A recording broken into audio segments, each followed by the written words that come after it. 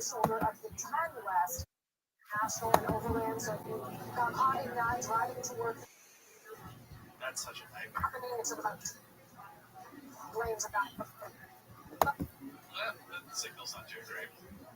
But she's driving in a truck, you know. It's okay. I've seen rain in Los Angeles. It might not seem daunting. This guy is one of my favorites. This is my favorite sound of the day. This is, I think, a writer who's in a coffee shop, maybe in Los Feliz. He's got a pen in one hand, his AirPods in the other, a nice little mustache, and, you know, the hair of the curtain hair bangs. Great stuff. Once it hits and it stays, it stays. So I don't know if it's overwhelmed. I've seen accidents of the one over. No? Lots coming up here. Alrighty. Let's get by AM640. We're live everywhere. The iHeartRadio app. KFI and KOST HD2 Los Angeles, Orange County. More stimulating talk. Well, it's not great, but it'll probably get worse. I'm Mark Ron, live from the KFI 24-hour newsroom. Light rain's moved across Southern California, but the wettest weather is yet to come. Forecasters say storm could bring up to 6 inches of rain and trigger flooding or mudslides, especially near recent burn areas. Ariel Cohen from the National Weather Service says we should expect bursts of heavy rain to pick up Saturday morning and last through the afternoon. There will be some locations where the rain gets extremely heavy, not only on the burn scars, but also affecting the larger community across the greater Los Angeles area. There are evacuation orders in effect for some properties, like in the Palisades burn scar area. An evacuation center has been set up at the Stoner Recreation Center in West LA. LA City Hall has called for a review on employees dealing with menopause and how they're accommodated. The city has decided to evaluate women's needs as they experience the biological change, including making sure it's made clear that it's an acceptable reason to call in sick. Councilwoman Katie Yaroslavsky says too many employees have dealt with symptoms quietly. Meanwhile, people have been pushing through symptoms at work, losing sleep, struggling throughout their day, and staying quiet because they worry the topic will make someone uncomfortable. The council has asked for reports on how managers can be better trained to assist women employees going through menopause and additional workplace accommodations like desktop pans or lighter weight uniforms. Michael Monks, KFI News. The LA City Council has confirmed Jaime Moore as chief of the city fire department. Moore says he knows there's growing distrust in the community and among firefighters after new revelations that the Palisades fire grew out of an earlier fire that wasn't fully addressed. I want them to know that I see them. I stand with them, and I will continue to stand up for them. At the same time, I recognize that we're at a crossroads, not only for our department, but for public trust. Moore says he plans to be transparent in his review of the city's response to the Palisades fire and the earlier Lackland fire. He also says he wants the department to be fully staffed and resourced. Former Huntington Beach City Attorney Michael Gates was fired from the U.S. Department of Justice. The Orange County Register has obtained personnel records showing Gates was fired for cause. Gates left his job in Huntington Beach to join the Trump administration in February. For 10 months, he worked as a deputy assistant U.S. Attorney General at the Civil Rights Division. Last Sunday, he announced he had resigned from his position in the Trump administration and was returning to work for Huntington Beach. Gates maintains that he resigned and was not fired. Daniel Martindale, KFI News. Attorney General Pam Bondi has directed the Justice Department to look into Democrats allegedly tied to sex offender Jeffrey Epstein amid emails released in which Trump is the most frequently mentioned name. The move follows a directive by President Trump, which he announced on social media. CBC's Olivia Rubin says Trump called House Republicans who signed a petition to release the Epstein files weak Republicans. It seemed to be a message for the 4 Republicans who joined with Democrats. Now, of course, that is not going to magically release more Epstein records. If that passes, it will then go to the Senate, and if that passes, it will go to the president's desk. The DOJ and the FBI released a memo last summer claiming there was no incriminating Epstein client list. And air travel is still not back to normal, but getting better now that the government shutdown has ended. 36 flights were canceled and 28 delayed yesterday at LAX, a big improvement from earlier in the week. 40 major airports have a 6% reduction in air traffic that remains in place. So land weather from KFI, as you've been hearing, lots of rain tonight, possible thunderstorms and lows around 60. There's a flood watch until 10 tomorrow night. Much of the same tomorrow, maybe worse. Highs tomorrow in the low to mid 60s, most places upper 50s in the AV. Down to a 50% chance of rain on Sunday, and that's probably going to last through Tuesday.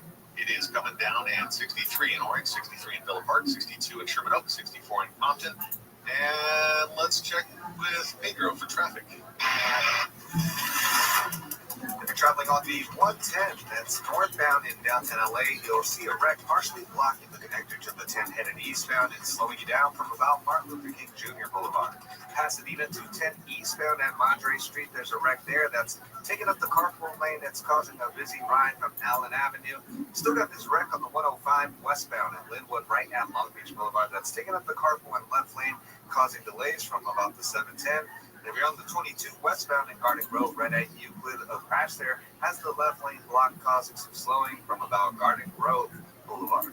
Anaheim 57 northbound, right at Catella, a crash there. Taking up the right lane, you'll see some traffic backed up to Chapman Avenue. And if you're on the 91 headed westbound in Riverside, just before Central, watch out for a crash there. Taking up the right lane, watch for slowing back up to about Mission and Avenue.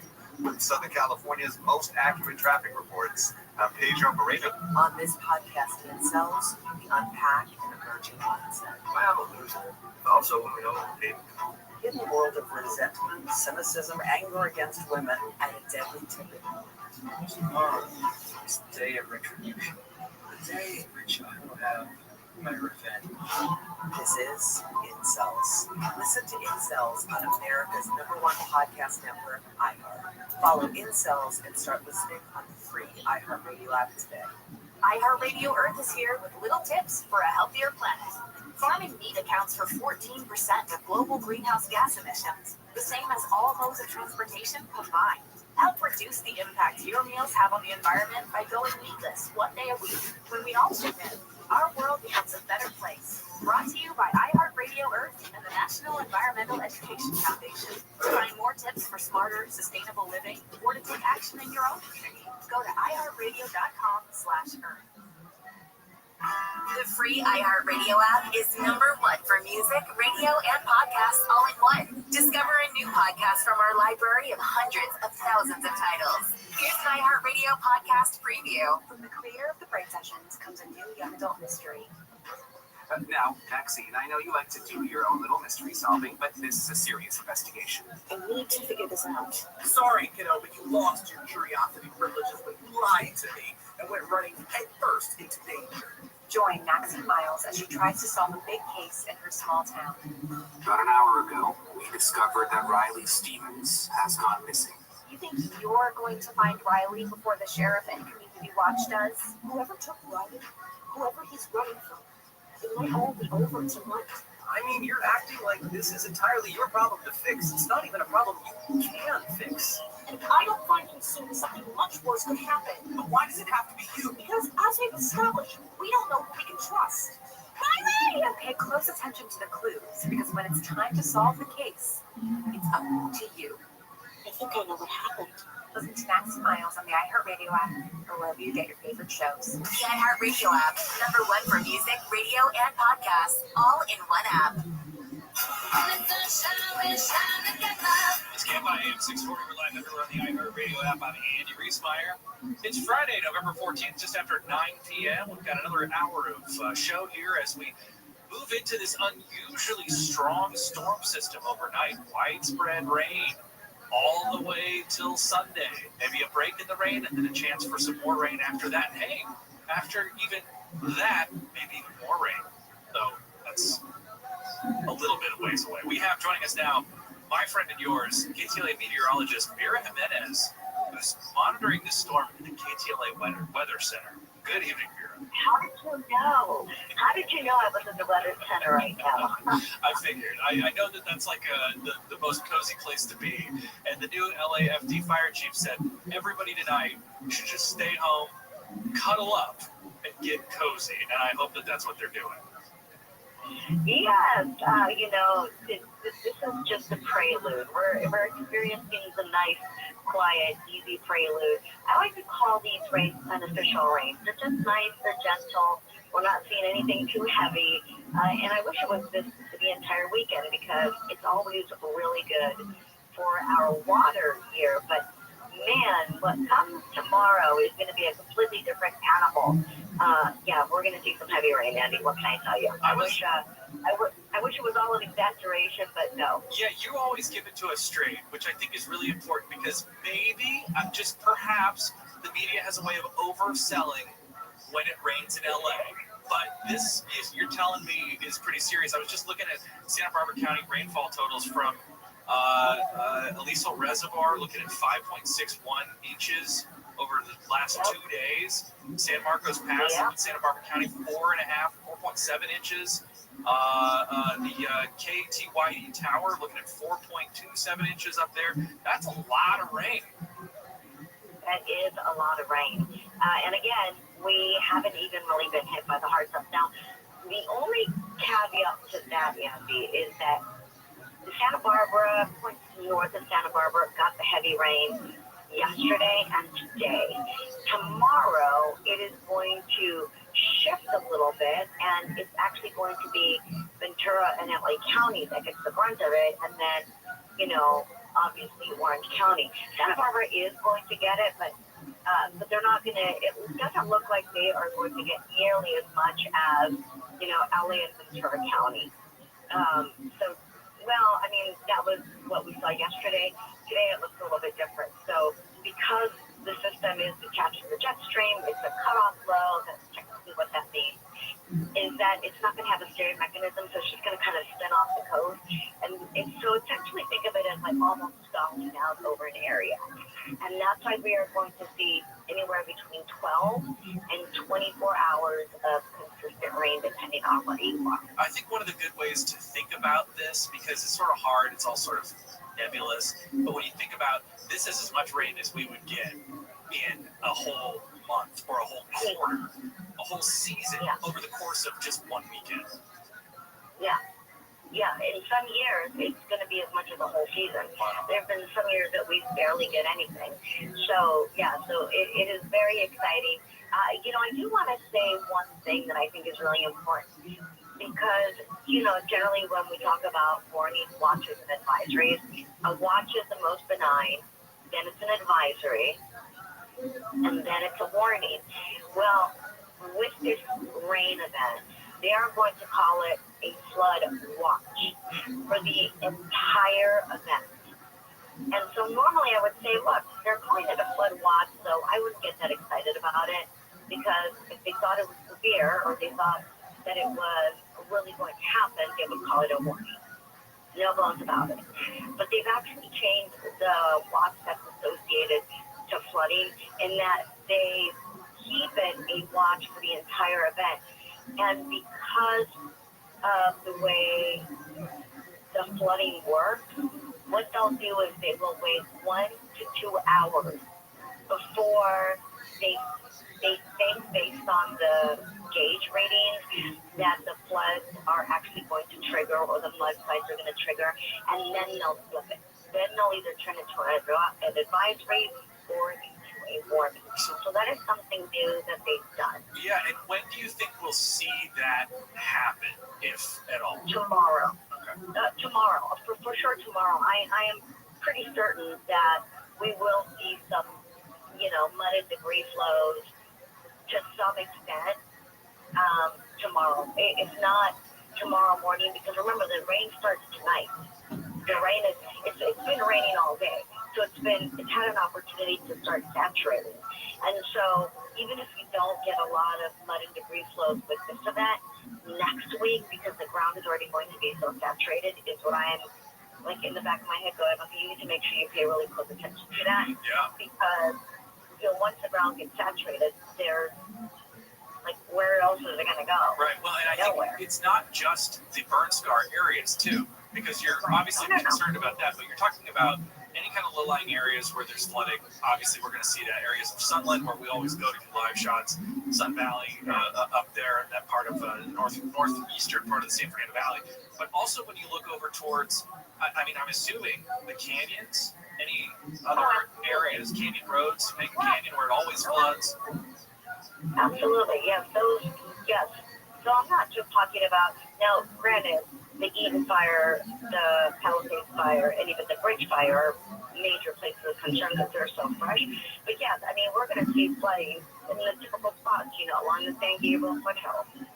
Even a street with, like up near, like, Sierra Madre, up near, like, Arcadia, Altadena, those really pretty areas where it's hilly, And they're like, even now they're going to see, some, a little bit of mud and some debris flow. But yeah, all of that is definitely going to happen. Do you think that there's any concern about like the spillway by or the wash by like the Studio City near CBS Radford? I always see that getting so close to the edge when we have a lot of rain, but I've never seen that overflow. That probably won't happen, right? I don't think it'll happen, but there's always a first time. That's true.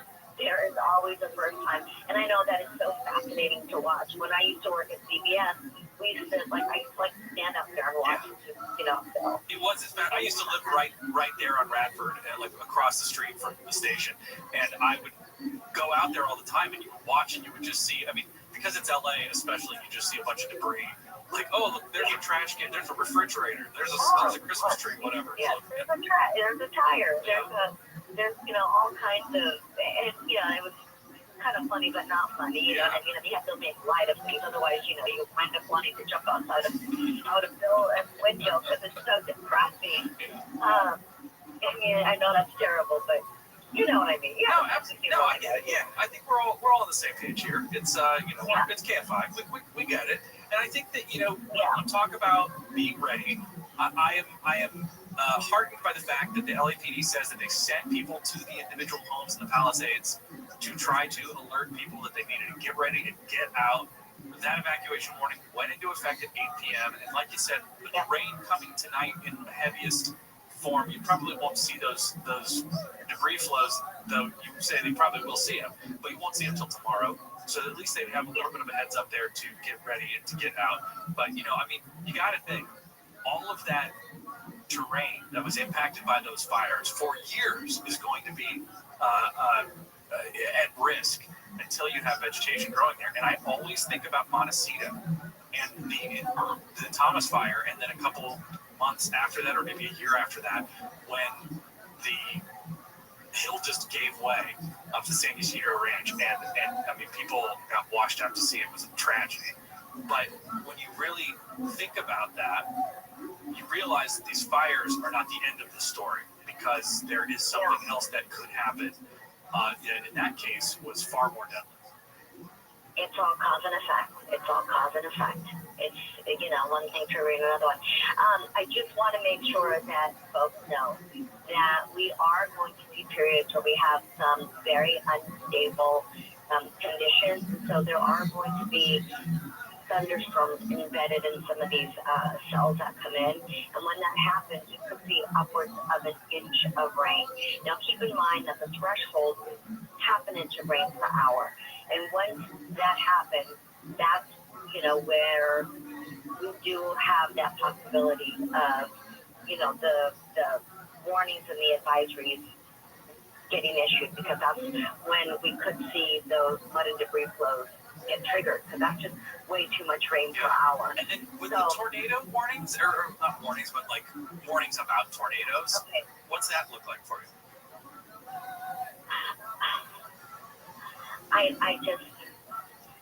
It's a less than zero probability when we're talking about it.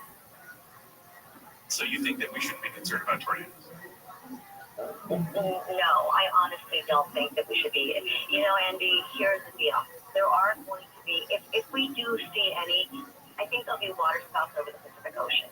Because remember, over the Pacific Ocean, there's nothing to slow winds down.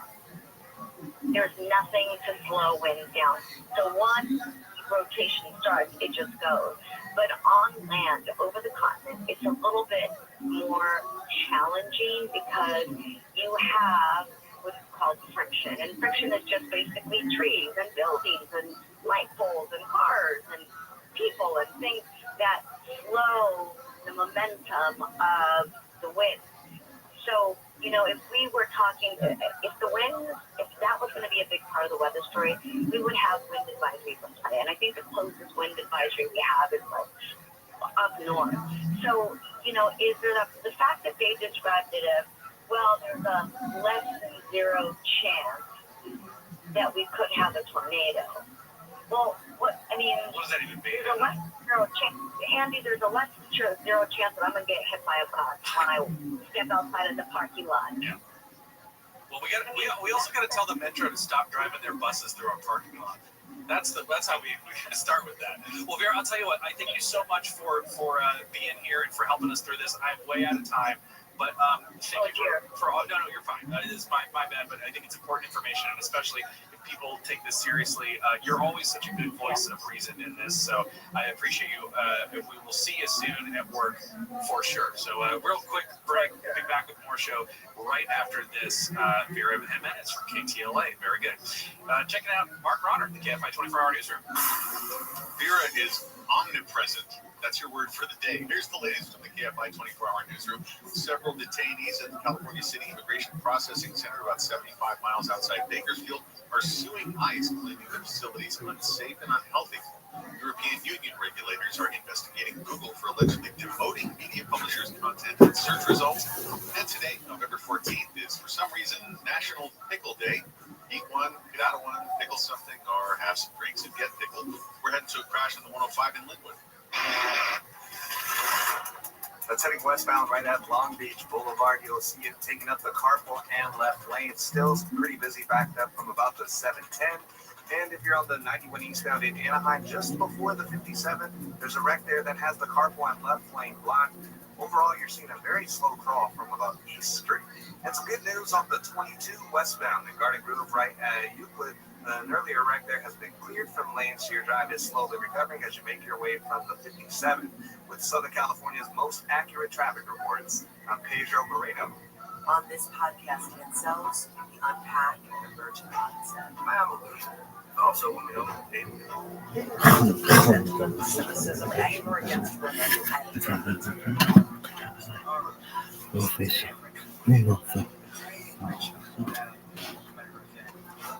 This is Incels. Listen to Incels on America's #1 podcast network, iHeart. Follow Incels and start listening on the free iHeartRadio app.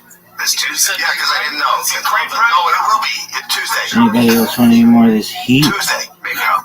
It's just so Tuesday, listen to Brian on mine. When you gonna come on mine? Let me know when. Come this week.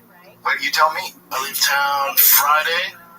When you back? Friday's tomorrow, right? No, Friday's good. It's just too unprofessional for how big it is. Yeah. You know? Like, that's why Howie's like, he's like, what's that? What am I on?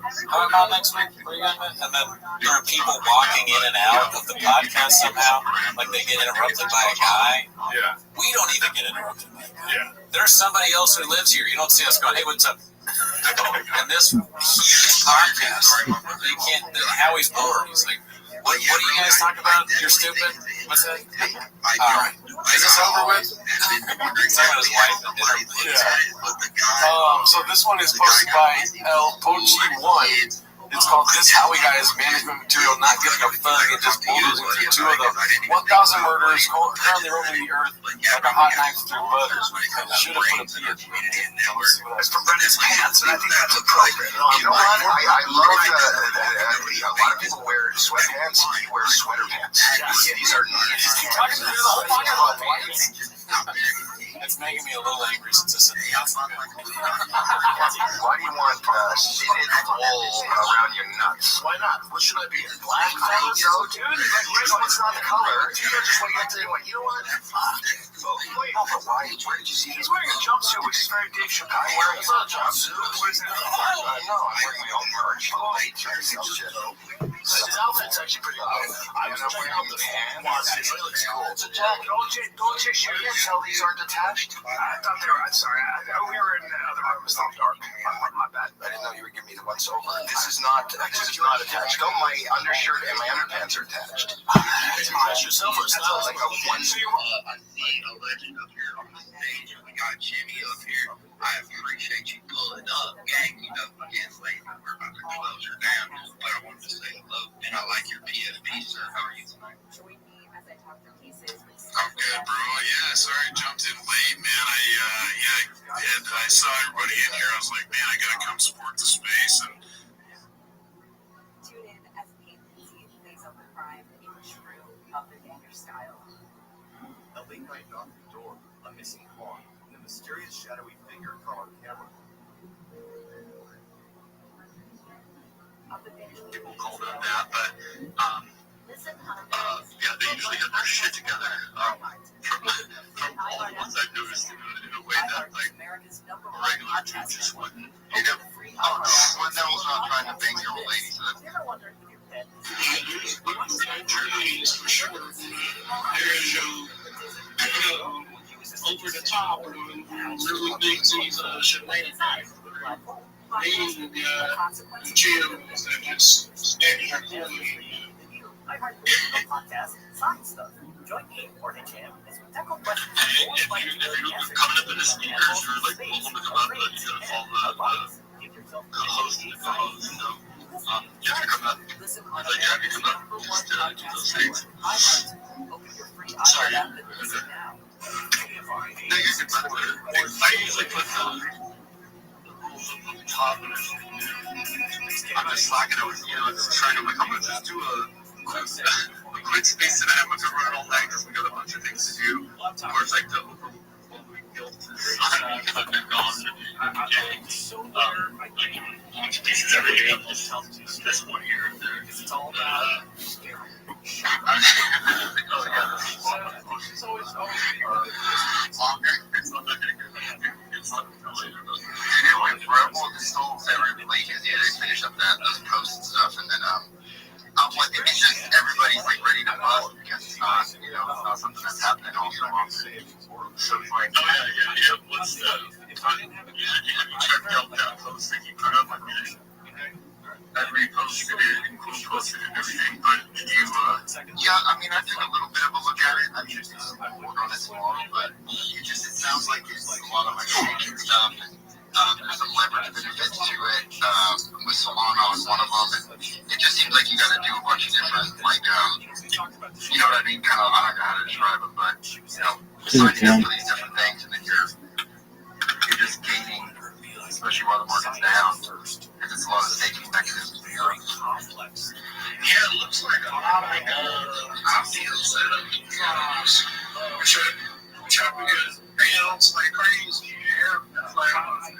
Monsters. Let me talk, bitch. Yo, dog, how about you let me talk?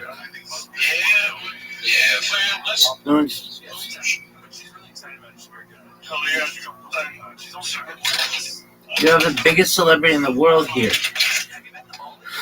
It's like having Elvis in your space. Elvis.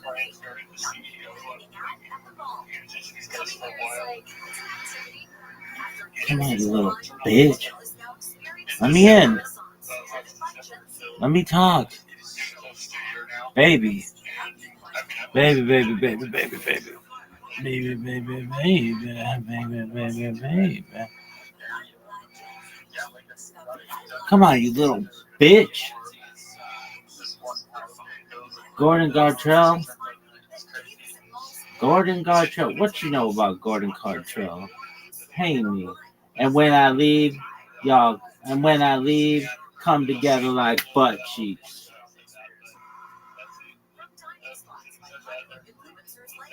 And when I leave, come together like butt cheeks.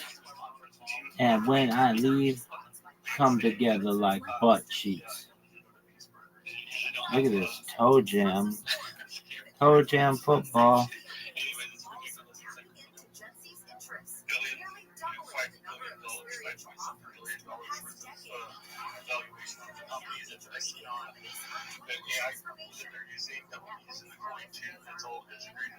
And when I leave, come together like butt cheeks.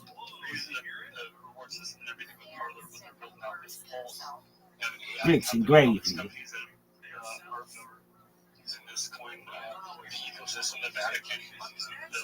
This blockchain, it's just wild. But yeah, I wonder how that was, or if that guy even noticed, or he yelled at me. It's a little fucking game they play. They're like, you can just say anything about anyone, and a bunch of little followers all join in. Because they think he's host or something special. And when I leave, come together like butt cheeks. Dog, how about referencing easy to shit? Oh, that is brilliant. And when I leave, come together like butt cheeks. And when I leave, come together like butt cheeks. Grits and gravy. World Series of Dice. World Series Dice. World Series of Dice. And when I leave, come together like butt cheeks. And when I leave,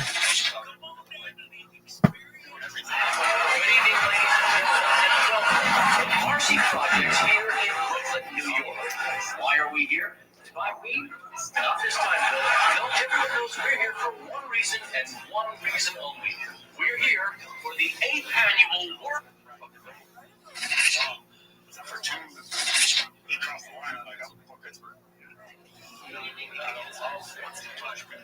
Dumb Marcy needs a space.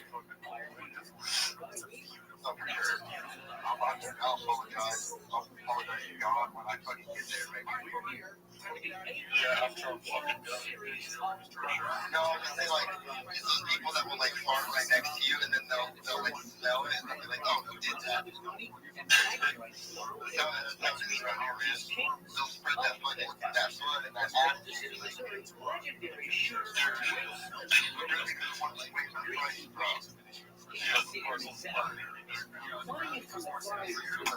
I mean, I've done that before.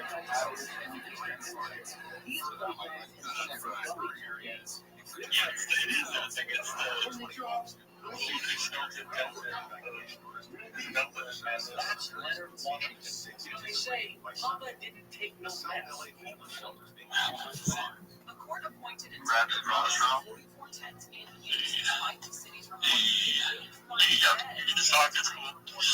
Thank you for the opportunity. Do you mind if I share my project with you? Knock it out of the park.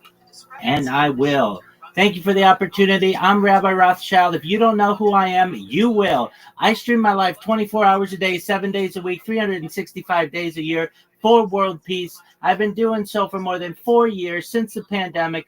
We've seen the death of a queen, the birth of AI, the coronation of a king, and everything in between. This is the biggest event in global history. This is a real-life Truman Show, a real-life Big Brother. This is a timeline and a time capsule of human achievement. In the 1990s, Bill Gates coined the phrase content is king, and I'm making it true today. I'm king of the internet. In 2018, The Economist magazine stated that data had overtaken petroleum as Earth's #1 resource, and I have more data archived on the internet than anyone ever. And with that data, I'm becoming more and more influential. And eventually I'm going viral. And when I do, I want to make you, your friends, your family, all independently wealthy if you're not already. I want to ensure that you have generational wealth if you don't already. And I want you to be able to start charities and philanthropic organizations of your own. I'm unlike any influencer that you'll ever meet.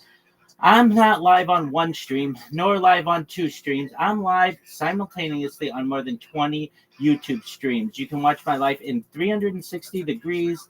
I even have a ceiling camera. If you want to see those cameras, go to my pinned profile post. You can see a link to my YouTube. You can also see a link to my link tree. I dare you to look at my link tree. Nobody's going to dare you to look at that link tree, but I do because I have so much social media. I have more content than you've ever seen. It would take you years to digest all of my content. You can also find a link to my Discord there, which is discord.me/rabbi.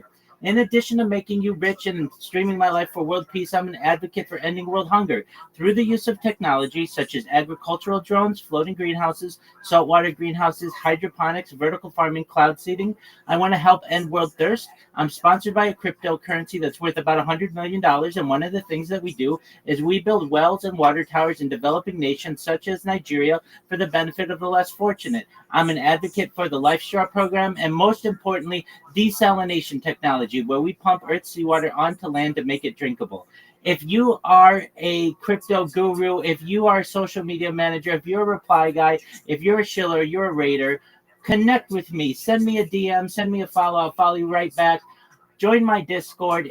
All the advice that I give her is free. I want to be a mentor, a coach, a friend, all for the cost of nothing. I never will charge you anything, nor will any of the strategies that we utilize. But most importantly, I want you to know that I'm here to support you both personally and professionally. I'm here to have an optimistic view of the future. I'm here to be a positive person in your life. And most importantly, I want to give people hope. And with that, I sincerely want to thank you for the opportunity to share. Are you really a rabbi, Rabbi Rothschild? I am. Awesome. Where are you from? Or is that From the United States, based out of California, but I travel a lot. Right on, man. Yeah, that's a hell of a show. There's a lot of things going on. Desalinization is a very interesting process. I think the world is going to have to do a lot more of that in the future here. And I think sort of nuclear power is the only way to make it like really doable in a realistic way because of the energy it takes for the desalinization process.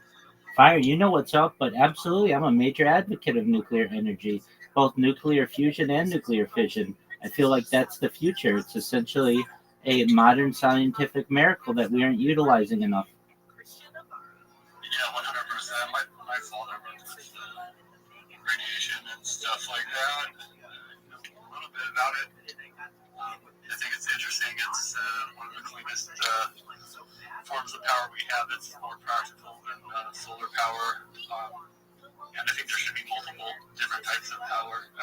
Honestly, at once, we should be relying on just one. But the more we can move towards nuclear power, the more sense. I mean, the power issues comes down to like a lot of things you said, like world hunger and all the things going on. So to be able to make power cheaper and more accessible to not just people in the United States, but more of the world, it will solve a lot of the world's problems.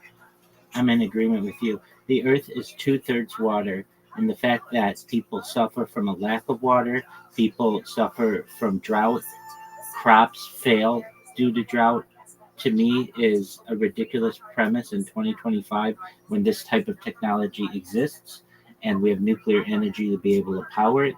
We need leaders who are willing to educate the masses on these types of technological miracles, and hopefully we can overcome the challenges and be able to eliminate anybody's death due to drought or thirst in the future. Yeah, I agree.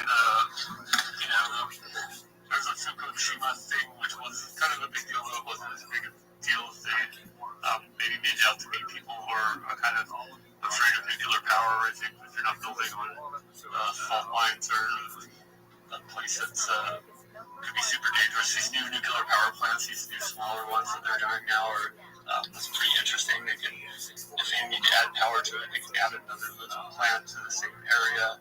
And kind of stack them, so to speak. AI is definitely going to require it. So it seems like the way we have to go.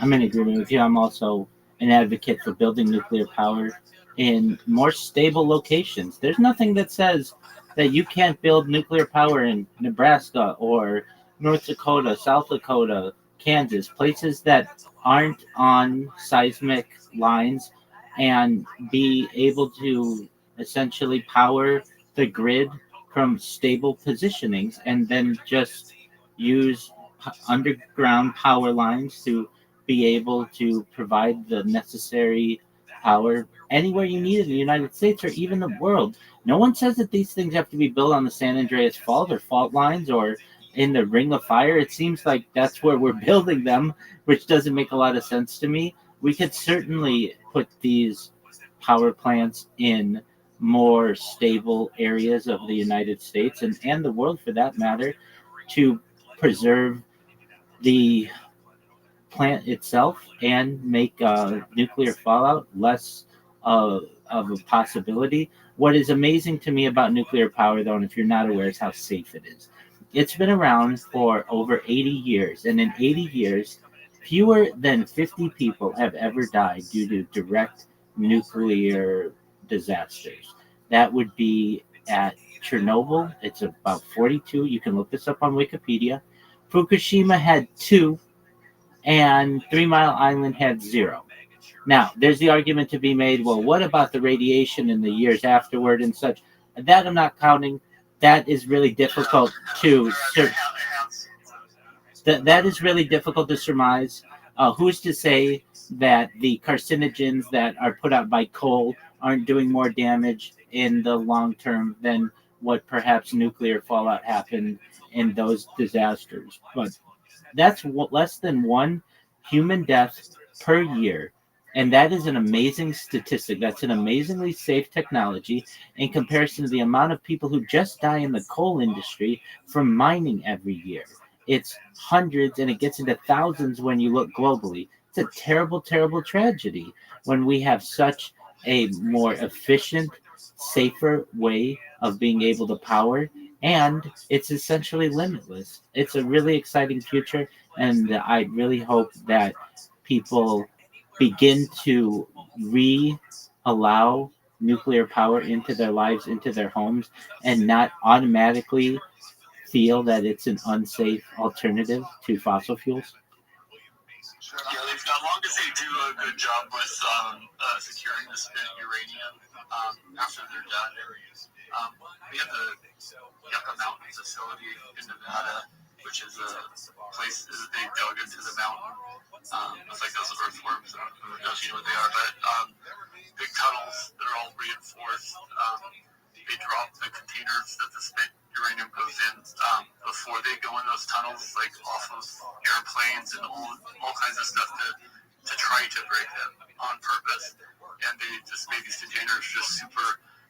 There's the pigs that the uranium goes in. That's what they call it. And then there's a container on that the pigs go in on top of that. So as long as they do a good job of securing them and putting them in these sites that already exist, you start getting into problems with some of these protesters that nuclear is scary to people. They think of atomic bombs, and they just don't have the facts on things, and they don't really get that they're causing more harm by protesting it, more damage done to the earth with hydrocarbons and all these other things than if they were to just get out of the way of nuclear energy.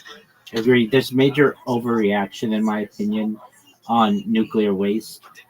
If you don't know, usually the nuclear waste is essentially inert within a year of no longer powering the plant. It is put in a swimming pool and essentially allowed to de-energize, and then it is put in what are called like concrete coffins filled with feet of concrete to protect them and preserve them, and then dug into a mountain or perhaps underground. And no one says that these have to be put near urban places. I mean, Yucca Mountain's not that far from Las Vegas. No one says that you can't put this in desolate areas of Montana or South Dakota or even in Alaska. It's not necessarily going to do any more damage than it would in some of these more populated areas. In fact, its likelihood is far less damage. And these are alternatives that we really should be exploring. We're not. There's a lot of overreaction. There's not a lot of education on nuclear power. People just automatically start thinking that if you have nuclear power, you're going to start turning into some kind of mutant. And that really is just a lot of propaganda. And if we know, a lot of this propaganda is put out by some of these fossil fuel companies and has been for the last 80 years to scare people. But nuclear power runs more than half of all of France's energy. It's used in many Western countries much more actively than it is in the United States. It's in China. China has overtaken the United States for not only the amount of nuclear plants, but also the amount of nuclear plants that are being built. And they have been able to do it safely, to be able to power the energy needs of over 1 billion people, there's no need for the United States to be creating perhaps some of these outdated power systems and inefficient power systems. If you know wind power, it needs a diesel engine to continue to run, especially in areas where it can get cold and the turbine can freeze. And that engine is run on diesel fuel. That is incredibly inefficient. Nuclear energy is clean, it's safe, and frankly, in the big scheme of things and in the long term, it's the future. At first glance, this yeah, 100%. 100%. So I know you mentioned some stuff about like the water supply in Nigeria and whatnot. So with your projects, do you have a lot of stuff that's like America focused as well? Because some shit's fucked up around here, and I'm just more curious than that. Which I mean, I'm all about helping other countries and stuff. There's people with way more situations than just here, but we got a lot of people going through some stuff. And, our drinking supply is not exactly healthy, in its own way. And I was just curious about any of your plans for your project to do some local work. Yeah, most certainly. I feel it's important to start at home with any project. And I am just one individual, but I've done my best to stream in downtown Los Angeles in a place known as Skid Row. It's one of the most infamous homeless encampments in the United States. And to bring light on what's going on there and ways that perhaps people might be able to help, it's a big lift. I think there's a lot of corruption, especially in the homeless industry, which is really what it is. There's a major gap. There's a major gap between the funding and the actually getting those funds to the people. And there are so many not-for-profits and six-figure jobs that are preserved because of this funding. And it's really unfortunate. At least in California, we have had tax increase after tax increase, yet more and more homeless. It's very sad. So what I'm an advocate of is not just the tiny home movement, because I don't want to necessarily put people in a small cramped area, but more the container home movement.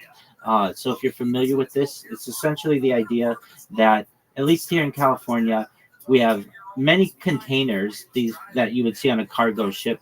You can take those and retrofit them to put air conditioning in there, have solar panels on the roof, ensure that inside they're basically like a mobile home. They're very comfortable, and you put them in communities in the desert where there isn't necessarily the lack of real estate to be able for people to be able to spread out. They get a yard, they get an opportunity to be able to live independently, and they're powered by the sun. And also we can use alternative fuels to be able to power those, but really to get people off the streets. There are people who need education. There are people who need therapy and counseling. There are people who need drug treatment. We need to help those people. So I certainly do. A lot of them need drug treatment is what it is. Some of them will get it. Some of them want to get clean, and some of them don't. My friend actually, I was getting ready to have him on my space to talk about what he's doing. He runs one of these in the Reno area, and I talk to him on a pretty frequent basis. He's a really good friend of mine, and he has a TED talk about it too. But it's a difficult problem, right? Because these people want to be around the city centers. There's people that are also part of the problem is people gifting these people stuff for internet likes, basically is what they're doing it for. They're not just going and giving it out of that kindness of their heart. They have to get a video of it to put it on the internet. You see what I'm saying? And the biggest problem is drug tourism. There's a lot of them that will never. There's nothing you can do for them. And try, hotels that were being used, given some attendance. These people, a lot of not everybody, but the major problem is the hotels and everything just end up trashed. So just don't take care of it. It just turns into a disaster. So what he ended up doing, what they end up doing is they have those like tiny houses that are trailers, like you're talking about, like shipping containers that they pull out, and then basically they have to create like an incentive system. Like you have to work your way, into those houses first, and there's no drugs allowed there, this and that. As these people move their way up to the system, they can get them into housing and get them jobs. And there are people that, like some of his team are some of his best people, or people that he has like pulled out of that situation where they were like locked in this lifestyle of using drugs, and when you change someone's life like that way, these people that really want help, usually they turn out to be really solid people. They turn out to be real loyal. But then, there's a bunch of different situations happen at once, though, right? I'm in agreement with you. And for the people who say the money's not there, I disagree. And frankly, people don't recognize that you could give every single homeless person in the United States $1 million, which generally will take care of them for the rest of their life, for less than it would take to just stop Department of Defense spending in half, cut Department of Defense spending in half for 1 year. So that means for just like 6 months, we don't buy more planes to kill people, or more bombs to bomb people, or more bullets to hurt people. You could take half of that money and make sure that the military is still being paid, and just for 6 months, not buy new weapons of war, and you'd be able to house every homeless man, woman, and child in the United States for the rest of their life. You wouldn't even have to do this permanently, just for 6 months. Yet that is seen as an impossible dream. But that would solve that would solve a lot of the problems there. But yes, I understand that there are psychological problems that people have, addiction problems that people have. But for people who say that the money's not there, I refuse to believe it when I know what the Department of Defense spends. Yeah, there's one that's really bad though. It's like it's one. A lot of them are which came first, the chicken or the egg. Like maybe minor psychological problems, maybe not, but it's exacerbated by drug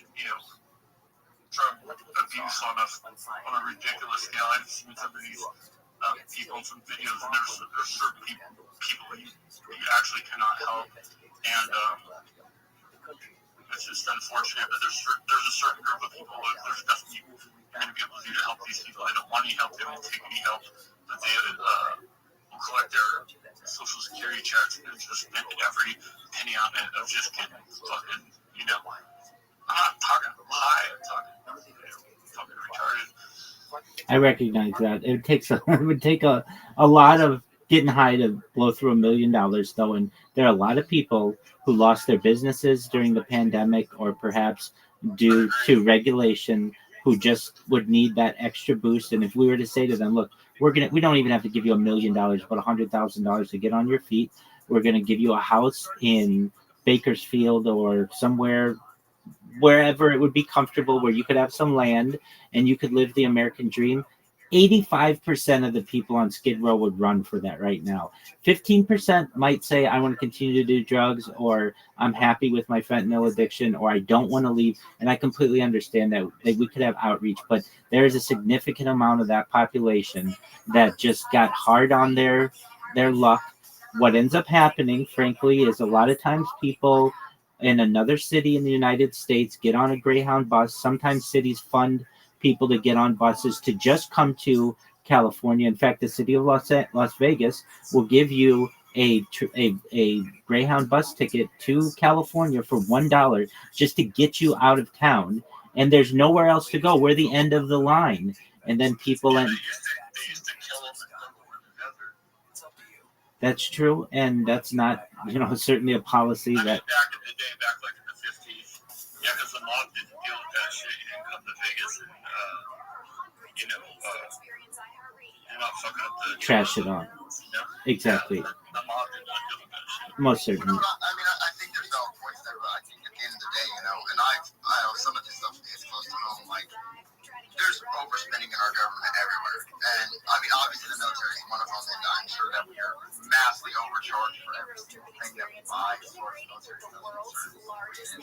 areas of business, they take advantage of the need and the importance. But, like going back to the homeless thing where there is a lot of people that have fallen on time, but there's also a lot of people that continue to, choose to cycle. And if you gave somebody $1 million, right, you gave me $1 million, I'm not, actively using drugs, I got my shit together, I would probably work that probably by 30, and most of it would be lost. It's about getting people right and getting people educated, getting mental health right. It's like there are so many other things.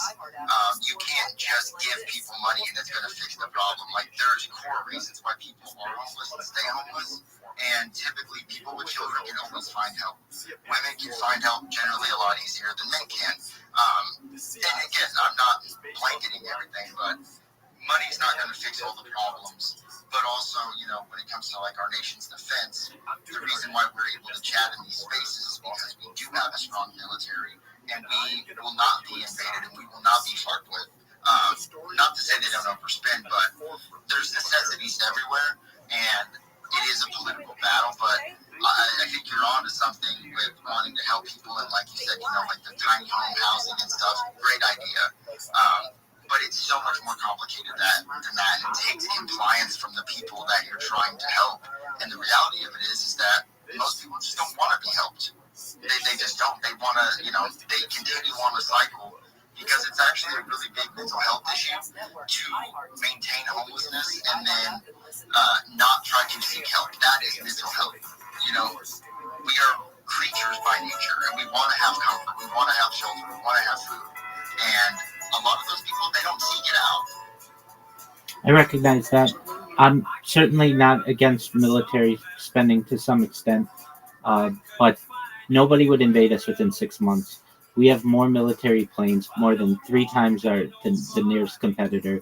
I'm just saying that we could hold off on a few F-35s that the funding of which and the development was over $1 trillion. We could just not have the F-35, and every man, woman, and child who didn't have a home would have a home and $1 million. And I'm not saying that we would give them it in a lump sum to be able to blow. It would be something that maybe you get a certain stipend or whatever it would be to get on your feet. I just am in agreement with you that military spending has become overblown and it's not audited. The Department of Defense, the Pentagon hasn't been audited. There is no oversight. And this is just an argument when people say, we have no money, we don't have the money. They certainly have the money. The money is there. It's just whether we want to allocate it to this major problem that we have in the United States. And again, I'm not saying cut funding to the government in half forever. It could be 6 months. We're not going to we would not be invaded. We wouldn't have terrorism. We still have the strongest military force in the world, and we would continue to have that, but we wouldn't have the homeless issue. And I'm just looking for alternatives. I'm not saying that's the only one.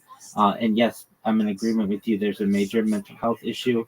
There are major motivation for people, but there's a major group of people there. If you've spoken with them, they lost their restaurant, they lost their small business, they ran into medical debt, and they got evicted, and now they're in a tent, and they don't really have a future. It most certainly will, and especially in a generation or two. And even currently, that's going to be student loans. You can't default on your student loans aside from serious medical or death. And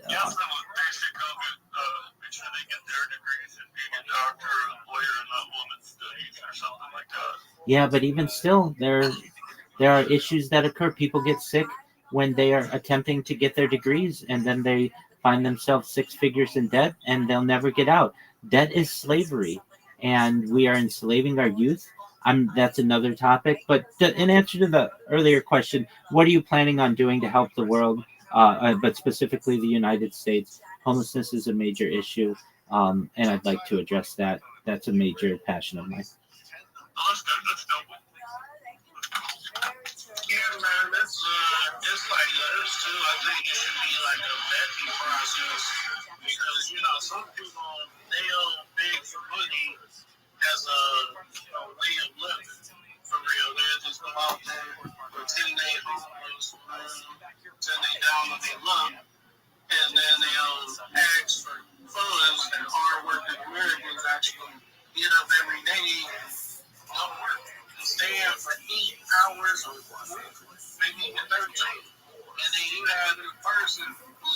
why they're able to work refuse to get a job but sit there on the corner like he actually owns the thing. So I think we should be able to that process for the whole, like, anybody that's standing out to take care of the homeless. The true, making sure the true lawyers get their assistance. I'm in agreement with you as well. I mean, you shouldn't be able to cut this. Check out my friend's page or YouTube.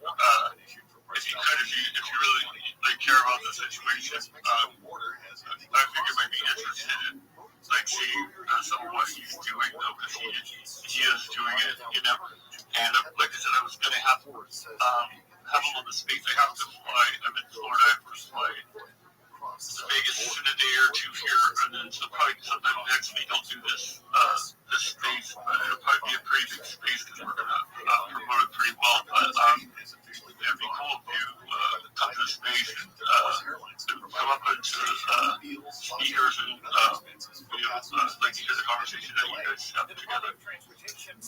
Excellent. I appreciate the opportunity. If I'm able to make it, I certainly will. To Dark M's point, and he raises an excellent point. How fair is it that you have somebody who's been breaking their back in a 9-to-5 job, supporting the country, paying their taxes, doing everything right, and then they're going to be passed up on $1 million? No. I disagree with that as well. I'm saying, though, that the funds are available to be able to help many of these homeless people, but that doesn't necessarily mean that we shouldn't be helping the small business owner and the person who is cleaning the toilets and the teachers and nurses of the United States as well. As I, without making this political, because I do my best to stay out of politics, but when we were promised as Americans this tariff system, one of the exchanges for the tariffs was not going to be rebates or we were supposed to no longer have an income tax. That's what we were told, that we would exchange the tariffs for the income tax that was instituted upon this country in 1913. Prior to 1913, there was no federal income tax, and federal income tax is essentially it's a slow type of slavery. And I don't agree with the fact that that is something that has been placed upon us. Our wages are essentially being garnished by the sins of previous generations and wars. 100%. If you take $100 bill today, that was worth $1 in 1913. So basically, in 1913, $1 is worth more than $100 today. That's more than 99%.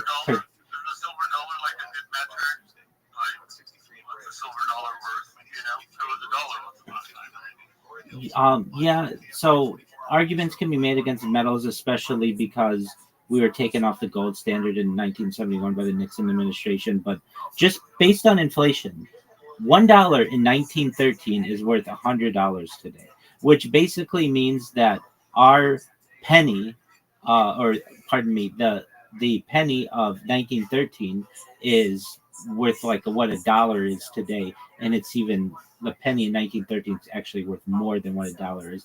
That's the type of devaluement we've seen in our currency. That's what inflation does. Inflation is a hidden tax on the people and should be avoided at all costs. And it's unfortunate, but we're getting into flirting with some aspects of inflation, and at points we may in the future see hyperinflation, and that's where things get very scary. That's why I personally feel you all are positioned pretty well against this, being involved in crypto and NFTs and such. You're in the Web3 space, and hopefully you'll be able to protect yourself simply against inflation, because each year your money becomes less and less powerful, and that's a hidden tax against you. I'm gonna write this whole thing out, watching what the president does and how he deals with this thing. I know the tariffs is the thing. It goes back and forth though, because it's like he's got a lot of investment and jobs that come into the country. He's got like major automotive companies from Europe, Mercedes, BMW, that are making their cars over there, and by also creating the tariffs, say, hey, build your cars in America, and you don't have to pay the tariff tax on it. You've brought jobs to America by doing that. So let's see how much of this plan gets carried out in Washington. I'm trying to stay pretty impartial and pretty judgmental about what I think is working and what's not working. But in the short term, like in the right now, like our tariffs are the economy, absolutely in the short term. Is that going to hurt in the long term? I'm going to see how this plays out because I feel like I see the bigger picture. We'll see what happens. Right. This was not what we were promised. And with that, my friends, I am going to let you go. Thank you so much for the opportunity to be able to share and have these insightful discussions. And absolutely, I look forward to speaking with you all again soon. Take care, everyone. Shalom, motherfuckers. Your car's dashboard with a seamless way to play your favorite music, radio stations, and podcasts. Developed with driver safety in mind, the Android Auto app interface was built for simple navigation and to limit driver distraction while making sure that you can still access all your favorite content from iHeartRadio. No need to download another app. Just plug or pair your Android phone with your dash. And if Android Auto is available in your vehicle, iHeartRadio will sync automatically. iHeartRadio, everywhere you want to listen, including in your car through Android Automotive. Check it out for free now. iHeartRadio, anywhere you want to listen, iHeartRadio is there. iHeartRadio. iHeart is America's #1 podcast network. Open the free iHeart app. When you've got a lot of different people pulling in different skill sets into a project, it's very, very bullish. But equally, it can also slow things down for a short term. Yeah,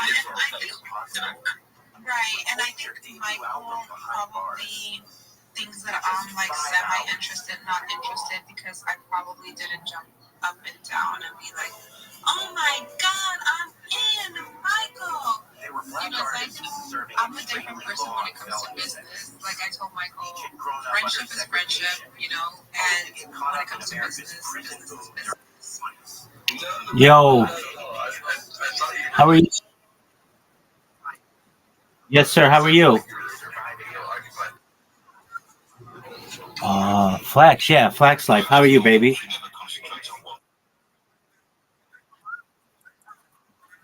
I know last time you were in here, I think we talked about how many people I have in this Discord, and we talked it was going to be 2,100, and we just surpassed 2,500. How do you like that, son?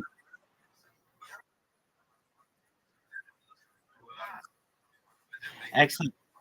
Excellent. I appreciate it. My friend, you caught me at a tough time. I'm in the middle of a Twitter space, and there's some really big influencers in here. So if you just bear with me, I'm about to shill them. So this will be worth your time. Just one moment. You should listen to this. It's pretty good. Just one moment.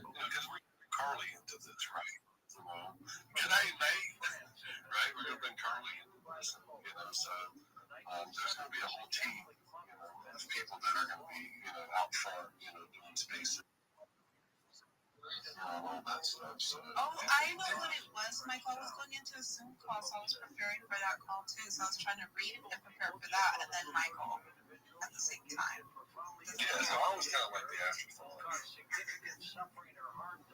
That's normal. Always makes you feel like that. Let's just move on. I've got two people being very, very patient. T100, you've had your hand up for ages, bro. Thank you for being so patient with this. Thanks. All right, someone just muted the entire room. That wasn't me. All right, that's obviously fucking Leslie being a fucker again. All right, but T100, if you don't get muted, you can talk. Oh, Michael did it. All right, let's just blame Leslie though, mate. It would have been me and you. T100, how are you? Chilling. Every day above ground's a blessing. Yep. Good, mate. Thank you. Yeah, I was just listening. If you guys are looking for capital finance, like we're pretty on point these days. So let us know. We built some really cool shit. We got like super alpha contacts, but we built like a system that just like goes to town and can handle like 8,000 plus personal inquiries, custom written emails using like super rich real data pulled from like Tim Grabber, like some of the most like insane Bitcoin businessmen. And it's been successful right now. Like, I mean, like the response, like from all the financial partners are just going nuts. So, let us know if you guys are ready to jump out there. We got some concept. Well, Michael's the one to talk to for that. So, like, it's I'm just a tradie, mate. I'm just a guy with the fucking tools. I'm just a monkey that's gonna build this shit. So, we're chilling. We got Team Alpha, Team Bravo, intercepted. We're just chilling, barbecuing right now, waiting for tomorrow. Nice, mate. Nice. And we've got another hand up. If you want to, it's Rabbi Rothschild. If you want to grab the mic, mate, say hello. Absolutely. Thank you for the opportunity. Do you mind if I share my project with you? Go for it, bro. Thank you so much for the opportunity. I'm Rabbi Rothschild. If you don't know who I am, you will. I stream my life 24 hours a day, 7 days a week, 365 days a year for world peace. I've been doing so for more than 4 years. My streams go back to the pandemic. We've seen the death of a queen, the birth of AI, the coronation of a king, and everything in between. This is a real-life Truman Show, a real-life Big Brother. This is a time capsule and a timeline of human achievement. In the 1990s, Bill Gates coined the phrase content is king, and I'm making it true today. I'm king of the internet. This is the biggest event in global history, and here's why. In 2018, The Economist magazine stated that data had overtaken petroleum as Earth's #1 resource. Am I being interrupted? Please, let me finish. Thank you. In 2018, The Economist magazine stated that data had overtaken petroleum as Earth's #1 resource, and I have more data archived on the internet than any person ever, which is making me a very influential person. And with that influence, I'm going to go viral. And when I do, I want to make you, your friends, your family, all independently wealthy if you're not already. I want to make sure that you have generational wealth if you don't already. And I want you to be able to start charities and philanthropic organizations of your own. I'm unlike any influencer that you're ever going to meet. I'm not live on one YouTube stream, nor two YouTube streams. I'm live on over 20 simultaneous YouTube streams 24 hours a day. You can watch my life in 360 degrees. I even have a ceiling camera. If you want to see a link to my YouTube streams, look at my pinned post in my profile. There's a link to my YouTube. You also can view my link tree. I dare you to look at my link tree. No one else is going to dare you to look at their link tree, but I do because I have more social media than any person ever. I have more content than any person ever. There's also a link to my Discord. That's your 2 minutes. That was fucking epic. We're maximum 2 minute shows, but bro, I'm gonna let anyone go around the room and ask if they've got any questions. That was the energy there, mate. Was fucking intense. I'm gonna go and have a look. I'm giving you a follow. Like literally, you go into a room and you start talking like that. I'm gonna fucking follow you, bro. I love that energy. So, let's just if anyone's got any questions they want to ask you now. That was the 2 minute show. It's well done, Brian. That was fucking hectic. I don't know. Did you pause for breath at any point? I mean, that's the first question. I do my best to maybe practice circular breathing as I do it. There you go. Leslie, Michael, that was fucking full on. What do we reckon? Ladies first. Leslie probably wasn't listening, bro. Let's be honest. I'll go. So that was very good show, man. Congratulations on that. I appreciate that. I appreciate you coming up here talking.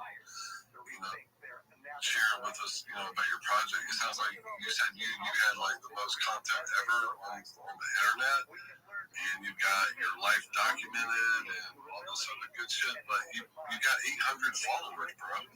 Oh yeah, this is one of my 2,000 Twitter accounts. I have accounts with over 10,000 followers as well. If you've ever been on enough Twitter, you'll get suspended every once in a while, and you'll have to use one of your backup accounts. So that's certainly one of my backup accounts. Yeah, for sure, bro. We definitely believe you right now. Okay, I mean, you don't have to. I have 40,000 plus followers on Twitch. I have 2,500 people in my Discord. I mean, I do have numbers. And what's your market cap at, bro? Just out of interest, if you don't mind sharing that, what chain are you on? That's the only thing I would say. Get in there, what chain you're on. Yeah, most certainly. So I'm sponsored by cryptocurrency, one of the OG meme coins. It's known as Harry Potter Obama Sonic 10 ENU. The ticker's Bitcoin. It's worth about $100 million. Nice, bro. Oh, and it's Ethereum. We just lost Leslie. Yeah, I was laughing, about losing your account because this is my backup account. I lost my main account on Sunday I was permanently suspended by X, the fucktards. Oh, then we are two peas in a pod. And as you understand, there's no support at Twitter. You can be as nice as you want. I lost my blue check mark. I was one of the early adopters of Twitter Blue back when it was $1 under the Jack Dorsey era of Twitter. And Twitter support offers no support. It should be called anti-support. It's basically just a circular amount of emails that you're going to get, and it's basically impossible to connect with anybody unless you're a celebrity or perhaps someone extremely influential. So what you end up doing is just starting out another account and building it back up, and it's basically a climb, and I'm not going to let it get in my way. Good for you. How did you get to that point, though? Like, I liked it, but it was so fast and it was almost robotic. In fairness, though, bro, I've got it in the title 2 minutes, right? So, I understand. He had 96 minutes of content, and he wanted to cram it into 120 seconds. It slows down a little bit. Sometimes less, more, right? Sometimes less. Vibe a little bit with the people, man. Well, certainly, I understand. But basically, it depends on what space you're in, how much they're going to let you talk. And, keep in mind in there, I had an interruption. So I had to get through that and get back on my feet. And so I knew that time was of the essence. I did my best to cram as much in there as possible. And in a lot of these rooms, that's what they want. They want high energy and individuals. They can listen quickly. They know what I'm saying. They understand. They're picking up what I'm laying down. And especially when a Twitter space is dragging and other Twitter spaces I've been in there, that brings a lot of life into them. So they enjoy it. Just depends on what people want. No, that's a good point. Moon, what do you reckon, mate?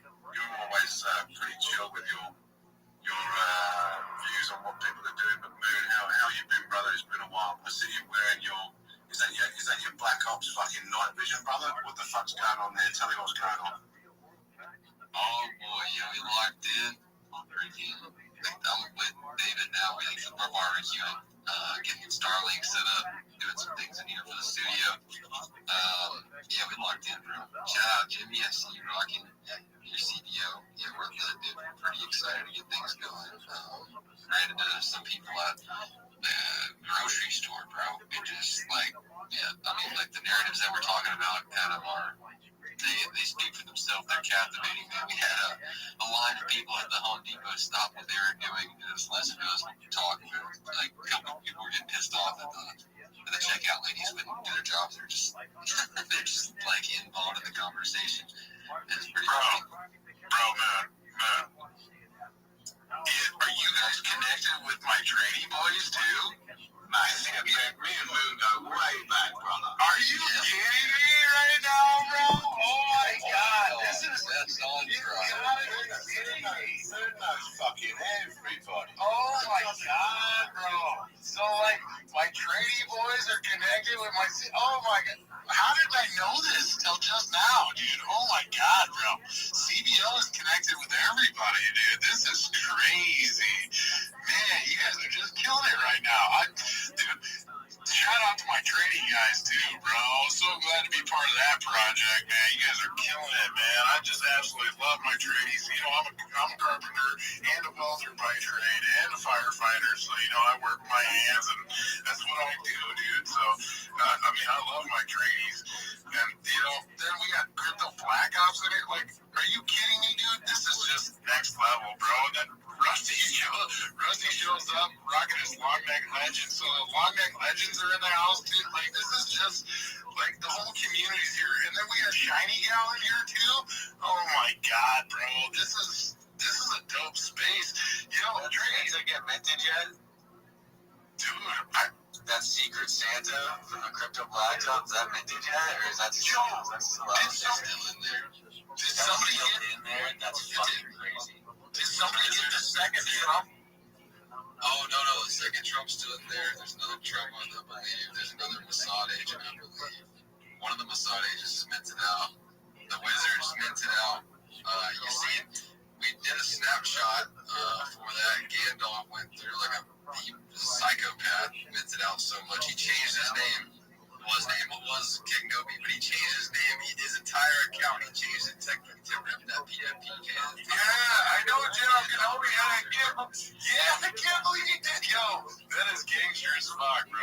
That's alpha, dude. I heard the Santa shit, and I was like, oh, that's different. And now, if ever.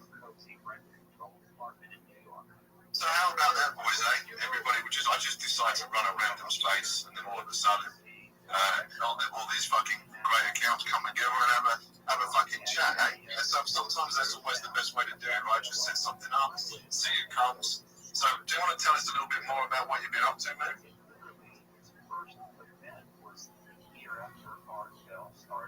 Or you can just leave me fucking hanging, bro. Whatever works for you, you know? Trading. What have you been up to? I want to hear a trading show.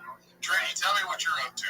I'll do a trading show in a minute because I'm literally in the middle of making a cup of tea. My internet cut out. I was going back and forth with Starlink, but I heard you in the back. Like, I didn't want to leave you. What did you say, bro? No, bro. It's gone now. It's gone. I can't leave it. Like, you know, when the moment's gone, it just fucking, you lose that moment. I was just saying what you've been up to, bro. That was all. So you want to tell me what you're up to and tell me what you're doing with your Black Ops stuff? Or, mate, tell the room. Tell us what you're up to. Shit, yeah. Dude, I mean, look, so I went up to Michigan to grab the Cybertruck.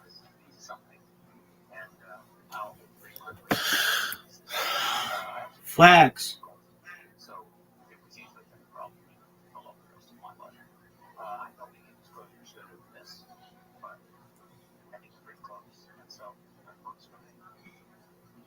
I've known you for even before my coast-to-coast days and my Nighthawk days in St. Louis, Stephen. And I gotta tell you, you are one of the most influential, positive people when it comes to UFO work and disclosure. And one day, when this disclosure happens, we'll talk about it tonight, we can just stand up and clap for Stephen Bassey because you're one of the champions of this. Is that present? No. Yes. I have to say, for the Northwoods, the gentleman he was talking to before I came in, I think he's all right on 5 years. We can talk about that. The UFO Disclosure Act, what's going on there?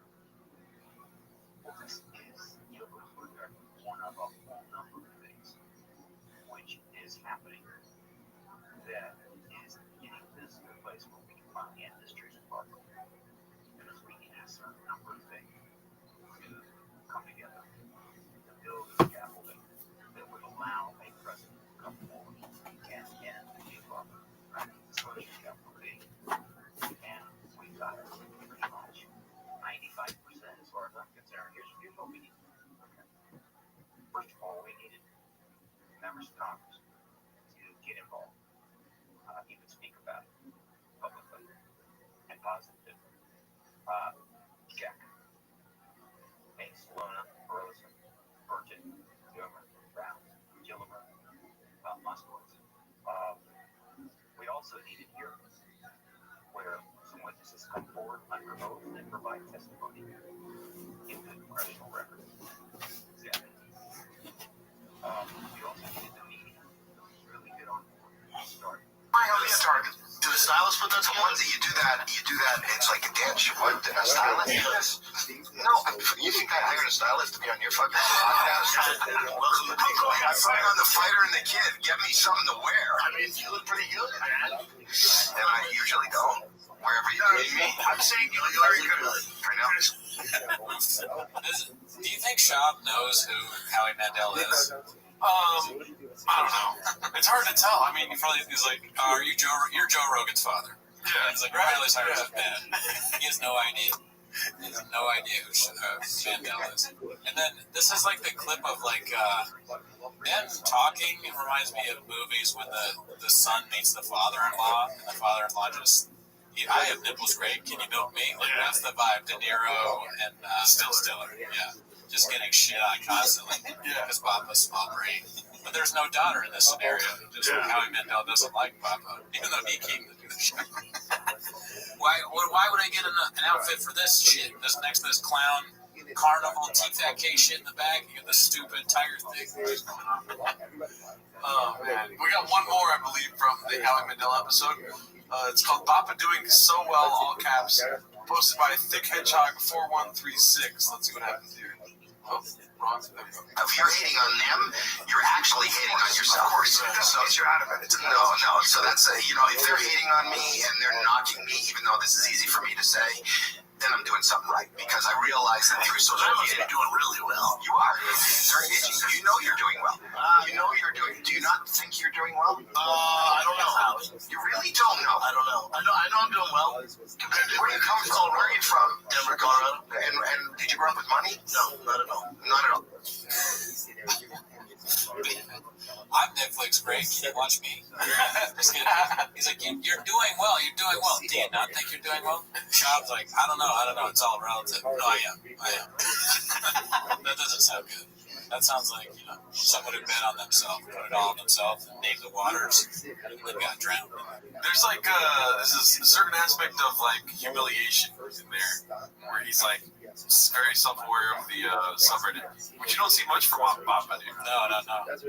He thinks people hate him, and they do. There are people that really hate him. And again, not us. We enjoy this. But he's like a metaverse of just fucking like you cannot like you can't like him.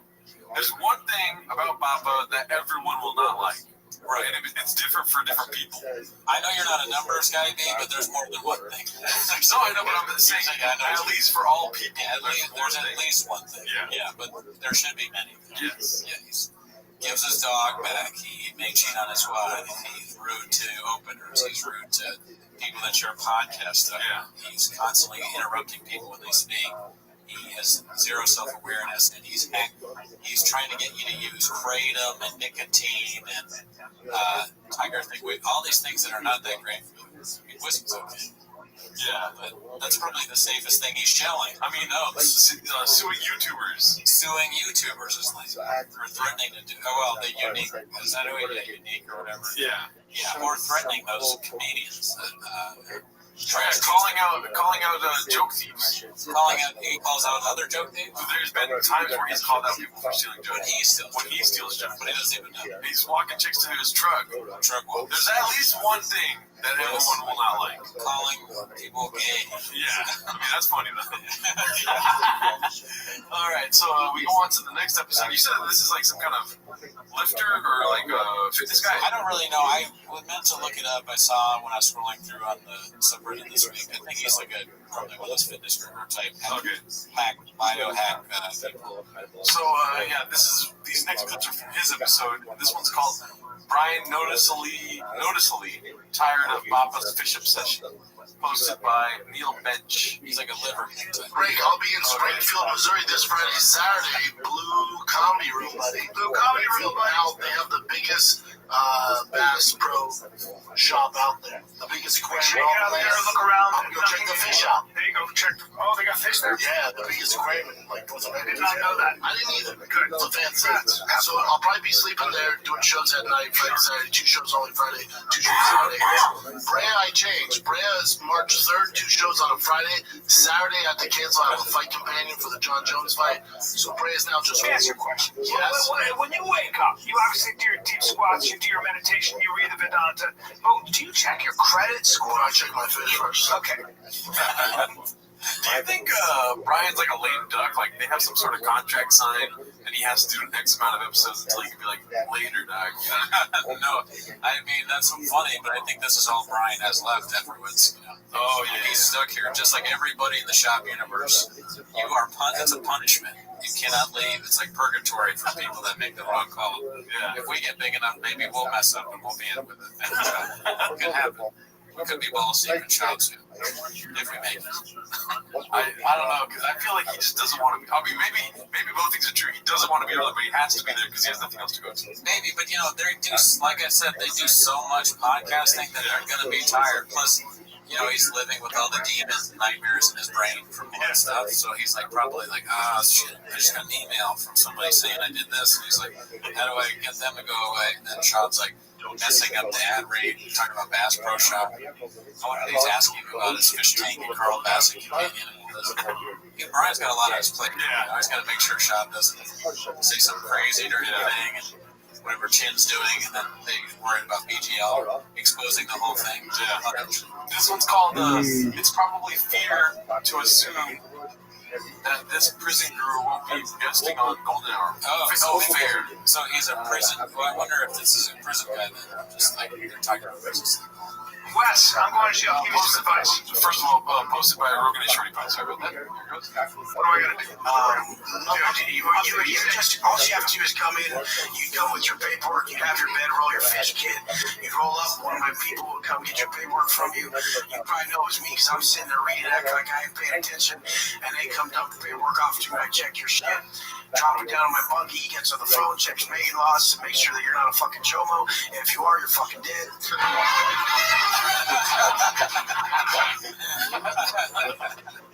That's just a good clip right there. Good word. Punchline, or set up the punchline. Chomo. That's not what I was expecting. I didn't realize he was a prison guru, but now we know exactly who this is. What is a prison guru? I mean, I assume this guy went to prison and he knows a lot about how to, survive prison. Talking about Edward James almost being. Maybe. Yeah, this is the white guy from America Blood Out.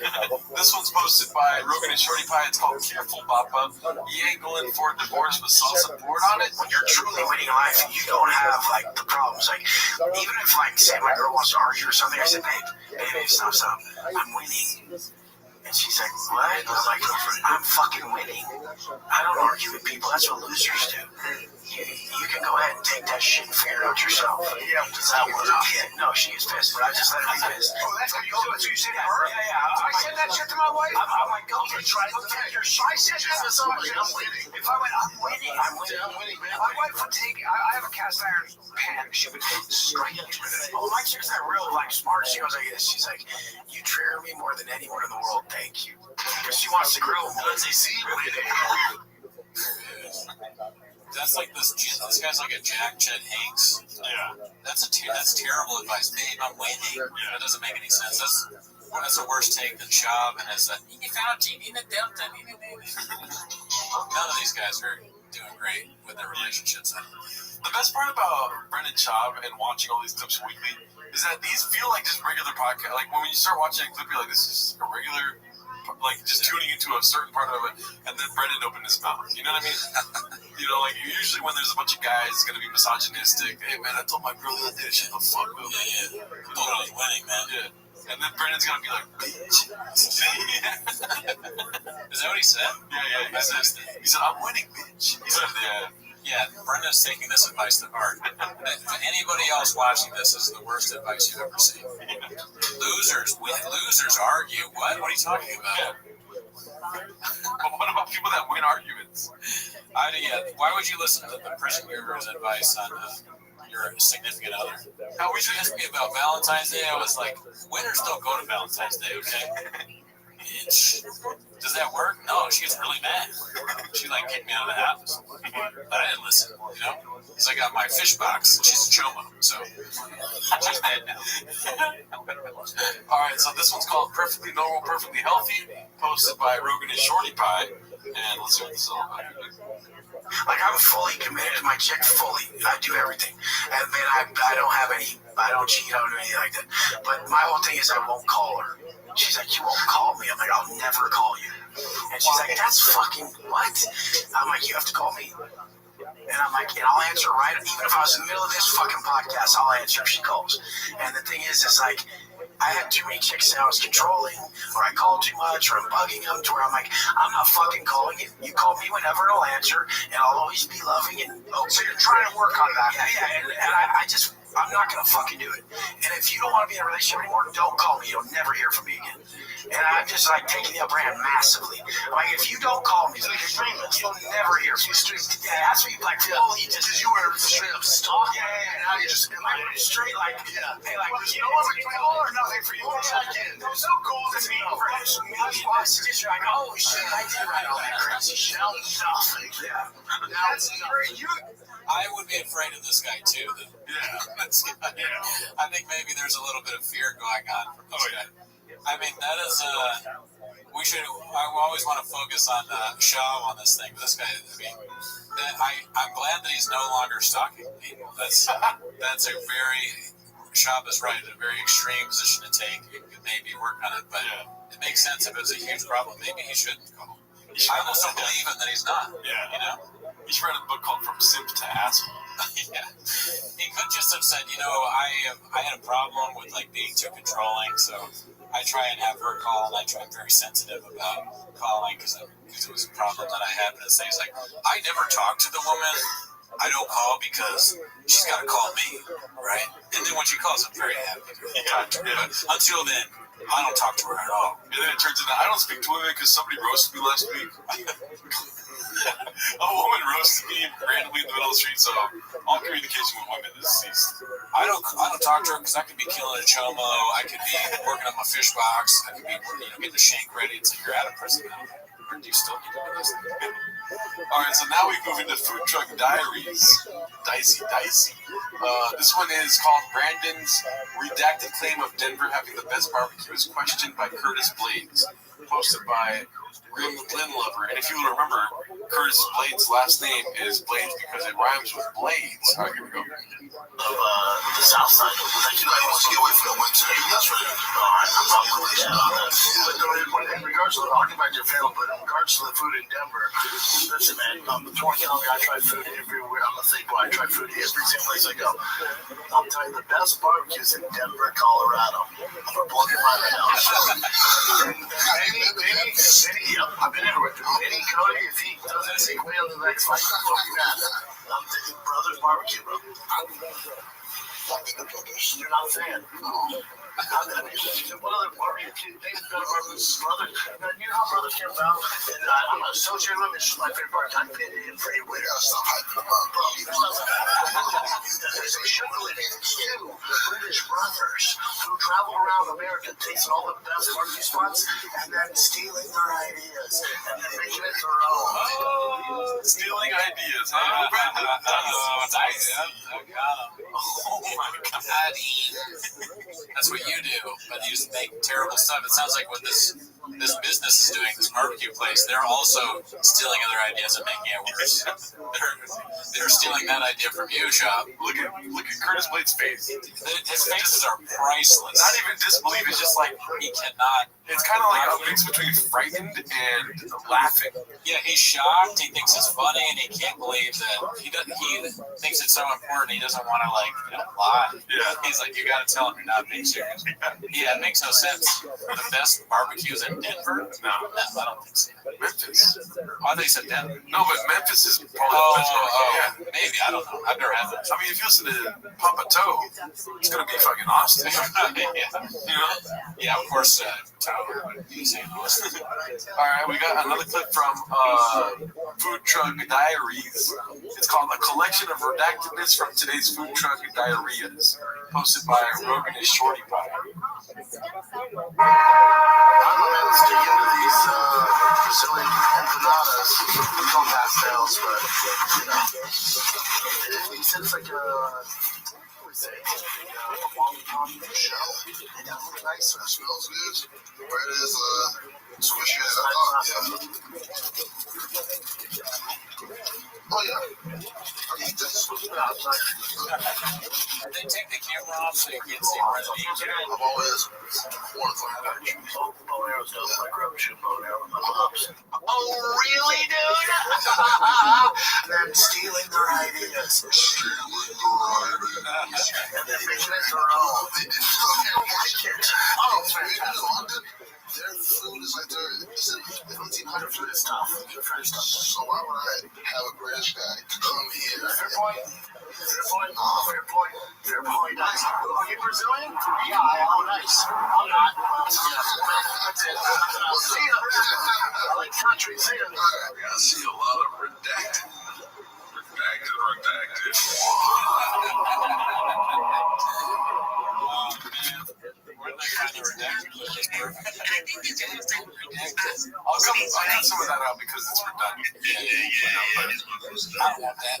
Somebody recently, like, unironically told me that Food Truck Diaries is the best thing that Brendan Shaw has made. Ooh. I'm not going to call them out here. I think it's a fan of my other podcast. I mean, I don't know. Almost everything he's made has been not good. Yeah. So it's like the best of the not good, maybe. Basically, the conversation started with him in the Discord saying, like, yo, well, I get hated on if I say that I'm a fan of Brendan Shaw because we were talking about Brendan Shaw on my Twitch stream. Right. And then I was like, no, I love Brendan Shaw. Like, he's fucking hilarious, you know? Yeah. And then he was like, yeah, Food Truck Diaries is the shit. And I was like, it's the first time I ever heard anyone say, like, yeah, anything positive. But is Food Truck Diaries better than Carl Bassett Fight Companion? Anything's better than Carl Bassett Fight Companion.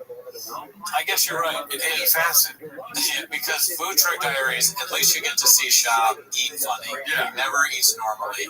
And then it's a perfect opportunity to see him talk to people with food in his mouth. Because there's a certain bubbliness about him, too, on Food Truck Diaries, right? Yeah, I mean, it's a funny scenario because it's two guys, generally two kind of meathead dudes. One of them is Shab, so it's like a goofy kind of thing. Yeah. But Shab will be like eating an empanada and be like, so your mom died.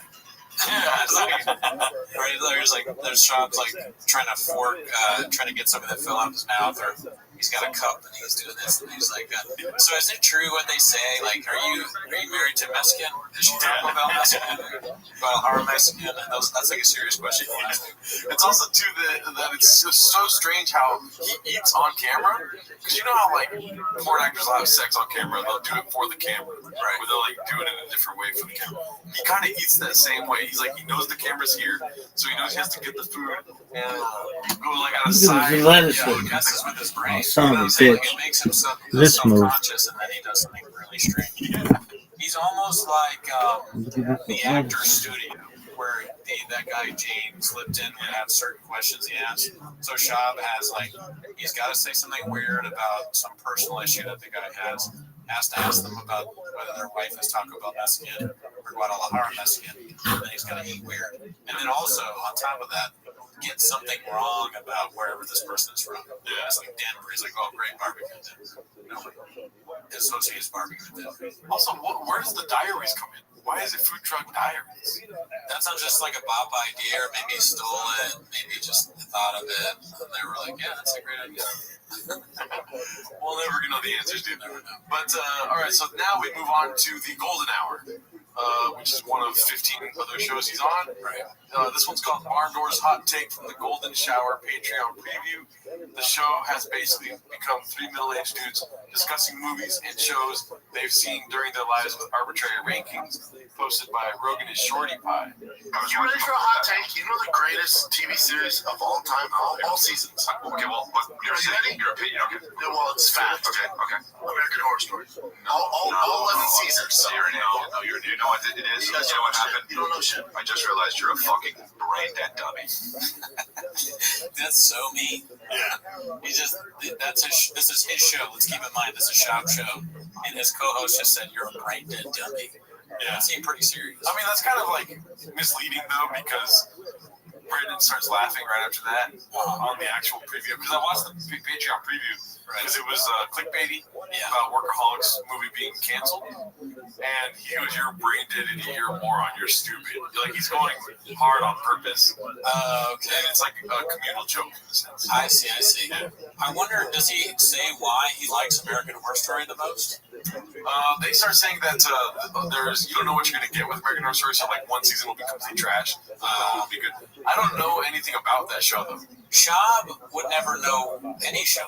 You know, he's never going to understand what's happening. I'm surprised. I've seen American Horror Story.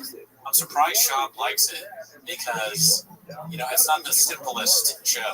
You know, you'd think he would like something more like Stranger Things or the second and third season of horror. If you ask me, American Horror Story is one of the most simple shows of all time. Why do you say that? Because it's just random horror stories. There's no, like, depth to it.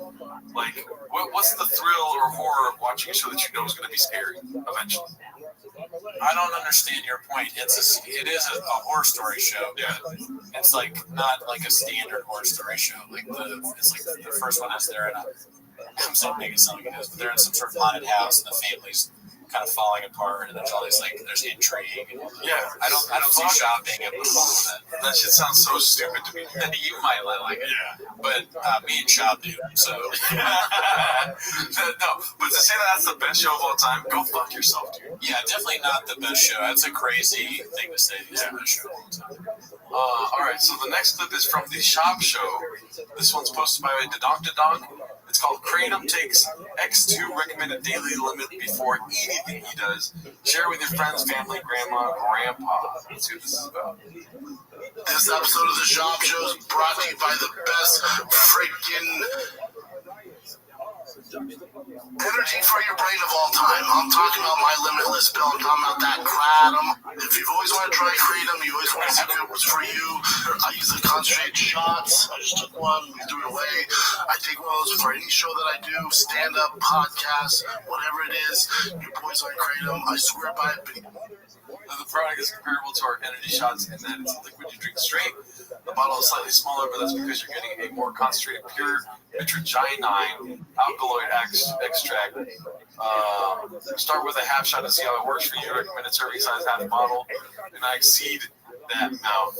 How much did he say? So basically, recommended serving size is 5 millimeters. The bottle is 10 milliliters.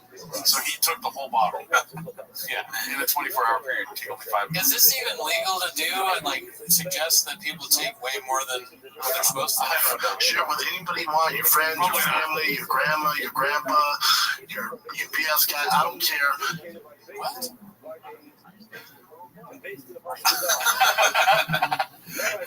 Energy for your brain of all time. Energy for your brain. Even if you're somebody that likes shop, do you want to be like that? Yeah. I don't know. Do people that watch this show, are they so dumb that they're like, I need to get to that level of being able to communicate? Kratom. And he's not even saying Kratom right. Damn wild. Yeah, no, I mean, listen, it's not a selling point that he takes these things before terrible stand-up, terrible podcasting, or terrible interviewing. Yeah. You know what I mean? I don't understand why. If I was heavy hip-hop, I'd be like, hey, don't mention what you do on Kratom. Say that you go bike riding on Kratom. Yeah, say you heard Kratom was good, or Kratom helped you with the pulling of the truck. Yeah. You know, when you were 3 seconds behind the world's strongest man, that's when you did Kratom. Not when you were talking to Howie Mandel about your pants. Yeah. Let's keep that shit under wraps, Bob. Yeah, or when you're talking about fish. Yeah. It had nothing to do with your fish tank. I feed my fish a bottle of Kratom every night, too. All right, so this one's called Papa discovered just a few years ago that not all Asians are Chinese. It's hosted by Cruel App Bobnums, something like that.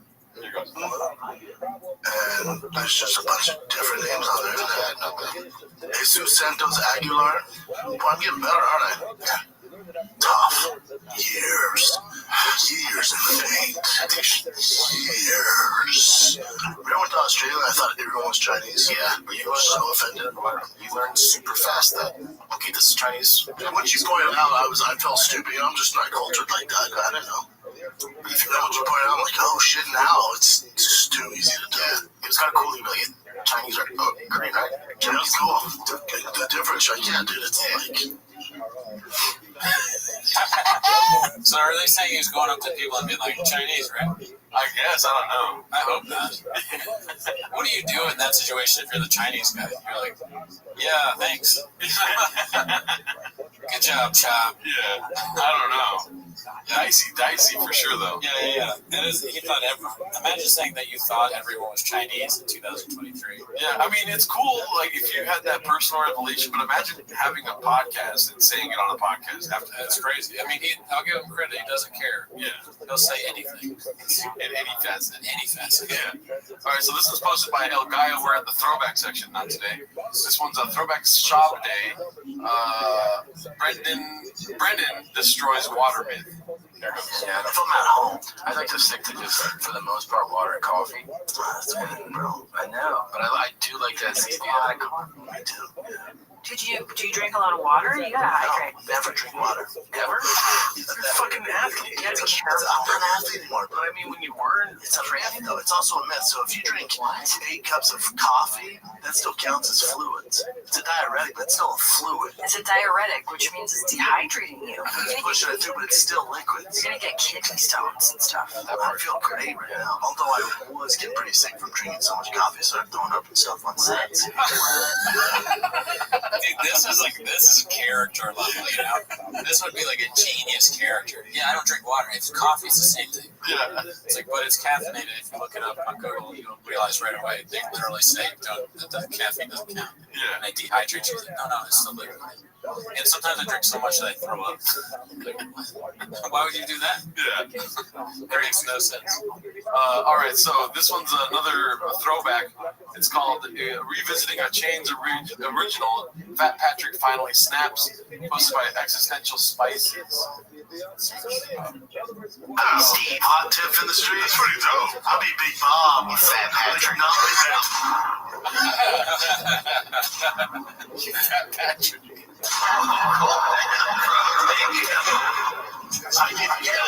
Let me hear my show. Let me hear a stick on.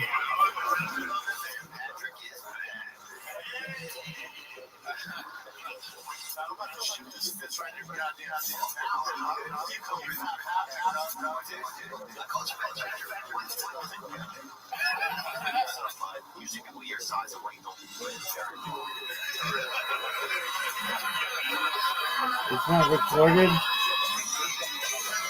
Man, wow.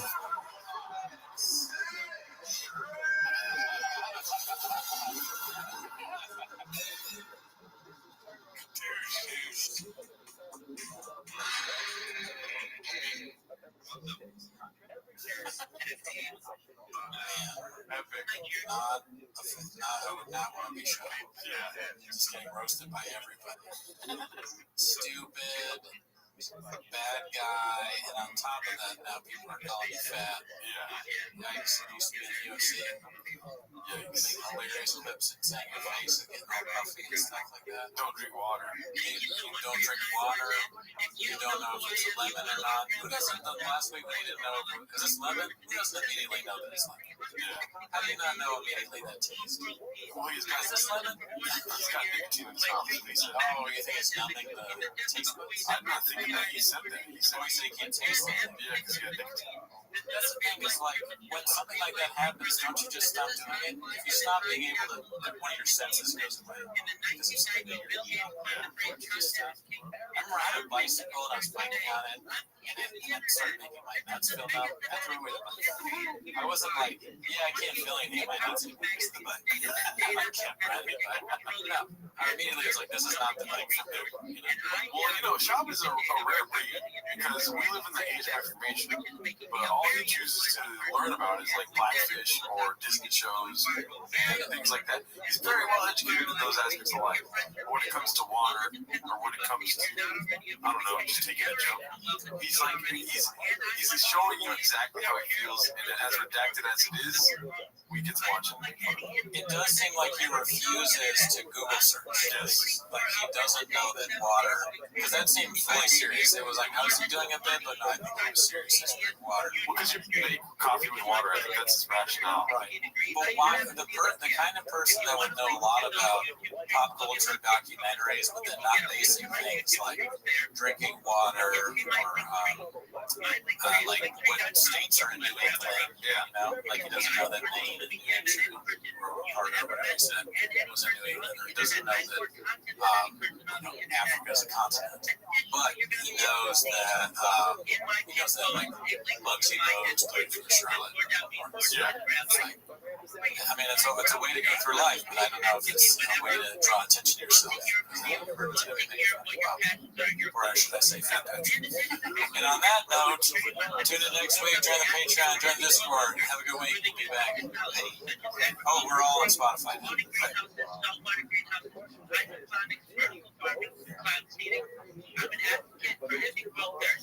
I'm sponsored by cryptocurrency that's worth about $100 million. And one of the things that we do is we build wells and water towers in developing nations such as Nigeria for the benefit of the less fortunate. my night out on drug walks. Slanging it was the only love I know.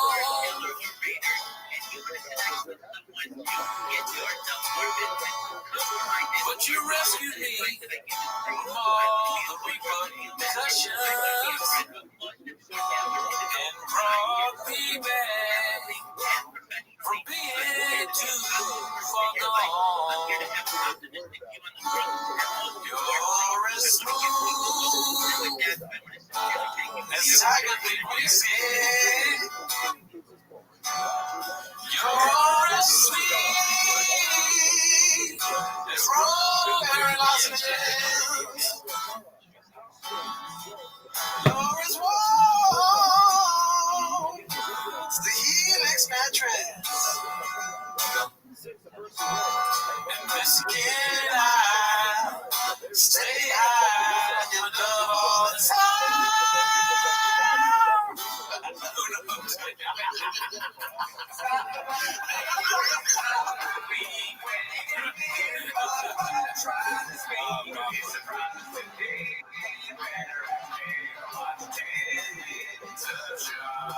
Welcome back to 10 Minutes of Shop. Thanks for tuning in. Join the Patreon if you want to. Join the Discord. We chop it up in there. But anyways, that's not why you're here. You gotta start the timer first. Oh, start the timer anyway? Alright, we'll start the timer now. This is 10 Minutes of Shop. It's off camera. They don't believe you. Start the timer now. There you go. Yeah, so there's an announcement in Chang's. It says, don't watch tomorrow's T-Fat-K unless you're getting clips to kind of see the effect that Chang's is having on the views. Yeah. So they're trying to get an estimate on how the actual, like, the control, like a scientific experiment. And see what the actual views are. Comments are the usual grifters. Great podcast. Never watched it. You know what I mean? But is this really like is this from the administrators? Because this only has 700 upvotes. It's like really virally not changed. It was only 8 hours ago. Okay, so that is a lot. Yeah. All right, thanks. I don't know. I'm not a numbers guy, so I don't know. What is that picture? I'm so redacted. I don't know. You want to see if I can zoom in here? I mean, no. We'll get comments saying like, "How dare you?" Oh, it's Callan. Callan. That's Shop. Oh man. Wow. That is old school. Yeah, they were having fun back then, doing something like really horny. Yeah, I was telling you earlier, it's a bit of weird bear market on Chang's right now. You know, the passing of BGL, as far as Gadushining. Yes, the Gadushining, which I have a couple of posts about that. Right. I guess he was on like some midnight reply raid, replying to a bunch of messages on his post. Yeah, let's go through. Well, he's not going to be on 10 Minutes of Shop.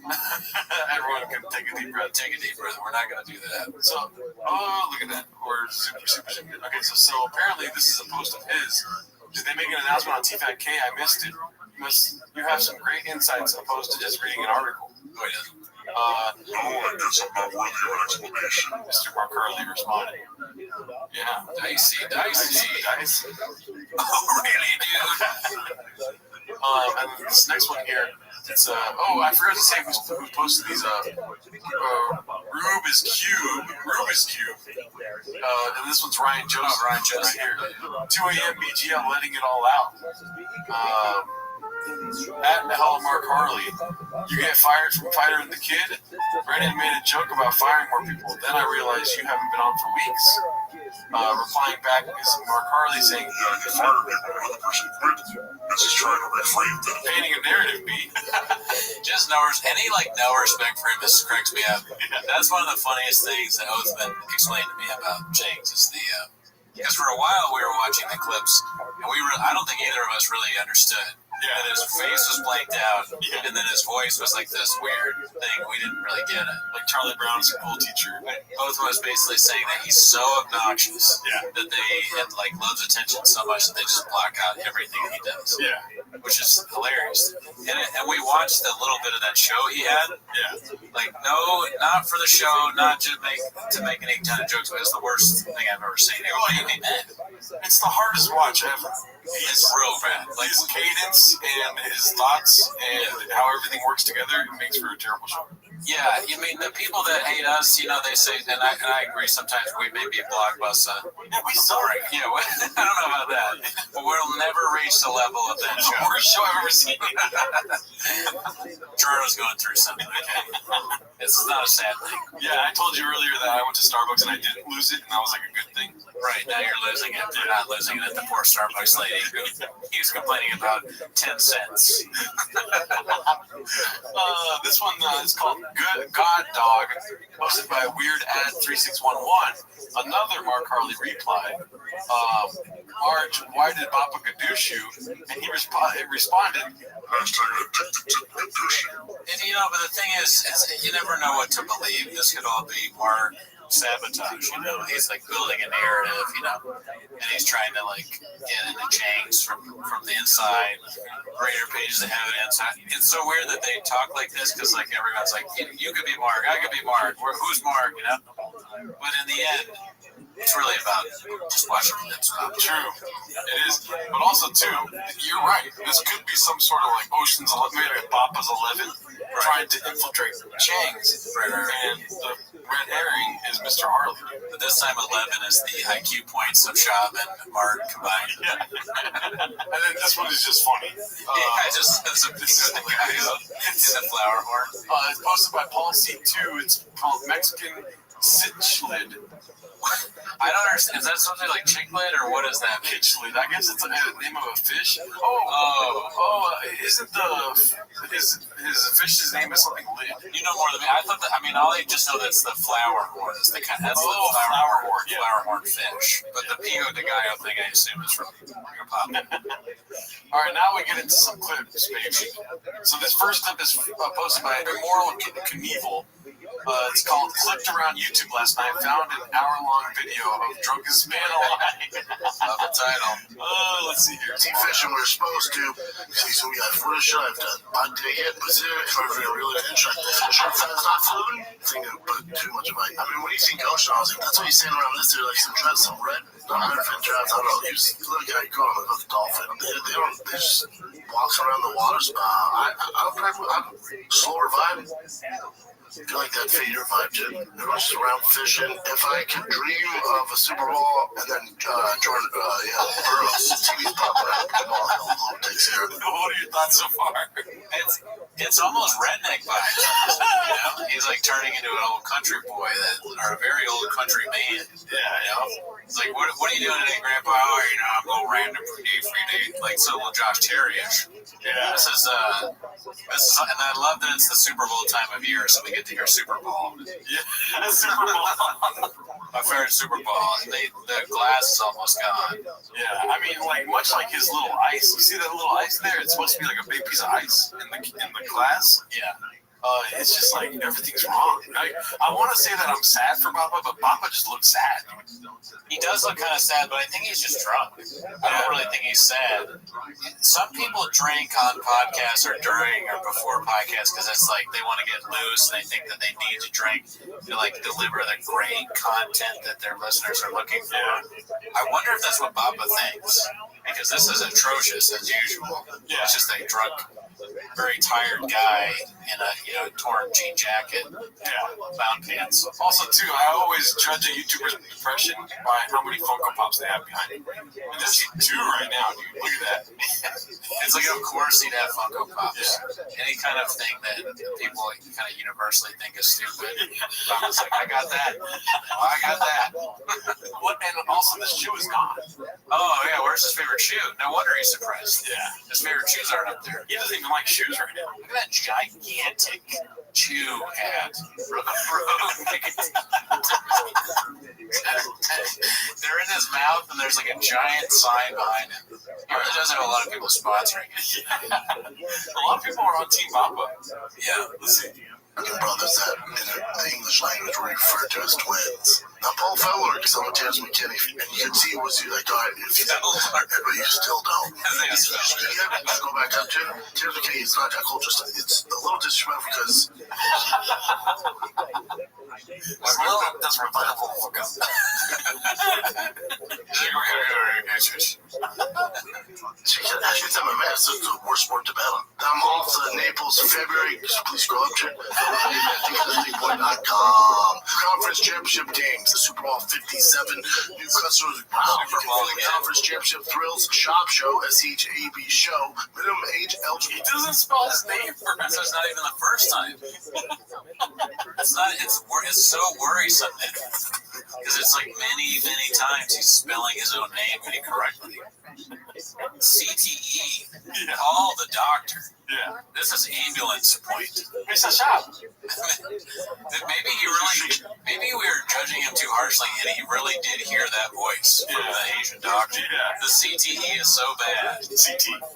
What? CT. What do you mean CT? Oh, because that's how he says it.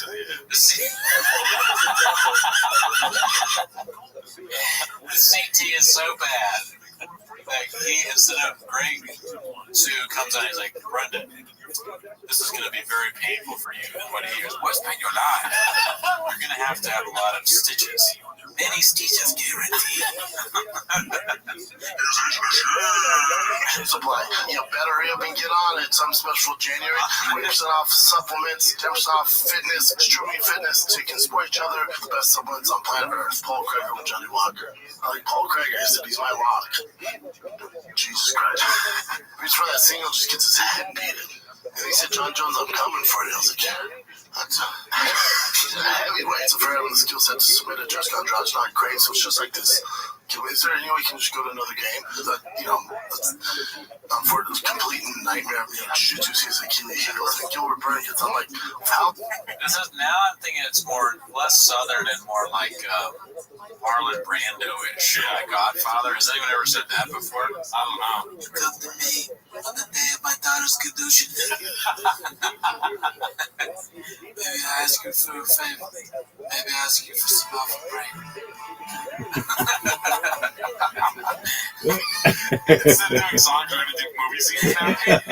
What's another thing he said? He's sleeping with the fishes. My fishes are balls deep in fish. Michael, I never wanted this life for you. I never wanted you to be on Food Truck Diaries.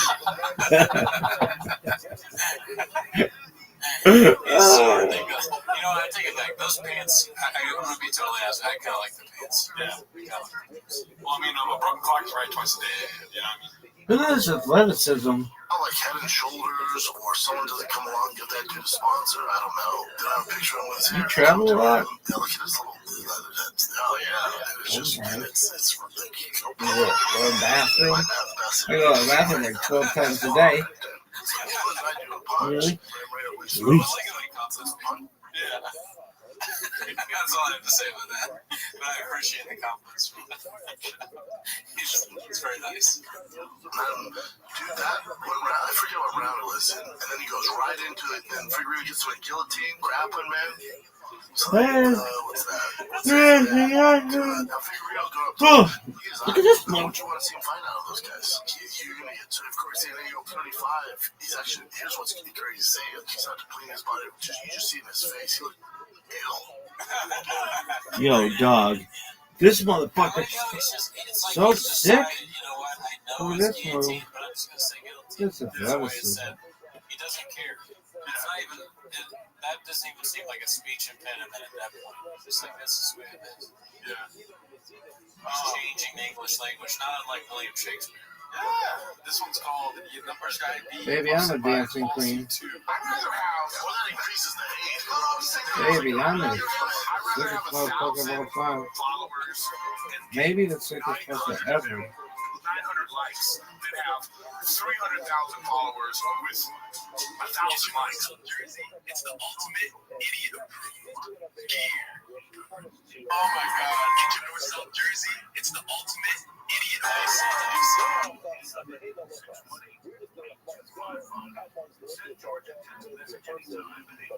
Yeah, I mean, this is good. He's tweeting shit. Is that Vanessa? Did he quote tweet Vanessa? Well, that's boring for anybody that doesn't know. I just know this person. Yeah, I see the plot of the movie 300. Yeah. Spartans, there's 300. Right? I don't think 300 good ones.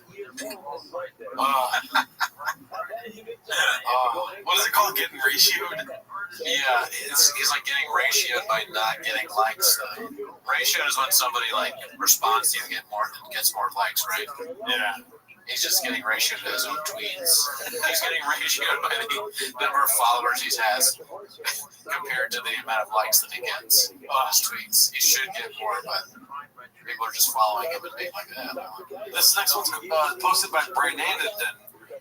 It's called Papa Does Some Self-Reflecting. Now, let me ask you something. You think I actually considered how bad my addiction has gotten? You think I was actually really, really passionate about my passion for fish? No. It's my new puppy. It's a new project. Something to do. Because I'm clearly bored with my son. So this is my next conquest. And it's stupid. For a guy who's made so much money. I was expecting an actual clip. yeah, I mean, funny editing, but it's more funny for me when I actually hear what he says. Yeah. Now, let me ask you something. You think Dana White actually considers slap fighting a sport? You think Dana White's actually really, really passionate about two human beings slapping each other? No. It's his new puppy.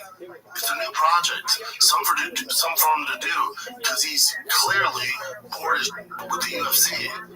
So this is his next conquest. And it's stupid. For a guy who's made so much money.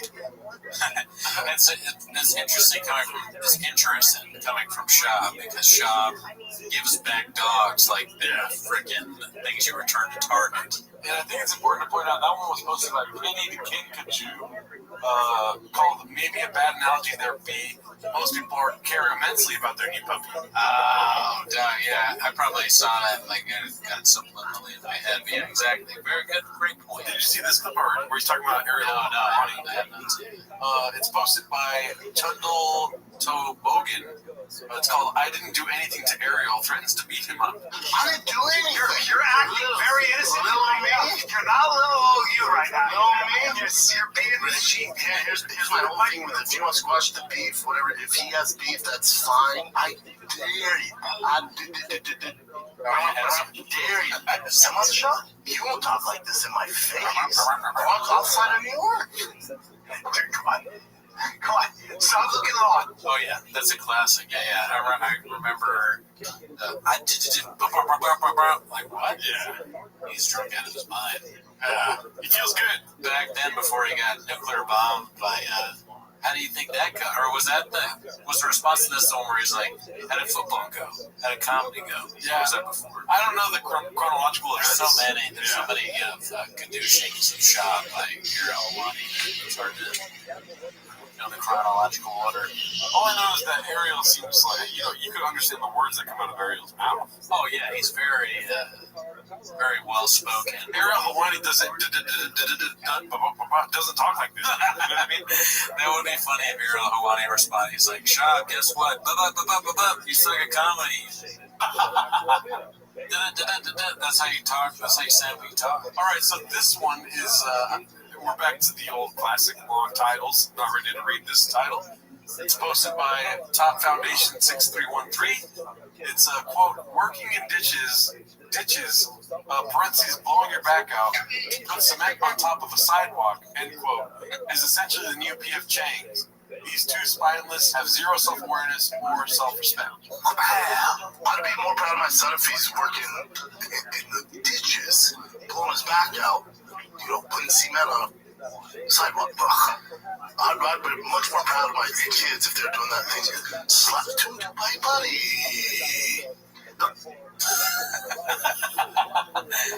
Job just will hate on anything like that's just like a salt of the earth job, just like a hardworking construction worker type job. Yeah, he'll be like, oh, I would rather them do that. Yeah, whatever. I guess was he talking about slap boxing? I think he's talking about the new power slap. New power slap. Yeah. He really doesn't think about the things he's saying. He gives no thought to what he's about to say. I'd rather them work in McDonald's. These are things you shouldn't be saying out loud, John. You should have a podcast. Yeah. The people filming this are culpable. Yes. There should be someone who's submitting it like, hey, let's just let's write down everything Shop's going to say from this episode. Let's keep them safe. This weekend, Jinx, there's a bunch of Louis C.K. stuff. I saw that, yeah. So, Louis C.K. had the live streams. He was going around the bounce and doing a bunch of different podcasts. I picked out 3 clips because there's a lot of Louis C.K. clips. This is the first one posted by RVCKYYM. It's called Papa Explains Louis C.K. calling out Joe. But he didn't do T-Fat, you know? Louis? No. God, no, dude. Interesting. Why? There's no possible way we'll see Louis C.K. on T-Fat K. That's too bad. He goes on comedian spot. All right, here goes. We talk about cold the podcast. plunges and hot plunges. Oh my God, stupid. What kind of life do you have when you have to get into a cold bath and then a hot bath and actually have a conversation about it? I was like, I'm listening to it. I was driving. I was like, I got super awkward. I was like, not me. I was like, he's like, you're not living reality. He's like, you're above Earth. You're this weird stratosphere up here while everybody else, nobody can relate to that. Because Rogan's. Rogan had a good answer too, though, because he goes, if you have a human body, you don't want your body in the way. You want your body to work optimally. That can be its own job. That can be its own job. I love Right, he was just like, how well is your life going where you're debating about cold plunges? I was like, he's so right. That was just like a well thought out agreement with a good point.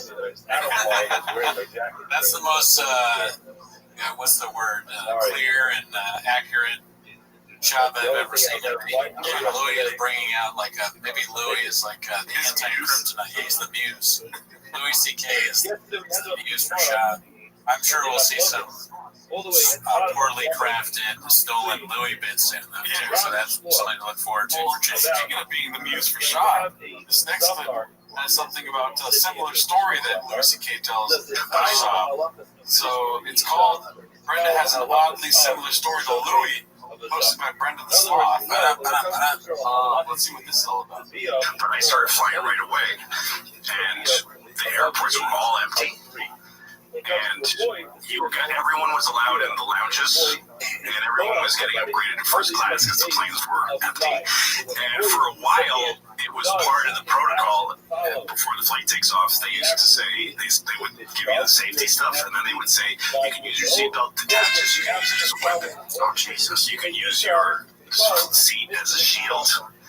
And they would say this is part of the thing for like the first month after 9/11, and they would say, we're here to protect you, but you have to protect us. They would say that. And there was one flight I took where I was flying first class, like seat 1B, I was right at the bulkhead.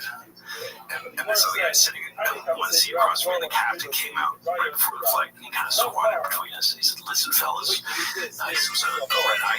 He said, you're the last line of defense, so I need you not to sleep on this flight. Jesus Christ.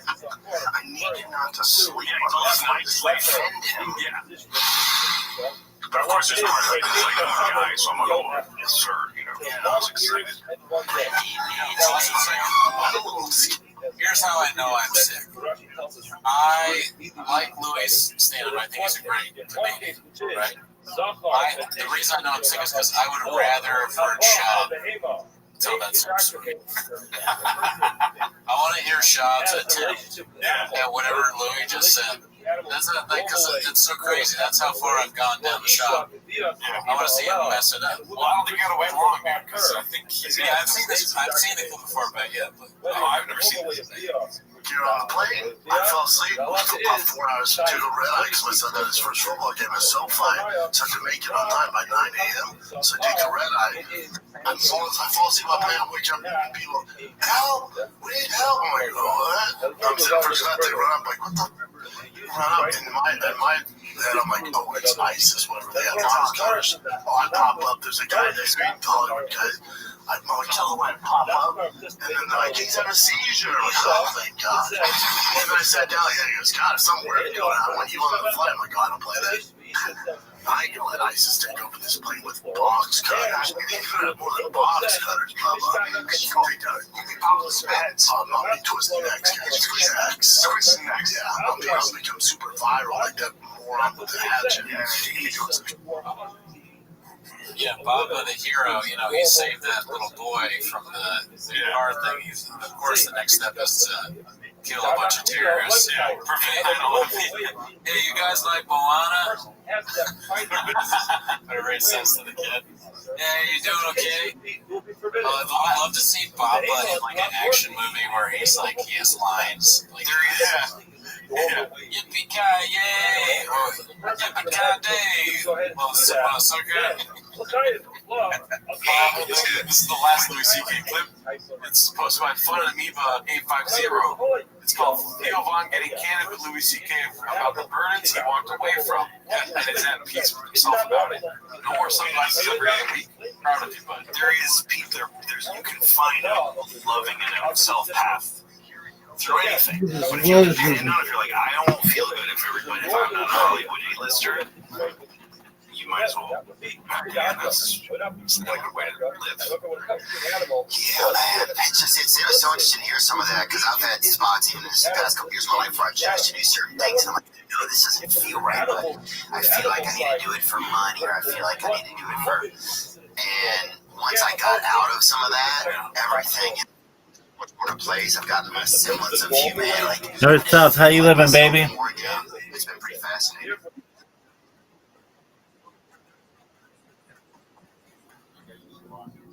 Why were you stressed?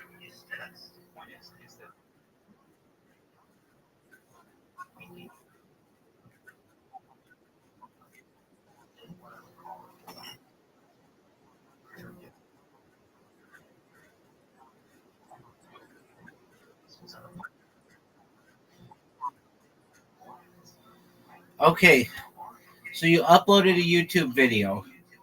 What was the description?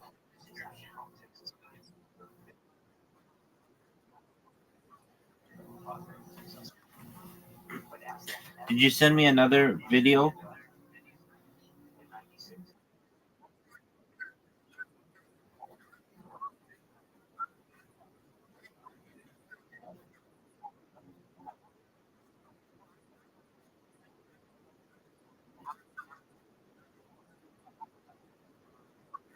I understand.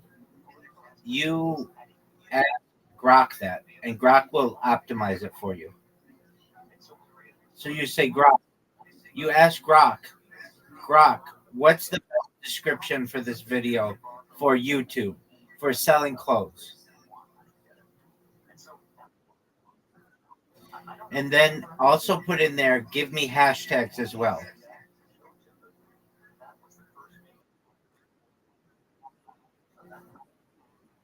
Exactly, with hashtags. And it'll say something like cool North South shirts, hashtag cool, hashtag fashion, hashtag luxury. Okay, so that's the title. And then you also want to put a description, which is longer, which would be like North South is the best brand that you could ever want. It's comfortable, it's classic, it's classy. Get North South at your nearest retailer or whatever it's going to say. Okay? Hold on. You don't want to have your video use that word, the I word, IDIOT. You don't want to have it use that word. That's a negative word in a lot of places. So if you ever hear that word, stay away from it. Okay, so take down the video that you have up, put up a new video with a description, with a title, with hashtags, and then send it back to me, okay? If I'm asleep, then I'll look at it in the morning, okay? And yeah, absolutely. Wait, before you go, and when you get a crypto wallet, make sure to write down your passphrase. Make sure to back up your phone. Did you write down your passphrase? Did you write down your passphrase? Okay. So if your phone broke today, you would have access to your passphrase, right? Excellent. Did you back up your phone? You did that today? Or yes? Good job, man. Good job.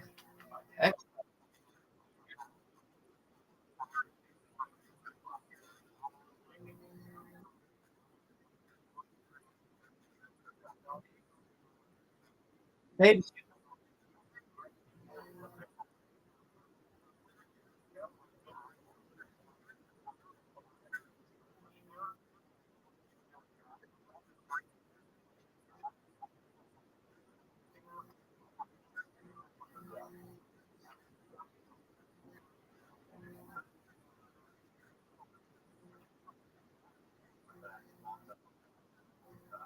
all right, well, send me anything you want. I'll look at it when I have time. Excellent, my friend. All right, so send me that video. Once it's good, we're gonna do all of them on YouTube, and then you're gonna do them on all the different platforms. Okay? Hey, that's right. That's right. You got it. Okay? Excellent, my friend. You're welcome, my friend.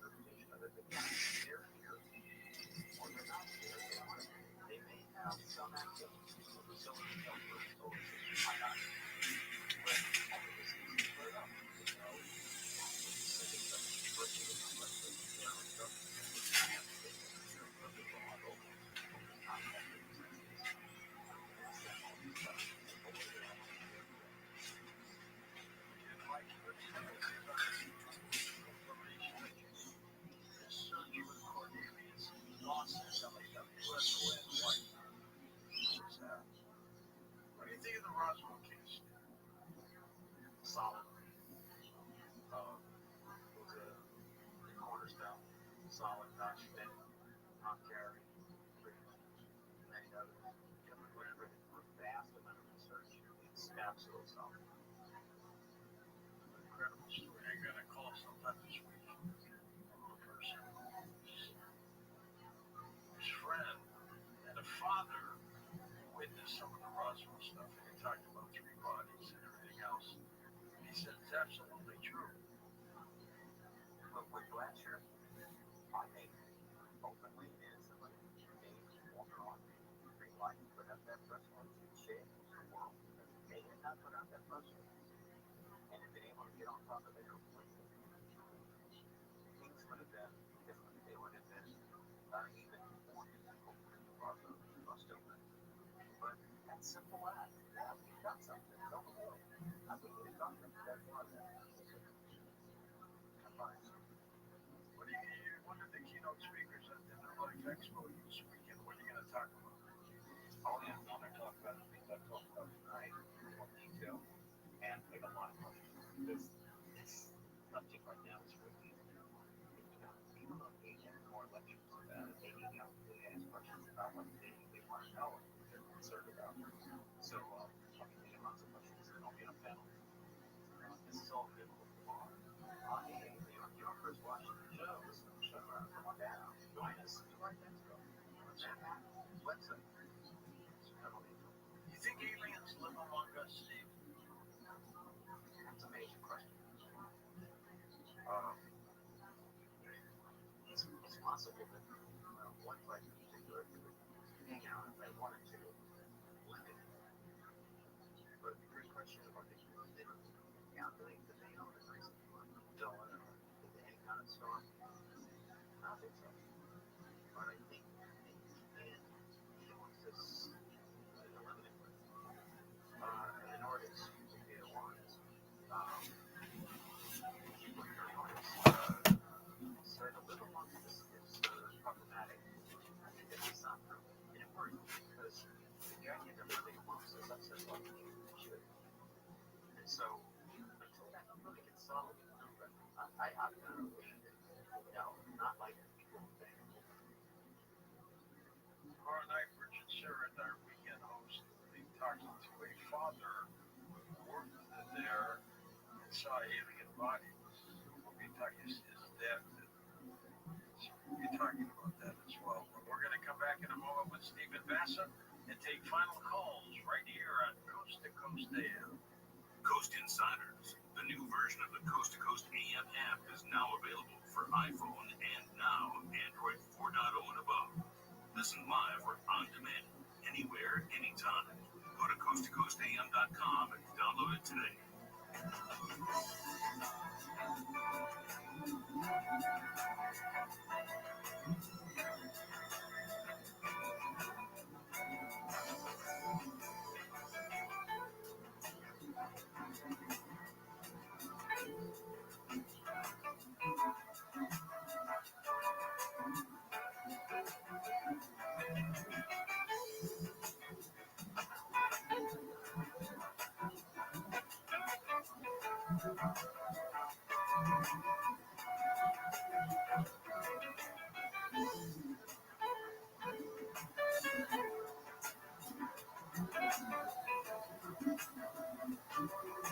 On this podcast, Cells, we unpack emergent mindset. I have a loser.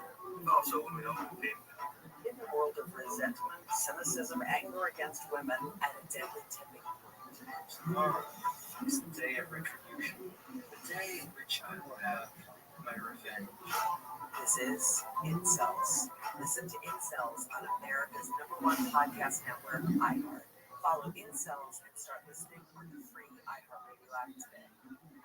The free iHeartRadio app is #1 for music, radio, and podcasts all in one. Discover a new podcast from our library of hundreds of thousands of titles. Here's an iHeartRadio podcast preview. I called Stephen home. I said, it's about life and death. I think these people are planning to kill Dr. King. On April 4th, 1968, Dr. Martin Luther King was shot and killed in Memphis. A petty criminal named James Earl Ray was arrested. He pled guilty to the crime and spent the rest of his life in prison. Case closed. Right? James Earl Ray was a pawn for the official story. The authorities paraded all we found a gun that James Earl Ray bought in Birmingham to kill Dr. King. Except it wasn't the gun to kill Dr. King. One of the problems that came out when I got the Ray case was that some of the evidence, as far as I was concerned, did not match the circumstances. This is the MLK tapes. The first 2 episodes are available on the iHeartRadio app or wherever you get your podcasts. The iHeartRadio app, #1 for music, radio, and podcasts, all in one app. My name is Dale Pazinski. I volunteer with United Way to help the homeless in my community learn computer skills and build a basic resume. I don't just wear the shirt, I live it. Give, advocate, volunteer, Live United. Go to liveunited.org. Brought to you by United Way and the Ad Council. Find your iHeartRadio everywhere. There are hundreds of ways to experience iHeartRadio at home and on the go, beyond the iPhone and Android app and at iHeartRadio.com. Here's another way to connect to iHeartRadio. Just ask Google Assistant for your favorite radio stations, and iHeartRadio will be there for you on your Google Home, Google Mini Nest Hub, Nest Mini, Android TV, and any device that uses your Google Assistant. The convenience of playing all your favorites hands-free. Just say, okay, Google, play to get your favorite AM/FM stations from iHeartRadio. iHeartRadio, everywhere you want to listen, including in your home and office through your Google Home, Google Nest Hub Mini, Nest Mini, Android TV, and any device that is Google Assistant powered. Check it out for free now. iHeartRadio, anywhere you want to listen, iHeartRadio is there. iHeartRadio. iHeart is America's #1 podcast network. Open the free iHeart app and explore podcasts like this. We all love a good jailbreak. The elaborate schemes, the close calls, the moment when it all goes wrong. Oh my God, the twists and turns. And when things finally click into place. Thank God we live to tell the tale. I'm Arturo Castro, and I've been lucky enough to do stuff like Broad City and Narcos and Roadhouse and so many commercials about back pain. And now I'm starting a podcast because honestly, guys, I don't feel the space is crowded enough. Get ready for Greatest Escapes, a new comedy podcast about the wildest true escape stories in history. Very few people know this story. Each week, I'll be sitting down with some of the most hilarious actors and writers and comedians. People like Ed Helms. I climbed up and it was just like, ah! Diane Guerrero. And she goes, "You're on your own. You have to run." And Joseph Gordon-Levitt. I love storytelling and I love you, so I can't wait. Together, we're going to puzzle our way through the most buck-wild true escape stories of all time. like, what should you do? Maybe write a musical? I would hide under the desk. I'll tie a rope around the fish's neck and use it to like water ski across the boat. So we'd love for you to come hang with us for some of the greatest escapes in history. Listen on America's #1 podcast network, iHeart. Open your free iHeart app and listen now.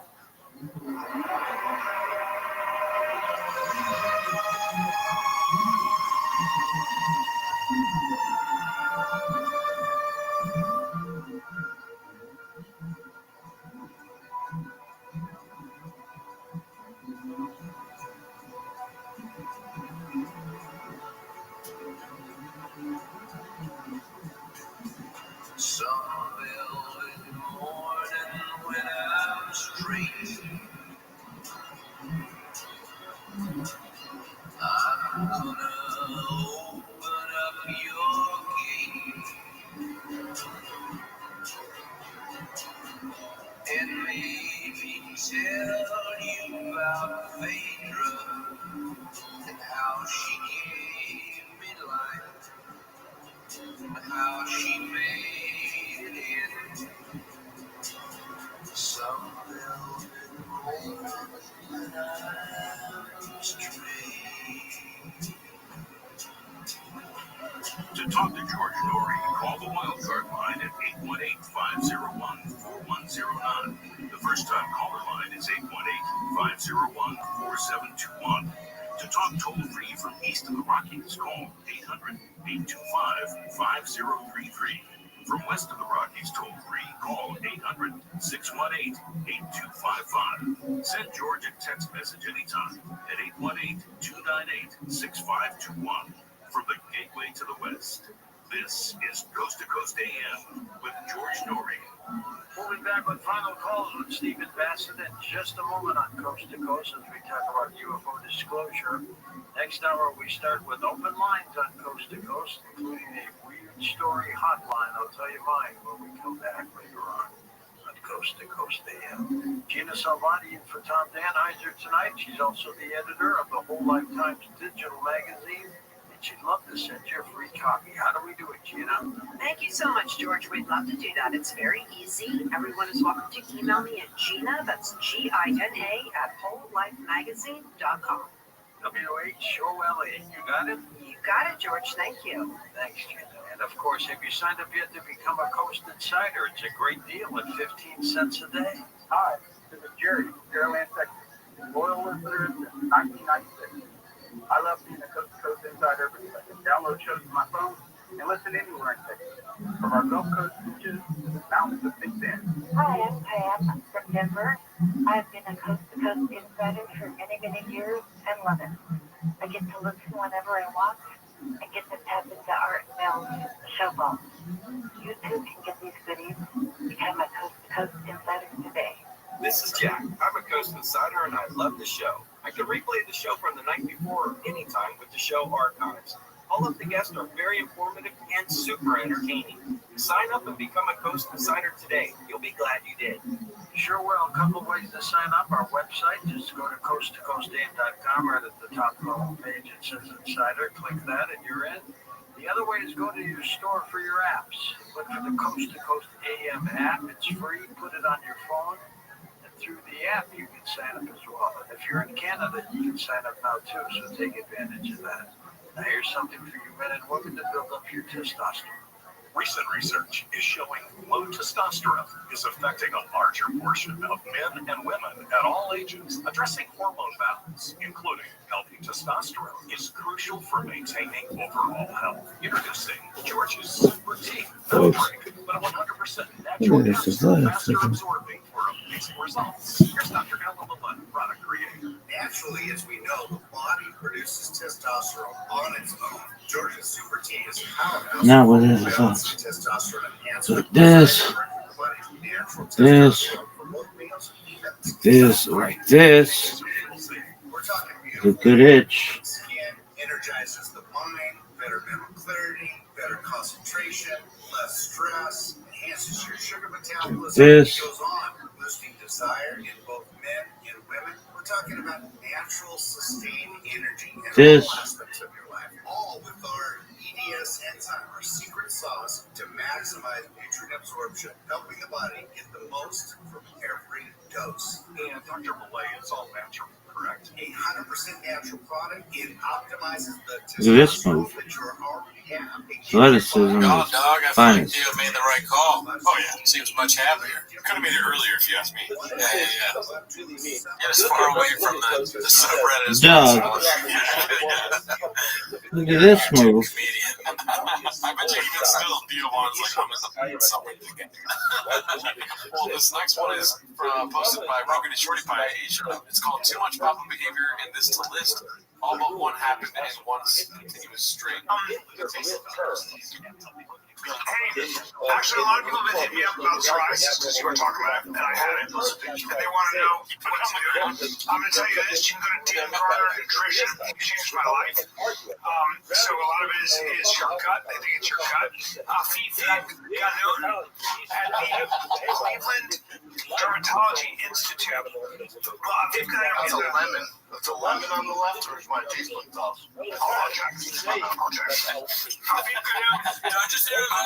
Cleveland. I'll get the number if you guys put it. Dan Garner Nutrition. Dan Garner Nutrition. Oh, flops. He's amazing.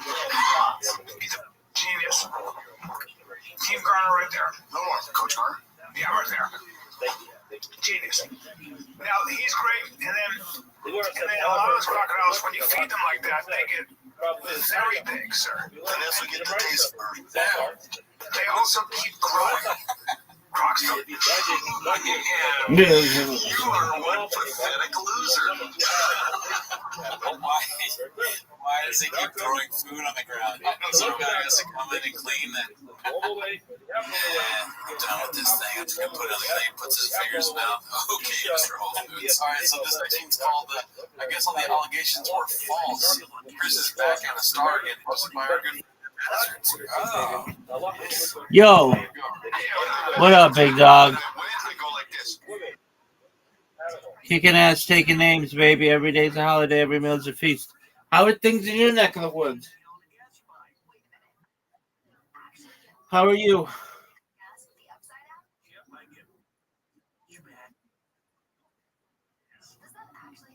I did not get anything new from you on Twitter. Are you sure you said something? Yeah, and I responded already. It says, good job. Make the P in Pilly in the bottom circle capital, please.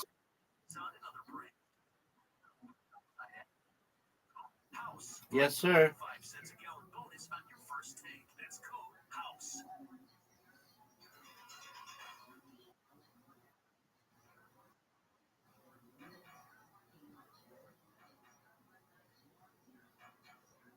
Did you send it yet, Pilly?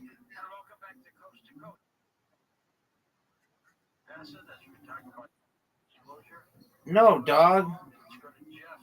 Read what my message said.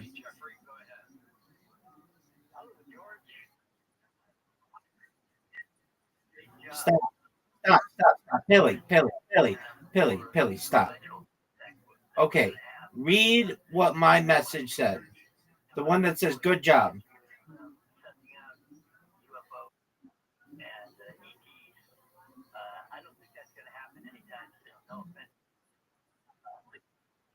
No, you can find my message. Go to my direct messages with you.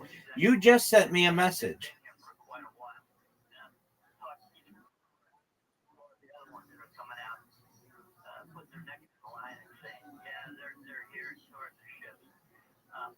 Right? Take your time. They won't come out and say this immediately is because we have agreements with them on Earth and with the Space Force that's based mostly up in Mars. They're two different areas. I believe it's the Air Force taking care of the Earth area, and it's the Marines up on Mars. I've seen a couple of our ships here in the Olympia area.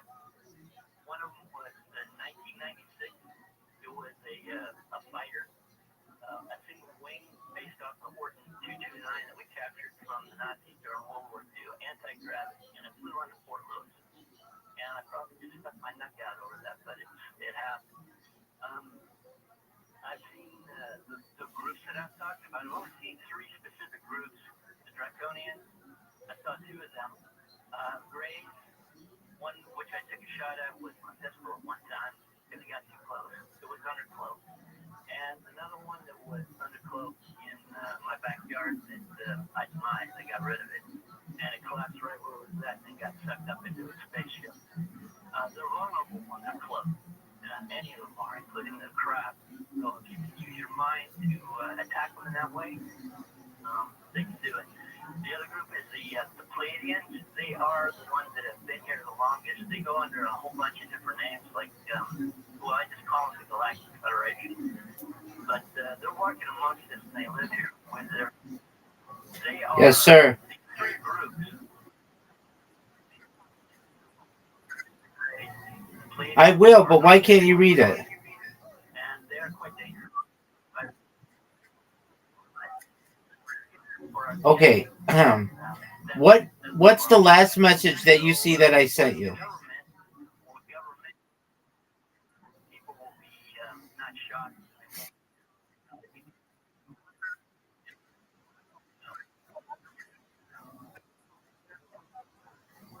Okay, that's not the last message I sent you. Okay, but that's fine. Okay. Read your messages now. What does it say?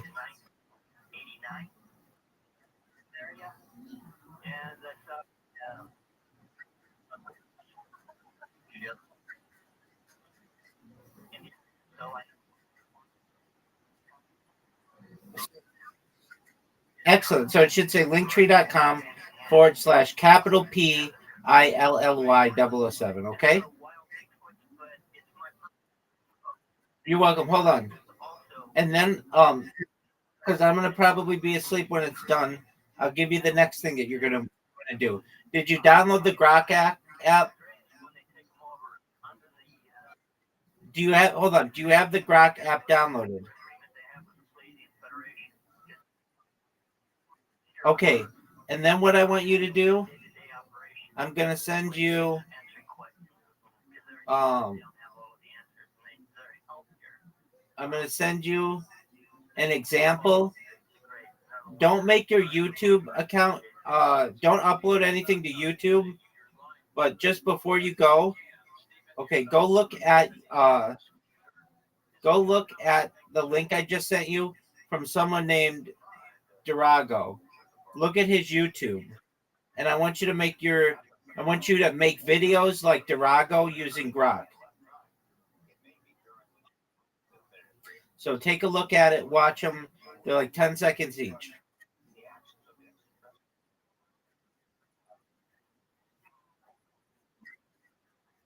Baby. I'm telling you, it's Grok. Grok. No, it's another app. Yeah, download Grok and then look at the YouTube video. Look at the YouTube account I just sent you. No, don't work on it. Just look at it right now and then tell me if you understand what you're to do. If not, I'll clarify. Okay. No, don't go. Stay here. Watch the YouTube thing.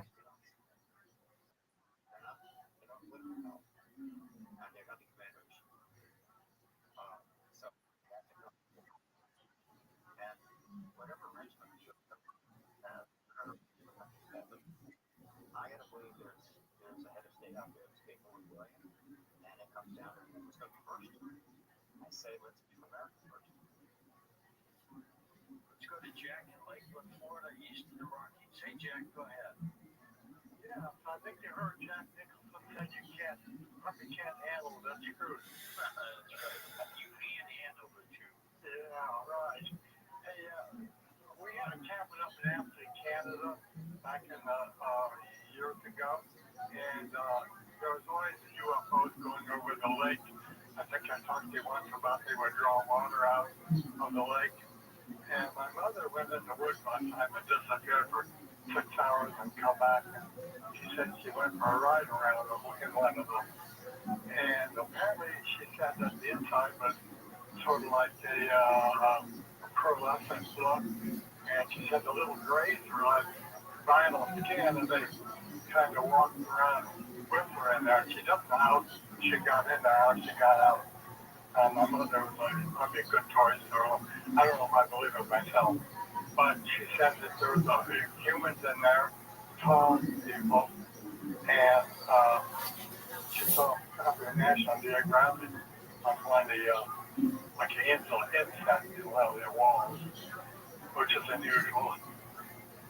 But she said that, they didn't talk to her, but she said, we are the biggest tourist attraction in the universe.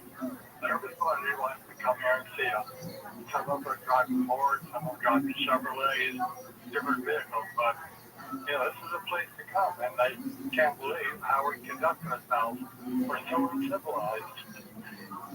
And I don't know if that's true or not, but anyway, I kind of wonder if she's telling the truth or not. But she did say that on her deathbed, that they came back to visit her, the little gray people, she called them little dolls, and they said, we know how you feel, we were like you. And that was it. What do you think of that, Stephen Bassett? I know enough about not that drama. I don't think it's I believe it. It's not real. When the announcement comes, will people accept it or deny it? You think yes, so? Absolutely. They will embrace it. They will be thrilled. This world is headed for a serious, this world is headed, over the cliff, into the ditch, where you want to use. I'm not doing the same. It's almost becoming tough amongst academics and common. What'd you say, big man?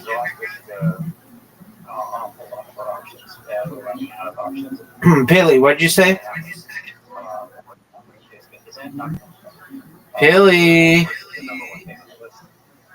Paley.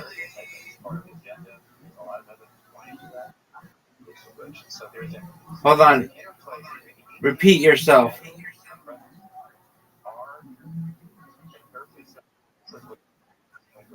What'd you say, big man? You're cutting out. Repeat yourself. I think exposure is important. I think it has to happen because open contact requires it. Open contact.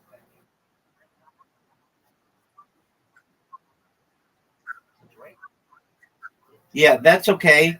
You can do it with Grok. Check out these north-south shirts. Perfect style for any event.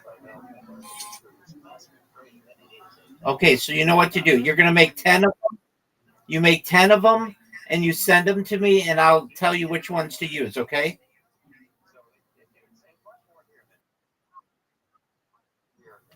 Not exactly. Make it whatever you want. You could say, you could say, make it on a beach, make it in the future, make it on a spaceship, whatever you want.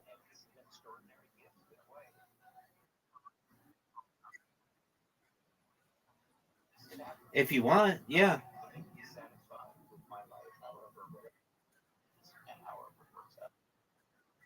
You're welcome, my friend.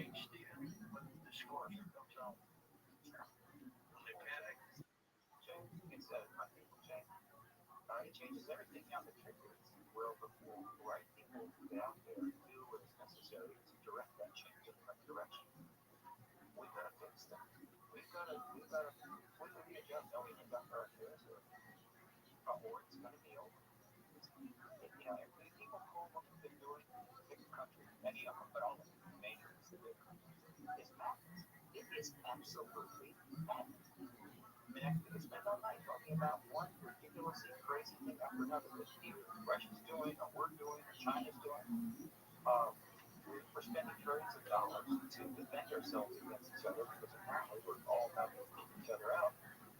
While people are starving all over the world. Those trillions goes better. So a simplistic way of saying that the world is completely out of balance. We have conducted our affairs in such a way that everybody risks, including the planet itself. Something's got to give. And as it happens during the last 80 years, ETs are everywhere. Giving messages, turning off the Tell Grok to make a better title and description for it. So I'm talking disclosure, open contact, wow, all over the world, which could be 2 years away. But apparently open contact has to happen first. I mean, disclosure has to happen first. So one of these heads of state needs to get off their ass and get it done. Tell the truth. Let it spread. And we all get involved. See where it goes. I guarantee you. Check out these north-south shirts. Perfect style for any event. Go ahead, Cap. Hi, George. Hi, Steve. You did not put a description, period. I said, ask Grok to put a description with hashtags, period. I'm aware of the story. It is interesting, fascinating, rich. Has it been established? No. But it's out there. But it hasn't been established to the point where I could confidently say, yeah, that happened. But it's one of hundreds of different accounts like that in a post-discovery world. We probably get that to the bottom of it. You may find out it's true. If it is, that's one hell of a story. If it isn't, then that's one less thing to book. I think the president should come out with his view on the UFO. In time. What's your best guess? What's your best guess in terms of time, Steve? Well, as I learned to surf there too. Did these guys that are done in the garage, then they teach you in the garage, then they take you out? And then they push you on the way. Then you feel like a total badass. I got my It's just like that. Yeah, I think it seems super easy, but it's not. But they make it. To buy a surfboard, I'll buy it from you guys. You buy it.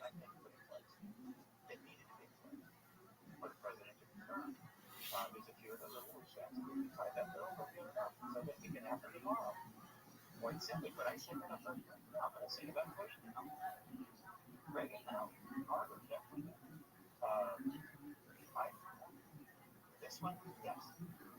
And this all been put together in the last 5 or 6 years. It really got underway in 2017. That was the turning point. And it's been moving forward ever since. Even though the world has been in massive turmoil, it never gets held back anymore. It can slow down. Sarah is a role model for every little girl out there. I mean, every little girl dreams of being a 58-year-old single stand-up comedian with no romantic prospects on the horizon. They all dream of it, but Sarah did it.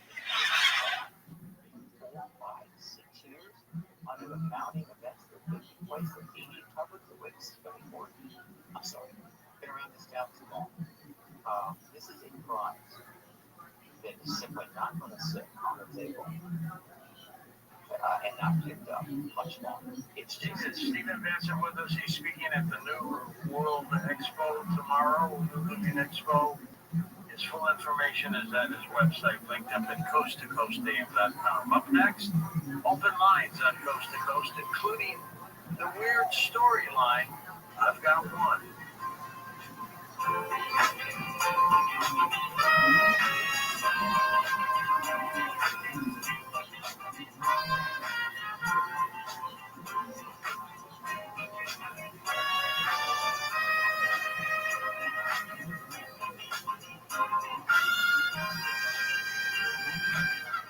On this podcast themselves, we unpack and emerge lines. Also, In the world of resentment, resentment, cynicism, anger against women, and a deadly tipping point. Tomorrow is the day of retribution, the day in which I will have my revenge. This is Incels. Listen to Incels on America's #1 podcast network, iHeart. Follow Incels and start listening on the free iHeartRadio app today. One of the highly anticipated matchups in the NFL this weekend will be in Orchard Park, New York on Sunday, when the Bills welcome in the Tampa Bay Buccaneers. Bucs coach Todd Bowles knows at this point in the season this will be a tough game. Everybody's short-handed in this league. They're making adjustments. It's like we're making adjustments. We got to adjust. They got to adjust. And we got to find the right formula, the right people. We got to play a heck of a ball game. I'm sure they feel the same way. Both teams are 6-3. In the NHL Global Series this afternoon in Stockholm, Sweden, the Predators rally to beat the Penguins 2-1 in overtime. Jack Hughes, the New Jersey Devils star, reportedly injured his hand in what's being termed a freak accident at a dinner last night. He's back in New Jersey being evaluated and is not expected to play Saturday in Washington. John Bean, the college football coach, featured on the Netflix series Last Chance U, has died after being shot on the Laney College campus yesterday. Police in Oakland, California have a suspect in custody. That's sports. I'm Frank Aaron. In the Northeast, expect northwest winds, partly cloudy skies, and highs in the mid-40s. The northern mid-Atlantic states will be mostly sunny with temperatures in the upper 40s, while from D.C. to Richmond, expect highs in the mid-50s. The southeast remains chilly with highs in the 60s for Atlanta and the Carolinas. Florida stays warm, though, in the upper 80s to the low 70s with a lot of sunshine. In the deep south will be leftover showers, but down along the central Gulf Coast, highs will range from the low 60s in Mississippi to the mid-70s in South Texas. Cold, breezy, and mostly cloudy throughout the Midwest as temperatures hit the low 40s north and mid-40s to near 50 degrees further south. Sunny skies across the plains states, but chilly in the northern plains with temperatures only in the 30s. The southern plains will make it into the mid-60s today. Warm and sunny throughout the southwest as temperatures hit the mid-80s in the desert regions with clear skies from Phoenix to Las Vegas. A storm that could last well into the weekend is moving into central and southern California. Rain continues in northern California and the Pacific Northwest with temperatures in the mid-50s and snow in the Cascades above pass level. That's your national forecast. I'm Tammy Trujillo. November is Alzheimer's Awareness Month, and medical experts offer tips on lowering the chances of getting Alzheimer's disease. Sandra Darling, who specializes in preventative medicine at the Cleveland Clinic, says the focus should be on foods that provide optimal nutrients like fiber, antioxidants, and healthy fats. She recommends what's called the Mind Diet, which consists of mainly plant-based foods, nuts, whole grains, and beans. Research from Rush University in Chicago found that when people follow the Mind Diet, it lowers the risk of Alzheimer's compared to people that were not following it. And rates of high blood pressure in children have almost doubled since 2000. A study out of China found that in 2020, around 6% of children and adolescents had hypertension, putting them Yo, how are you? problems down the road. One of the authors of the study said that China played a What up? significant role in this, along with update. I'm Mark Mayfield. My biggest love is real. Sometimes people tend to shy away Okie from doke, Zoot. wanting to adopt teenagers because they feel like they've lost so much, but so much to gain. Yep. Knowing that there's just that other person. Check out North. Feels great. And they've done so much. I only wish to do this today. Just happy in my life. I think it's been the best decision because his son. Yes, sir. He's the best son ever. If I was down and out.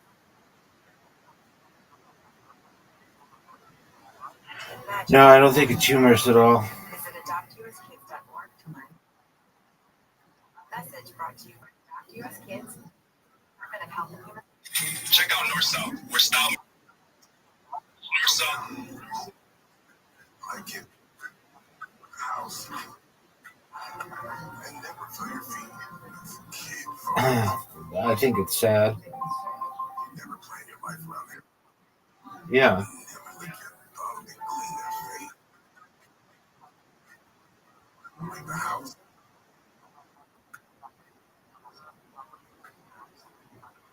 Right. Never let them stay home too late.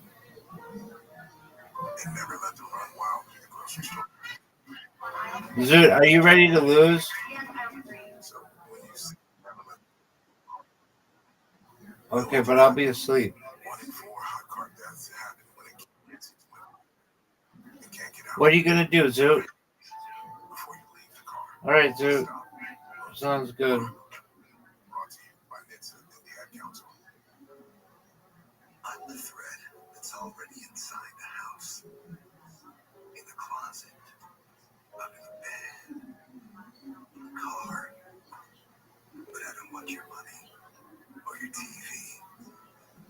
I can't be scared negotiating. I'm patient. Yo. I'm quiet. I don't sleep. Yo. You can't call the cops on me.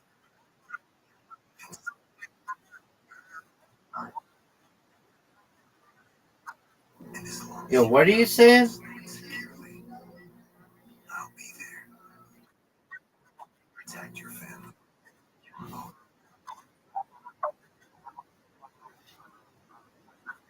.org. We find a public Okay, and what's it saying? by Brady and the Ad Council.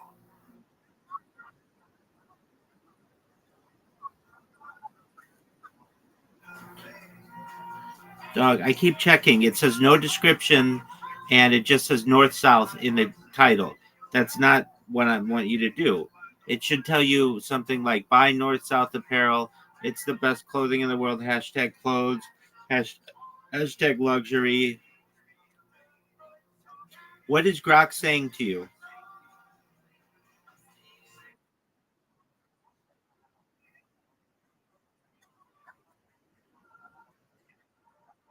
No, it doesn't. Okay, and what does it say? What's the response?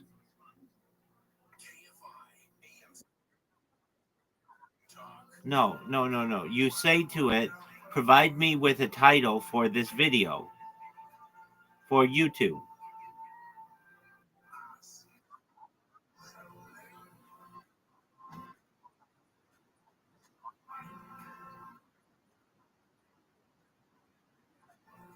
Say provide me with a title and hashtags for this video. And also a description and hashtags.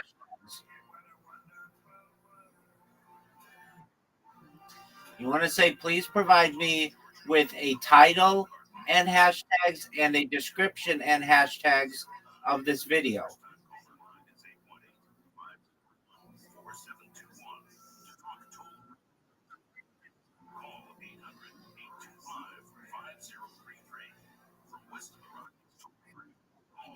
What's it say?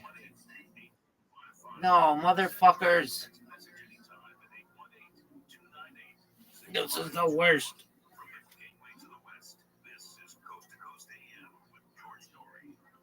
And welcome to the open line portion of Coast to Coast. George Story back with you. It's great to be back with you. We can also open up a weird storyline that you can share a strange story with us. I got to tell you one of mine. Every once in a while, doesn't happen a lot, I will wake up to the sound of a doorbell ring. And I get out of bed, go downstairs, see who's there. There's nobody there. Nobody there. So I decided to finally go online and check this out. It's called a phantom doorbell sound with no one present. As you're waking up, they say your brain was in a transition state between sleeping and being fully awake. And it is common during this period to hear sounds like doorbells, telephones, or voices that are not actually even there. Phantom doorbell sound. I believe that. I believe that. Do you believe what this motherfucker's saying? Ish. Alright, are you done?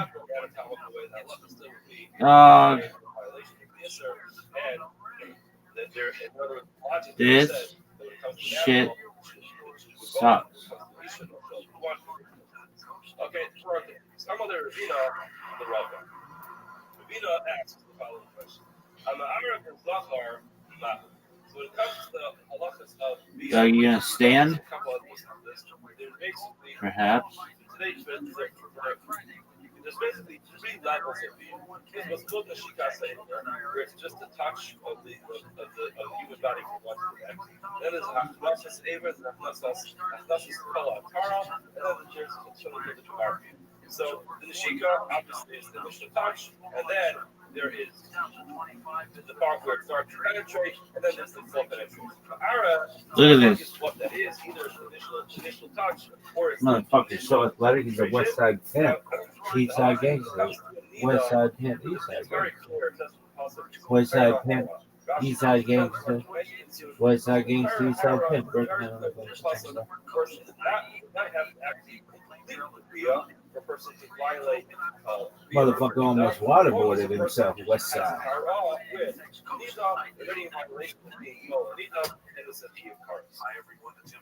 Now, the Gemara wants to know what happens if a person does this hara'ah with the zon. Again, being introduced with the zon is possessive. This was right, we spoke about that. Now, the Gemara is asking, to what extent does the person have to be intimate? If it simply touches, or if the penetration begins, is that enough, or does it have to be what we refer to as a marabia, as a completion of penetration? The Gemara says, what's the law of what's your question? The Gemara refers to that as Mishkevei Isha. Now, there's got to be a reason why the Gemara possibly refers to it as Mishkevei Isha. Mishkevei Isha, we know when it comes to being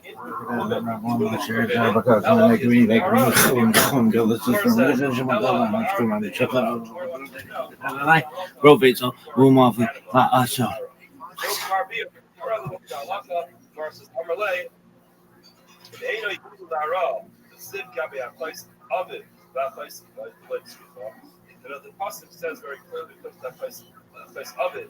It says very clearly the pasuk. Yes, she'era hara. It says very clearly the hara there. Therefore, any time person engages in that kind of relationship does not have to be even the initial penetration is a problem.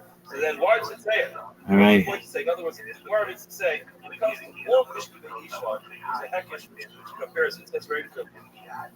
The Gemara. This move. Hey, dude, I know with David Sullivan, because Chris went to pregnant, he's like, I can't go, she's up to here. And then so David Sullivan came, he's from Texas, and he goes, this country, man? I was like, yeah, this is my kind of country. Dude was killing it. I looked behind me, Young Gravy was there, MGK was there, and we were Look at this move. Look at this athleticism. Stars having a good time, dude. And stars are normal people. And I like this. And we are rocking out in Young Gravy's here and MGK's here. And David Sullivan looks at me and I go like this, dude. Hey, man. And dude, I'll tell you what. I pulled out, because he was killing, Marty was killing, and I got rock stars behind me and a rapper. And dude, I look at him and I pull up shots of me doing, stand up to the crowds, and the crowds go like this, and I look at David and I go like this. What did I say? Yeah. Hey, here's what I think. Dicey doing that. Yeah, Chris. Read that.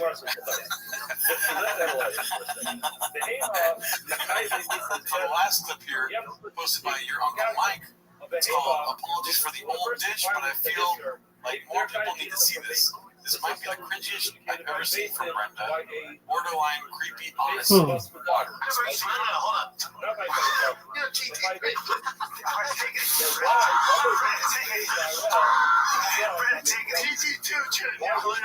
Come on, bro. Yeah. I see a ton of people making tired of some shirts. Yeah, and by that we mean Tom Segura.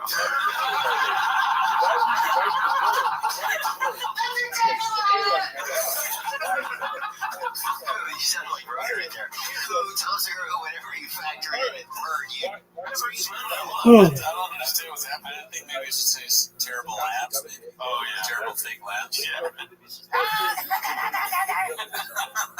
Baba's full of weird noises and sounds. It's not just the mispronunciation of names and the horrible takes and stolen jokes we sleep on.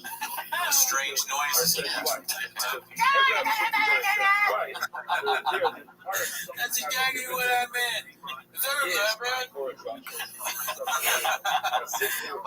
meant? Like an handler would come in and be like, yes, Brendan, that's no, Brendan, that's actually an orange. Okay.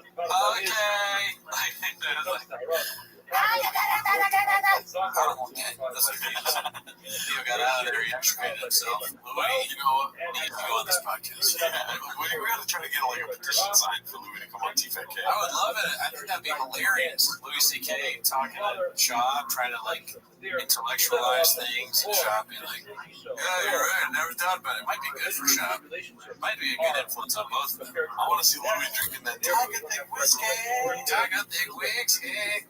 I bet Louis drinks, I would imagine. I think so, yeah. I mean, that's the only time I ever pull up and just give me that.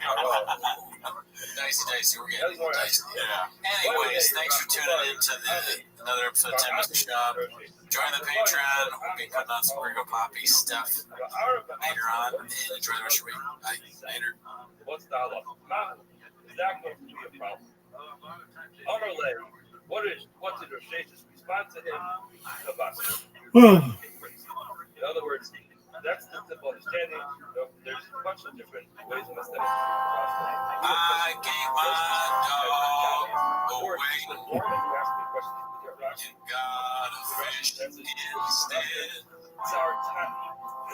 No room for the tank. What are we doing here? The comments hurt my soul.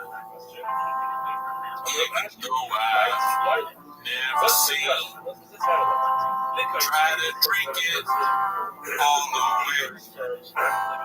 But I remember everything. How I can douche my dog. My sweetest friend. Every pet I had goes away. And I could douche them all. My empire pets. I will put them down. I will make them hurt. Take up.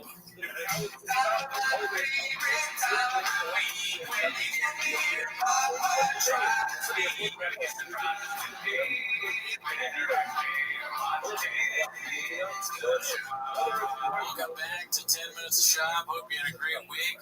Join the Patreon. Shout out to everybody who did. Join the Patreon. Hey, you guys. Okay, Mr. Whole Foods. But that's not why you're here. You're here for 10 Minutes of Shop. So start the clip now. And also, we got a new sign. Oh, yeah. One quick, sorry. Before I start the timer, thank you to whoever came up with this. The only person I remember off the top of my head saying Timos is Armando Diego. So if it was you that came up with it, thank you. But anyways, that's not why you're here. Let's start the timer now. So typically we just do video content here, but I thought this was particularly funny. This one was posted by Neil Bench, and it says, "This has got to be the most uninviting thumbnail I've ever seen at any facet." And it's that. Look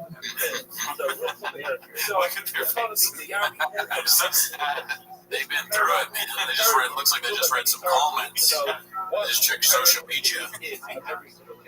I guess they've also done hours and hours of podcasts probably. This is right after Food Truck Diaries and whatever. Maybe Brian has his sandal podcast or whatever it's called, the flip flops. It looks like Brian's thinking like, oh my God, did Brendan really buy a gold chain like that, dude? He's thinking what all these people are thinking. I'm trapped. My own actions have trapped me in this timeline with Shaw. I never will be able to get out. I've monetized my life. I thought that was funny. So the first clip today is posted by NoCauliflower4577. It's called Open Micer Calls Out Papa in front of the Undertoad. Gets props. Okay. Chaos. We were all dressed up. Feel good. Yeah. Would you rate it? How'd you rate it? On a scale of Brandon Shaw to 10, would you rate it?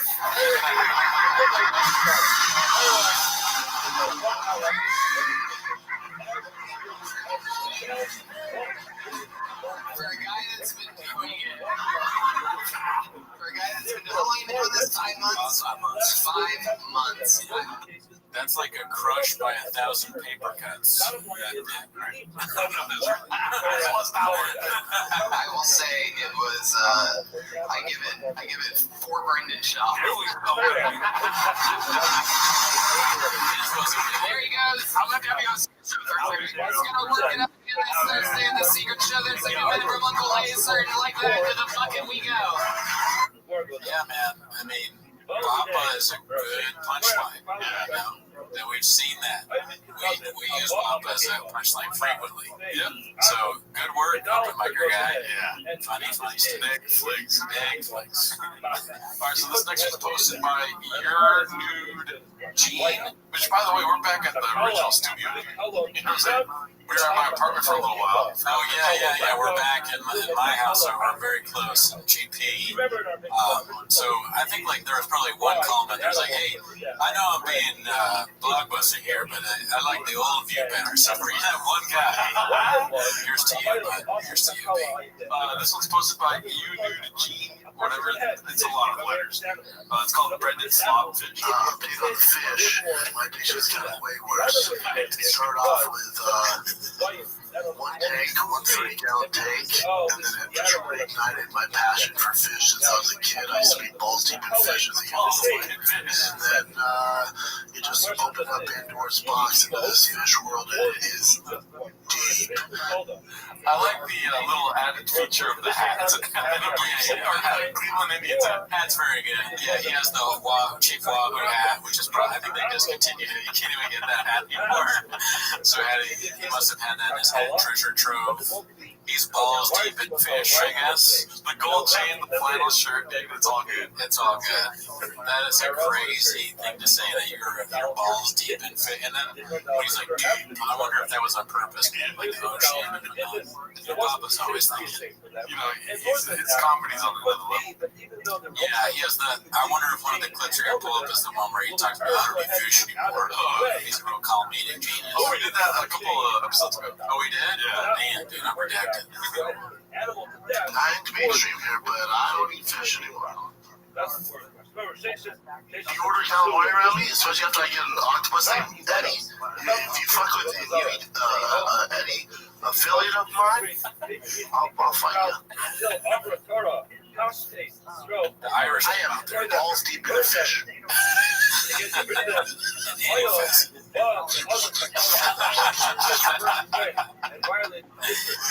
I see fish, I'm like, oh yeah, you fish. Some people are like, fish. Yeah. Alright, so this one's posted by X Anarchy Camp X. It's called Bruce Springsteen's. No. The category is Bruce Springsteen's giraffe. So I don't know if that's something he's ever said, Bruce Springsteen, but that's what brings it. I think so, yeah, that's one of the names. I think you missed it. Oh, okay. Bruce Spring. Yeah. Spring, you're right. Sorry. So it's called The Conditioning. So I thought this would be fun. It might have a song on it, so I might mute it post. Okay, we can just comment on people in it. Thank you for doing that, Chad. Yes, sir. The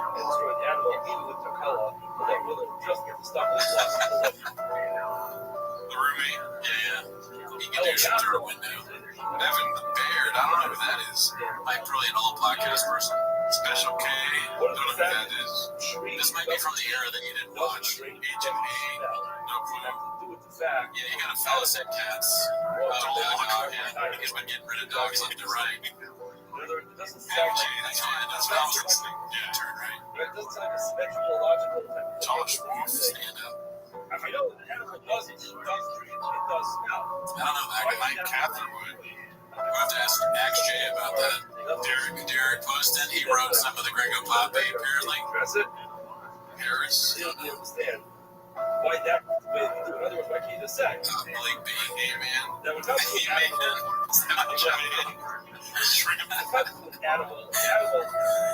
Not only good Malik, because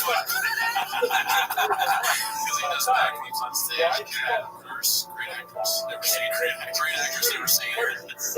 Hot shit. Perfect. Thomas. comments. I will never understand why they don't want to comment. Damn, that has made the feels. Yeah. Register. Can't talk. That was great. So Malik B, not only is he not allowed to talk about social issues, but he's not even given a name. A-Man. A-Man is even more ridiculous because it's Malik B. What is the A come? We're redacted, so we don't know. I think they're just saying a man. Like, it's just a man. Oh, maybe. We'll have to check the ultimate stream bubbles. I'm sure we'll get comments. Yeah, the comments will tell us. Sometimes the comments are like, hey, this is what it is. Other times the comments are like, how dare you? It's like a head chef stepping in. Dreadful. I've never seen these comments work in my life. This shit. I've never seen the comments, so that's true. We don't read social media. Yeah, that's weird. This one's called. This was posted by Warren Tates. Warren _ Tates 1. It's posted, but it's called a Liar Liar Remastered. So here it goes, baby. When I say I didn't hang out with Chris, I'm saying I didn't hang out with him because one of the times I saw him, we're at the Comedy Store. Our relationship was a Comedy Store. And when we were always work. It's important to say we haven't spoken to Chris. And we've never been on the road with him. I was on the road with him about 14 years ago once when he was just beginning, but I've never been on the road with him, so I don't know. I don't know what to think, and I don't know. That clip where Brendan's like, I thought we were gonna fight. Yeah. I thought we were good. And then it's just them being like, we've never even met him. Yeah, like honestly, we don't know who the guy is. Nothing in this universe ever ends up making any sense though, because that clip comes out, and then now Chris is on their podcast, The Golden Hour, as if nothing happened. And we're still waiting on our 300 pages of evidence. We are the monster lawyers, and where's the Tiger Belly email?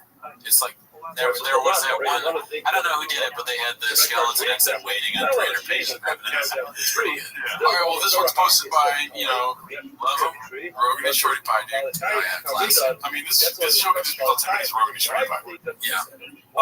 It's called Gaming with Mrs. Shop, The Experience. Rogan and Shorty Pie, and I'm sure this has been said before, but Rogan and Shorty Pie is that white boy that worked too much. And I don't know if he's white. Rogan is. Where's up? This is up. That's walking for me. Yeah, dude. Straight.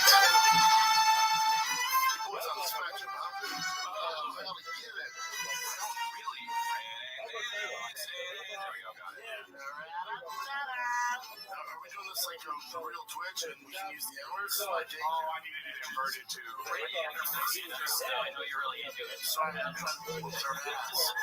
My son Jake has a young boy. Oh, this theme song. God, these graphics so calm. How do I get to cut up?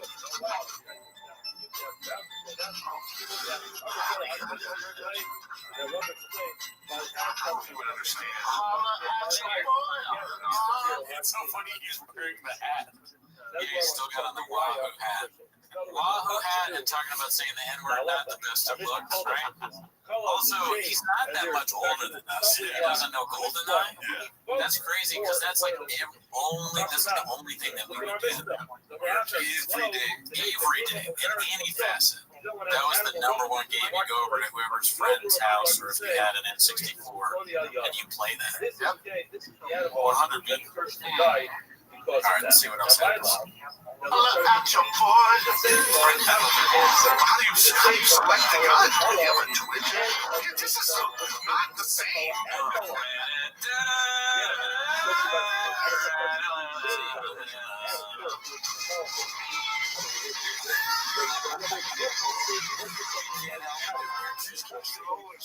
What's down? So you can find me on Twitch. Yeah, on a real system.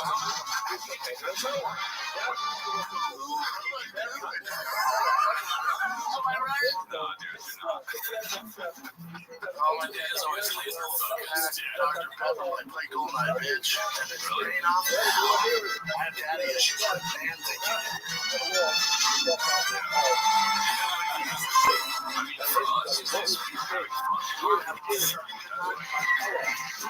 That's on my life.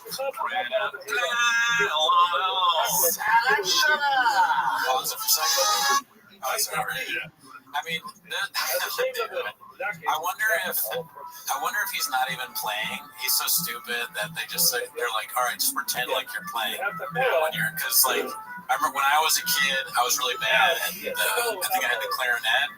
And so we're all supposed to learn a song for a recital, and the teacher came up to me and she was like, listen, we're going to do the recital, but you don't have to play it if you don't want to. You can just pretend. You can just pretend and blow into it. That's what they're doing. Someone else is playing for it, and I can't understand it. But he's still super into it, licking his lips. Yeah. Well, he has to act.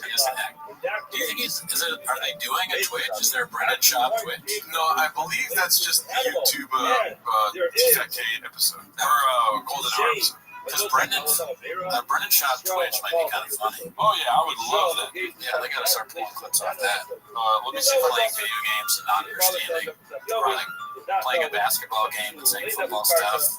Yeah. I'm playing Madden, and then you see like LeBron James. So this is them playing GoldenEye. Somewhere. There it is. This is what it's Are we doing this like the real Twitch and we can use the hour?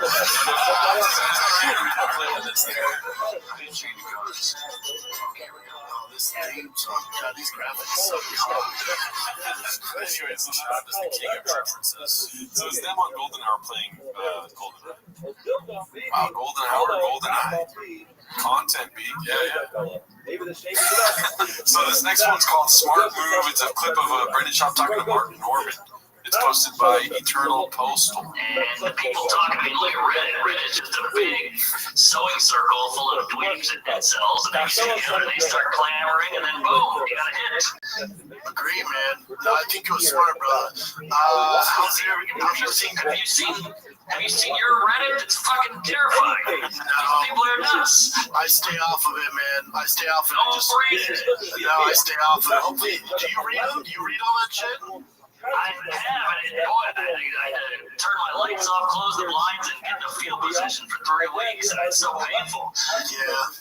Yeah, I don't know, man. I don't look for validation from guys on Reddit, unfortunately. Smart move. Take that, cats. Papa doesn't need to have you guys think he's cool. He's got his inner coolness, okay? Do you guys have that many hats? Huh? Do you have 1,000 sports jerseys? Could you be a comedian? Are you brave enough to go on stage and say that Magic Johnson has AIDS?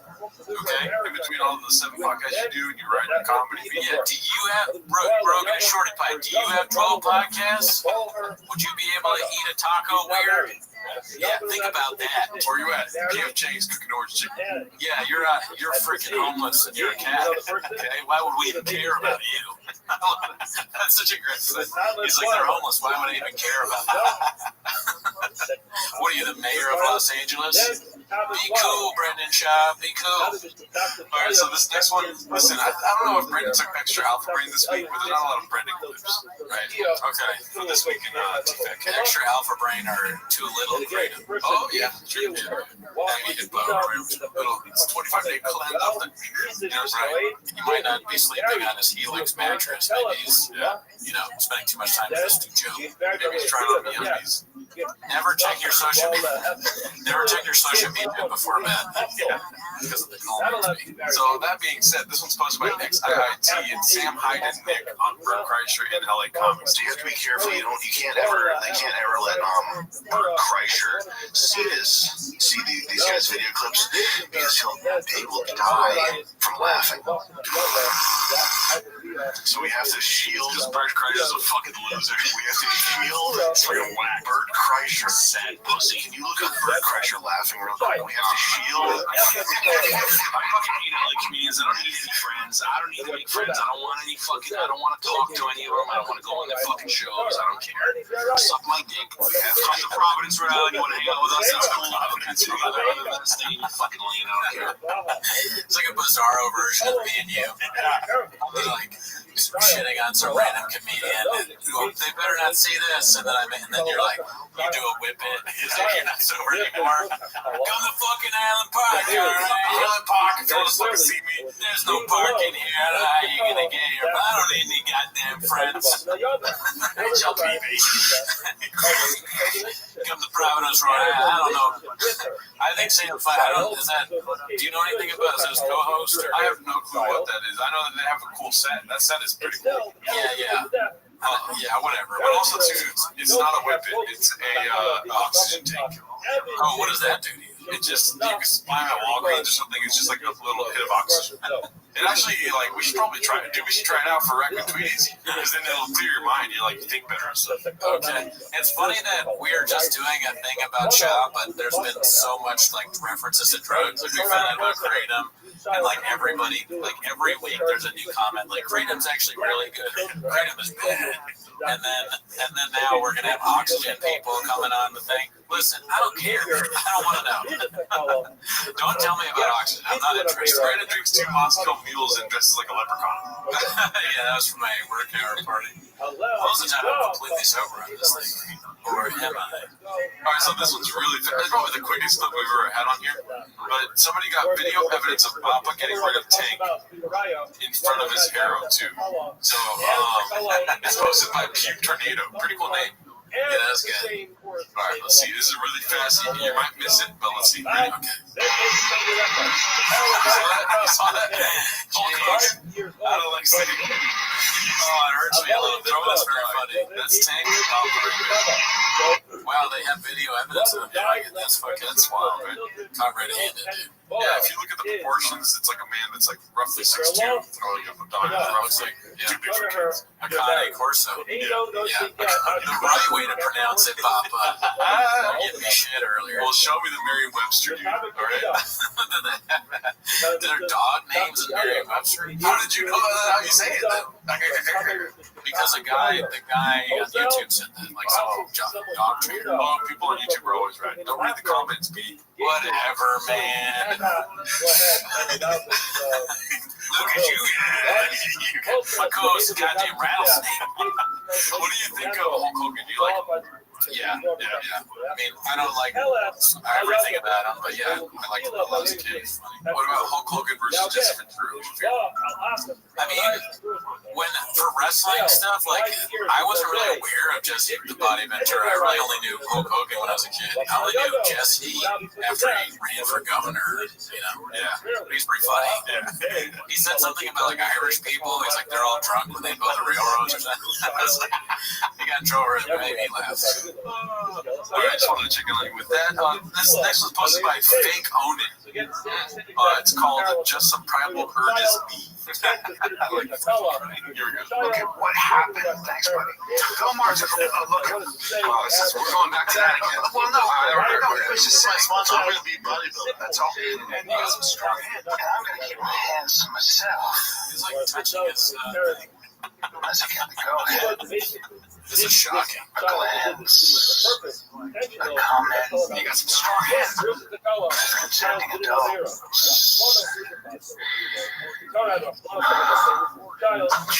I know, dude. His hands wrong, man. I want to file a form.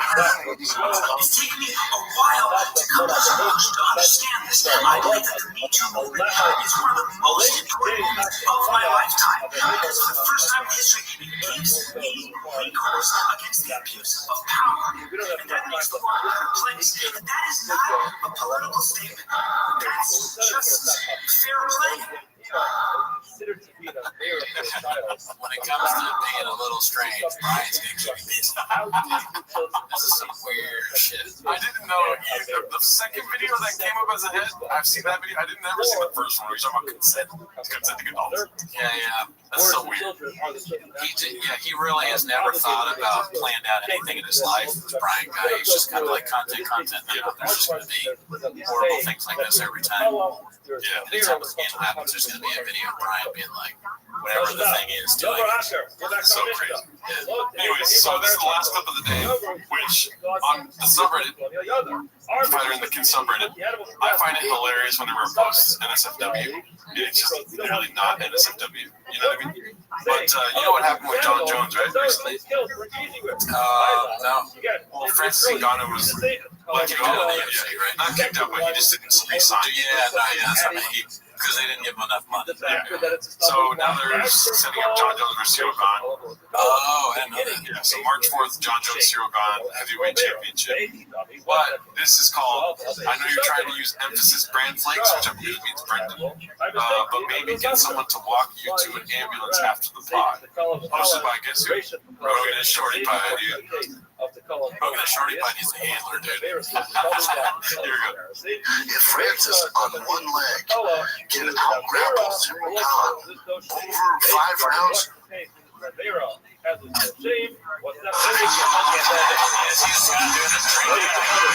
you think John's gonna do? Easy money. Easy. No one should ever take financial advice or betting from Schaub. Schaub said that, remember for the beige frequency, Schaub said that Conor McGregor was going to beat Floyd Mayweather in boxing.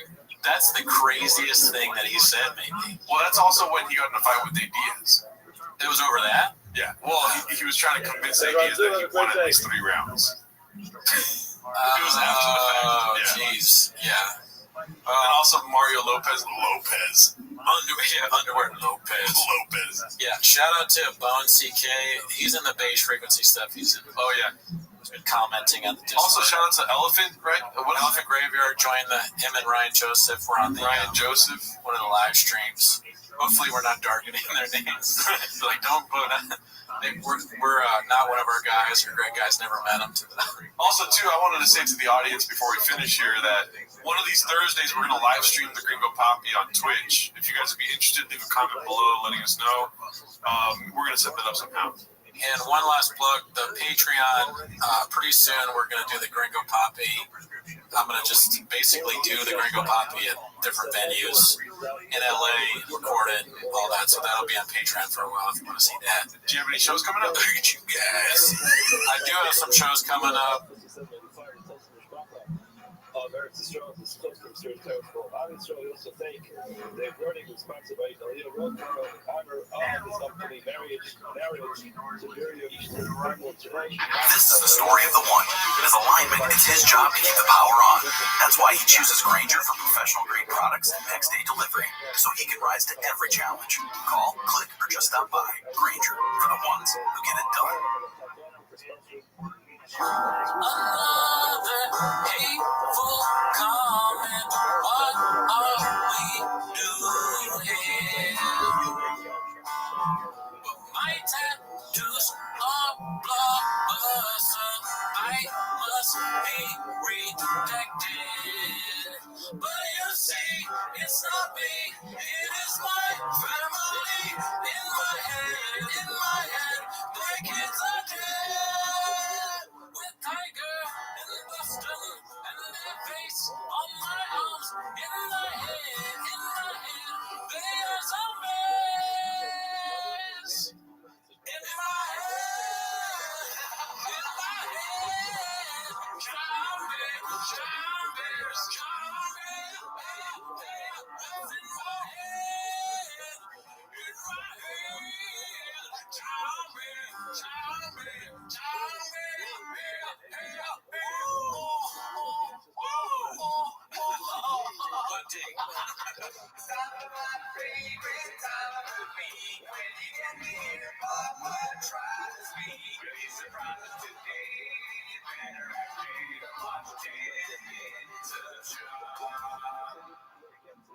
Please don't post the song from this week.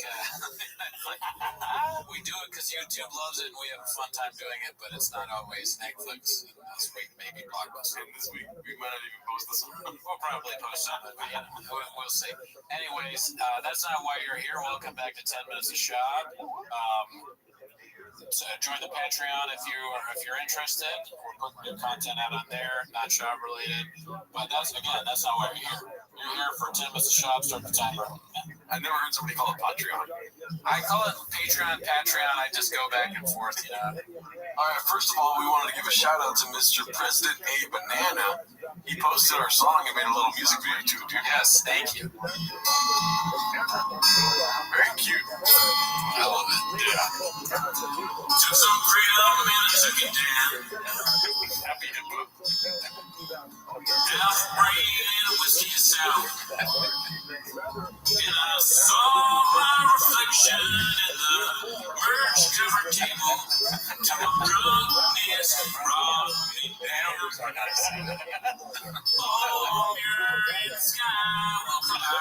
I just saw Bobby in the back. Will me walk me to my broken truck? How do you find a picture of the truck?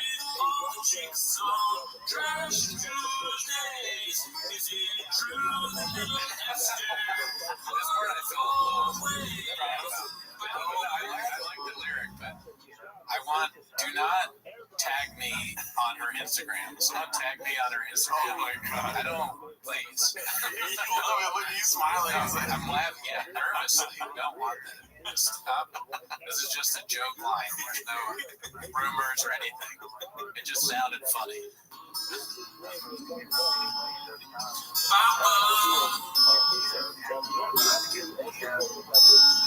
Oh, come on.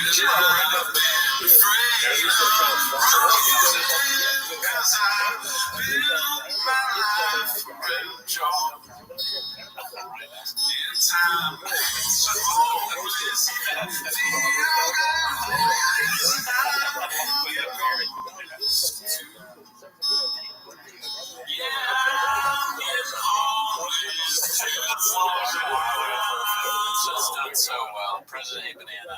Yeah. You really, very good. Killed it. Thank you. For the first clip of today, this one's posted by LowAd3570. It's called Papa Struggles to Take a Sip. Classic Papism. Have you seen this clip yet? I don't think so. There's been like 3 or 4 clips about this already. I just love him not being able to ingest things. Well, he's doing a bit. It's the bit. So he's doing it on purpose? Yes. Oh, okay. He's trying to say like something that he doesn't believe. Where he's like, oh, you know, Dana White didn't beat women.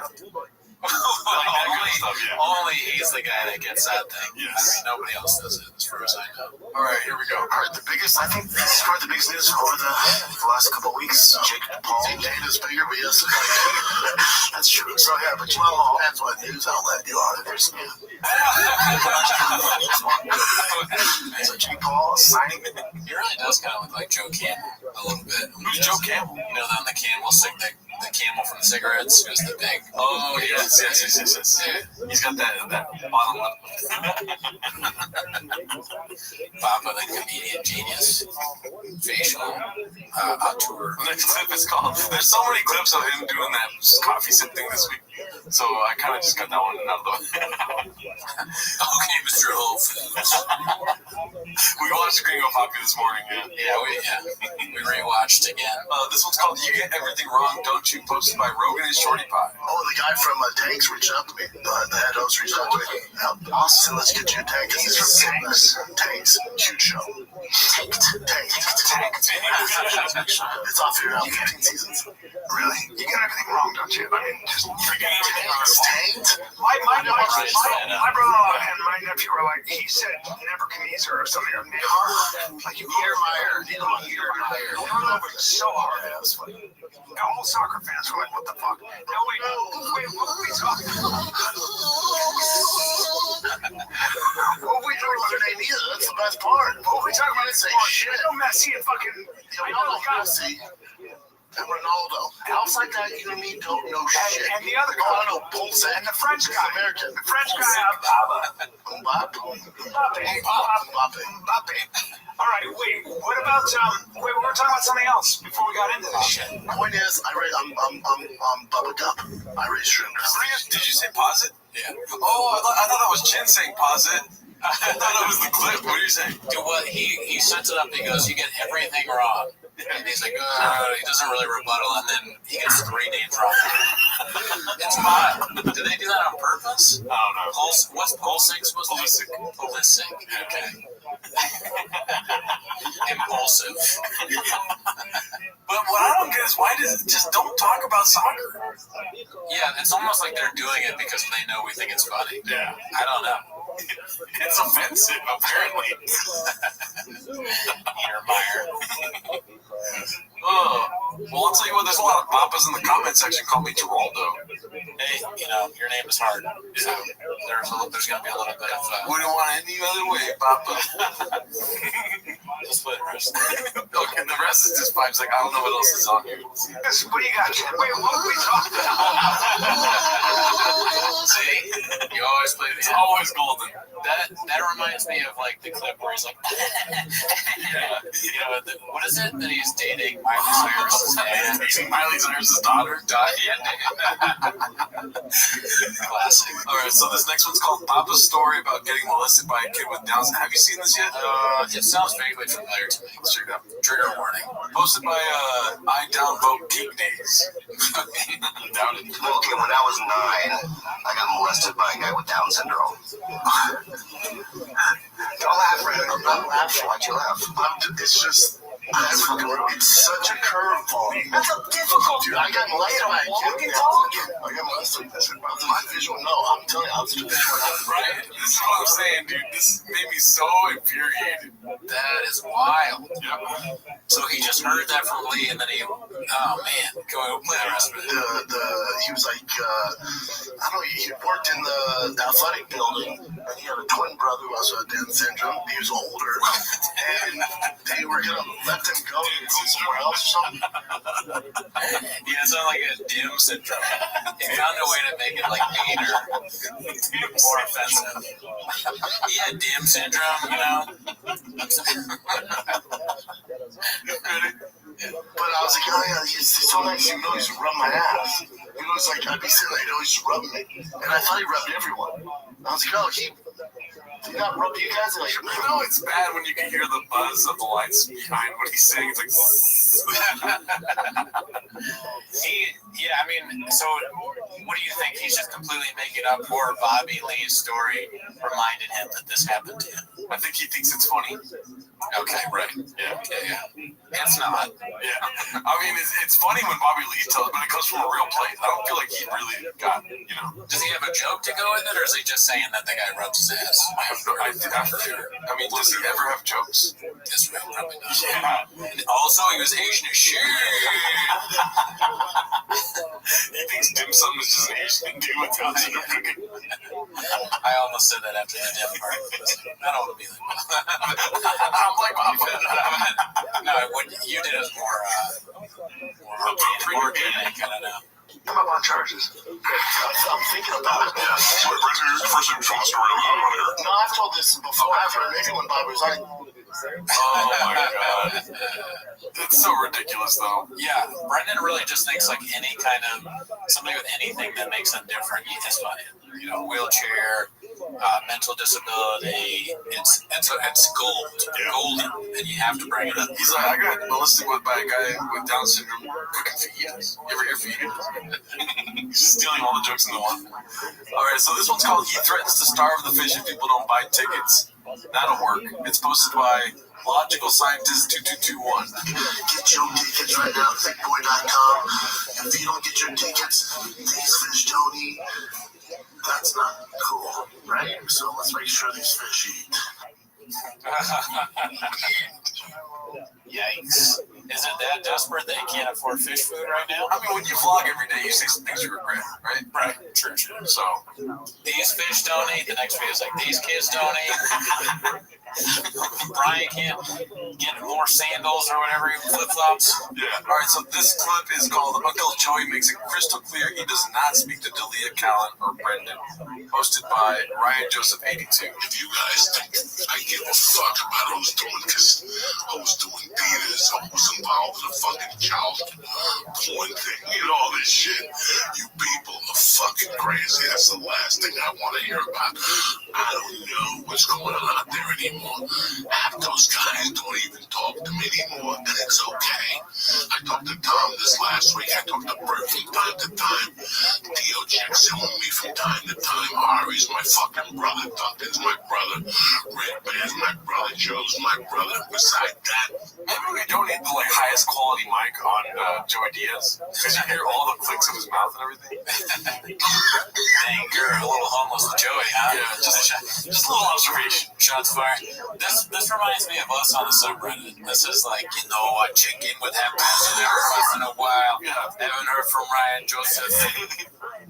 Broken is 25 years. Me up every now and again. President Banana, I don't know him. He's a great guy. Never met him, but these people saying that we're connected with him, that's not true. I haven't even heard from Durnham or whatever, and never reached out to me. Okay, so what's Sean McCorkle's name?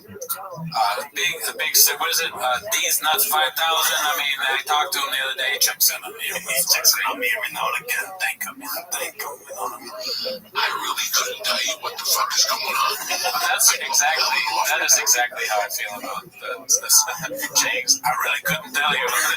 I have no idea. Wadsworth, don't know what he's at. Some days it's like this is a great song. Other days people are telling us that I have small teeth and I should kill myself. Hard to tell. From time to time, I talk to Josh Wolf. I talk to my man Ryan Sickler. But that's it, guys. Ryan Sickler's what's going on out there. I don't hear from them. I like how he continues saying names so you can like kind of corner it out.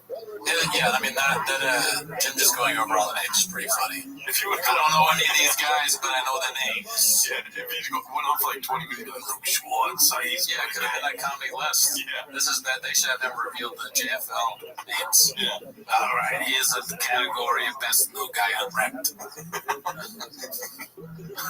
All right, so this next one's called Dana Stole Marketing from Brenda. It's all marketing. Posted by the Donk. Okay, here we go.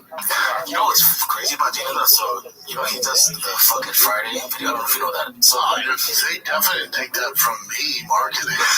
Remember when he was just firing people out and he was like, cutting guys? I was like, yo, Dana woke up, was like, fucking Wednesday. So I was marketing and all that Friday was like, yeah, marketing. It was called Fucking Fridays. And he's like, that's a brilliant idea. Yeah, so he I don't know. He'll have his wife at the fighting gym. You check her out. She's there. She's cool. She's hip. She's cool. You know? It's all marketing. That's it. Do you have, like, let's say Brennan takes, because he's a very litigious fellow. Yes. He takes Dana White to court over this. Yeah. He's testifying in front of the judge, and he says, in my opinion, Your Honor, Dana White stole this idea from me, and then the entire courtroom laughs. They cancel the judge. All right, come on. It's like banging a gavel. One more minute of laughter, and then because nobody would ever believe that someone could steal anything from Sean. Yeah. I mean, just look at him. Go back to that clip. Yeah. Look at this. A 40-year-old man in a pink Supreme hat, a t-shirt, a hoodie that has a big donut that's dripping on it. It says with three C's. He takes his wife to the fights. It's all marketing. What does he say about his wife? He just says he takes them to the fights. Is this before or after the fight? I'm assuming this is after. Wait, let's find it. Check her out. She's there. She's cool. She's hip. She's cool. You know? It's all marketing. The domestic violence is marketing? Yeah, right. I don't think so. This is definitely after what happened with Dana, because at the beginning of this episode, he's like, the biggest thing in the news is Jake Paul. He's like, you sure it's not Dana? No. Oh, I didn't know that was what it is. It makes sense that he thinks Dana White punching his wife is part of UFC marketing. All the fighters do it. All the fighters get their wives. No, there's a lot of instances of fighters. Yikes, dicey. What else you got, Jen? All right, so look at you guys. This next clip is called The redacted parent strikes again, posted by No Cauliflower 4577. Nicotine, you use the glycogen, your muscles actually. Shut up. Shut up, dude. Put SOS on my fucking. Man, shut up. That's a new thing too. What is that? I've been saying the SOS. Shut up. What? Papa's a goddamn rattlesnake this morning, huh? Shut up. Be cool, Brandon. Be cool. Why is he telling Delia to shut up? Look at you guys. It's just all Gringo Poppy stuff. If you watch it for 25 minutes, it rubs off on you. You're just at the bank, and they ask you what you're there for, and you're just like, okay, Mr. Whole Foods. Sir, do you want to withdraw money, deposit it? You're fat as shit. You're fat as shit. How much money would you want? 7 times a week. That doesn't make sense. Okay, so this next clip is posted by Rogan and Shorty Pie. He's always posting. Yeah, that's one of the categories. It's like, what is it? Something? Oh, another Shorty. Oh, we're Rogan and Shorty Pie clip. So you know you have to do tags when you post. Oh, yeah. This one's called Diddler was late to the show, so Brenda decides to dox him as a corrective measure. Let's see what this is all about. Bro, when I finally got the gate open, I'm in my robe trying to fucking open it, man. You want a robe? Hey, yeah, bro. Hey, you don't have to option, right? You wear a robe? Dude, you don't dox. What is wrong with your eyes right now? They're so heavy. You don't have to dox you, right? All right, well, that's fine, man. All right. You know what, by dox, I mean, no Diet Cokes today. You know, you can't always be Netflix on that clip. I think he just ran out of steam. You can't always impersonate Brian Callen perfectly. Oh yeah, that is kind of like Brian. That's not, you know, I'm gonna keep you busy. You know, Mine's good.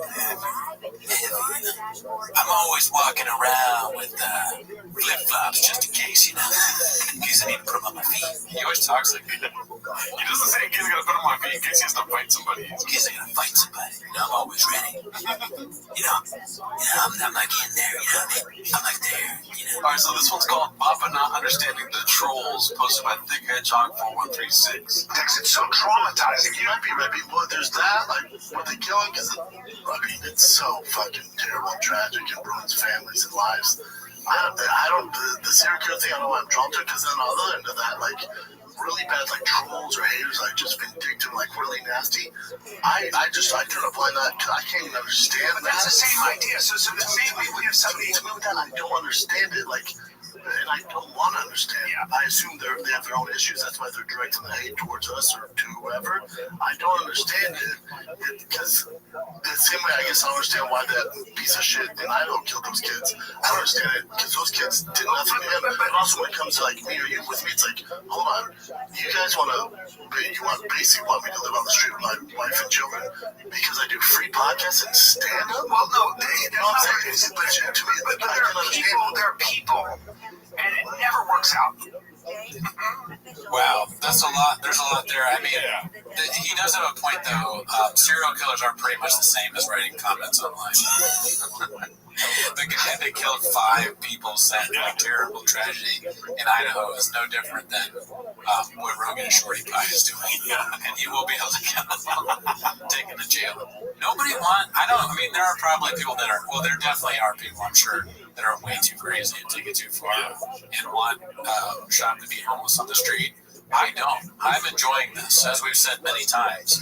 This, to us, watching these things is Netflix. Well, if being homeless is like fear of yours, don't call your trolls fucking homeless. Yeah, that's a good point. Yeah. You're like, I don't even care. They're homeless to me. Like, you don't care about homeless people. What about when you get homeless, Brent? Yeah. Did you ever think about that? I think you did. Okay. When you're homeless on the street, you'll know what it's like to be a homeless cat. And in no way, shape, or form do I want him to stop. Yeah, I want him to keep doing it forever. I wish he hadn't started doing stand-up, but now that he's doing it, I'm like, I can't get enough. Yeah. We really did watch the whole Gringo Poppies this morning, and it was hilarious. We laughed non-stop. The part in the beginning where he goes, look at you guys. It's just like, it's so good. It's so funny to me. There's little are we back, Dallas? Nice. So people were all like, no, fuck that. What does that mean? It just doesn't make any sense. Well, he's talking about getting free donuts. I know, but that doesn't make sense. Nobody, that didn't happen. Almost nothing that he says happened. I think. You guys remember that guy that was all like, "Oh, Boogie with the vaccine, oh my God." Okay, Mr. Whole Foods is so great. Okay, Mr. Whole Foods. That doesn't make sense.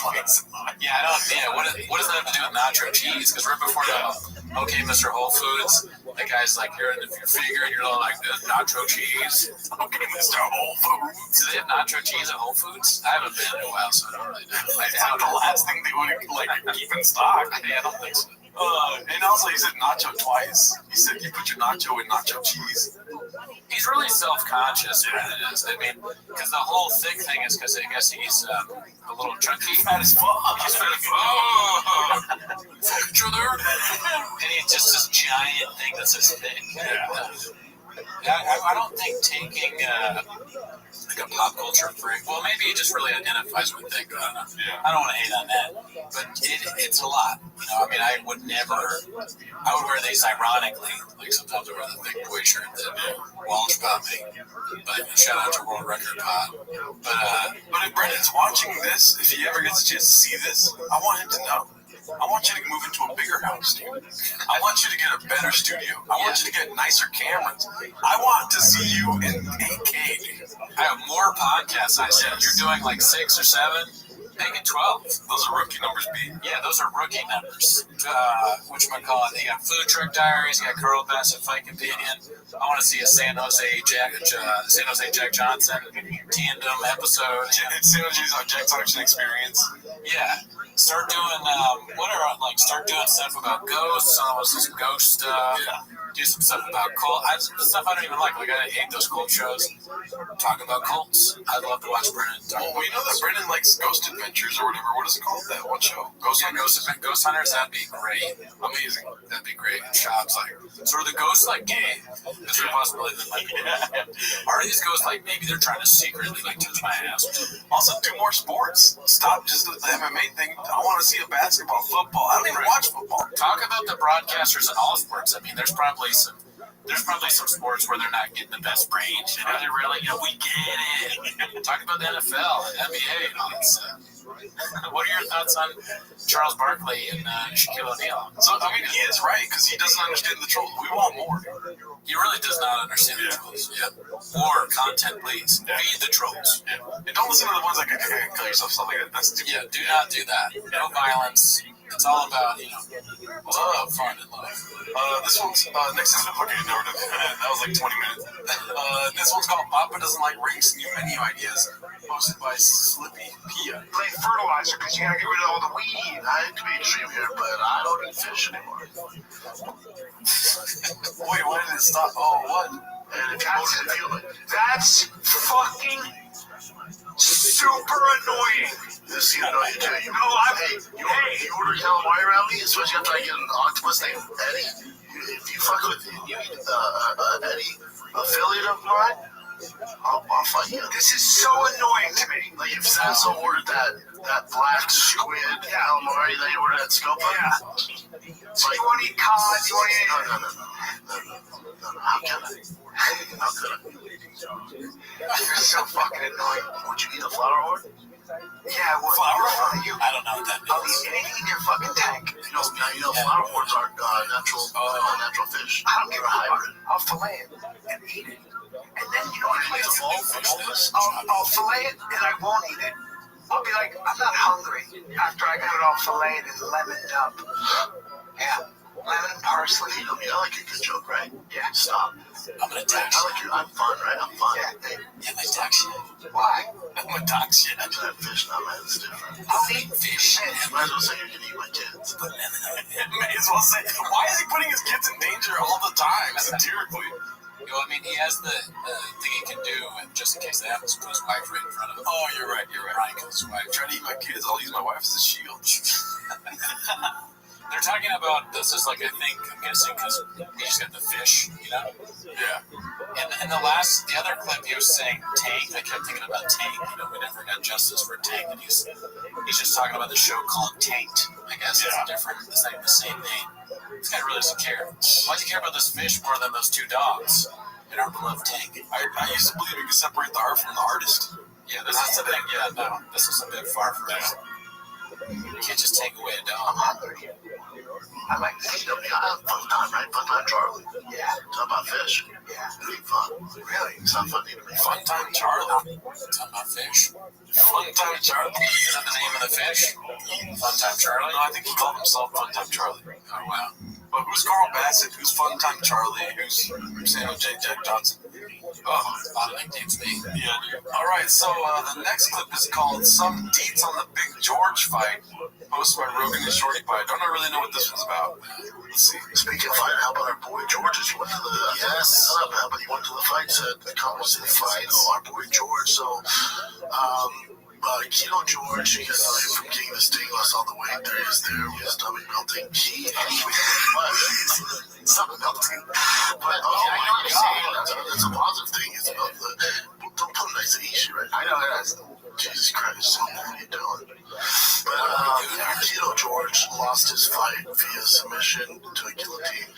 And then Tall George beat the shit out of his guy. So, okay, I was there, and Keto George, I'll tell you, I've never seen him look the way he looked. He was just like determined. Even when he was walking by, I was like, hey, George, because I was luckily in a row where they walked by next to me.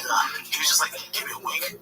It's all business, and dude, he was so legit, like a real fighter. And I'm so proud. The entire time he was there. I was talking to him afterwards because unfortunately I couldn't be there. Sorry, with Alton and Rich Chow, but I couldn't be there. I wanted to. I sent some videos. Dude, he's like Keto George. He stopped eating quesadillas. He got caught with the guillotine. There should be a show where it's like the spelling bee. You know, you spell the words, but instead of spelling, they ask you to pronounce words. Yeah. Like, pronounce guillotine. Because I would tell them how to. They go, pronounce this word. And then they have a word on the screen, and it says quesadilla. And he's like, quesillo. But you know with Shab, you can never predict what he's going to do. So they'll say, pronounce this word, and he goes, every word? In any facet? In any facet? Here, apparently, it's Chin makes tacos, which, you know, he's a multi-talented guy. He can cook, too. I had tacos last night. Chin is better than this show, I would say. Yeah. He belongs somewhere. You know, they can use his talents better. And this one is posted by ICHDC. Trying this out as much as I could to get as much healthy as I could. And so I'm like, this is what I'm blaming. This. These are hard choices, which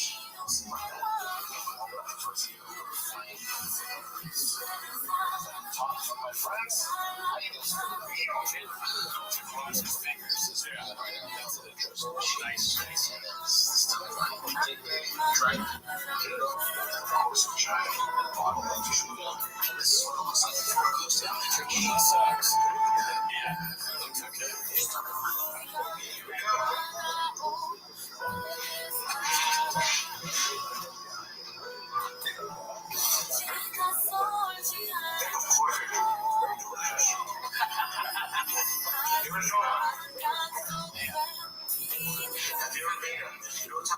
If he keeps this up, he might be on Food Truck Diaries. Yeah. He might go to Chin's house or his apartment or whatever. Also, too, that was tripe, right? Tripe? No, what is that? Tripas? Oh, really? That's what menudo is? I don't know if that's what menudo is. Listen, I don't make menudo. I don't like menudo. I'm a pozole guy. I thought menudo was I didn't realize that it was a food. I know like Ricky Martin was in a band called Menudo. Oh, he was? I didn't remember before he became famous. It was like a boy band or something. Before he started living the life Living La Vida Loca. Yeah. Pre-Living La Vida Loca days. You're like cuddle that. Keep it in. Just 10 minutes of Living La Vida Loca. Well, yeah, dude, I don't know. I'm not a big fan of menudo. I don't know how you feel about that. I've never had menudo. I think it's interesting that Chin is doing all these like lifestyle YouTube things. Yeah. Trying to do side projects, I guess. It's healthy, dude. It's healthy when you got all those toxic people around you. Right. Use your audience, Chin. Yeah.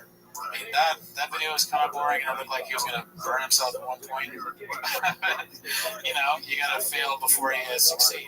That's what we know well. And it's also very endearing for Jim to just love R&B. You know what I mean? Yeah. And when he was putting in like the Cholula and all that stuff, I was kind of just thinking to myself, okay, Mr. Whole Foods. Can't control myself. Yeah, Cholula, worst hot sauce on the market. I agree. I like it. I like all hot sauce. I think the worst is probably Tabasco. Like, I like Cholula more than Tabasco, but it's one of the lower rated ones for me. There's Tabasco with Chipotle though. Yeah, the Chipotle version of Tabasco is better than Cholula. There's no redeeming Cholula. Well, that's all the clips for today, dude. That's all the clips. Thanks for tuning in. Join the Patreon, join the Discord. Have a great week. Bye.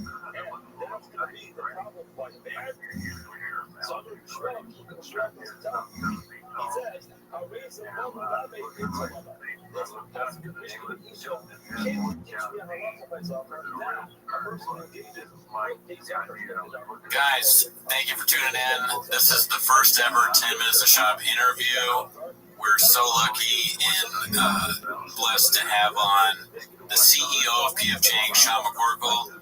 Anything else I'd say would not give it its due. So if you want to support the podcast, join the Patreon, subscribe, all that stuff. And we want to do more guests like we're doing today. So if you have any ideas, join the Discord and let us know for other people that you want us to try and get on. But this was amazing. I mean, you're really going to check it out. Sean McCorkle, thank you. Hope you enjoy.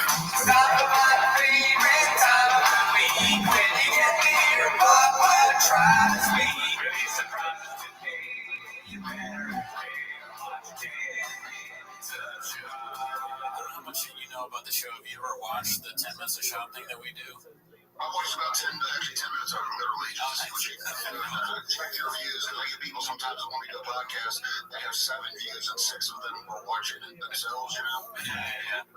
I have a buddy from high school who sells a program to drive traffic to YouTube videos, and his YouTube videos have 12 to 14 views each. And I'm like, that's what you're doing for a living, teaching people how to get 14 views on a YouTube video? Like, I don't know. But yeah, we just looked into it. We did like one episode where we watched the Gringo Poppy, and then it got so many views, and then we created the 10 minutes thing off that, and people just love it. So, yeah. There's a lot of people that don't like it. All you gotta do is put a shop review of any kind up. They've been begging me to do one, but I felt like I'd be the 50th person at this point to pile on. So I guess, yeah, maybe, but I think you should do it. I'd watch it.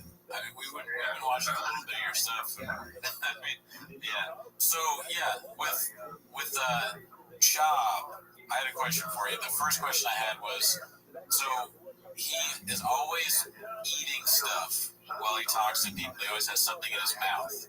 Do you think that that's like a disrespect thing, or is that CTE, or what is that? What do you think that is? I think he gets CTE is too much credit for Shaw. He was an idiot ever since I met him in 2010. Like, he's been an idiot. I think he just has no. I mean, the guy thought giraffe was spelled giraffe for he just has no self-awareness at all. He's probably one of the least self-aware people I've ever seen in my life.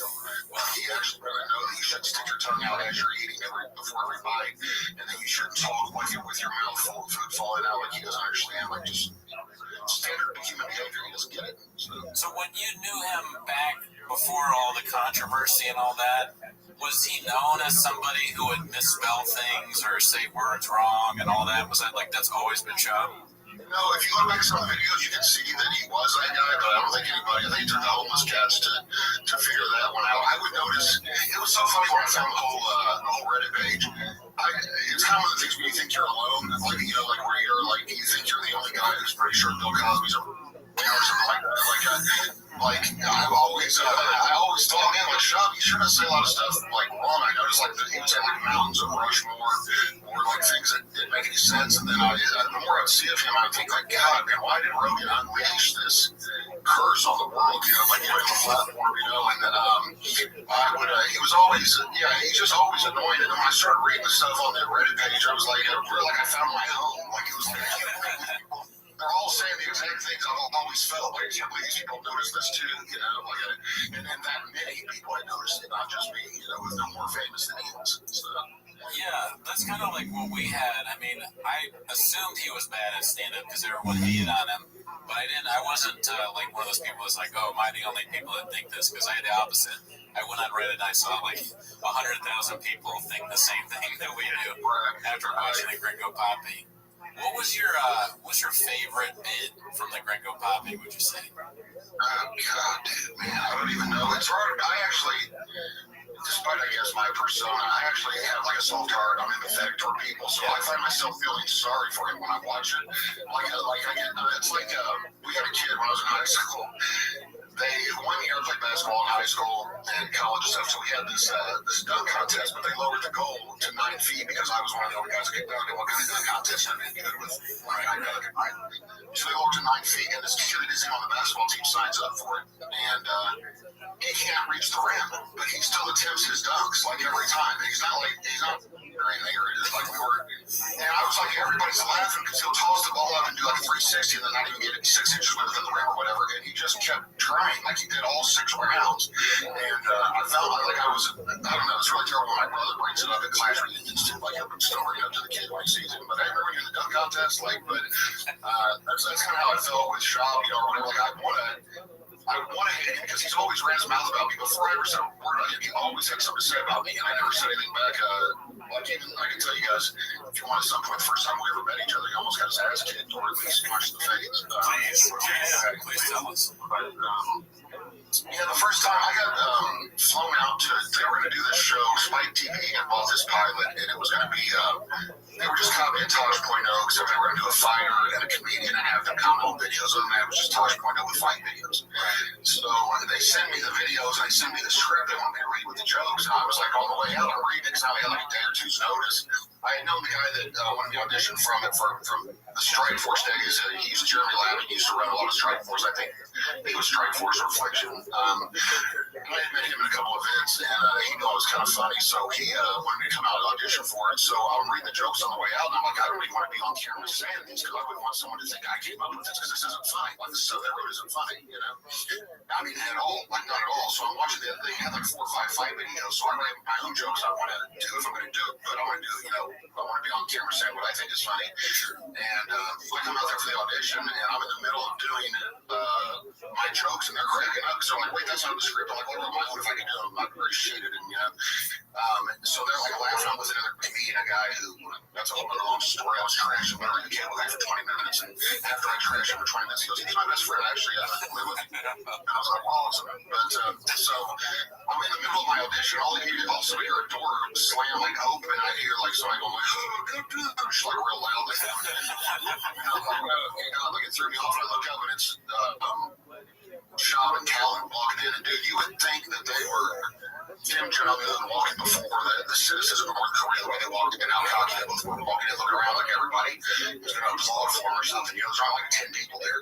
And the guy at the door, the guy's like, guys, can you keep it quiet? You know, they can't believe it. Like, they're like, oh, and then Shab's like, oh, did I miss something up?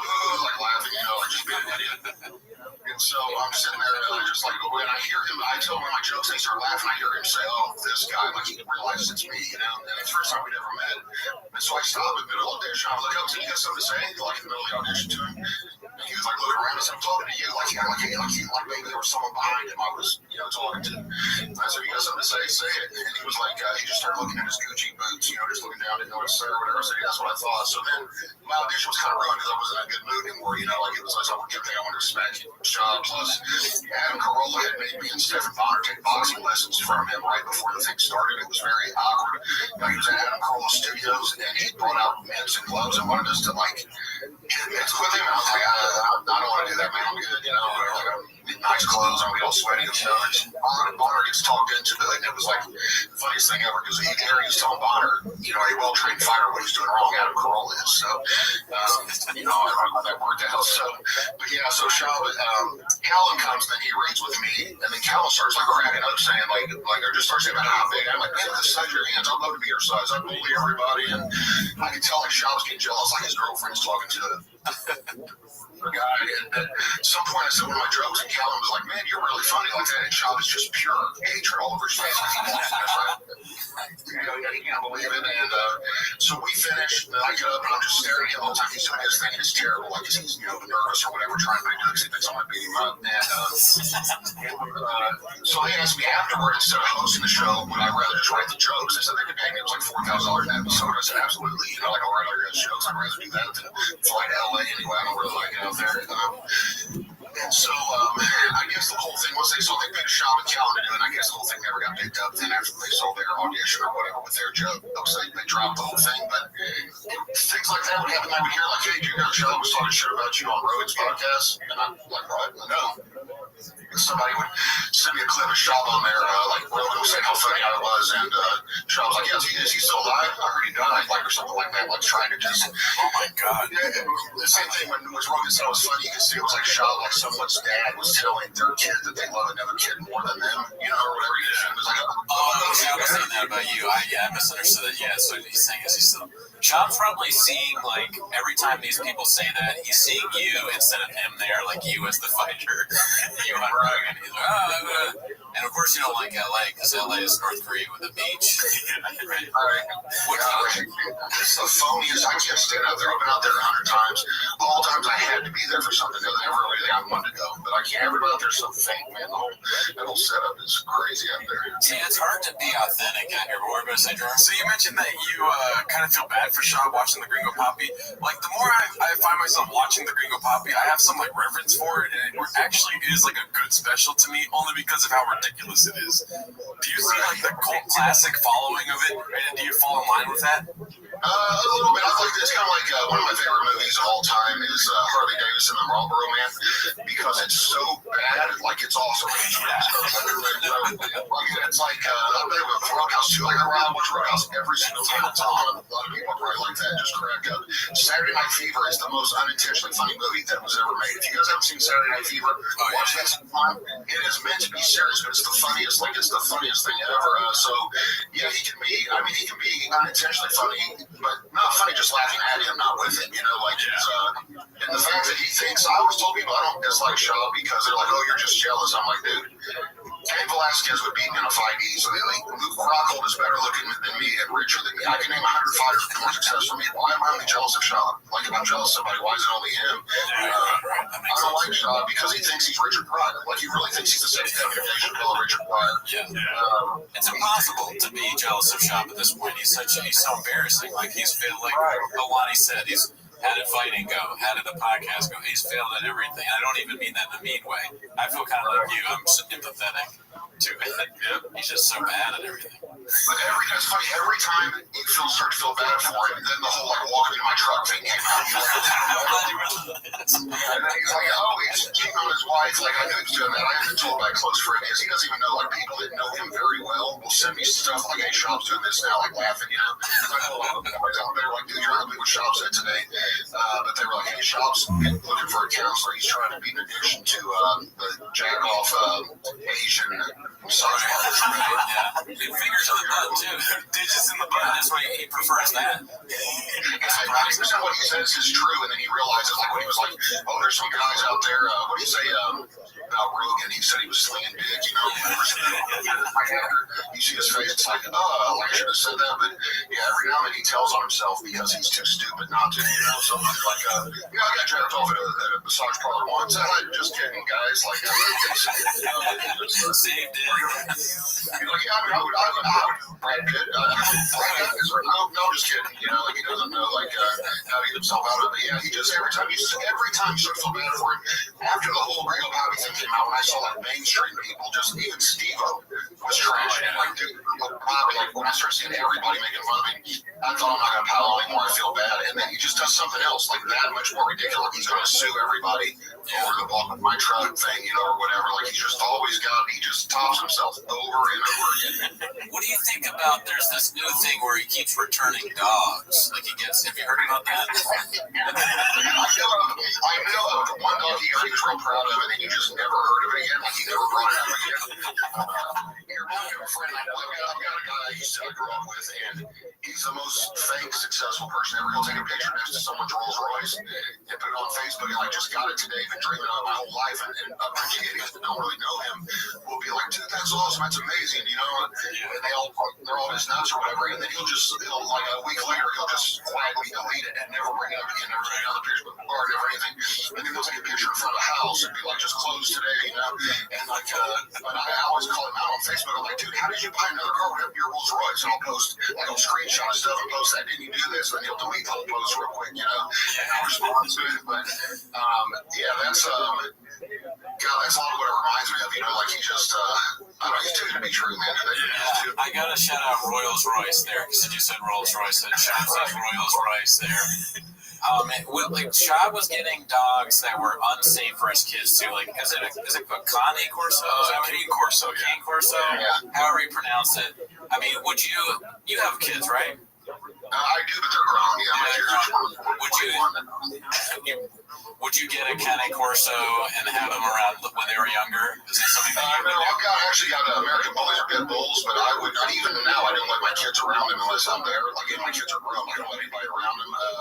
The Cane Corsos are just bigger Pit Bulls. That's all they are. That's a dangerous dog. Yeah. They're I think Argentinian dog or something like that, or South American, but it's just a bigger version of the Pit Bulls. So those are dangerous dogs. But he doesn't shock me that he's the kind of guy. Like I have American Bullies because I've always had Pit Bulls growing up, but I don't. I'm not into dog fighting. I never was. I don't care about that. I don't need a fancy car. I don't need a dog to make me seem tougher. You know what I mean? Like that's fine. That's exactly the kind of dog he would try to get. That's the stuff that me and Gerardo need to seem tougher as a big dog and all that.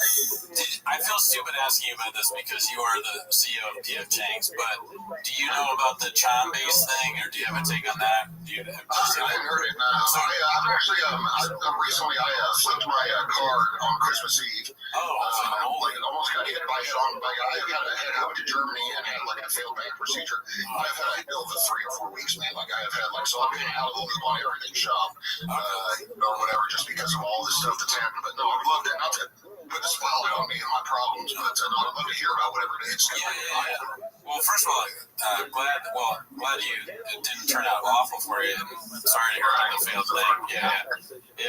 But that's my terrible way of saying, glad you're okay.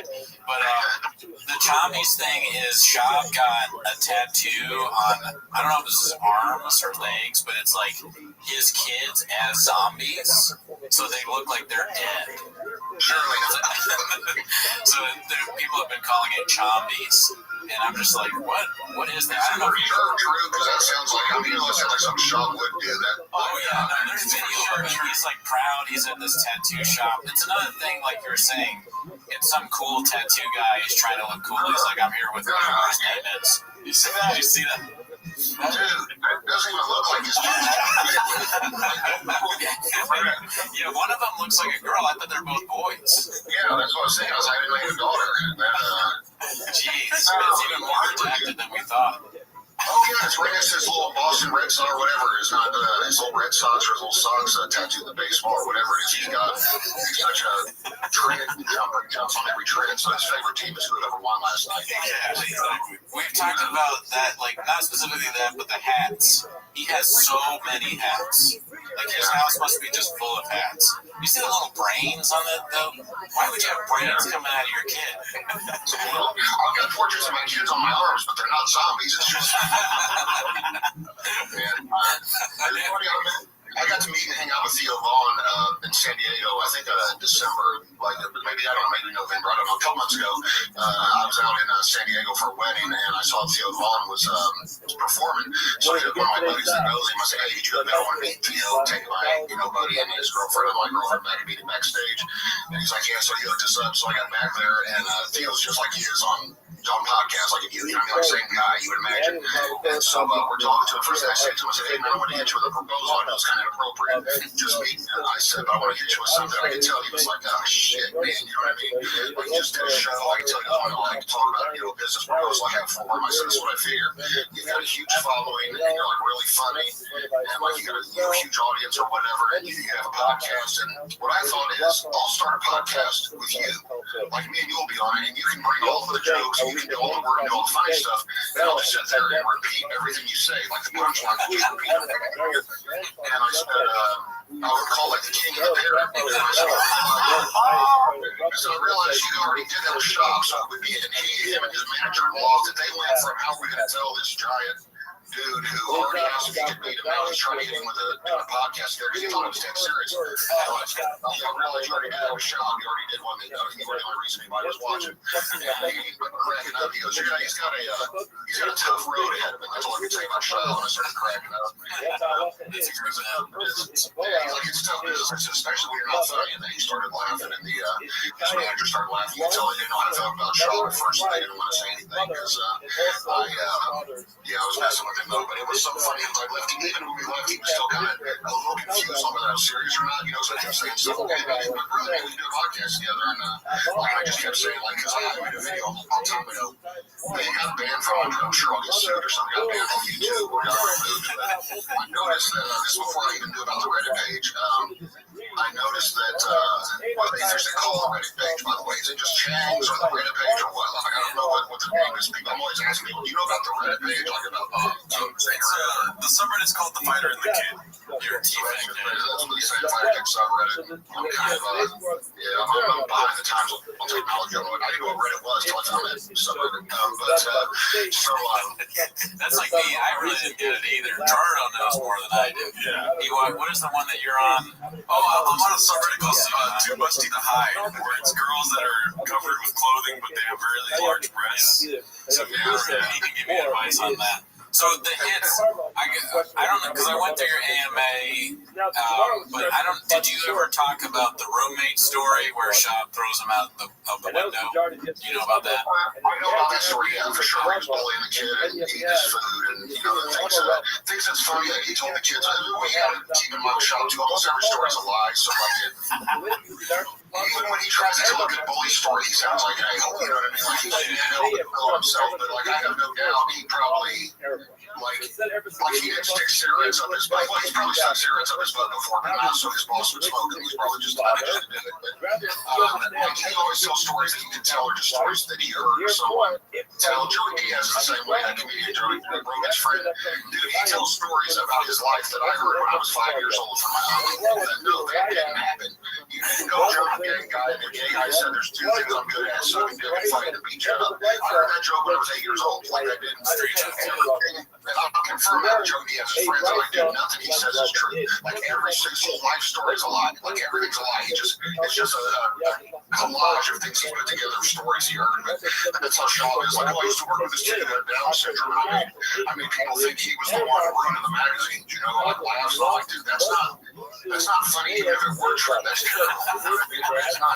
He doesn't know who he is. I swear, I bet if like he looks in the mirror, like wonders who he actually is. That's his zombie. Tattoo children look back at him in the mirror, like he's got I don't even think he knows who he is, I think he wants to be anyone he's around. He wanted to be Chris D'Elia for a little while. He wants to be Rogan. He wants to be the whole world. It's probably a good thing. It's probably a good thing that he's making these things up in Diaz, just because, like, if they were true, it'd be so much worse. Right, yeah, it's all good. It's like, I don't know if you guys remember Matt Hughes' autobiography. I hate to shit on Hughes, but back in the day, before I was even, I was 5 years at the time. I think I was like 1 or 2 I was younger around 4, which was a little bit similar to the Reddit page, to the subreddit. Not as funny, but it was pretty funny around 4. And I did a book review of Matt Hughes' autobiography because that book is so, you can't believe anyone would write the things he writes about himself. Like he admits to cheating on his wife and thinks it's funny. He admits to peeing at bars, like when he's not a drink, just pulling his dick and pissing like at the bar, like while he's resorting a drink. He admits to telling his wife to watch her mouth after years of them not going to church because he got saved at some Christian camp one night. He comes back and told her she needed to quit disrespecting Jesus, like just out of nowhere. She's like, wait, what? Like, it's just like, I read the book and I was like, I cannot believe that anyone would write this about themselves. Like, tell me stories about themselves. So I get a review chapter by chapter on the underground. And I gotta admit, like, he said that one of his college friends couldn't read, and I said that he made fun of the fact that one of his college friends couldn't read. And then he said that he was cutting off the testicles of baby pigs on the farm to, I guess, sterilize them. You know what I mean? Like, they cut off their balls and their babies or whatever so they don't reproduce. And so I was saying that he was doing it for fun, you know, and things like that. So I took the stories on a little bit. But I came down the next morning, and like I said, this is before anyone at all knew who I was. I came down this morning, it had been read 750,000 times. And was linked to like Yahoo's MMA page and linked to like Sure Dog, everything. It's like crazy book review. I was on like 5 chapters in, and I was like, dude, holy shit. And at that point, I didn't know. I knew Matt Hughes was an asshole, but I didn't know if I wanted to continue with it because I was like, I didn't know how you get in trouble for this because it, like, there were some embellishments here and there, you know what I mean? Like, I kind of twisted the stories, you know? I mean, but it was pretty bad. Still, to this day, people still say Matt Hughes book review to me when they see me sometimes, like out in public. If I almost never get recognized, but if I do, people say, dude, you're Matt Hughes book review. And that was like 2005, I want to say, or something, you know? Like, it was that long ago, but, so that's the kind of thing, like, Shaw reminds me of, like, this, when he tells on himself, you're just like, dude, I would admit that is that word true, but it sounds made up. But then again, that's a guy that, like I said, he thought giraffe started with a D, so almost anything you're capable of believing, almost anything he says, because you can see, I can see Shaw actually doing that, you know? So, with Ariel Helwani shitting on him all the time and dropping these bombs on it, do you ever watch those or think those are? Yeah, I loved it. I actually did. When I saw he was on there and did his video, I still talk to him from time to time. Ariel was one of the first ones I had to talk him into interviewing me. My first UFC interview ever was at my debut when I fought Mark Hunt, and he wouldn't interview me. He said, I'm here for the main event, guys. And I was like, dude, I'm the main event. If the camera's on, like, I kept trying to beg him to interview me. So he interviews me, and then that video gets like 40 or 50,000 views the first night. And Dana White's one got like 2,500. This one, no one knew who Ariel was. You know what I mean? Like, none of his other videos got like the main event guys right there got maybe 5,000. And mine was just because I was making fun of my ex-wife and just saying ridiculous stuff. You know, like so crap, like to make weight for the fight. You know. And so it's still out there. It's a pretty funny interview. It's my first one ever, but that was what we're talking about. Completely lost my train of thought. Helwani, you're talking about. So yeah, I've known him forever. We've kept in touch. So when I hit him up, I told him I'm really sad. I'm happy for you. You're the new CEO of Chains, but I'm a little sad to see you took my place without, like inviting me to the inauguration or anything. You know what I mean? Like, he took my place and he was talking about it. He said, man, I've been holding my tongue for 5 years on shop, and so I'm just not, I'm not doing it anymore. And I told him, I can't believe it took you this long, because Shop's been, he'll badmouth anybody behind their back. I've never seen anybody. I don't know how he had the balls to fight because he's such a pussy. Like, when any kind of confrontation comes, he immediately backs down. He tried to tell Matt Mitrione he wanted to make peace with me. I was like, there's no making peace. He hasn't said anything, and he won't say anything else. You know what I mean? Like, he asked Mitrione, he's like, dude, he really goes hard at me. And Mitrione told him, dude, I wouldn't say anything back. He said, because if you actually try to get my whole thing when I started trashing him, I wanted to get into a battle with him, kind of like people call out Jake Paul so they can. Right, that'd be awesome. I was like, if I would go back and forth with me, then I'll start a podcast just off that and steal one viewers. If you ever matter, I mean, I've said stuff about his chin moving his pants still when he's 4 years old. I've said anything and everything you say, but then Mitrione told me, dude, I wouldn't say anything back, I would just leave it alone. He's like, Matt Hughes never said anything back. He just let it go when he was a UFC champ. I was nobody. He said it just isn't worth it because I'm too witty, and that's what Shop's was saying about with Dana White. Like, oh, you want to play that game with me? I'll light you up. And he on Twitter, so I'll play it with you. Like, I'm always trying to get him to, say something, but he won't do it. He would probably hang himself if we actually ever got in any kind of it's like, unfortunately, sadly, one of the things I'm best at is making fun of people. It's not anything to be proud of like his, but I came from a life of growing up with an abusive older brother who would trash me verbally 24 hours a day. So he had to get pretty good at figuring out what people's insecurities are and attacking them. So speaking of him fighting, I'm just curious, have you ever found yourself in the same gym as Brennan Schaub? No, he was at our home gym one night, and Mitch Rowe didn't invite me. I was actually mad about it because Tim Tebow was there, and I didn't hear about Tim Tebow one way or another. My son would have liked to have met him. That's when Tim Tebow was, I think, worked a rookie in the NFL. He was there for some reason, and Matt tells me Matt's like the worst best friend ever.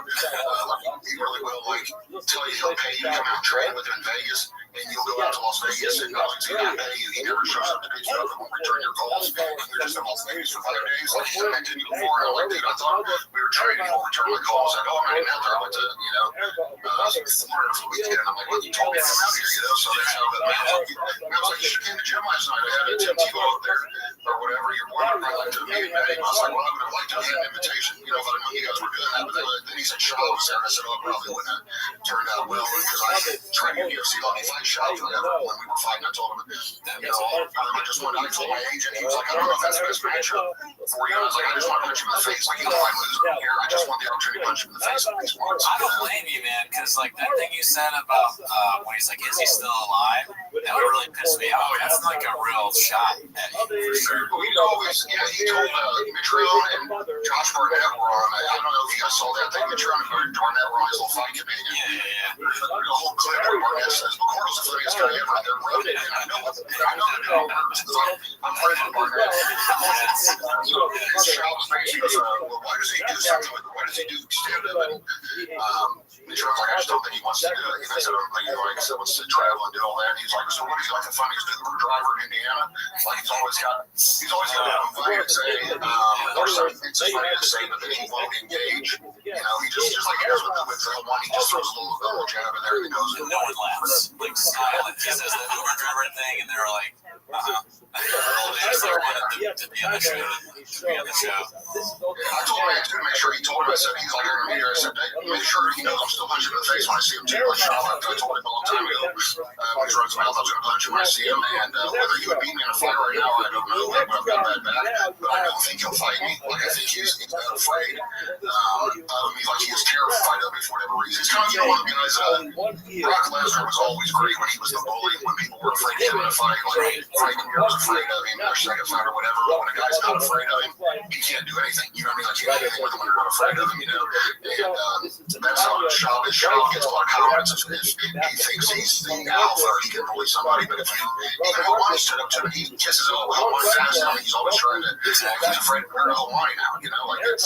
He's afraid to get cadooshed again by Hawaii. I'm sure you'd crush Shaw in a fight, but we have a very strict no violence. We don't want to provoke violence in Mr. Shaw at all. Also, like your thing where you make fun of him is so funny. I think it would be great. You could just do that instead. You can gadoosh him that way. Like if you did a food truck diary show where you just eat like a normal human being does. I would watch the shit out of it. If you could build an empire, at least for me and Gerard and the rest of Chang's, just off like mimicking what he does. I hope he stays popular enough where I can steal some of the headlines by making fun of him, but also I hope he doesn't get too famous for anything because he'll get canceled doing the stuff he's done or said, or kill himself, because he couldn't take that many people going after him. He couldn't take the chance. I swear to God, if I had 100,000 people who hated me and trashed me when I was down there, I would join the group and trash myself too. That would be so funny to me. I mean, you can't deny that some of the stuff I had people online when I was in UFC every now and then that would roast me. They would beat me like someone on Twitter, like they would do something better than me, and I would start cracking up. I'd be like, yeah, okay, I get it. I'd like to say about that, whatever, but it's, or I can't respond to that, whatever, but it's, he should have leaned into this thing to begin with the whole time, or whatever, and if he got on there posted and be like, yeah, I suck, or even that, or go pro wrestling style heel and just antagonize him even more, just sit and be like, it hurts my feelings, it's not nice, like, whatever, after he talks about throwing his roommate through a glass window, making fun of a kid with Down syndrome, saying he blamed everything on him, but then he's like, you definitely get canceled for that. And then also, like the recent bits we've been going over, what I was saying is that Shab is so stupid that these bits that would cancel a normal person, people just laugh at them because they're dumb. You know, like I don't know if you saw the Magic Johnson thing, where he's like talking about Magic Johnson having AIDS as the punchline. It's like a normal comic, they might be like, wow, I can't believe they said this. But Shab, people are just retweeting it like that. He's the stupidest guy I've ever seen do something. You know, he's actually had potential with the mosquito thing he said, but he still fucked it up. Well, we have a theory that there's no way he wrote that mosquito line. Oh yeah, well there's no way someone else wrote it. If he was smart, and this is what I don't get, if you rank the money he actually makes, I would hire a writer to. I actually told Ben McDermott to tell Shab, like I would hate to do it and give him any kind of material, but I said I'm writing a 30-minute bit for him if he wants, but I want $100,000 for it. He can even claim it's his, but I want $100,000 for it, you know, or whatever. And I said, because it'll be better than anything he's got. And I said I can reduce it in 24 hours because I can think of it in 5 minutes. I can think of more funny stuff, and he can think of it in 5 years. Like he's just not funny. It's not. It was like CM Punk in the UFC. I didn't want to pound that guy because I mean he came and he tried, but he was also humble and knew he didn't belong there. But he is really the CM Punk of comedy, except he doesn't know it. Like CM Punk just did not have what it took to fight in UFC. He wasn't athletic.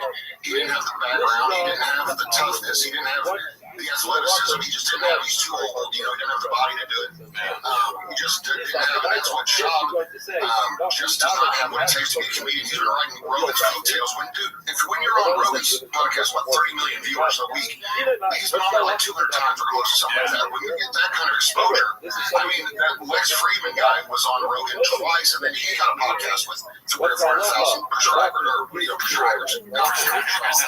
Shab rubbing off on all of us.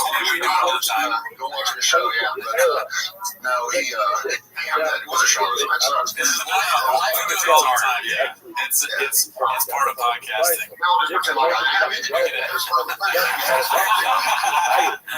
That's my show. Always doing. My fiance always says it doesn't even sound like him because I'm always like, hey, we're not Rogan with the dinner the other night. Like I was saying, but her and I actually bonded over the whole. When I first showed her the suburb, she was like, yeah, I don't get it. I was like, you gotta like actually give it some time. You know, it's like the TV show Lost. Like I hated episodes 1 through 5, and then by episode 7, I was like buying the DVD set. What a weird show, you know. But it was no weird a big show like Shab used to say. I mean, King of the State is a full TV studio production. This is a TV show, not a podcast. I don't know if you guys ever saw him say that, but it was he would say that all the time. At one point, Theo Vaughn was like, dude, would you quit saying that? He has to say it to remember it. You know, he has to remind himself that it's that important. What do you think? I love how he chooses to do his own ad reads too. Anyone in the world on that show do it. You know what I mean? Like Jim can do it. Anybody can do the ad reads, but he chooses the most illiterate person to do it. So stupid. So stupid. Who do you think should be? Because you mentioned Rogan. Rogan said that Shab needs a handler. Do you have any idea who the handler should be if you could pick a handler? God, at this point, man, I think like even like War Machine would make better like decisions.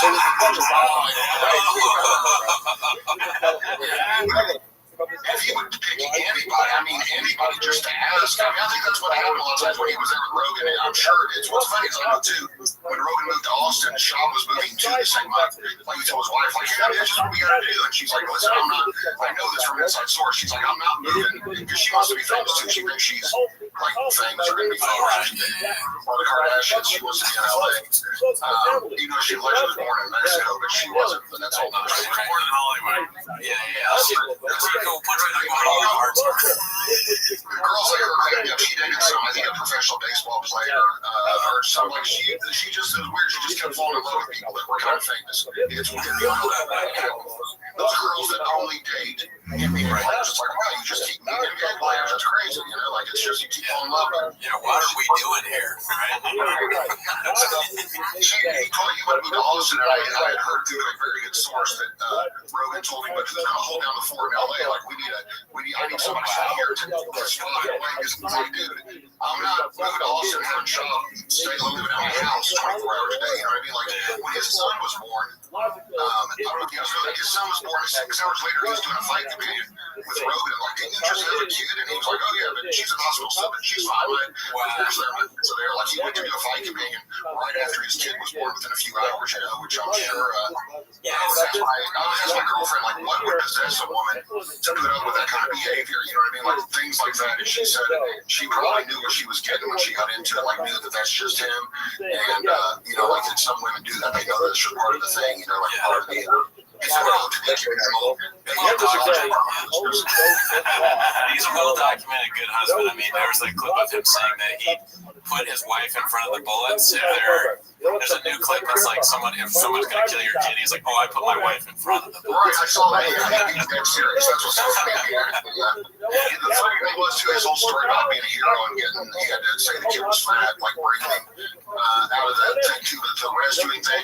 And then it just so happens some lady confirmed the story. Somebody that no one has no one can confirm. Oh, and look, she's a fan, or she's like friends with other MMA people online. Like, I had several friends with her, mutual friends. I looked her up on Facebook because I didn't buy the story that she confirmed the shot was there and this all happened. And so I looked up and was like, look, she's got like 10 friends in the MMA community. Isn't it crazy that she happened to be driving by the same accident shot and got out? It just so happens she knows other people in the MMA community and knew shot. Like, I guarantee you that story did not go anywhere near like it was told. And just because one lady confirmed it doesn't mean it's true. You know, somebody who knows people in MMA who probably knows shot too. Such a lie. And then if you're in an accident and you're a kid and you're being pulled out by Shab, and he's like, hey, you like Moana, right? You're like, are you redacted? Who's saving me right now? Put me back in the car. The kid was probably Jesus as hell.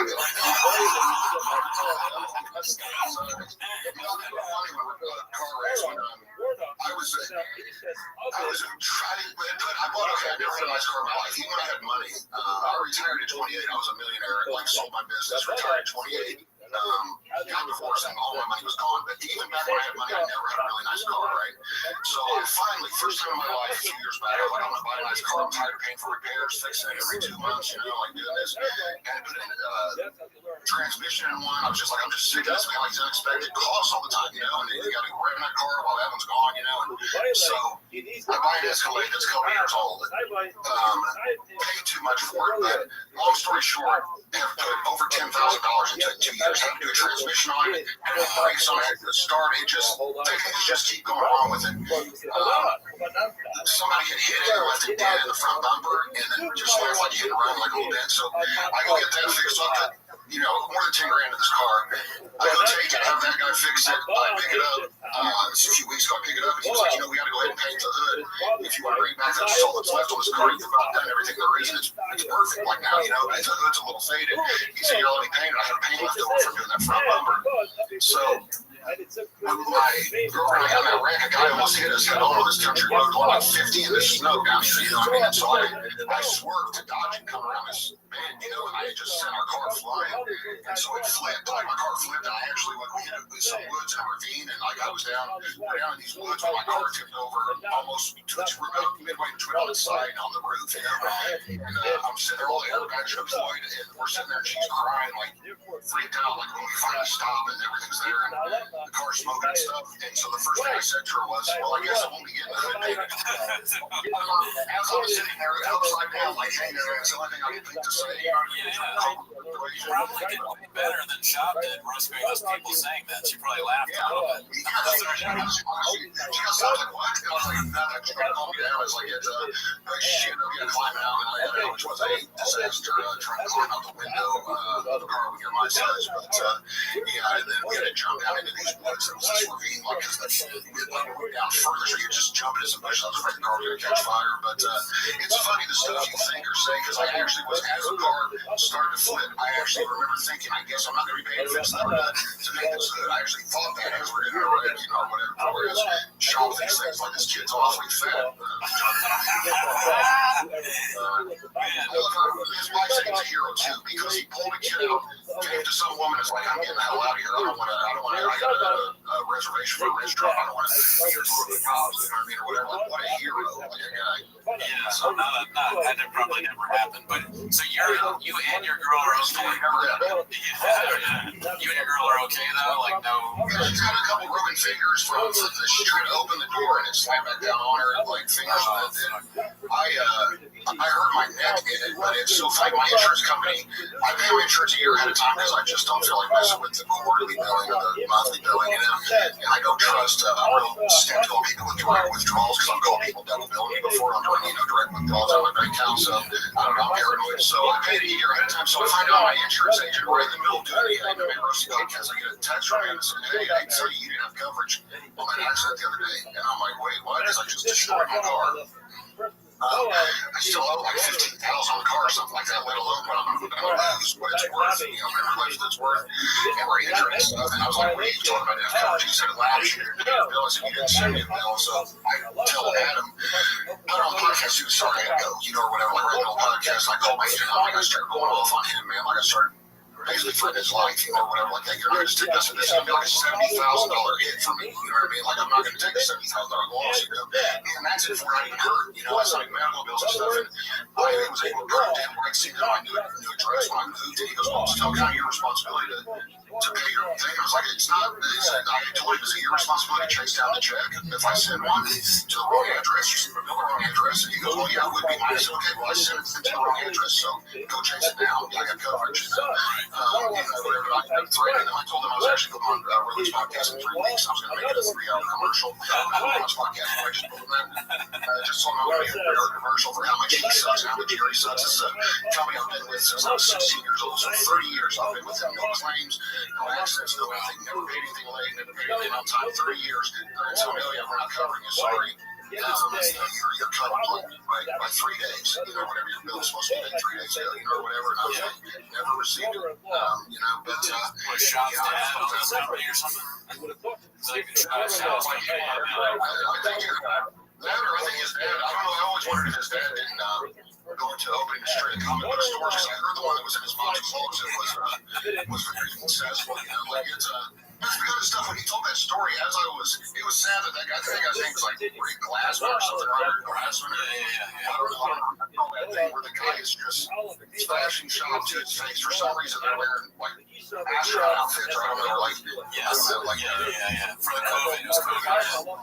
Yeah, the guy's like, he doing his like mouth on the like straws the way Shop does, like he's blatantly making fun of him. And I was completely clueless when he tells that story. Yeah, he's doing comic books. Store in my mom's closet, in my house, and he's like, well, who would come and buy those? And instead of just saying, dude, I didn't really have a comic book store, you think, well, like I said, just saying that we did 9 years old, run a comic book store, we started making a lie, he commits to it and goes with it, just people came off the street and had repeat customers. It's like, your mom was just letting them come in. Yeah, we ended up having to shut it down because there's too many people showing up, and I'm just like, he was telling the story how his dad was like Will Smith in, what is that movie where Will Smith is, I don't know, they're all the same. He said the door was Pursuit of Happiness. Yeah. He tried to say, he told the story on some podcast about how that's how his dad was, like Pursuit of Happiness, like they couldn't afford anything, and they used to die in gas, and mom would fill up the car and jump in and take off, like saying his mom committed felonies when they were little to, pay the bills. They come to find out his dad's rich. They were never poor, but it's like I said, I don't even know if he knows. I had the opportunity to spend some time with some pro wrestlers, which if you have never done that, that's like a really interesting thing because, I'm talking like legends, like pro, like Kevin Nash, and guys like Shane Douglas, like Tommy Dreamer. I got paid to do these events and sign autographs, and when you're talking to these guys on this week, did several events, I got paid each one just to sign autographs, and they told me to participate in one, which was, I ended up throwing a guy, slamming him on his head. It was so bad, like it was just so, I didn't know how to protect him when I was slamming him, and he said, oh no, I'll protect myself, I'm doing it, turned out terribly, but anyway, you'll be talking to these guys, I'm not like these, I'm not making fun of them, but they lose. They're running shot, they lose track of what's real. They've told lies so many times. So they'll be like, I'll tell you what, man, best night of my life, Stargate 1987, me and a Flair in a steel cage match. We went 30 minutes, man. There were 4 or 5 times he almost pinned me and I kicked out. And at the very end, I was exhausted. I pulled out, got him in the Boston Crab and finished him up. And they're like talking, and I'm like, hey, I just said verify. It was scripted though, right? Like, it wasn't win. And he's like, yeah. And I'm like, okay, so you don't mean you actually got to fight. Like, they actually don't know. Like just pulled through at the end, and I'm like, oh, okay.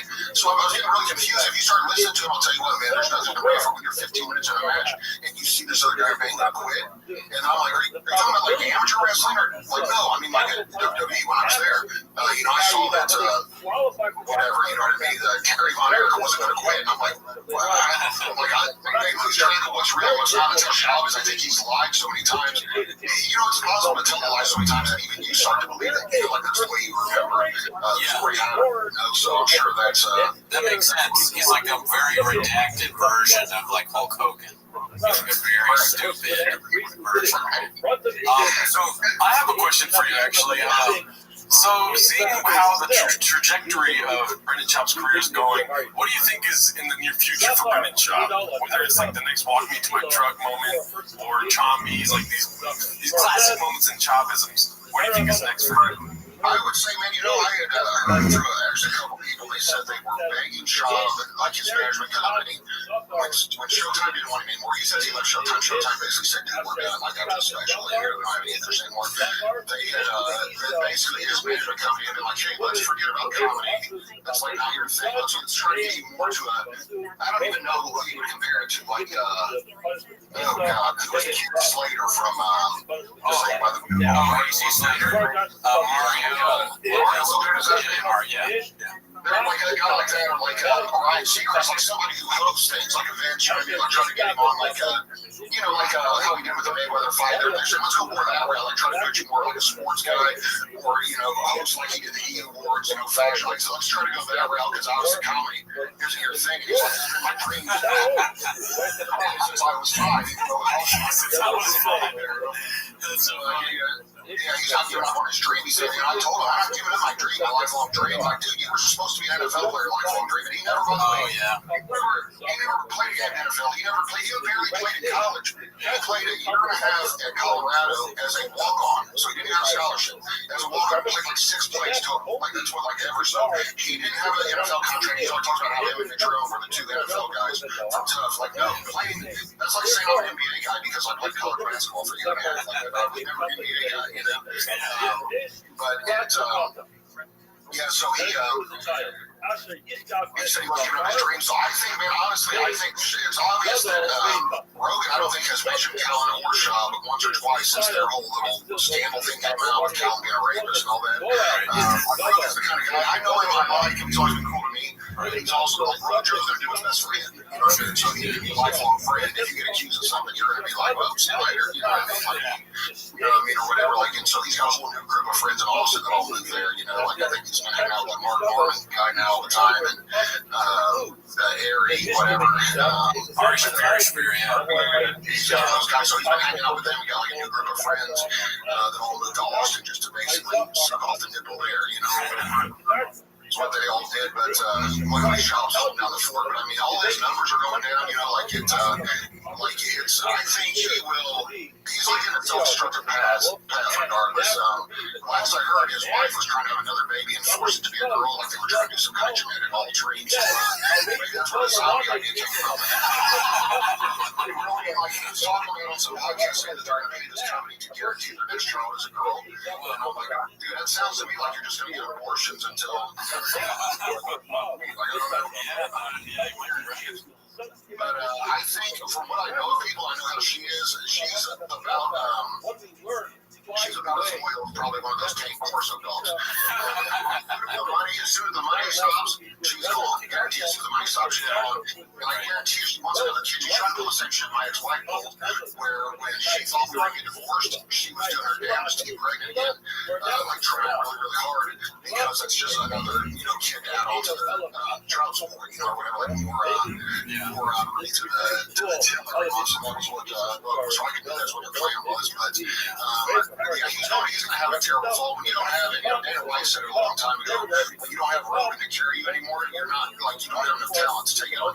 It's hard enough to stay famous in Hollywood. I mean, you look at these guys like Doug Stanhope. I saw him in an interview the other day. I was like, that dude's been around since I was a kid, and almost no one I know knows who he is. He's been around his ass off. I mean, comedians love him and respect him and say he's hilarious. But I was like, it's so hard to stay famous, man. It's so hard to stay relevant in that. It's always, it's like a one-hit wonder world, especially out there in Hollywood. They're always looking for somebody new, Same thing as the UFC, they're always looking to bring in a new, at the starting pay rate, you know what I mean? Get rid of that. You get rid of Anderson Silva because he's not going to be a draw anymore. Despite what he's done for your company, it means a great step. You get rid of him and bring in somebody 10-10 because people are not going to agree anyway. So why, so.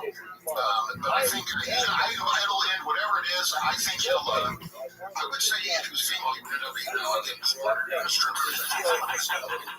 Especially with the Tiger Thick. He might go female. That might be the. Do you think they're he could do that? I think we speculated on that. I think once or twice they might try that. So for the end of this interview here, I would like to do just some classic 10 minutes shop where we show you guys, or we show running clips and you guys comment on them. Are you down for that? Yeah. Oh no, please talk away. This is like whatever. If you want to do the whole thing, I'm sure you two would like that more than me. 1 second, sorry about that. This is the funniest interview that I've ever been a part of. Thank you. Let me tell you what, man, there's so many shows. I try to explain to my brother and show him clips, and he's like, dude, I can't watch that shit. I can't, Some people are like that, yeah. If you can't show a girl on you, but it's, Dude, I was at this party, and it was another comedian, and he had just some people, like friends of his from work and other places, and we always make fun of Shop, so I was like telling him about Gringo Poppy, and he's like, I'm gonna put it on. So he put on Gringo Poppy when it was just people from work were there, and 2 of them left. And they're like, we have to go. I'm sorry if this is what you're gonna do, we're gone.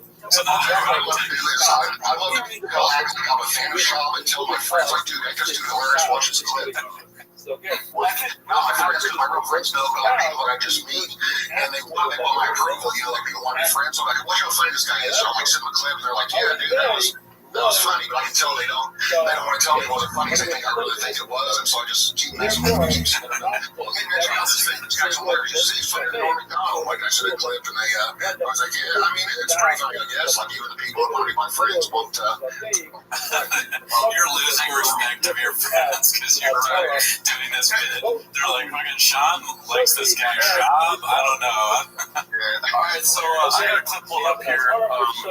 It's called, let's see here. It's called Don't Make Noises in the Mic Feed. Shop Gets Triggered. Posted by King Demon 5 days ago. Sorry, start the timer now. That's our He said he doesn't live far. Keep your going down. He doesn't live far from here. He's probably done it before. But this time he got to do it before me. It was in front. That's why out of all the throw problem on me, you do it. You don't like no person in this room. Still saying, shut up. You're still saying that? You just don't throw problem. It just went like this. Oh, no, it's all show. Definitely not. You want me to do it every time so you know? It definitely is not. I'll do it every time you do it once. Just so you're aware. I don't care. I'm used to it. You know what it is? It might be the mocha. Okay, it's not. Okay. Yeah, this might be the end of the show. What do you think? What is with his face? It's like, oh, the first of the day. Like, I don't look like I do. I was like, he's got like people all the time taking every steroid on man. But his face is like, he looks like this tobacco like in their lower lip, and it sticks. It looks like his whole face is like that. Like he's how many? Is he got tobacco in his eyelids? Like, also too, much smaller. The big thing about this is like, why don't they cut this out of the podcast? Right. Yeah, well, you can tell it wasn't meant to be funny. You can tell he was like, I'm so sure as if Shop has anyone talking about somebody doing something annoying. I would love to see shit like Calvin just one time tell him some truth about himself. Like, guess what? Every time you tell a joke, it's annoying. You know what I mean? Every time you repeat a punchline that you got from the Leah or Theo Vaughn, that's what I started to tell you guys earlier. I made a video. I called it a parody. It was 1,000 clips of, I'll send it to you later if I can find it. 1,000 clips of him just saying the last 3 words or whatever Theo says on the podcast. So Theo would be like, dude, you look like an Asian raccoon. He's like an Asian raccoon. He just repeats everything. I've heard 1,000 clips of that video, and he just, I don't know what's wrong with his face. I know that he always says he looks like he gets stung in the Oh yeah, I want to know too, because you're right. He does the nicotine stuff in his mouth, but it's like at some point you got to take it out. But it's his face is still puffed up. Yeah, he's doing fillers or something. He's doing some kind of plastic surgery. Your face doesn't just getting bigger like that. Like, I don't know, man. Unless he's drinking. I mean, I got he does drink a lot. I mean, he starts drinking at 9 a.m. on a Chris on Monday morning. He's got like 7 drinks. There's Diet Coke, coffee, Kratom, and then the whiskey, and he drinks it all at the same time. Like he's at a crazy diner. It's wild. Most people crack me up all crazy. Oh, dude, that stuff really works. I'm like, yeah, it's an opiate. Like, it is just an opiate. Like, I've used it before for my back because I have really bad back problems, and it does work. It does work great for pain, but it's like, you take it, so you'll have withdrawals if you quit taking it. Take it too long. You're basically just taking, Vicodin if you're taking it, but people are like, yeah, dude, pre-workout, it's great. Like, take Percocet before you work out. You'll have a good workout too. All right, I got another clip here for you. We'll end on this clip here. It's called Papa Got Scammed Online Again. This sounds pretty promising. Let's see what this is all about. Speaking of shady websites, I Fair God, the clothing, they had this new drop, and I thought I clicked Fair God, but it's Fair of Gods with a Z, exactly the same. I'm like, damn, they have all my sizes? I'm wearing everything. 4 weeks I'm like, where the fuck do I get stuff at? So you clicked the Fear of Gods link? I didn't know. They made it look exactly as if it was Fear of Gods. That's what I was thinking. If you didn't get LASIK and you had from the context with a C, boom, dude. C with a C, dude? I got an ass. Can we start tallying the list of how many times Brendan has hustled? Fear of Gods. Oh, don't get me started on this transgender hooker, dude. There you go. Girl, man. Fear of Gods. You can pull that up. Yeah, I'm sure you can. 2 Z's, 3 Z's, they got me. They're not sending you Fear of Gods and stuff. Why not you just took your money? He's gonna be like the first person to use CTE as a defense for getting caught with a trans prostitute. For sure. He's laying the baseline for the excuse of the that's what's going on in this clip. When you're pleading the fifth in court too, they'd be like, Mr. Chavez, I can't talk. He's like, what is that? What does that plead the? You say, I can't talk. It's so hilarious. Yeah, it doesn't surprise me he was wearing some sort of, what is his number? Is that the Packers jersey? I think it's a Steelers jersey. It looks like it's a Cordell Stewart jersey. Who knows? So he's on it back to the 90s and trying to do a jersey, and then that I don't know what Fear of Gods is, but it sounds very trendy, which is right up Shop's alley. Like, I guarantee you there's a lot of people making money off him just by, he's the guy who reminds me of the guy who had a cousin who was that way. If anybody when spandex first came out, you guys are probably too young to remember that. People were wearing like spandex and shorts back in the 90s. The first person you saw wearing that from that point on, every outfit of his was biker shorts. Spandex, like he just wore everything. I mean, like he was on top of all the trends that only lasted a few months. But that's how Shop is. If you want to know something that isn't like, if you want to know anything that isn't going to be around very long, look what Shop is. If he's wearing a certain kind of fashion, a certain kind of hat, a certain kind of thing, you can guarantee they're going to be around very long because he jumps on every bandwagon. Well, like a friend of mine said, Devin Costa on his podcast Lemon Party, he said, and they posted it in Chang's and it did really well. He's like, Shop stimulated the economy. There's kids living in their basement making documentaries about him, making $15,000 a month. It's funny when you see a guy that has 200 subscribers, has a video about Shop and it's got 250,000. Some people come all the time, like, dude, why don't you do a reaction video? I'm like, it's not, I don't know, man. Like, it's not, I don't know. It's like, do I want to make I don't know if you ever heard the Seinfeld episode where the girl made her whole career just about how much Jerry Seinfeld sucked. That's all she did is like Jerry Seinfeld, which actually was true if you look back in reality. Seinfeld does suck real bad, but personally, I guess the show was alright. His last special was trash. I actually lived with it. That's so funny. I'll never forget. I told the guy, like, I asked him, I was sitting out there, and I was like, dude, can I ask you a question? You're a professional comedian, right? He goes, yeah. I said, do do you understand how Larry the Cable Guy makes $40 million a year? Because that dude, it's not even really him. Like, he's doing a character that's not funny, let alone, you know what I mean? Like I said, it's like it's the unfunniest shit I've ever seen in my life. Like, how dumb you have to be to like that. I said, and people eat it up, and I said, like, I think all the time, like when I see the people, he's a billionaire, like maybe he's smarter than me, but is he $1 billion? Or smarter than me? Like, or is it just me, you know? And the guy goes, I actually lived with him. I was his roommate for 12 years. But he said, we're best friends. I was like, great. I'm glad I just brought it up because I got to read with this guy for this audition for the show right after, you know? And it turns out that guy couldn't read. Like, literally, so I had trouble people sit there and then they had Shaw come in. I'm sure he had trouble reading right after. So they probably had a real tough audition day with multiple people who couldn't read. Yeah, I mean, the people liking Larry the Cable Guy or Jeff Dunham, that almost scares me more than like the pandemic, you know, or the COVID shit.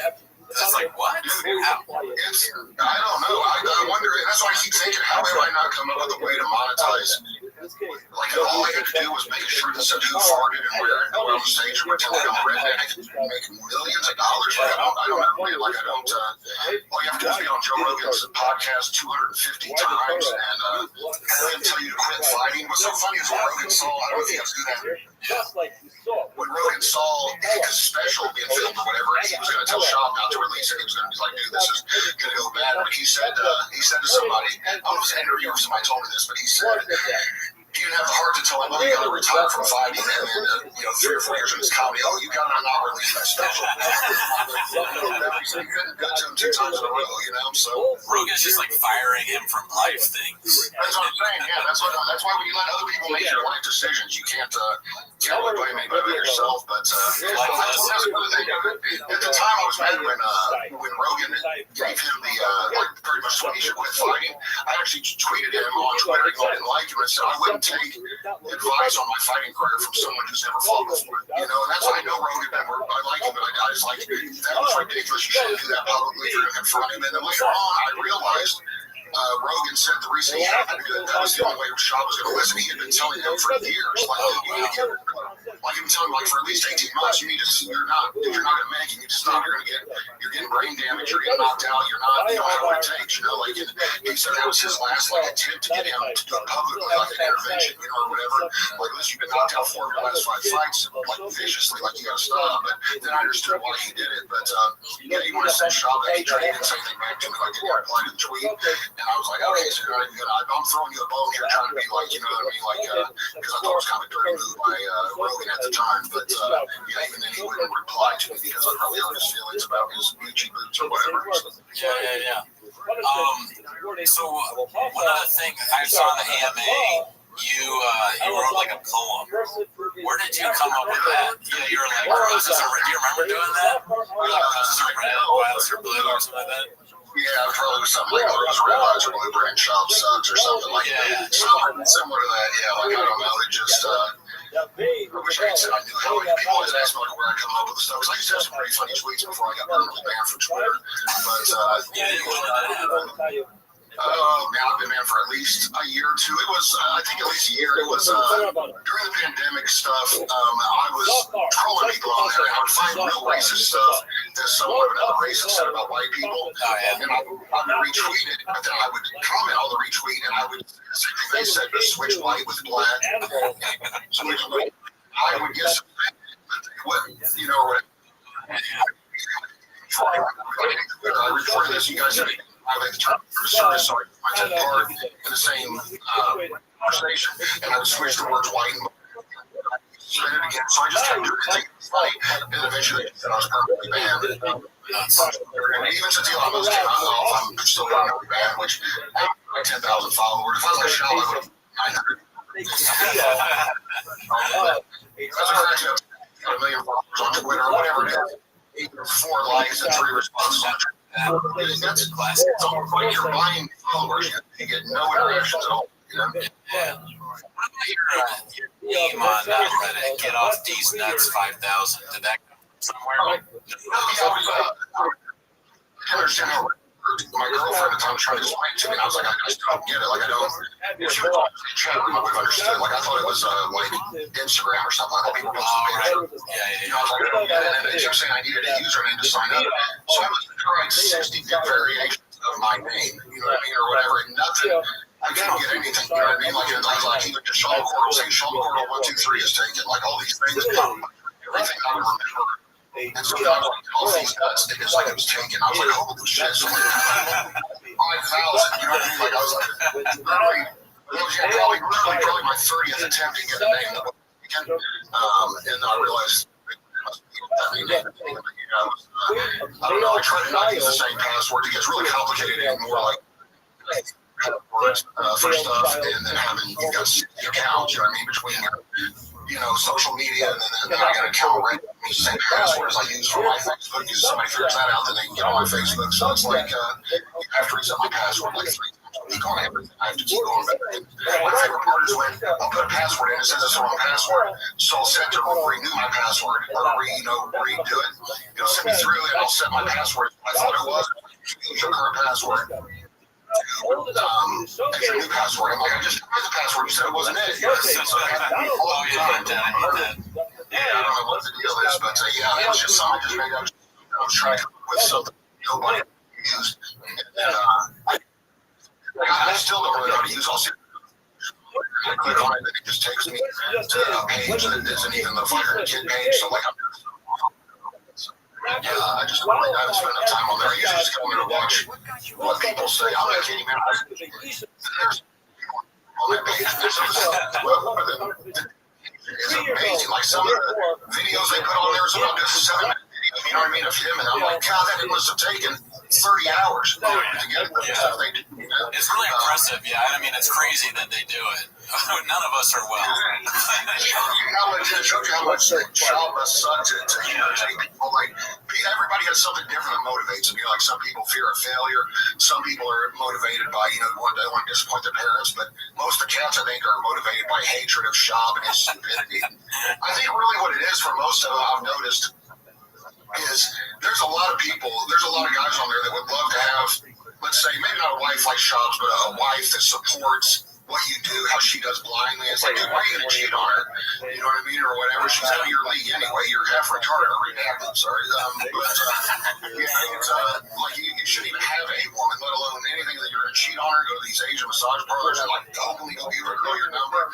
And I think that's the kind of stuff people don't like about Shaw. I think that's what really irritates him is like he cannot admit he's wrong ever. And just like that, like he no self-awareness, saying things about come on, Bubba, you're saying you got a little throat thing going on. Like, dude, you have a lisp and 16 other things going on. I can't understand half the time. I can't understand what he says. It's like I was like wondering, like if I have CT trying to listen to it, like it's like but he, what he made fun of Nate Diaz, he actually lied about what happened with him and Nate Diaz. I'm sure you guys saw that whole thing after the Mayweather fight. But he lied about what was said, and he's like, I think he's sensitive because he has a lisp. I'm like, dude, you're fucking with the pot calling the kettle black, whatever. I actually didn't see that, but that's hilarious. Yeah, Nate Diaz called him right? Yeah, he told me he was going to try to fight because he tried to say, Nate Diaz, dude, if you met the Diaz brothers in person, they're the nicest dudes. You wouldn't even believe how nice and cool they are. They would never start drama, never start fighting everything. It's always someone starting with them. It really is like people starting with them and trying to talk to them. But they're the nicest, friendliest guys ever. But after the fight, Shaw was like, I told you he was going to, blah, blah, blah. And it's all over YouTube. You look it up, but Nate Diaz was like, dude, it's not, he didn't even win a race. He didn't try, like Mayweather wasn't trying. He was cheering until he was going to knock him out in the 10th, And he said he's carrying the fight, and then Shaw was like saying something. It's like, oh yeah, well, Conor was lighting you up, or something like that, or whatever, like saying, started talking shit, and Nate Diaz started to whip his ass. And Nate would be going to fight this one, so Shaw was talking about dusting off the old skillet, but he would be amazed. If he, he'd fake that he went and got his black belt for his son, too, and stuff like that. Like, he's such a liar, but he's not a black belt. He can't even say who he's under. You don't get a black belt unless you train with the gi. You didn't train with the gi, That's what people always ask me what my belt is. I said I stopped training with the gi after the 5th time, so I don't know. I had no idea what belt I would be because those jiu-jitsu instructors are all running the scam. They know if they teach you without a gi, they can only teach you for a couple of years. You will know everything you need to know to fight. But if they teach you with a gi, they can teach you for 30 years, because there's so many gi tricks, So that's their business plan. But he's like I said, he's a fake black belt, a fake comedian, fake super dad, fake everything, man. Like fake comedian. He's something else. I hope he doesn't kill himself one day. I wonder. I saw two fight each other one time in a real MMA match, and that was funny to him. got hurt, and then I was like, oh gosh, man, you know what I mean? Like one was actually hurt. Right. And they had a small, tiny stretcher. I hope there's no tragedy at the end of this, you know? I really do. Yeah, no, so if Sean killed himself or something, I think all of us, not all of us necessarily, there are a few people that are ruthless on there. I think most of them feel a little bit bad about it, you know, like, I hope we didn't push him to do that. But then again, think about everybody's feelings. He's hurt, and they brought up his wife's feelings when he cheats on her, you know, so. Sure. That guy's his son goes to jiu-jitsu school and he talks about how fat out of shape the teachers are, the coaches are. I'm sure those coaches got told by somebody to watch a shop show. By the way, your teacher shop's getting so how fat out of shape you are. You don't have the guys in there teaching. Like I said, he's always hurting other people's feelings. He can dish it out. He can't take it. You know? For sure. He's in the most glass house there is, for sure. Well, Sean, we told you an hour, and we're honored that you came on. It's amazing. Yeah, we got to speak with the CEO of DFTing. That's just awesome. You crushed it, obviously. So thanks so much for doing this. Is there anything that you wanted to plug or anything on the? I would be trashing my insurance agent if he hadn't covered that. Given his personal address, I'm asking people's phone number and everything. We're crazy enough to let you do that. We would definitely let you do that. I had a girl before the cross, pretty long story, but she basically made a fake Facebook page for the girl I was currently dating, and then started like emailing people or messaging people from my family from it. So I put her work number on the underground forum and where she worked, and before I knew it, people had put Craigslist ads for like free massages just coming knocking, like weirdos showing up at her knocking on her door. They had people coming to see her work. She was getting 100 phone calls a day, and she was like, because I told her when she did it, I said, you better delete it. You got 20 minutes, or I'm gonna. Because she had sent messages to my mom, to my brother, all from this fake account from my new girlfriend, you know. And I knew it was her. As long as I knew it was her, she was on the other something like that. She's like, I don't know what you're talking about. I said, okay, so yeah, I don't know, it'd be pretty vicious when we're all. So yeah, that's what I told my that insurance agent. I said, I went to school with his kids. I've known him for 40 years. He's been my insurance agent for 30 years. And I told him, dude, this will be one of your biggest life regrets if you don't cover this. I'm telling you right now, by the time it's done, it'll be one of your top 3 life regrets not covering this. I said, like, I won't stop, like, no matter what. And yeah, so they decided to cover it. So they found a way, but they were responsible. I told him, I'll spend $50,000 for a lawyer if it costs you $10,000 to defend it. You know what I mean? Like, as long as it costs you personally money, I said, I won't, because it wasn't wrong what they were doing. You know, like, it'd be different if it was my fault, but it's, yeah, so normally I would do that. I used to always thank myself for all my hard work and dedication, because I said, without me, none of this would be possible. But then Jill Sullivan stole that line. So, dude, if I ever get into anything, I won't actually do this, but I'm going to be like, listen, I'll call Sean, and I'll have him do this. You're going to do Sean McCorkle, okay? He's going to give your address out and what to do. He really only cares if it hurts you. So. Right. Yeah, no, that's what it's always for you. Don't ever underestimate the amount of time I have on my hands. But to get even, I'm kind of like Terry Silver and Karate Kid 3, you know, like he's come back and been part on Cobra Kai, but I was a fan of him for years. I was like, this dude is a billionaire, and he's getting even with a 17-year-old karate student. Like, that is so awesome. Like, he spends all day plotting how to get even with this kid. And it was basically, the best is he's like Fred and Miyagi, like, I'm going to open Cobra Kai locations all over the valley, and I might even teach for free, but like, how is that going to hurt Miyagi? He doesn't even have any students or a school. Like, it's like, okay, have luck, good luck with your business, you know what I mean, or whatever. Like, what does that do? What does that do to me? But it's, yeah, Terry Silver's one of my all-time heroes, like one of my idols. Him and Brad Wesley from Roadhouse. Brad Wesley was awesome, and the bad guy in that, the group of the ultimate villain, and that was so awesome. He like tried to hit Patrick Swayze head on, like going down the road for no reason, just stuff. Roadhouse, you get a chance to watch it. You gotta see it. You gotta watch it. It's amazing. Yeah, I know that movie. I haven't checked it out yet. I'm redacted, but I do really want to see it. Like that. Yeah, he's the bouncer, right?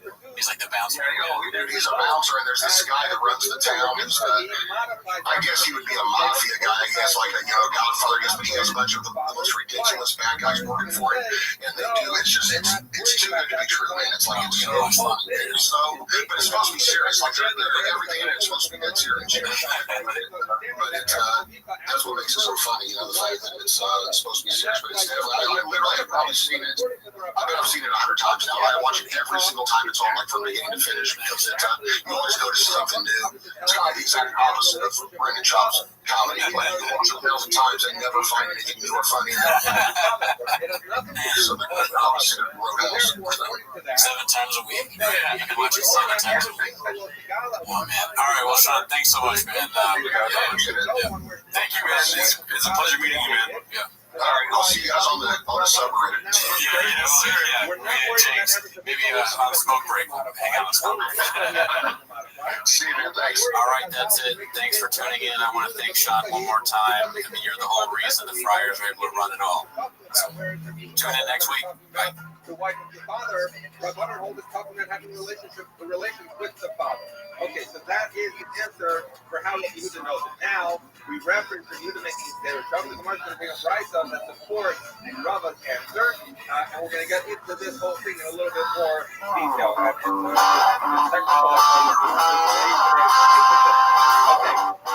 I heard it all before. When I saw you at the store, I'm redacted and useless, so don't be no accuser. You're trying to get me down because I know you're right. So go to trash these days. Heard us jingles both ways. You may find out that your caller gets the most views on the podcast. You can go watching something if there's just no show. No time to read the comments around. Cause you know where I'll be found. Walk me to my truck.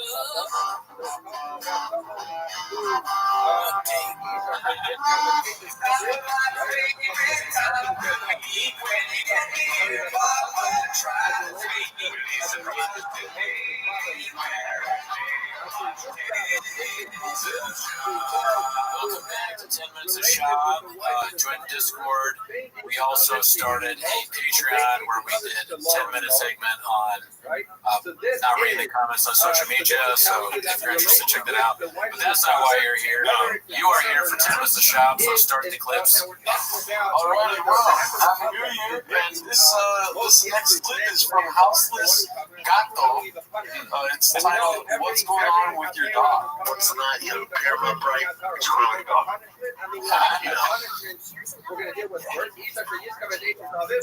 Dogs are dogs, man. Dogs are harder in some ways than worse. That's a good question. That's a good question. That's brought up in our Discord. What is going on with the dog? Well, the Reddit is going crazy about Tank. What's his Tank the name of the dog? I think Tank is a new dog. Okay, I didn't see that part. I just saw they were the dog. Tank's an old dog. Justice for Tank is the hashtag. That's good. Good work, Cats. Somebody said that he gave like 2 dogs back in a week or something like that. Like he got a dog and then he returned the dog. Can you imagine? It would I would struggle with returning. I've never returned a dog. I did have one dog. I've only had one dog. But it wouldn't be like heartbreaking to return a dog to rescue. 2 dogs? I assume they're rescue. I don't know. That's especially with Shop and all his like Pixar shit. He's like he's an animal guy. You know? Even like sharks. He knows about snakes. Blackfish. He's a big. Most of his stand-up is something to do with animals, but he has no qualms. I guess just giving these dogs back. Unhoused dogs, homeless dogs. Yeah, I'll tell you, it's homeless cats, but really it's homeless dogs. If you're going to Shop's house. I don't know if you want to go look at it, but there's been a bunch of posts about Tank. Sure. Is Tank this like the big dog that they were saying is not good for kids? I don't know, because he got this like dog that's specifically not good around kids. He has like 2 kids. So if you look here at the top post of the week for this week, you'll see here that Justice for Tank. Yeah, I think I don't know if that's it. I don't know. Is that Tank? I don't know if that's the big dog. It was some breed of dog that's not good to be around children. So missing dog named Tank, color brown. Last seen December 7th. More info purchased. Irresponsibly offended Mexican. Oh yeah, it's not safe for the chompies. Oh, probably the scene. okay. Well, I don't know much about this dog. I like the hashtag though.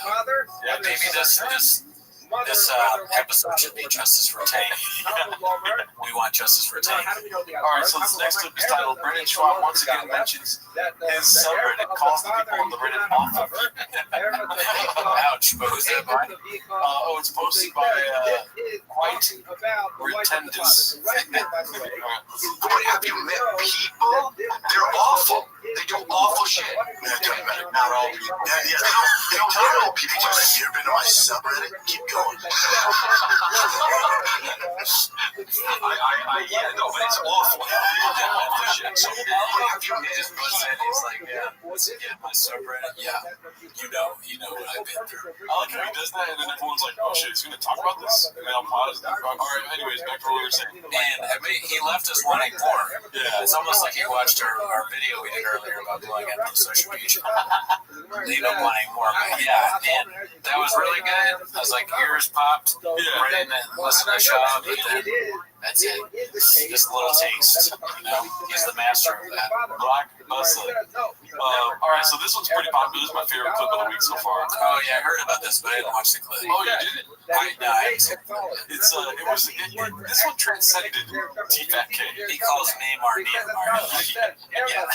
terrible guess. Not only that, but he also says they play in the English Premier League. Which is not true. Okay, well, that's why. Alright, here we go. If you're going to bring that up, my friends are laughing at how bad you are with names. We're talking about Niedermeyer, which is Neymar. We're talking about and you said all they were on the same team. Yes. They're like, that's not true. They were laughing so hard. My brother-in-law, I love soccer. They're huge on our dude, they were laughing so hard. It actually made the rounds on TikTok. Good. So everyone. Also, it is true they all play on the same team. What he says is true. But they don't play in the English Premier League. They play in France. That's going into country versus states. He's not going to. Oh, yeah, he's not going to. I should mention it. There's no way he's going to know the difference between countries. But that's not the clip where he actually says Neymar. They're just kind of talking about it. Let me try to find it. Who does Neymar play for? I don't know anything about soccer either. Paris Saint-Germain in League One in France. Okay, so I don't know soccer leagues. But yeah, I was going to say Niedermeyer is the guy from Animal House. Like the Jordan that is in the ROTC and is a taker winner. I wonder if that's where Sean is getting it. I saw a bunch of clips of people who do soccer abroad were saying that Americans were stupid because of Sean. So Sean is now giving the United States a bad name for being so redacted. I like how this is NSFW. This clip is NSFW. They got some good touches on it. Arsenal Southland. Arsenal Southland posted this. Please never talk about football ever again. France, Mbappe, another freak won the Golden Boot. He won the Golden Boot. You know, Messi, Mbappe, and Niedermeyer. Yeah. It's Barcelona. In Premier League?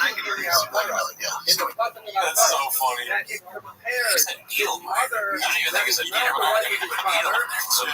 A random L. Yeah, Baba messing up names will always be a classic.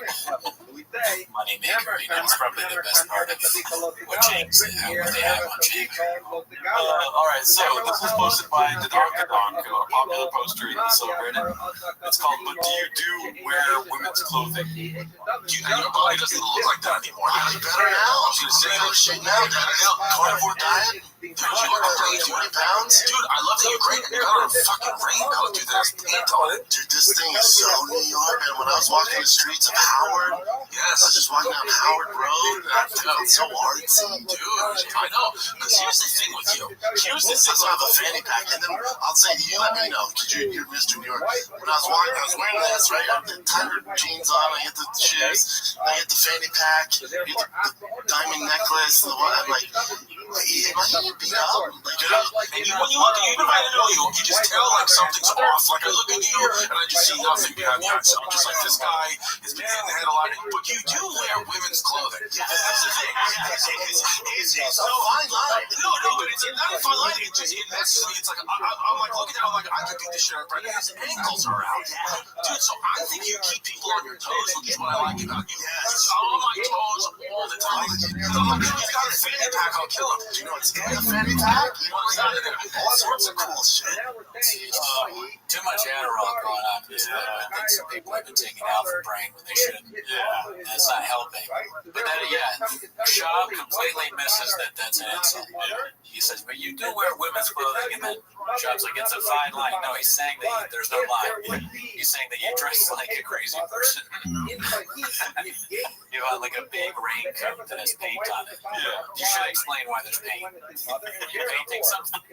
Were you painting your pink and green hat? You see Shop like a little paintbrush, or he's got the hat on, he's just like painting. Maybe that's why the hats are so many different colors. It's just like every night he's like, today the Patriots are gonna be in purple, and all that. Who knows? It's my hat. If I said this was a Padres hat, you would agree. Shout out to you last week, so Papa played the episode there. Also, too, somebody said that's actually sold by the Padres. Yeah, I saw that comment. That might be right. I'm redacted. I don't know. It's crazy that that's like, but other hats and stuff, they definitely is some strange colors. It's pretty weird how Will's talking about shit about his hats, and then somebody would be like, Virgil had one made that hat. Oh yeah, the off. I forgot. Yeah, the off-white. The one with a cookie bite out of it. I mean, Papa has so many hats that at least one. A broken clock is right twice a day, right? So his hats are going to be every once in a while have the right colors on it. I'm starting to sound like I militantly need a hat to be the same thing. I'm realizing that now. Alright, so this one's posted by Carlos Antonio, 72. It's called A Little Slow Cry to Instantly End the Party Before the New Year. If it's a song, though, I'm just not going to use it.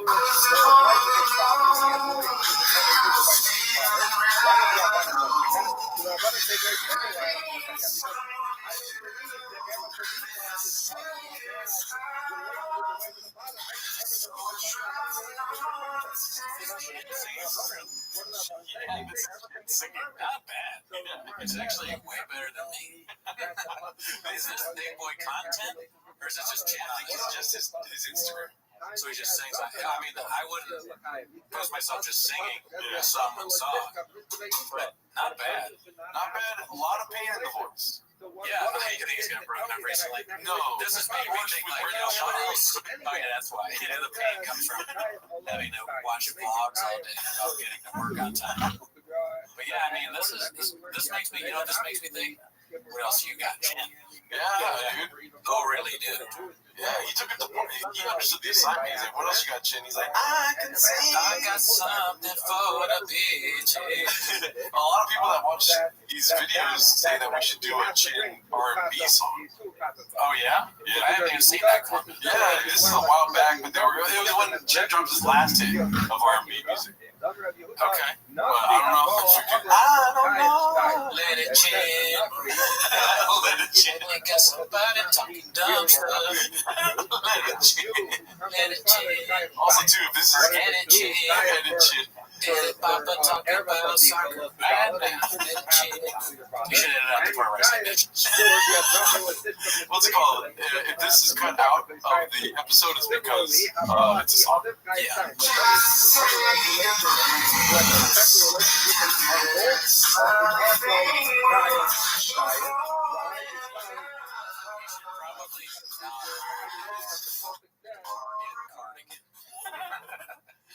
That's my one suggestion. Yeah. Why not? Oh, really? Yeah. Who are you to say? I'm not a stylish guy, but that looks like something that Target would make their employees wear during the winter.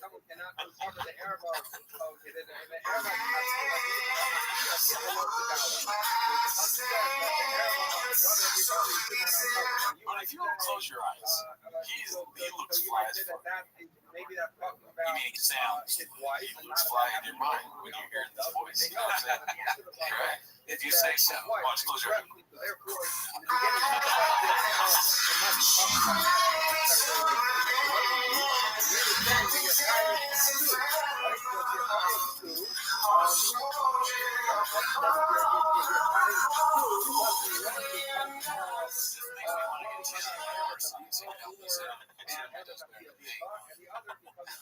Do you think before they all record T-Fat K, they're like, come on, shit, hit us with an R&B song? He's like, Probably not. no? You don't think Papa and Brian get off to this shit? No, because they're both redacts. This is good. They would like, I don't know, some guy talking about Alpha Brain or some dumb shit. Well, do you think that Brian and Papa think this is gay? They might think it's gay. Yeah, I mean, we know their music. All we know about their musical stuff is that they think that J-Lo is better than Shakira, which is redacted. Yeah, that's pretty dumb. Okay, so this one's not a clip so much as it is just hilarious, I thought. Yeah. It's posted by TheoC458, and it's called The Designs That They Think Will Be a Hit with Their Customer Base Are So Hilariously Bad. And it is ads from Toehold. So here, Where you gotta scroll down to show the price. oh, the price? Yeah, my number's $395. $395 for flip-flops that, I mean, you would not want someone to see you wearing something that says that. It says bad motherfucker twice on each shoe. That's 4 times. This flip-flop would get demonetized on YouTube. If you want to be demonetized in your real life, wear toe holds. Also, that's just a stupid name. Flip-flops are fine. Listen, I made fun of flip-flops on the show, but I honestly don't think they're bad. I don't really even think I don't think fanny packs are bad either. I'm serious. I don't know if I don't own either one, but I can see myself with the fanny pack. The only reason I would never wear flip-flops is because my feet are gross. But other people, if your feet aren't gross and it's like comfortable, I don't see a problem. As long as make sure they're not. Yeah, as long as the flip-flops are $20. I mean, I can see paying a little bit more. So if it's like a really comfortable, if there's a way. I don't know how you make flip-flops comfortable. They just don't feel comfortable on my feet. But I got bad feet, like I said. But this is outrageous. Never pay $400 for flip-flops, especially not Brian Callen. These are my Brian Callen. If you're gonna pay $400 for flip-flops, like some like I don't know, Nordstrom's flip-flops, like really expensive Gucci flip-flops, something like that. But that's not all shit. Check out. Do you think they go up in price or stay the same? I think they probably go up. All right, let's see. Bigfoot. Bigfoot. Let people know you're stupid. Bigfoot's real. And then what else? New jiu-jitsu solves everything. Oh, this one's cheaper. So they're $25.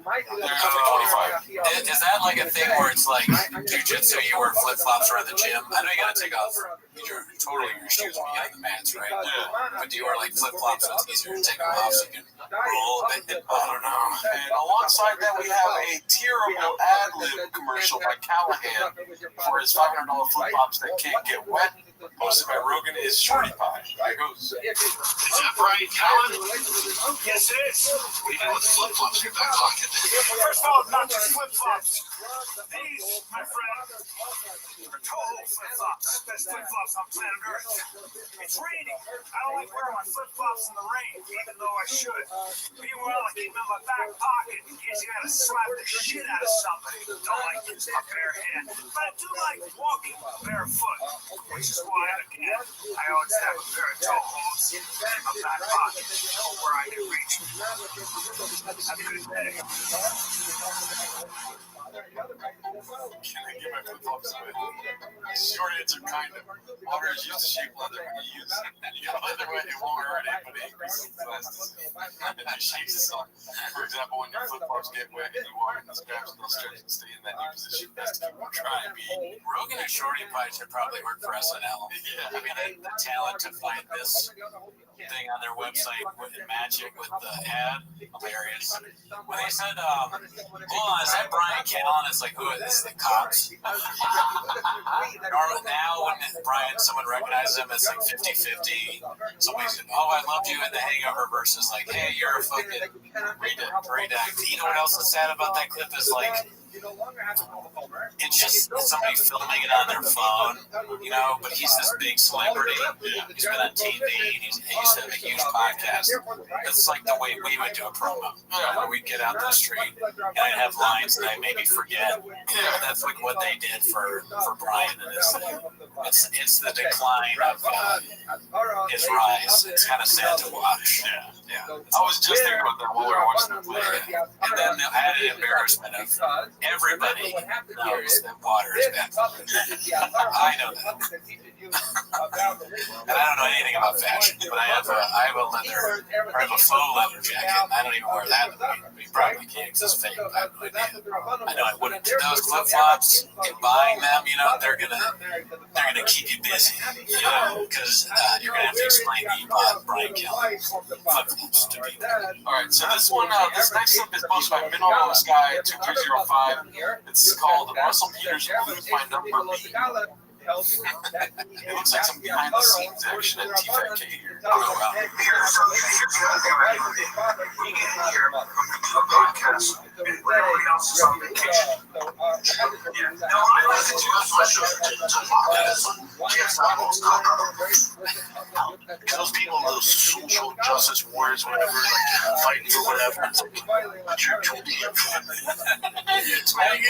You're tweeting it. Those he made social justice sound wrong too. That makes me never want to talk about cancel culture in Restream again. He says it. It's like that Steve joke where it's like when the dumbest guy in your friend group agrees with you. Yeah. I see. Fighting for whatever. It's like, but you're tweeting it from your iPhone or Android, which is horrible. Yeah, he's one of the good ones. Yeah, I said with him last night. Russell Peters, I haven't seen him forever. The greats.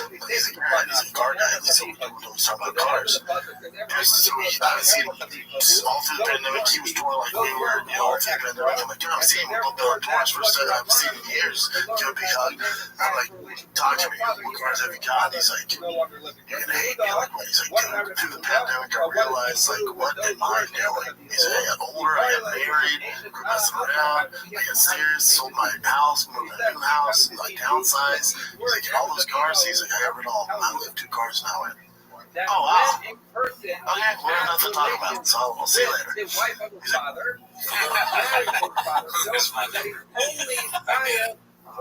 it would be funny if you went to Shaq's house and instead of actual cars, you just had like a lot of Hot Wheels. And you played around with these. Check it out, look at all the cars I got. That's what he's been talking about. Yeah, this whole time it's just Hot Wheels. I got all the tech too. Skateboard, you call them skateboards. I got a little figure skateboards. Play real quick. You got time to play, Jake? Dude, I crashed on my skateboard the other day. It really hurt. My fingers. My fingers. Tiger in Boston took my cars again. All right, so this next one's posted by Opinion Kikuju. This is called He Said It. Warning, highly redacted. wait, but you talking about Tesla? You're a bad guy. I'm the guys, if I would have known that, you know me, I've hated electric cars from the jump. Well, I had from the jump. I had. How can you still subscribe to these movement of electric cars when you know subscribe when you know there's mothers with babies on their back that are getting deformities, the pollution, the toxins they're eating. Babies on their back? Well, I don't even know that. What is that? I don't know. Like because that's what she's laying down in your bag or something. In a Tesla? I have no clue. Yeah, I don't even know what Bob was talking about. Do you see when he was sitting down, he had that big green shirt on, he had the hipster thing that goes over? Yeah. It sort of looks like a baseball jersey. That's part of the joy of watching these things. Let's play that one more time. I want to see. Can you play that clip one more time? Yeah. Wait, you still want Tesla? You're a bad guy. I'm the guy. If I would have known that, I know me. I hated electric cars from the jump. Well, according to Papa, since the jump, he has not liked electric cars. Right. I got that part. So he bad guy. Right. Gotta like bad guy. Fair enough. The jump, how can you still subscribe to these the movement of electric cars when you know subscribe? Is it the movement of electric cars? Okay. There's mothers with babies on their back that get deformities, the pollution, So there's mothers with babies on their back that are. Wait, play that one more time. Alright, subscribe when you know there's mothers with babies on their back. That's almost like Shakespeare or something. Mothers with babies on their back. Mothers with babies. I don't know what he's talking about. Let's read some of the comments. There must have been an article about Let's like look up real quick and see if there's any articles. Okay, mothers with babies on the back that are getting the full the pollution that the talks are there. Okay, you're trying to say that's that Noah now and later Gators is exactly as we want. So we couldn't find anything on the internet about electric cars and babies with deformities. Nothing. Baba just, I don't know if he has 300 pages of monster lawyers or the fact that he has access to the Tiger Belly email, but he was able to find stuff we weren't able to find. Alright, well, that was confusing. I think that's the most confusing we've ever been for Sean. Yeah, I think it's all part of the whole grifter health influencer thing, because I watched a Beige Frequency video about the Liver King, and he was talking about how these guys constantly say that there's toxins or things coming from chemicals, just about everything. So I assume he's saying that there's some sort of chemicals or something because they're electric cars or toxins or whatever coming from the seeds. Heard it both ways. Heard it both ways. Perfect. Yeah, exactly. Alright, so we got one more clip. Bapa's biggest fan is the head of Ferrari North America, and then ... Water. Posted by temporary head 2330. It looks like he was on the Are You Garbage podcast. No, but I was doing a show at La Jolla Comedy Store in La Jolla. Love it. My favorite club. First time doing it? Love it. One of the best clubs. It's insane. I don't know what it is. It's crazy. It's just great. The room's great. The session's great. The best. One of my favorite nights of comedy I've ever had. Yes, one of my very favorite clubs. So I'm there, I don't know, like a year ago. I do the meet and greets after the show. This guy comes up, he has like slick back, silver hair, dope ass suit. Nobody wears shows to my suit. Suits. Nobody wears shows to my suit. He can't help himself doing that. He's thinking too fast. Sentences are checks that his brain can't cash. He's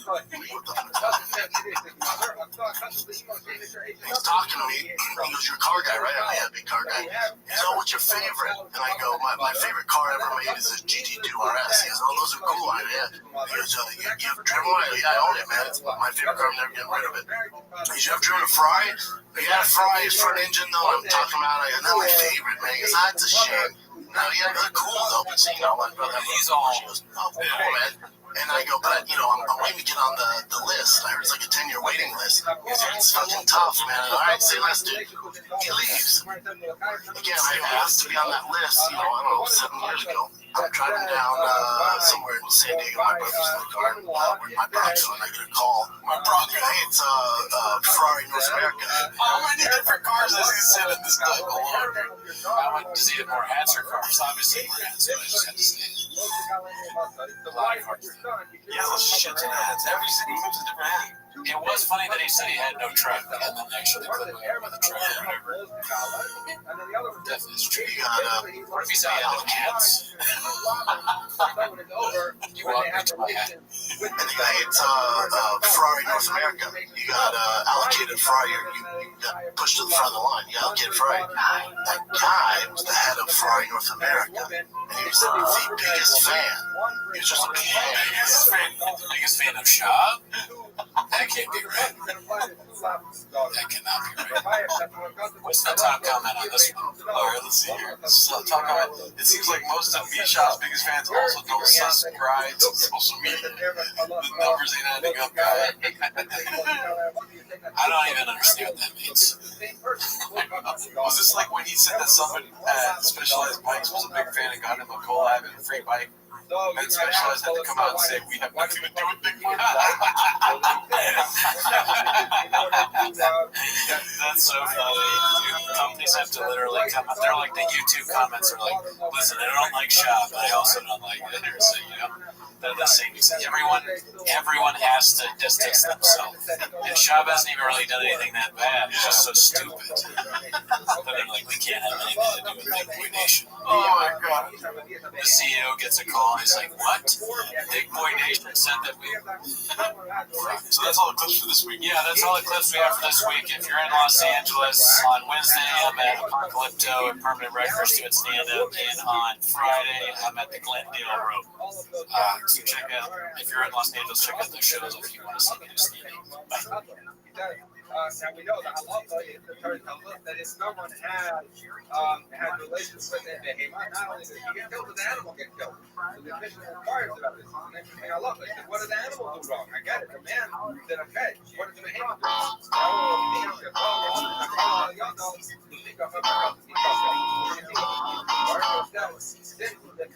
This animal brought a person to Noah to sin. Therefore, don't see her with that.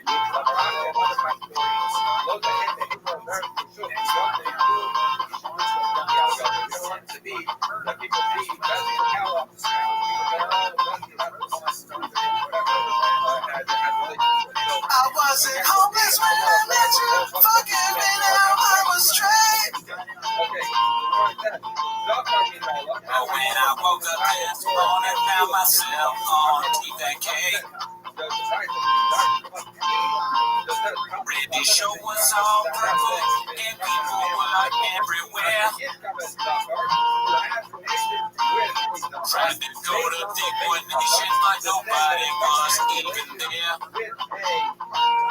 They say 1,000 working comics on the stage at any time. So we're gonna party like we're Brian Creed LA Towns.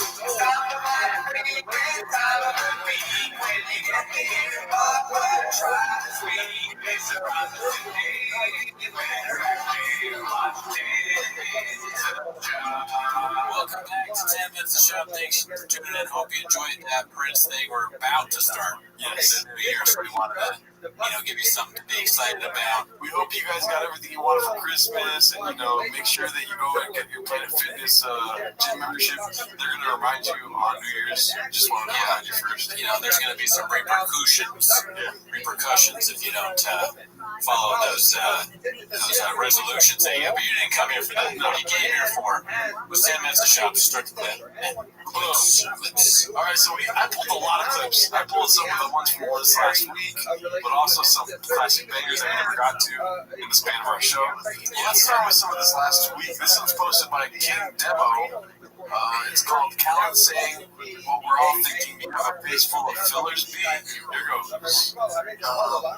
What's his freaking the Conjuring? You know how that amateur juice would save all the stuff and put in the basement. He has like that, but museum. So I went on to see pictures on your face. I was so scared. You got so much plastic surgery. On your face. I would not more that. I would like it. It was so much fun. I was so scared. That's so funny. And people are like, is it real? Like, it was real to me. He's pretty great at Zach Baggers, though, because he'll sell that shit. He's good. That shit's real. Like a moving on us. Yeah, I didn't even know it was happening. I knew, but I didn't. I like how he does not address it at all. Yeah, the beginning of the clip was fire. It was great. It was so funny.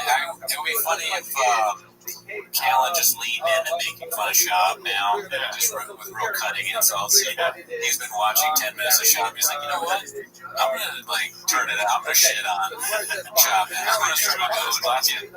He's like, last one people like 10 minutes, people don't like me. So if I start just saying that Shab looks bad, I'll get the kind of numbers in class. Speaking of numbers, the next one's posted by Highlight Numerous. This one's called White Boy Summer.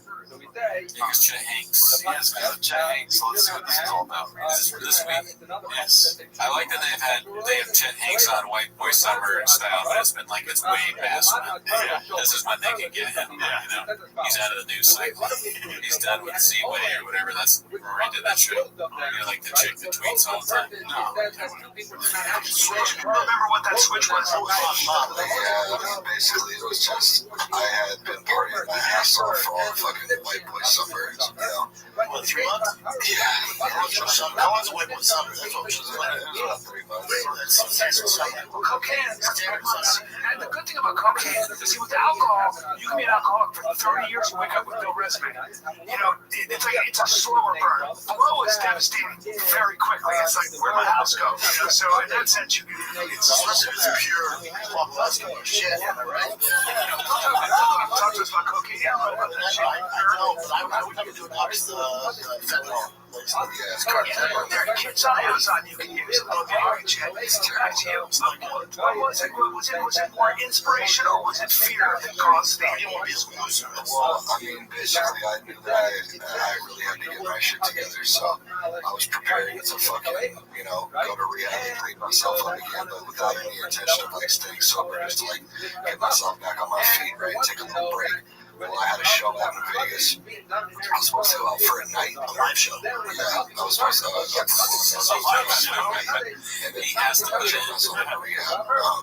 The next day, while I went out to the shops, the party after I Chet Hayes is like, so I was doing cocaine and chopped like the drug.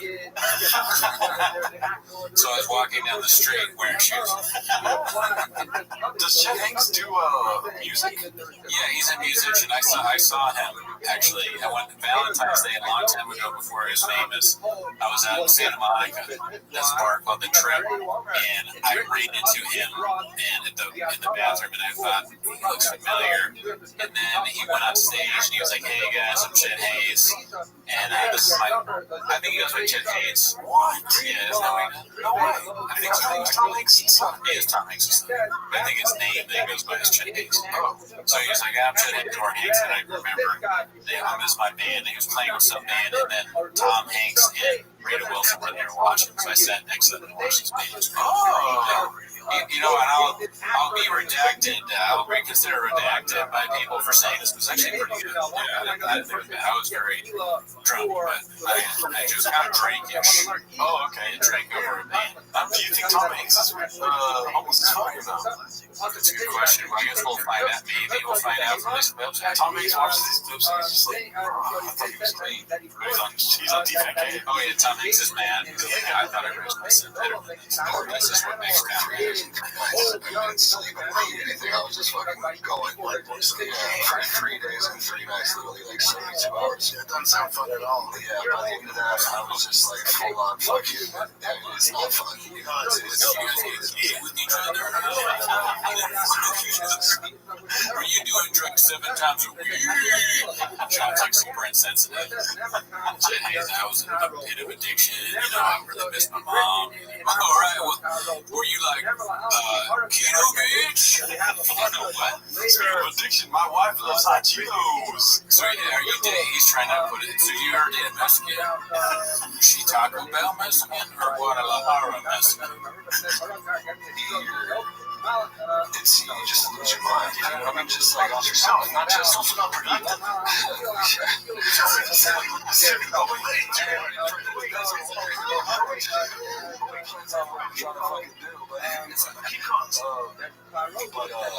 Yeah, dude, I mean, apart from just drugs and just the sleep deprivation, the lack of us trying to like be funny there. He was maybe gonna make like a riff, like who depends on what kind of productive you are, and then Papa just steamrolls him with something that makes no sense. It just ruins it. Yeah, it's classic. if you drug, I think it's a happy. not drinking any water, it's like that shit is enough to just basically send you into a fucking full-blown psychosis where you just don't even know what's real and what's not anymore. You're just on your gone. Just fucking illness has fucking left the building. You know what I mean? And so I was just, I was gone. So Brendan can't stop doing anything. He used to be like drinking Diet Coke, put stuff in his mouth. He might actually, he's out next day, he's on Adderall. He might actually have ADD. Yeah, but it's not helping. Or he's taking too much. Or he's just on a lot of Adderall. Yeah, it's not a good. You got a dollar store Shia LaBeouf over here. They can't even shine. All right, let's go to something else now. That was long and boring. Good moments, but long and boring, let's be honest. This one's posted by Toronto Rapture. It's called Sim City Baby.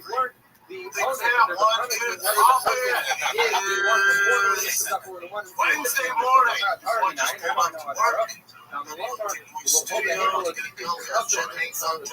work.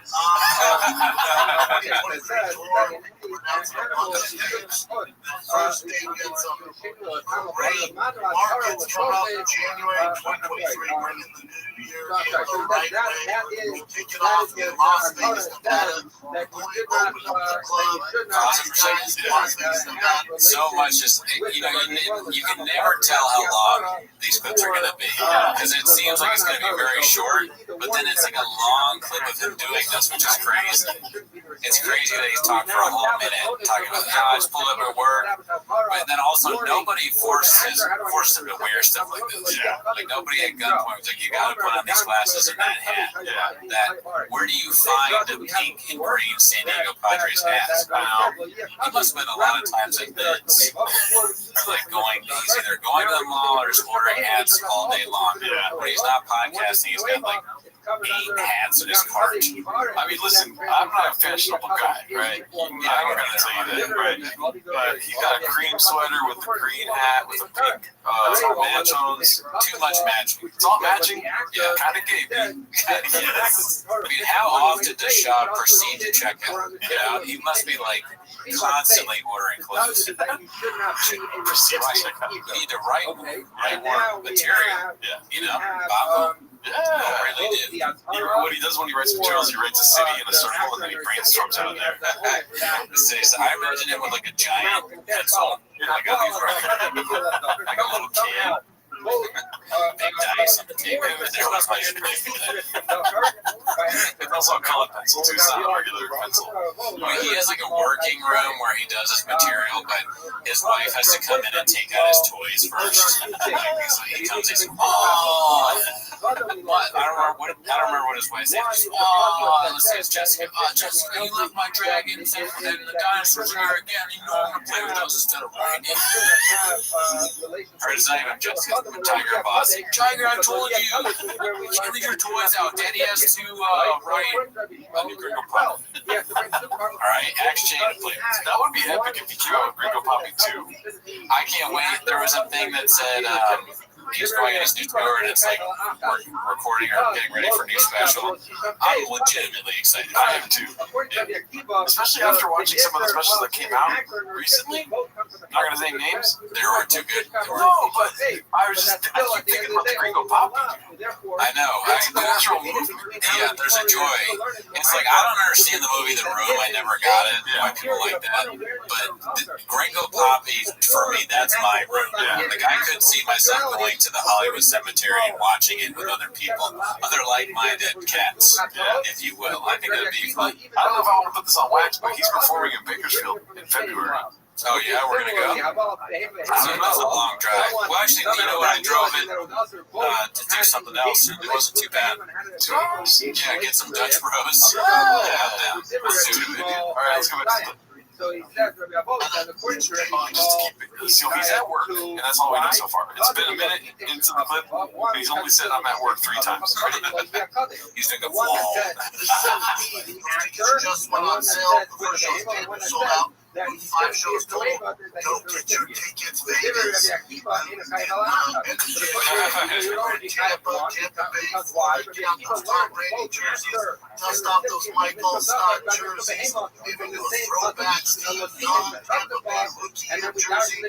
Features sweet, tan, sweaty asses, Tampa. Let's make them junior and Tampa Improv. Las Vegas. I'll find a better preview to the material. I'll get some Mike Holstein jokes.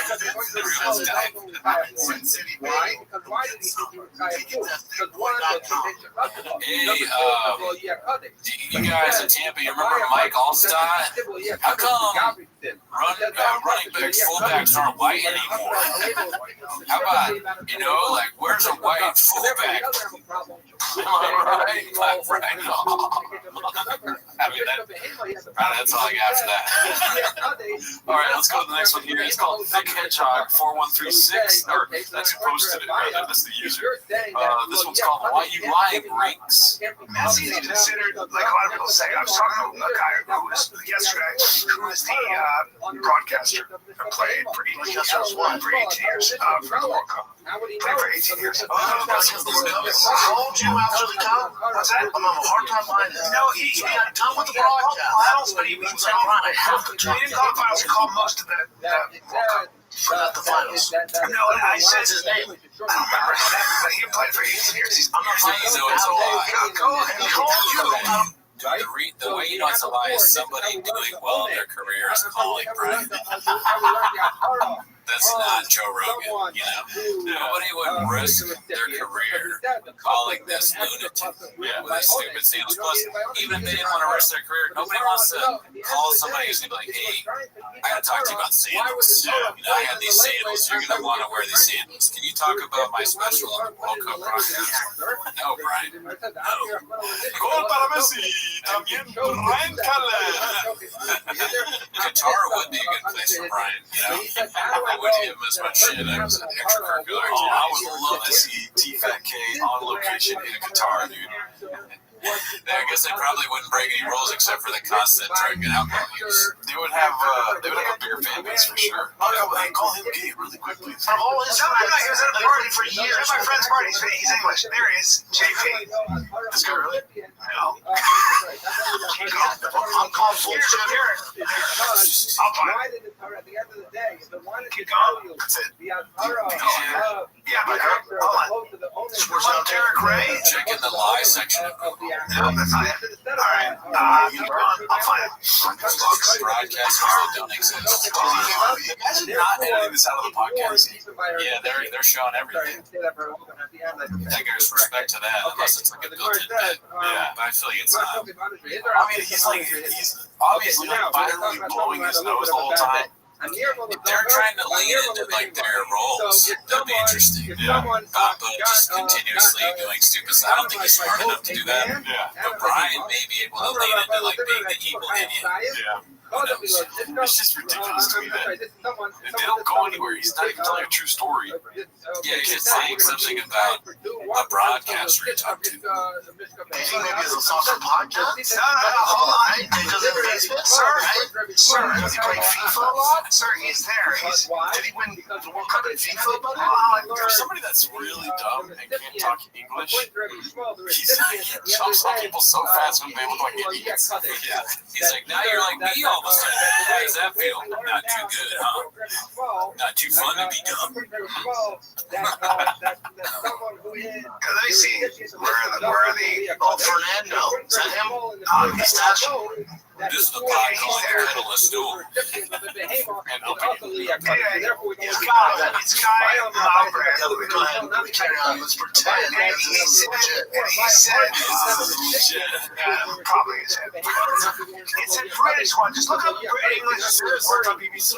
BBC World Cup. Yeah. Yeah, well, one of those fucking guys. Maybe it's Clive. Let me see who it never happened, but let's pretend it did. Carry on. That's definitely not Clive. It's that guy right there, Gary. Oh my God, what are you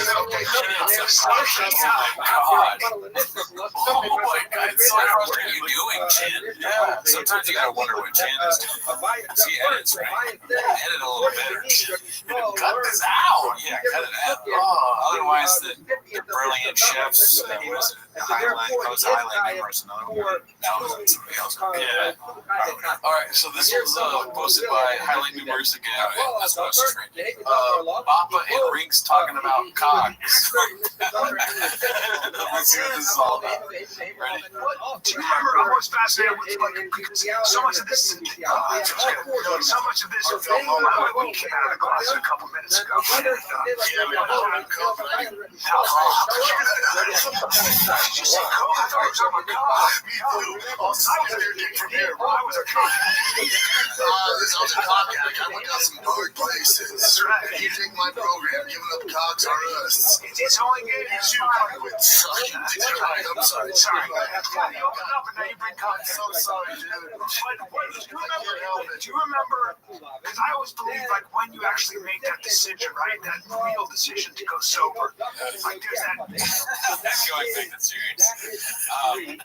I wonder if after this is shot, Callan and Shab talk to each other and like, man, dude, that part where we got to the cock thing, and you were like, I might be gay. And then you were like, I'll stiff your cock, and you were like, I'm addicted to cock. Yeah, I think it's really good. And they're like, that was like the fighter and the kid. We were really bringing it down. You know, if Rogan sees that, we're gonna be on again. Oh, when he's telling Rogan, like, dude, so you know how Chet does coke, right? Rogan's staring at him. So we're thinking coke is like, it sounds like cock. So I grabbed Brian's leg, and we did a really good bit about us being gay. Yeah, like telekinetically. And we don't do that as much now. Like, we forget that how funny it is that we might be gay. It's like Brian started accepting gay people. He's really toned it down on the cock. All right, let's go to this next one. It's posted by Boo89. It's called Snot Tom Hanks, which I think means not Tom Hanks. Let's see what it's all about. Obviously, you've done a million things, right? You've been on some big shows, stuff like that, movies. But when your dad's Tom Hanks and anybody else, that's a successful career. Like, acting's as tough as it gets. To make any of those sets is a beast. Like, the level of entry is a nightmare. So by all political, but by all regards, you've had a successful acting career. But when your dad's Tom Hanks, it's like Michael Jordan's son. If he played 1AA basketball, that ain't gonna got it. Your dad's people like, oh, he's a failure. It's like, he's only 6'2", right? It doesn't matter. It's like your dad, who cares about his size? But your dad's, Michael Jordan. So people are expecting you to, NBA's the least you can do. If you're not in 7 All-Star games, it was a failure. That's why for you, you're kind of set up. I love the way he says failure. There's expectations, man. Like, your brother's career is popping and everything. King Kong, massive movie. Jack Black, he's great on there. He's in Dexter, one of my favorite seasons. But then, he's not Tom Hanks. Yeah, it's like wow, what did we just watch? What?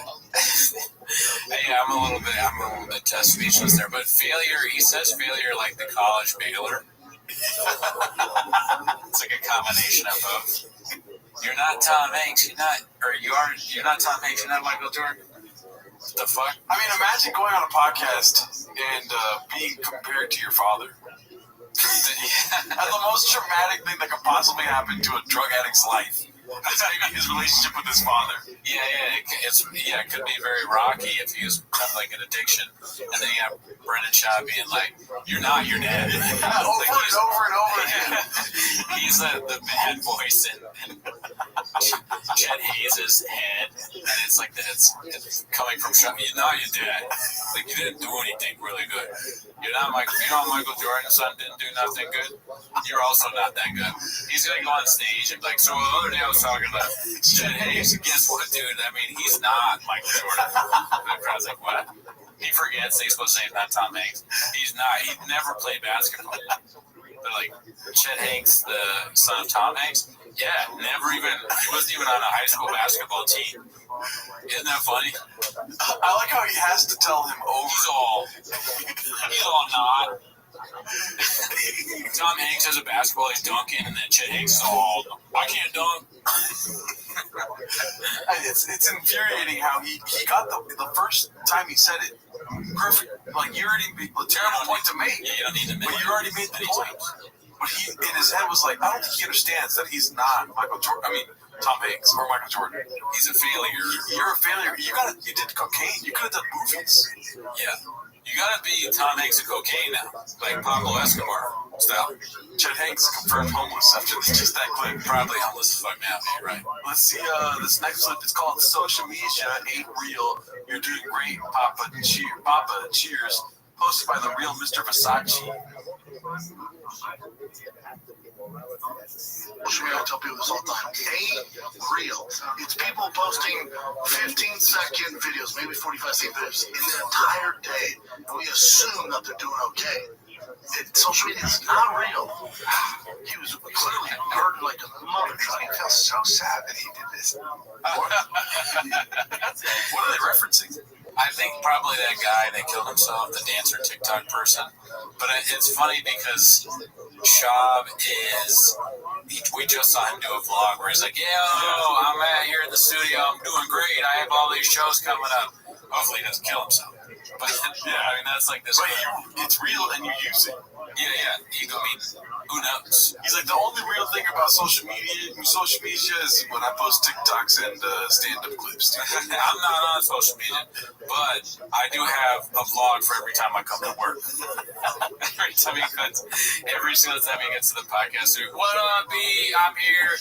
We got another hat. This hat is a Boston Celtics hat that is yellow and purple. Okay, like the Lakers. It doesn't make sense, but it's on my head. But keep your eyes out for my favorite shoe in the studio today. Man, I'm going to Minnesota. Like, check out Kevin Garnett and Fran Tarkenton. Wear your Fran Tarkenton jersey. I don't know why I'm giving shots.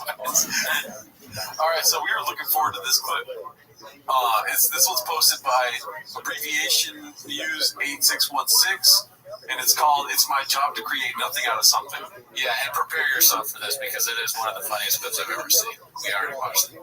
I'm gonna help him something. Yeah, it's my job to create nothing out of something, man. Like, I gotta get I laughed so hard the first time we watched that. I had to take a break and like, hold on a second. That is so to create nothing out of something. Perfect. You could not have written something better than that. Shakespeare could not have done that. A comedic genius. If Shab was doing that on purpose, he is the best. He is George fucking Carlton. That is amazing. That was so funny. Yeah. Man, if only he was doing it on purpose. Genius. You know what's crazy too about the TFATK thing is whenever they post an episode on TFATK or on King of the Sting or whatever Golden Hour, they never have they don't have the title on there.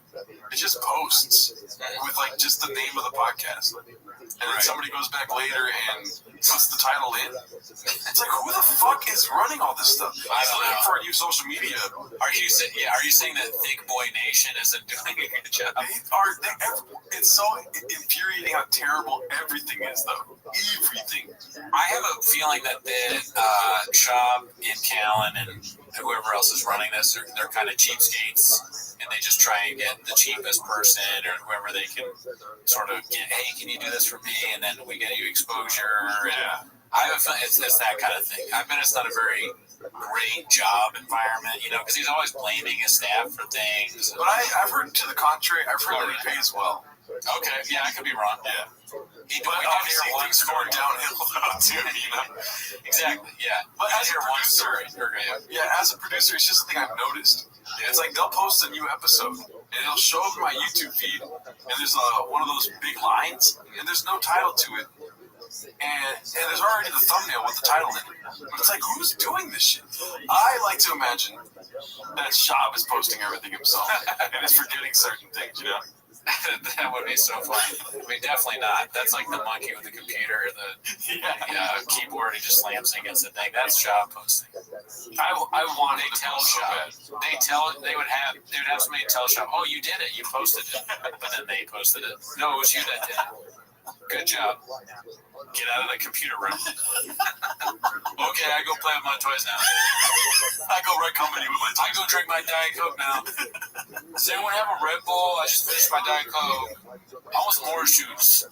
Can you pour coffee in my orange juice? No shot. No coffee, no orange juice, okay? Pour it in my shoe. Pour it in my shoe. His wife puts Alpha Brain on a spoon and he goes, why can't I drink out of my shoe? Shot, we've talked about this. Cups. All right, whatever. Cups are gay. Then we fucking just stupid. You know he's gonna say that. I mean, actually, I don't think I did. I think you seen it before, and you're like, "What do you think he's gonna say next?" Oh yeah. I was like, "Oh no, I did." I was like, "What? Check each other off." Yeah. That's my guess. Not a genius, like Shab. All right, let's go to the next one. All right, so this one's pretty short. It's posted by Cruel Ambitions, and it's called "This Is So Bizarre." What is it? That's the I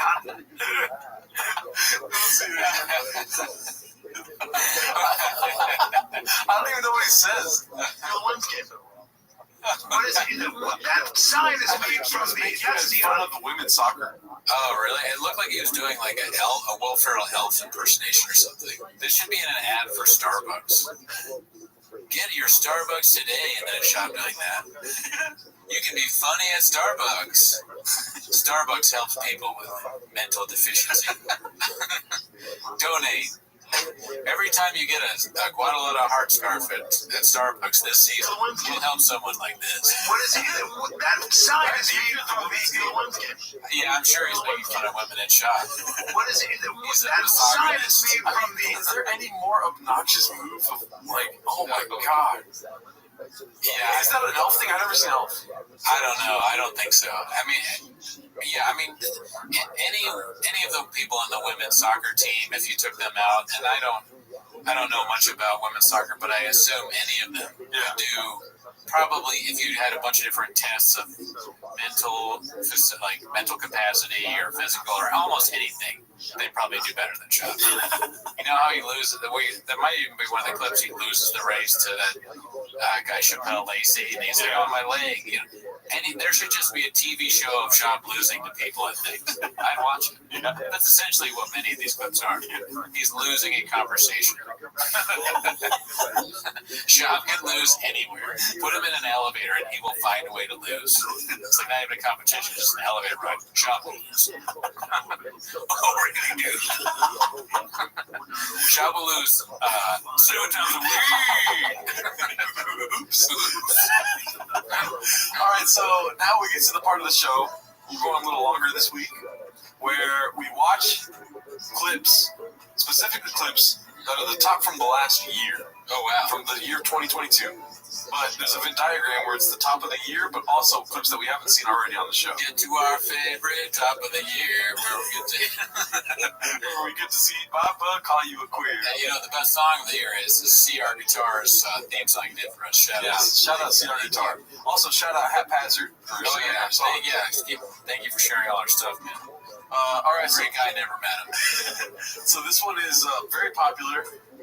One of the top clips in the subreddit for the last year, and we have not seen it on the show yet.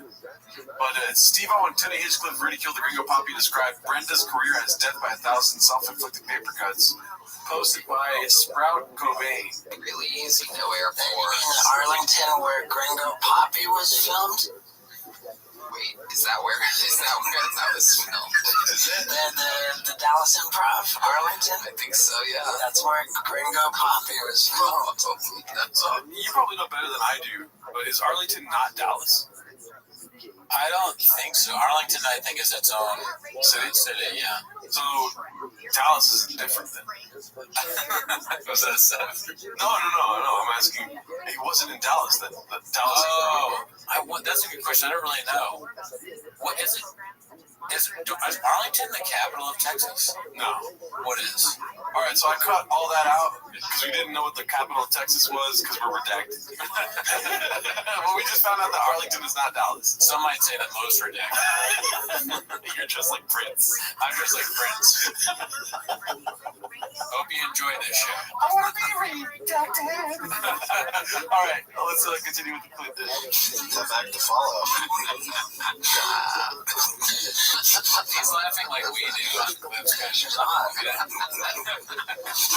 people think that it's fake, and it might be, but it's like that's sometimes how Shop makes us laugh. Yeah. So what's fake about it? He's nervous laughing because he doesn't want to talk about Shop. Oh, is that it? Okay. I mean, he starts perspiring heavily. He's like, should I slam him? Yeah. This whole thing is roasting people. Yeah. All right.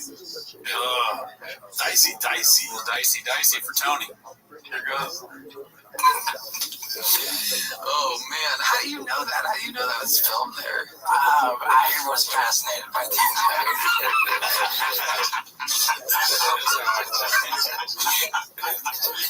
I even know where the construction paper came from.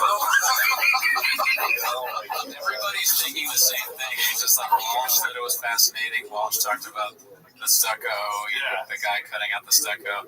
This, I've said it so many times, it needs to be a documentary. Well, they made the roof.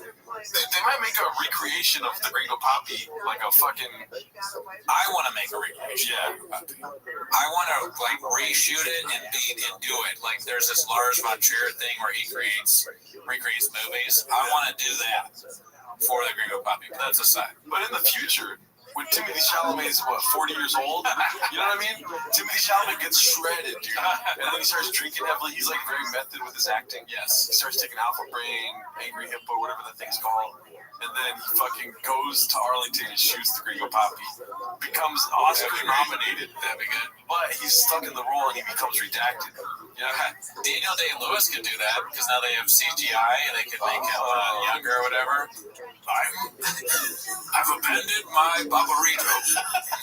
If I said I was a comedian, I've abandoned my podcast.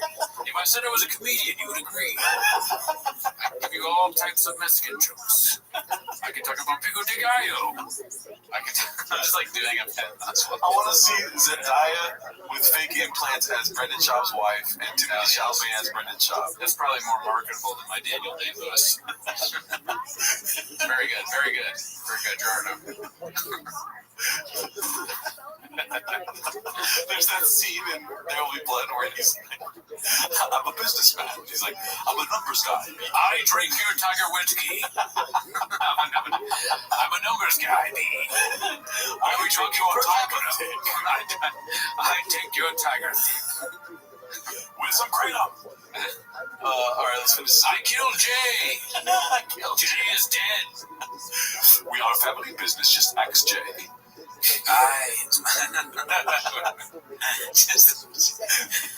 Dude, There Will Be Blood. Brendan Schaub is pretty good.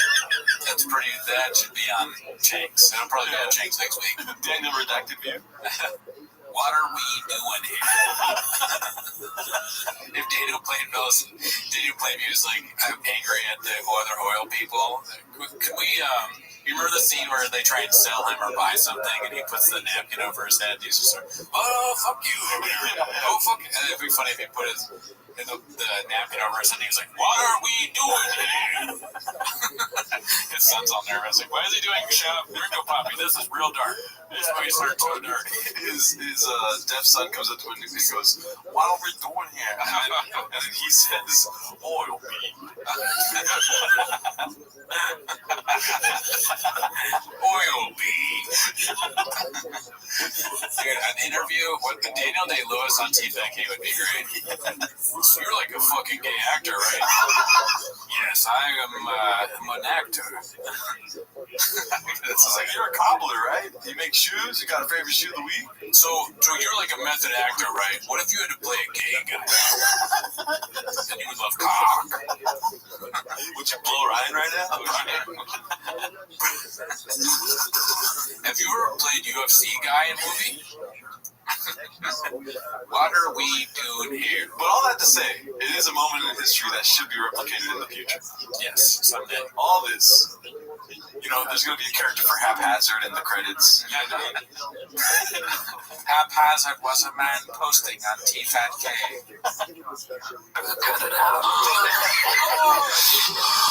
Oh my god, it's so funny.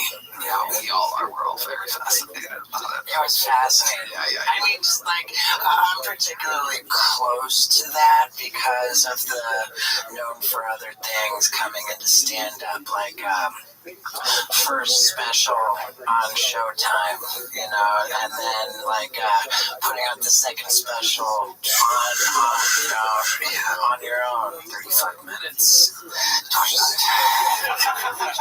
Oh my goodness. That's when you know he's not homeless, really, because I have 25 minutes, like, it's zapped into my brain. I know that more than that stuff I know at work. Yeah. Like passwords to my various sites that I have to use. I know I might forget them and have to check my notes. I will never forget how long Gringo Poppy is. Dallas is different. Dallas is in fact different. Interesting. It's like death by 1,000 self-inflicted paper cuts or something. It's pretty intense. But yeah, like so I was particularly. I gotta say that's pretty profound for coming from Tony Hinchcliffe.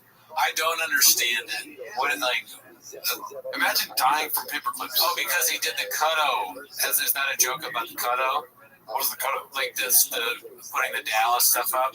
No, he's saying that he's killing his own career very slowly. Oh, I mean, he's saying that imagine just cutting yourself with paper every day until you die.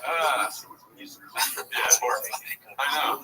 It's very poetic though. It's kind of true. Papa's kind of killing his own career. He doesn't see what everyone else sounds does. like something Confucius would say, or I don't know. You don't like Confucius? No, okay, I guess that is a compliment. You're right. That is a compliment. No, Confucius sucks. Right? Confucius should say more Gringo Poppy type stuff. Well, Confucius was known as a really big roaster back in the day. All right, so this next one is posted by the Squirrel.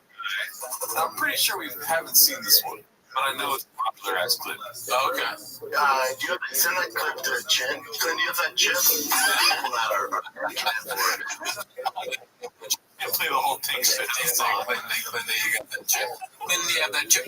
Glenn, do you have my chips? Where are my chips, Glenn? I'm just going to only be able to do dating planning for the rest of the day. If I told you I had a bag of chips, Glenn, would you know where my chin is? What else you got? What else you got, chin? I've asked you a question and you'll answer it right away. I kicked Brian off the show because of an LA Times article. So now it's just you and me, Theo. Oh, you're gone and you don't want... I don't want that. I've abandoned my chin. I've abandoned my chin. The podcast will now be known as the Golden Hour. Well, we can cut this clip out if you want, but I saw this the other day and it made me laugh pretty hard. It's called Joe Rogan Ruins Comedy Show. I'm open to it being posted by Moving Sounds. Here we go. Live on Phil Tony. I just did a 5-hour podcast and we're fucking hammered.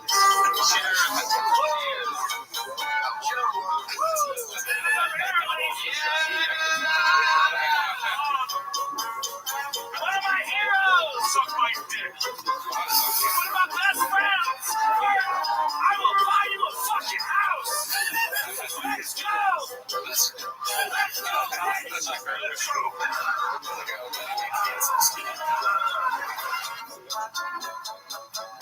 I used to play Super Smash Bros. Melee.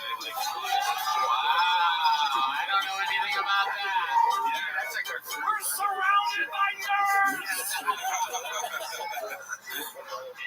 It's all funny.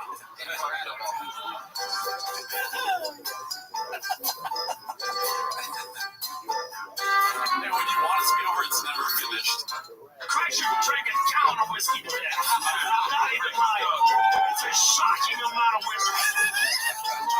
I was thinking outside of the podcast today. Drunk as fuck. Oh my God. Look at this. These two guys. We all need guns.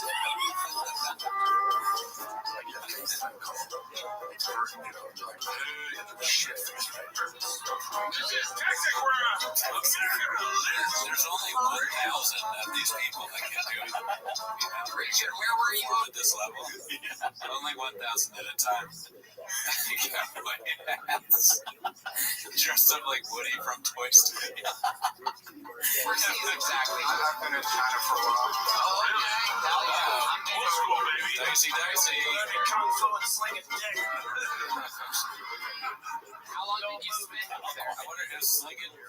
He's like, yeah, Joe. I wonder if slinging dick comes from Rogan, because that's what Papa says, right? 100%. Everything comes from Rogan. I wouldn't give Papa the credit to create slinging dick. Okay. Shout out to Ric Flair! I don't know. I mean, we have both been here, though. We came in 5 drinks in, 4 trucks. Get stuck in the bed! What the fuck is happening? That's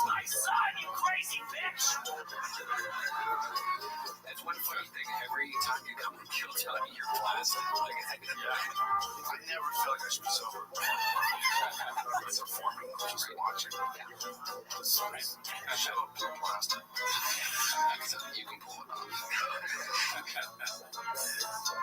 I'm holding it together. Death by 1,000 drinks. You know this is all on the internet, right? I want to call a fucking lawyer right now. This is my best friend, Dom Morero. Can you imagine your best friend, Dom? It's my best friend, Dom. Dom, say something funny, Dom. He's like, this poor old man in a golf hat. Please don't hurt me, Joe. Please don't let me remember that I'm your best friend. Sign anything. I will marry Dom Morero.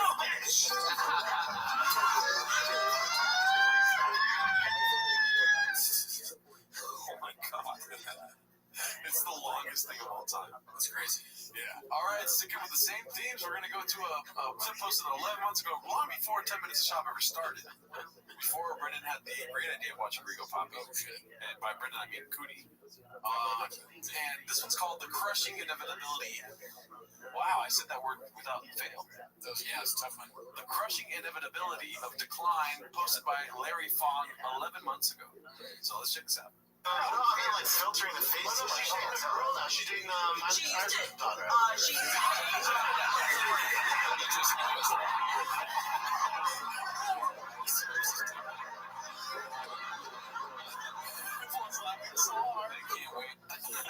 You're both fired. Did he end up firing them? I don't know. They're off the show. Oh, okay, yeah. I know Malik came out and said a bunch of shit, right? Yeah, Malik said that he was told he couldn't talk about Black Lives Matter. Yeah, that's wild. Yeah. Let's keep it positive. Be talking about cogs. All right. This is one of Brendan's favorites. You tell me to show everyone this video. Oh, yeah, the sexual, this one and the racial one are hilarious. Yeah. So we're going to watch this one here. It's called P.F. Chang Sexual Harassment Training Mandatory for All Employees. Posted by Podgeman. Not a drawl beating. At PF Chang's, we strive to support each and every homeless cat. But it has come to our attention that some figures have been, as they would put it, slanging dick. It is important that we address sexual misconduct and how to identify it in the workplace. The first method is known as the pseudo-intellectual. The offender will attempt to impress their victim by claiming they are well-read. They will then recite quotes in a pretentious tone of voice, rambling about biological, primal desires. If you witness this, report to security immediately. Use the code word big, bad, rapist. Security will know what to do next. Another technique is called the gimme. The offender will send a private message to their target. Its contents may include suggestive emojis or lewd comments about one's baldy. Upper management is perplexed by this technique, as it is surprisingly effective in hooking up with chicks. Do not be their next victim. They likely have a Mexican waiting for them at home. Instead, document the exchange and report it to HR. Remember that even Snapchats can be screenshotted. The final scenario is the drug walk. It is such a pathetic maneuver that you may not identify it as sexual harassment at first. The offender will approach their target and invite them as an escort or compensating vehicle. But do not be fooled. The victim is meant to be an escort in more ways than one.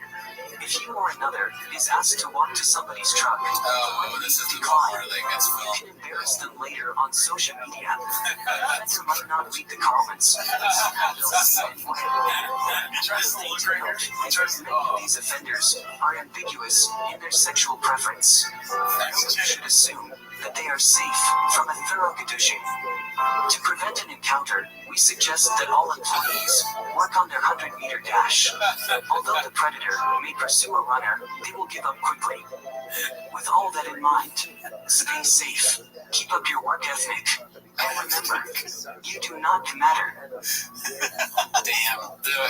The punchlines in that with the Japanese is just so good. Like, really, or whoever they are. Yeah.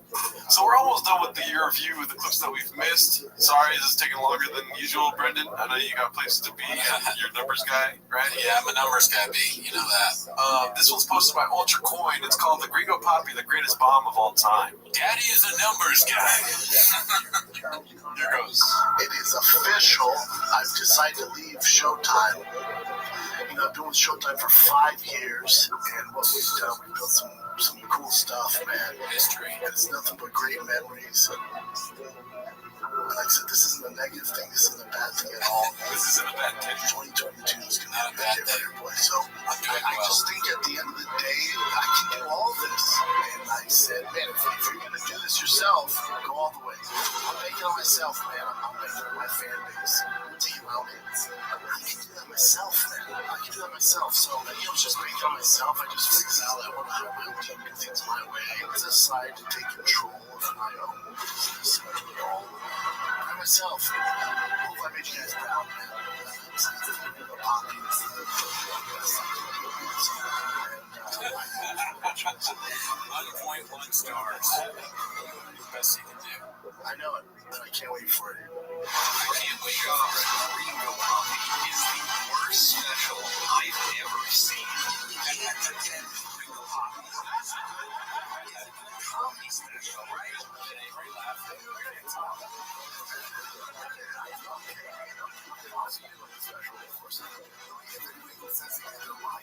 That's crazy. No, that makes sense. No.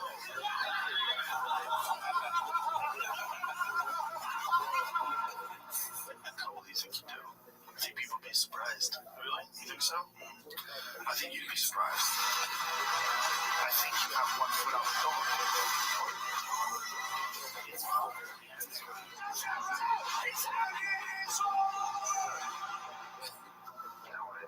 Blockbuster, the destroyer of comedy. Blockbuster, the destroyer of comedy. It is a. Oh man, this is a trip down. Dicey Lane, dude. Yeah. He found out at the end that it was, dicey to do his own special, and then it led to the here comes Gringo Poppy. Right down Gringo Poppy Lane, 1.1 stars. Well, I think that's a good way to end it there. Yeah. Thanks for tuning in. We did a lot. Shout out there. Thanks for a great year. Join the Discord. Merry Christmas. Bye. Later.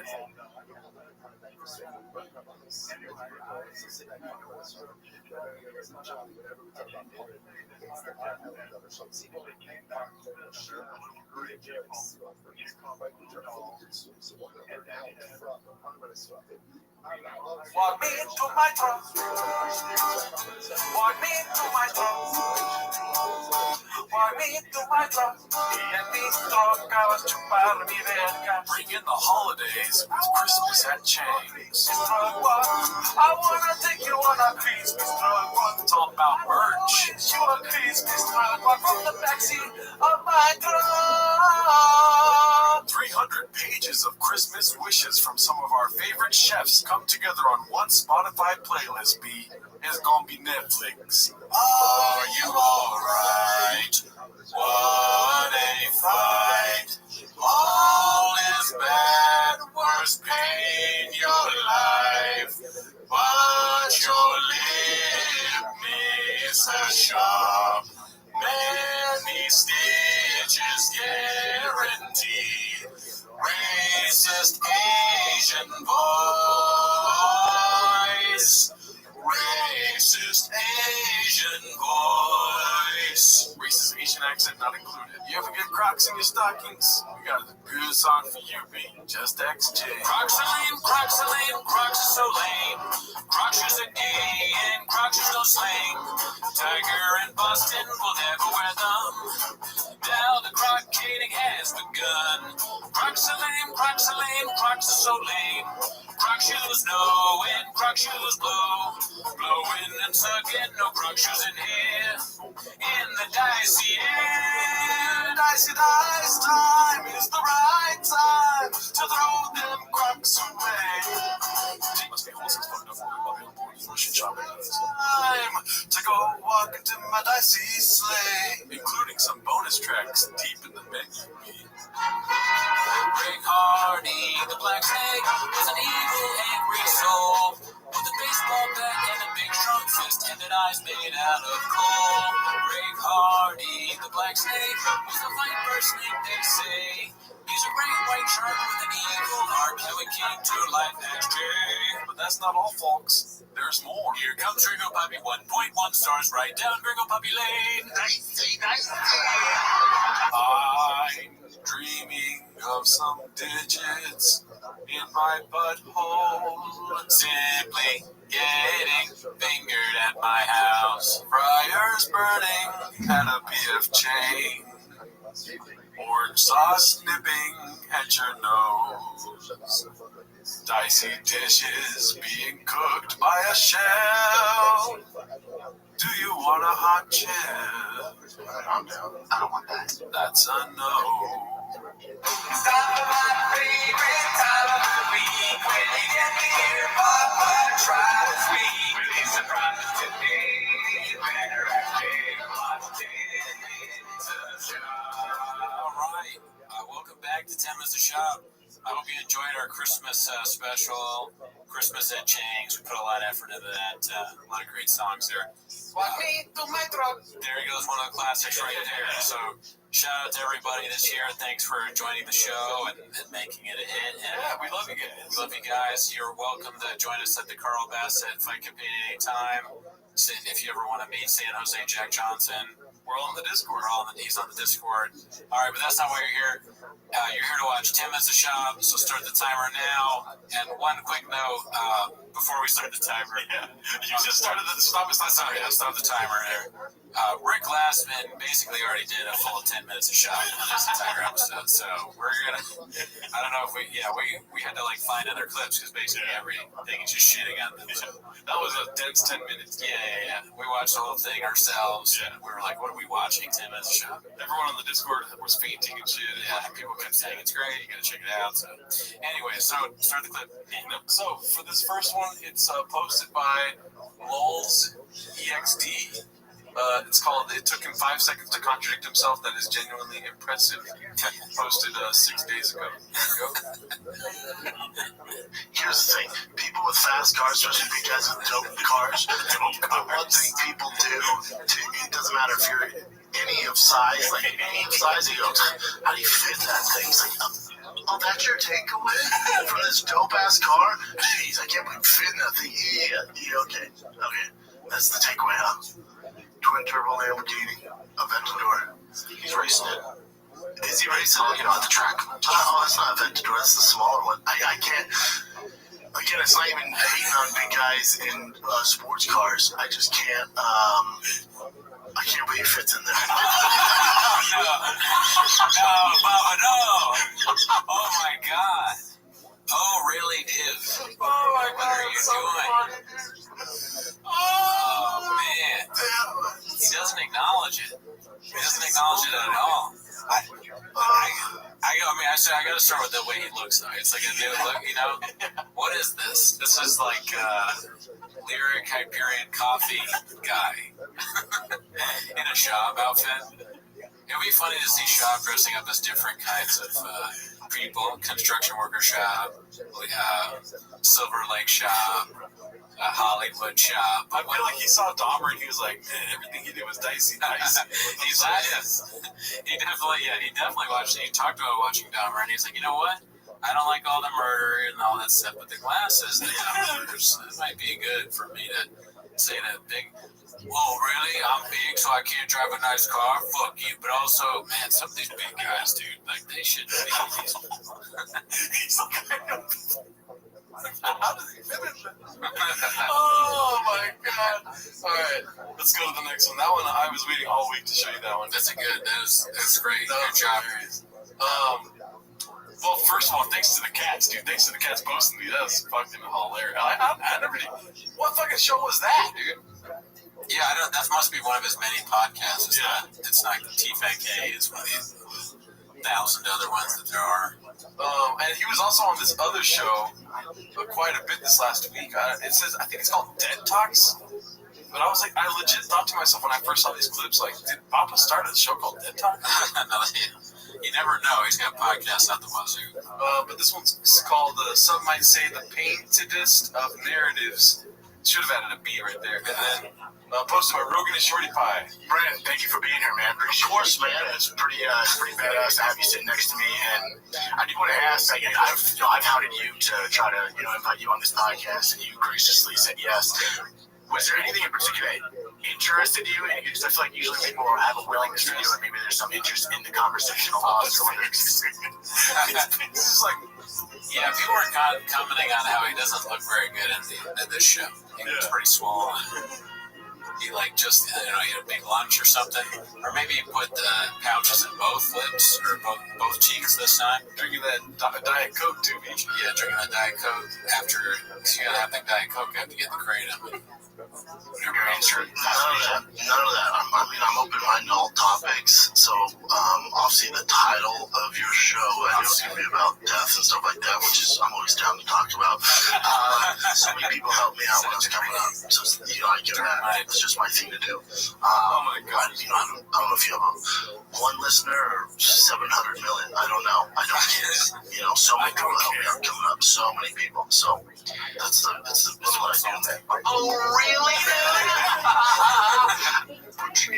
What's the money? But those old school days are still around. It's like, I'm in San Antonio and we sold a shit ton of tickets. Like, oh, can you do this Spurs only podcast? And I told my brother, ask him how many listeners get. So, we get 800. I'm like, 800,000? No, 800 people. Well, no, I can't do that. Yeah. It doesn't make sense. It's waste my time now. Oh my God. That's exactly right. Gotta act shitty,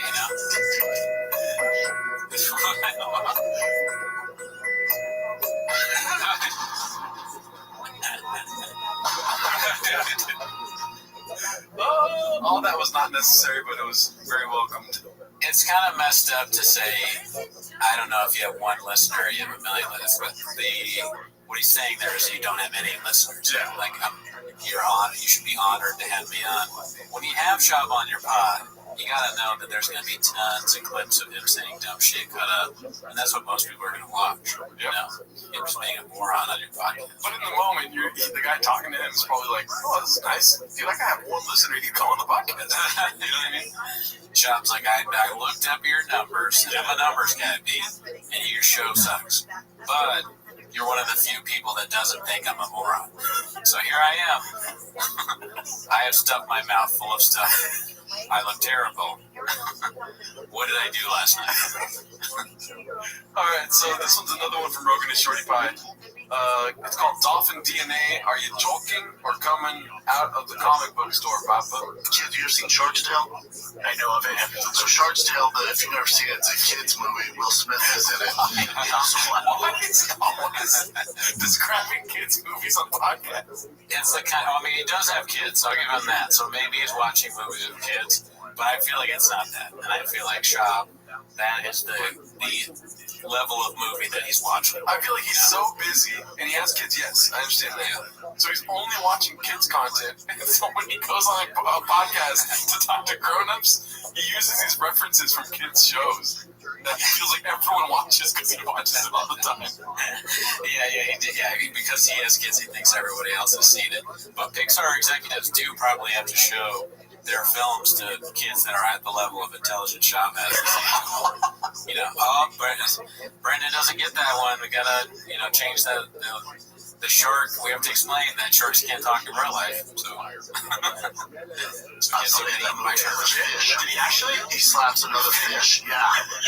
Because you saw it after. Wait, this was 8 years ago. Yeah, that movie was in hindsight. How has that not been cut up on social media? I know, yeah, he slaps another fish. And, but in that movie, there's, the great white sharks are basically like the alpha males of the ocean. And then the one great white shark wants to be a dolphin. He wants to dance and do silly shit.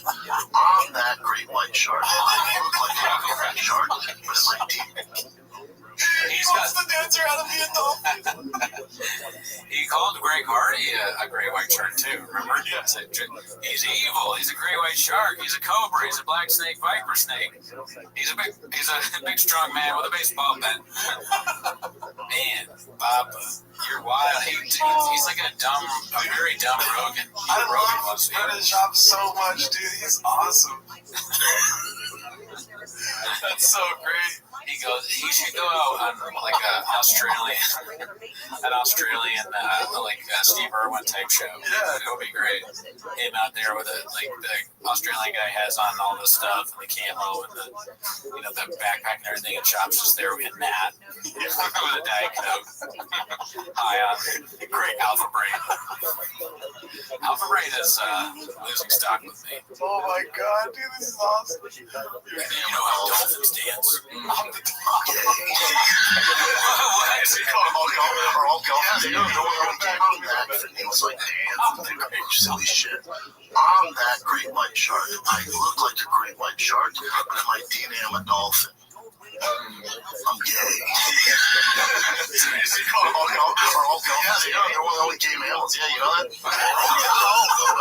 5%, man. Maybe they're bi. Yeah. They get timeshares in West Hollywood. It's great. You know what actually makes sense? That if dolphins are the gays, dude. And then he said that. This clip has everything to think about. A punchline. All right, so I got to think of a punchline for this dolphin thing. Here's what I'm going to go. I've got 3 punchlines, okay? The first one is, I'm gay. Actually, that's the only one I have. If Rick Glassman was in this one, Bob would have a stroke. Dude. Oh, man, I did not expect to laugh this much right now. Oh, what's the matter with me, B? I'm a great white shark, that's what I look like. Really, deep down, I'm a dolphin. And gay, by the way. Dolphins fuck people. This one's posted by Rogan is Shorty Pie.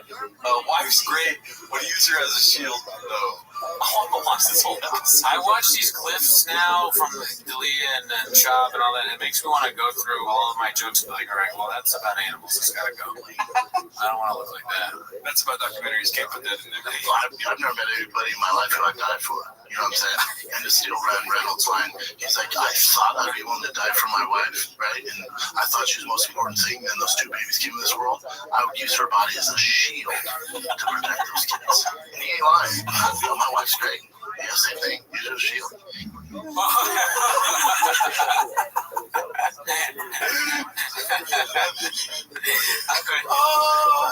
Listen, my Mexican wife, dude, she's from Guadalajara. Dude, what I would do, somebody tries to kill my kids, pick her up, pick her right up. She's a shield. They're not going to turn them into chompies. Dude, that is a crazy thing to say. Brandon Shaw went on this podcast, dude, for the homeless, dude. He's trying to get his homes, dude. He had something to say. He's like, I'm going to say exactly what I think. You guys think you fucking hate me, dog? I'm a dolphin. Weed's not willing to kill my wife for my kids. Why would you try and save all 3? Is that not an option? I have a feeling everyone that works around Brendan Schaub sucks so bad, but he's the GOAT, dude. He's Dave Chappelle, dude. Yeah, I mean, if he's doing this on purpose, he's amazing. Look at him licking his lips. He knows he's just something insane. He's like, this is going to get on Chinks. He's just like us. He's like, they're going to like this on Chinks. Oh my god, alright, what's next? Alright, this one's posted by a guy named Magic Mind. Good vibes really do come in a bottle. I guess. Oh, is this one of the sponsors? I don't know. Magic Mind, maybe. Yeah, probably. Yeah, because it's got all the classic shops: boost energy levels, increase focus, support memory, all the stuff he can do. Things that he cannot do. What about shop elevated mood? He's like, he's on the talk. Chris morning. I'm a great white with the DNA of a dolphin. I'm gay. Magic Mind. What about you saying that dolphins are gay is supporting memory recall? How does that show that you're elevating mood? Alright, let's see what this is all about. It's on Instagram, so it's fucking hard as fuck. But ready? Yeah. Warning you now, dude. I took Magic Mind. Your boy sent me Magic Mind. How about that Magic Mind? I took out my coffee. Bro, did I not tell you? Yeah, I think it's so good. You feel good, right? You're kind of like, you're alert. Yep. You're not wired, you're alert. You're just like, ah! Hey, I'm warning you now, dude. Man, they're merch. That's just the classic merch drop. Can you imagine we? Oh, dude, you told me about Manscaped, dude. Dude, my balls are clean. I know, man. Like I just thought it was bullshit, but all the balls are clean. Like before, women would not even look at me when I took my. They would leave because it was disgusting. So much hair, and I would cut myself. My balls just bleed everywhere. That's just too much. It tastes great. Oh my god, dude. I mean, dude, I use that shit, dude. So I feel like these are just clips now that we've missed over the last couple months. Yeah. So this one's from Thunderlips 187. Don't ask Brendan to spell. We didn't connect. Joseph he might be THE best. I fucking love that guy. I love you. Oh man, that's so funny. Yeah. Spelling out THE. You're like, oh my god, how does this guy function? Yeah, and that's basically all the clips. I mean, dude, that was an action-packed episode right there. Yeah, the first clip was amazing. That was like a little Christmas gift. Shout out to Rick Glassman. Rick Glassman killed it on the fucking TFAK episode. All right, we'll join the Discord. Have a great holidays. We'll see you next week. Later.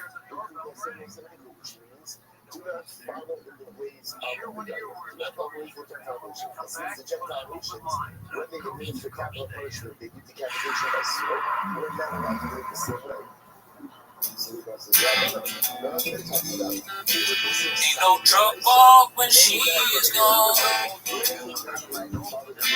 It's busser when she's away.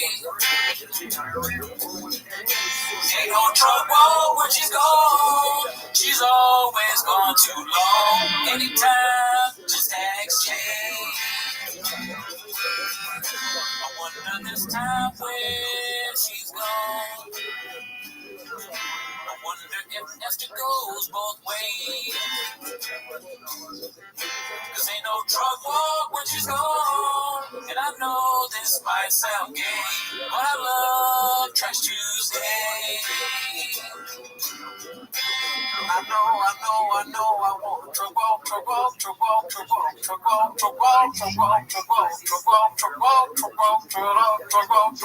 Hey, I'll leave alone. Cause ain't no drug walk when she's gone. One take. It's not my favorite time of the week when you get near Papa tries to speak. Any surprises today? All right, welcome back to 10 Minutes of Shop. There's a little bit of construction going on outside. I think they're building something for Thick Boy Nation near Gerardo's. You know, they're always doing construction. Yep. But that's not why you're here. You're here for 10 Minutes of Shop. So let's start the timer. Boom, baby. All right, so for this first clip, let's just start off with some Papa's good old stand-up. Ooh, okay. We all know it. The whole world knows that he posted a stand-up recently. It's very hard to avoid his social media presence, dude. So here goes.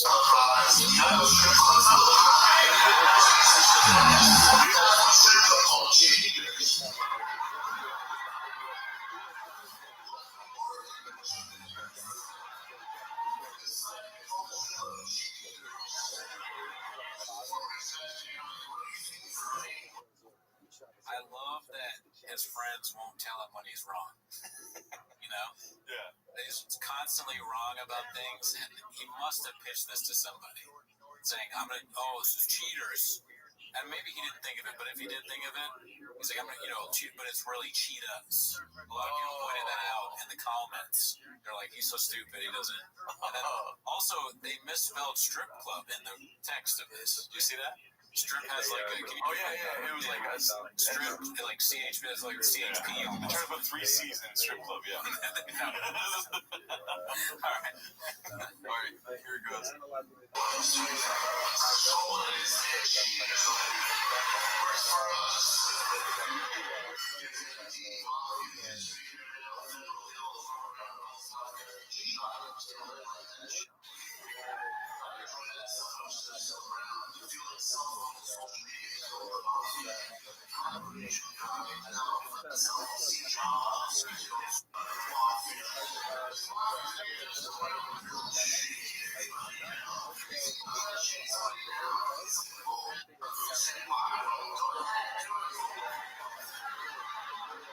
I'm glad he brought back the he's all, they're all, you know. He really doesn't give a fuck about his wife. Just, yeah, I would, yeah, we'll always play. Always have to stop. Because, like, if I were him and there were rumors about me going to massage parlors and whatnot, I wouldn't go anywhere near material about strip clubs. Yeah. And he's out on the road, he's talking about strip clubs, I wouldn't do that. And then the mafia stuff on the phone just makes no sense. He's trying to tie it into cancel culture or something, as if that's the reason why we're canceling Michael Corleone where he's going to be canceled. That's just not making sense. This bad stand-up is usually from Bob. I will say he's not walking around, right? Yeah, he stopped doing the motion. Instead, he's all, and then it just hand stuff. So he's made it a little different. It's not Rudy Giuliani, it's Steve Jobs. That's the punchline. All right, so this next clip is Brendan cries because T-Fat K is dying and comedian friends, quotes, used them and didn't fight for rings. Sad face. Posted by Ryan Joseph, 82. Oh, really, dude? Your situation is, I'll get emotional, I thought we were all gonna fight. I thought we were, what happened? I thought we were all gonna fight. Where did you guys go? You left. Well, we weren't a community. No, we weren't friends. You guys were only our friends because we could help you. Yeah. And then when we need your help at the most, you guys are nowhere to be found. Even to this fucking day. Fuck you. But you gotta forget. Sure. People are afraid. And they don't know. I don't even think about it. To be honest with you. But also, fuck you. That's so funny. He's a 5-year-old. He's like a 5-year-old's brain. Best brains. And then when the part where he's like, he kind of sounds like, he sounds like the Asian doctor a little bit there. Can you play it one more time, actually? Your situation is, I'll get emotional, I thought we were all gonna fight. I thought we were, what happened? I thought we were all there. That's what happened.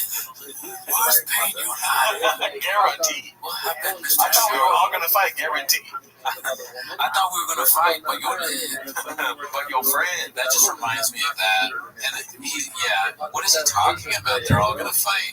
This is comedy. It's just stand-up comedy. I know that there's only 1,000 of us, and we're brave and smart. Well, yeah, all comics aren't lawyers, dude. How are they gonna fight sexual allegations? Yeah, who's all of us? Like everybody. Who is he talking? Everybody at the store. Yeah. And he's, I guess the Callan's on the left, right?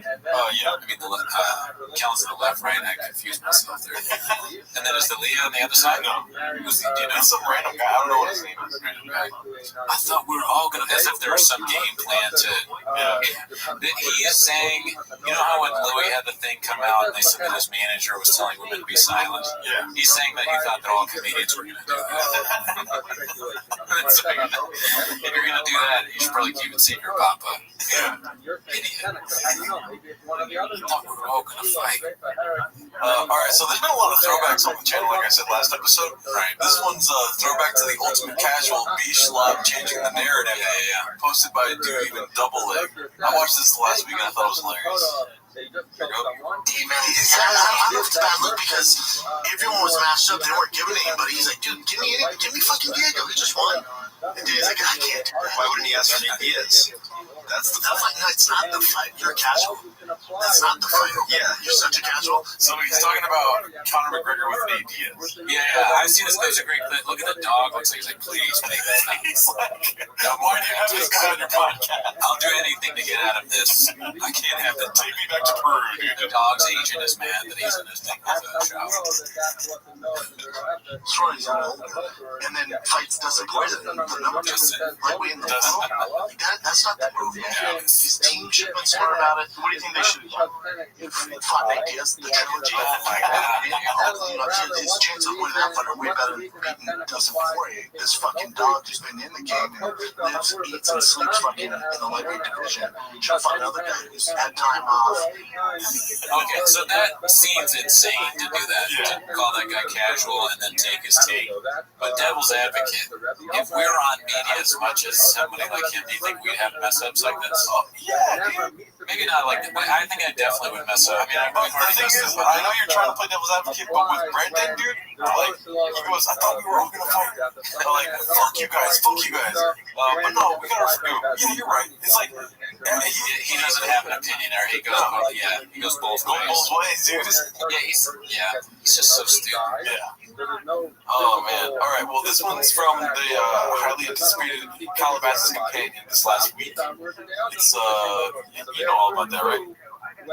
Educate me, Jim. Well, they had Theo Von and Joey Diaz on the flyer, and then all of a sudden, Theo Von and Joey Diaz dropped out. And Theo Von didn't even know he was going to be on the show. Wow. Did you see that clip or not? No, I don't want that. No, I haven't seen that clip. Oh, well, let me pull it up. I'm going to cut this part up. All right, so I found it. It's called Theo Says He Was Never Asked to Do Bubba's Rough and Rowdy Fight Companion, posted by Suru. Here it goes. Be in Vegas for Patty's fight. Yeah, I think I'm gonna be there. That's this Saturday, right? Yeah. So I'm gonna be there as well. We're going. We have a busy day. We're doing Rough and Rowdy, which you're doing the stream with, right? I think so. I've seen your face in the flyer. So he's probably doing it. I don't know. He gave me. He's thinking about it. It's like, are the numbers not right? What's going on? Are you doing the stream? No, I don't know. I didn't make that deal. I don't know. I just got put on the flyer, I guess. I don't know. I saw it's Job. It's your face. Who are the other two faces on that flyer? Do you know the flyer I'm talking about? It's Joey Diaz, but he got replaced. Is Theo's face still on the flyer? Yeah. Plastered all over the flyer. I mean, I don't know. I don't know a lot about this. I will look into it, though. I appreciate it. We didn't. It wasn't through us. Oh, it wasn't through me. That's what I'm saying. It would be a sex traffic, bro. I don't know how this is happening, son. So do I have your permission to put your face on any flyer that I want? Yeah, look, I'll take the bug. All right, I didn't do it. Now, Rough and Rowdy, and that's where you can... Yes, and he changed the subject off that. That clip was different. It's funny. Everybody else knows that Shop, bringing up Shop, it's going to generate controversy and views and stuff. And I'm like, going to that. But Theo's like, oh my God, not again, please. Enough. Why am I going to be connected to this moron for the rest of my life? He's trying to free himself from like the shop that's a little bit, right? Yeah.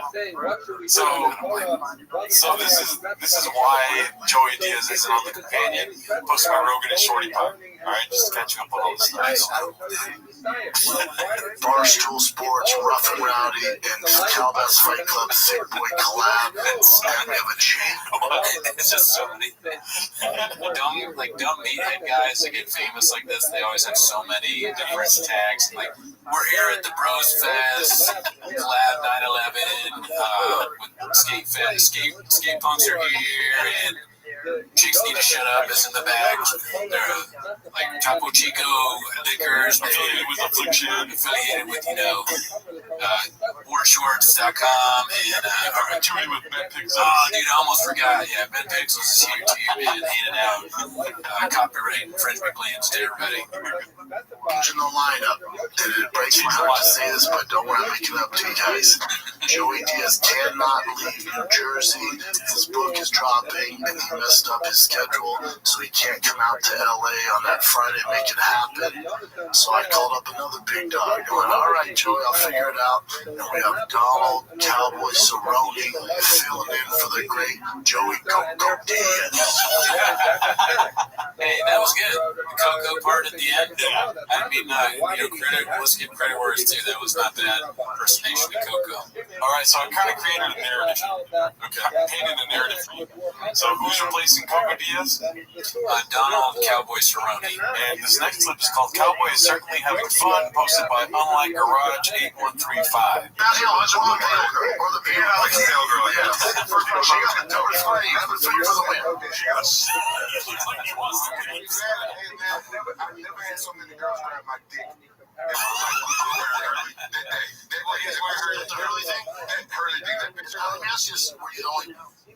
Oh man, yeah, he'd rather be anywhere else. sandwiched between Chop, the dumbest person on earth, and Rampage is like, God knows what he's going to say, you know? Just ruin your ability to get him an interview again because Rampage does something nuts. And Chop's too stupid to check him on it. I feel like he was kidnapped. Was that? I feel like he was kidnapped. Yeah, it really looks unhappy to be there. He's got the phone out, hoping that it'll ring. He's like, I'll come, but I'm not saying a word. What's that? My daughter's on fire. Construction happens. Yeah, they're doing construction. They actually are huge fans of Papa. Yeah, this is from like BGL's construction. Yeah. Okay, so back to the story here, which is the Calabasas. How does he say it? How does it? How would you say Calabasas? That's a good question. Carl Bassett. Carl Bassett, if I could pay him. This one's called He Made Sure to Bring Up the Flyers. This whole thing about the flyer. This is posted by the real Mr. Versace. Was it a day ago? Theo said he was like, sweet tough, but put me on the flyer promote me. I should be able to make it. And then yesterday was like, I can't do it. That's why, that's how to be fair, he was like, I'm down to do it. I'd love to do it. He's like, I don't know if I'm being down, but put me on the flyer, I should be able to do it. No, if you just might put you on the flyer, I'm sorry, I don't give a fuck with it. I said to his face. Yeah. Somebody put you on the fucking flyer. It puts me in a tough, tight spot. You know what I'm saying? This is the type of person I am. Well, but then the problem was this. You got like being put on flyer. No. If somebody put you on the fucking flyer, you're not showing up. You gotta cancel what the fuck else you got going on. It's funny that he's like, as soon as I heard that he wasn't coming, that's when I was like, you losers, I'm gonna call you. He's kind of like that vibe. You guys are second string. And then he botched problem. He just got random dudes. It's that guy that's like, hey. You know, or that guy from the last bit. He's the guy in the far left. We still don't know who he is. No, the tattoos. No, it's not the same guy. Oh, right. Adam 22. No. Not Adam 22. Not no jumper. Yeah. I think it's the same guy. No jumper. And then so this is from the Calabasas Fight Companion.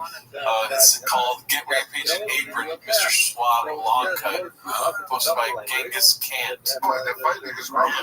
You know what he's about, right? You want to get your own team one day? That'd be fun. That'd be dope. Yeah, sure. Yeah. I would love for you to have your own team and my team. To be sure your team. That'd be fun. Yeah, that's it. I mean, you beat them, eat grasses.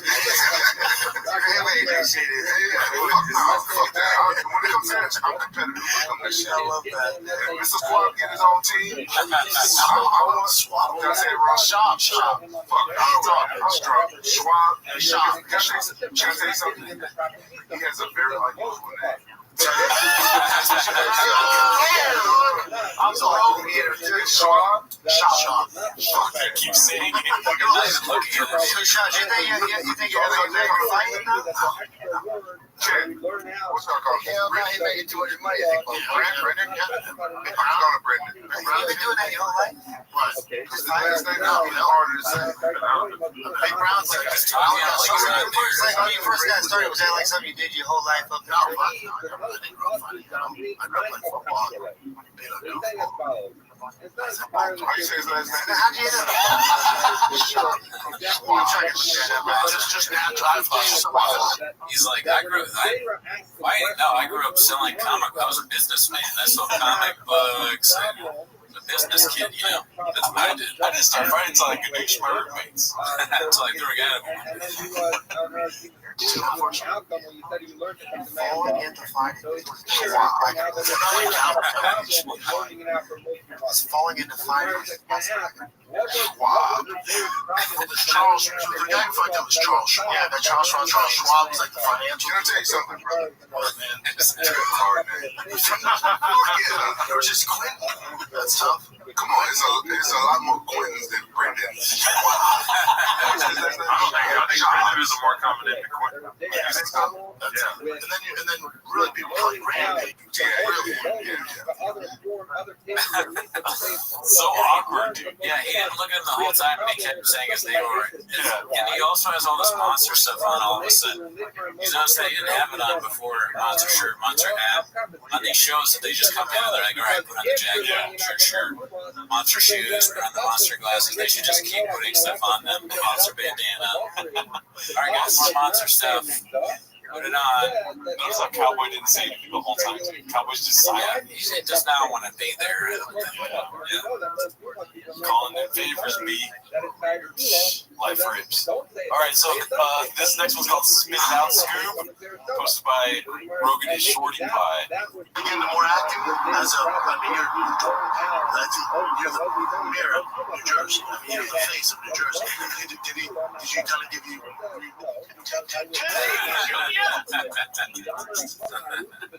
mean, you're the guy that isn't, but it's so hard. It's so difficult. Okay, so this next one called Brenda using others' name and image for his own benefit, a tale as old as time, posted by Sprout Cobain. Special announcement coming in hot, lavish, and rough and rowdy tonight. December 9th. I put together one hell of a It's like, are the numbers not right? What's going on? Are you doing the stream? No, I don't know how I made that deal. I don't know. I just got put on the flyer, I guess.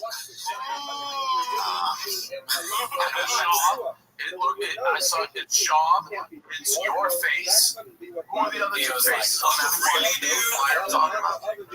It's Joey Diaz, but he got replaced. I can't make it though. Is Theo's face on the flyer? Yeah. Fuck. Everything we own the flying dog. I don't know a lot about this. Replace me with Adam 22.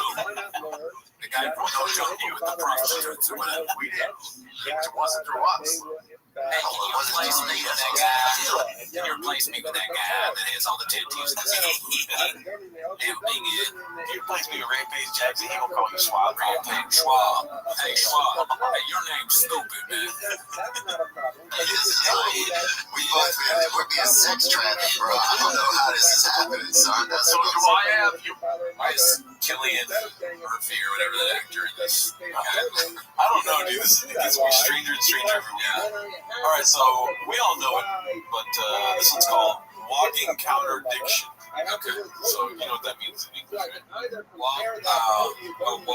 Walking contradiction. Yeah, good job. This one's posted by Fake Conan. I know I look like this stuff doesn't bother me. That stuff does not bother me. It hurts my feelings, man. It always has. I get it. Doesn't bother me. But I'm telling you now, so all you guys know, it hurts my feelings more than you know. That stuff, I have the thickest skin I've ever had. And that's why I'm not on social media. And a lot of people can't handle social media. God bless you, man. I wish I could. I'm too sensitive. That stuff does not bother me. Man, it's hard to tell what the truth is, because you hear it both ways from it. It doesn't bother him, but then it bothers him a lot. He's not on social media, but then you look at his posts and he's commenting back to people. Thanks. Great, Gucci. Thank you, man. You're the best set at the club that night. Oh, thanks for being part of Thick Boy Nation. Or whatever he says. I mean, you're pretty bad with technology. Yes, correct. Very bad. Yeah. Do you think Brennan's any better than you at technology? It's tough. I mean, like I was saying before the show, Cooney meets technology, or Cooney plus technology is tragedy. Yes. I mean, yeah, I'm probably better than him at tech. So he definitely has somebody running his social media accounts. Right, yeah, of course. Yeah, that was a little bit blockbuster. Yeah, I mean, I think he was like, how do you call me? He doesn't read the comments. He doesn't read the comments. He doesn't comment either, really. Right. Alright, so this next one's called Every King Needs His Rolls Royce, posted by Spawn of Skip. Never just stay in his drawer. You can pull up in a brand new Rolls Royce Phantom and like, dinner's on the week, we go in his car, it's this giant Rolls Royce. He's in a three-piece suit and he's driving a Rolls Royce. I go, what? I think about this time. It's him and his wife in a brand new like Bentley Rolls Royce. Gold. Like having a fucking Chrysler 300, the real Rolls Royce fan that pulls up, you're like, oh, you're great. You're a Oh, that's a Cat Williams joke. What? The Phantom versus the What's it called? Cadillac? Yeah, whatever that car is. No, the Cadillac, like, it looks like a Rolls Royce. Oh, I don't know what that is. But I didn't know Rolls Royce. Cat Williams' joke is, you think it's a Rolls Royce? Tell a real Rolls Royce pulled up, man. Yeah, he just did Cat Williams' joke. Yeah. Shut up, come on, man. Dicey, Jeez, a Rolls Royce. You ever seen a 300 next to a Rolls Royce? 300, yeah, the Chrysler 300. Yikes. Yeah, I mean, why doesn't anyone, again, why won't his friends tell him that it's a Rolls Royce? Yeah. And then this one is not the speech impediment, if that even exists, really. It's he legitimately thinks that Rolls Royce is called Rolls Royce somehow. But that could be part of the CTE for sure. I mean, also, too, it just means something that he's like, no, I'm never going to change how I say it. No, I think he probably thinks he either thinks it's called Rolls Royce or it's like some part of the dumb brain, just cannot process the word, what the actual thing is. All right, so this next was called Another Hater of the Tiger Thick Sweet Nectar Name. Talking about XJ posted this one. Just tell you from the listener standpoint, as we drink more too, we gotta make sure I have two different conversations. Yeah. Tiger Thick. Can I say, I don't like the name, but I like the drink. Yeah, you like Rogan, don't like the name. Rogan don't like the name? He was like, I love the whiskey, don't like the name. I was like, well, Rogan is smart. Well, not because of marketing. If it was stand-up or, or business-wise, I'll listen. I'll take it. Marketing. Yeah, he's a marketing king. He's a numbers guy. He knows per capita what they're selling. He's a marketing genius, as they say. Big boy squad. I mean, whenever people see big boy stuff in nature, they take pictures of it. They're like, I cannot believe this is real. Someone is wearing this.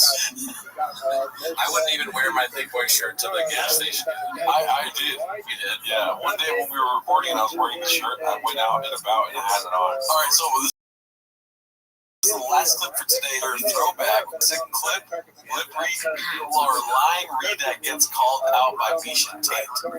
Oh, that's good.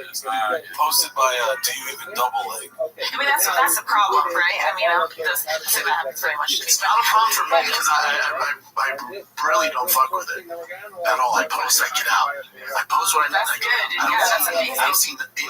So I have no idea what you've been up to. I have no idea if they post something dope. I don't find out fight announcements, so I'm like at Starbucks and I'm like, dude, did you hear Misha's back? That's how I found out at Starbucks. Why do you find out about all this stuff? What do you mean? She's like, have you heard about this story? And we were all like, no. And you're like, I did. Like, how did you find out? No, not World Star. I read news. Like, if I'm on my phone, I'm reading. Right. I'm not a social Well, that's the thing. It's like it just, I don't know. It just still like it just seems to be. Dude, I was like that forever. And then you just, you had to be disciplined. I'm an addict. Well, they get your power like, good God. What are we supposed to do? Do we make fun of them for lying? No, they're not even allowed to talk about they won stand-up. Yeah. Literally, there's topics they're not allowed to worth of breach. Yikes. Dicey. I like how she called him out. That was funny. But how do you know about this stuff? You're kind of changing the narrative. She's homeless. Misha Tate's like she's secretly super homeless. How did you know about that? You fucking redact. What are you gonna ask me to walk you to your truck next? Thanks for that. She's like, hey, you have change.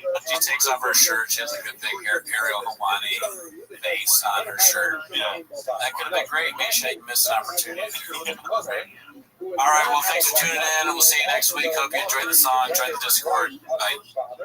He is Kaya only one. Which one he desires is Kaya for the relationship with his mother. He is not Kaya for the relationship with the wife of his father. Okay? Well, it's of the mission continues. Someone who comes on the wife of his father, which would mean someone that is actually turned out either married his father after this or sometimes I feel like I took too much credit. Sometimes I feel like my only friends are the people that sponsor the TVK podcast.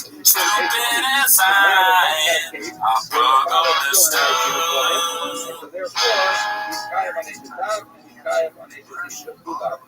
I wear my meat undies, but I still scratch my balls, man. I take out the brain, cause I love my honest. I ship on my cousin, drink Tiger Dick whiskey, and I'm never sober. I hope I don't die. And I don't ever wanna walk to my drug alone. Take me to the place I love and give me some dough. I don't ever wanna feel like I did that day. Take me to the place I love. Please, Trash Tuesday. Yeah. One take. Stop my favorite time of the week when you get here, but I try to speak. Really surprised today. Better watch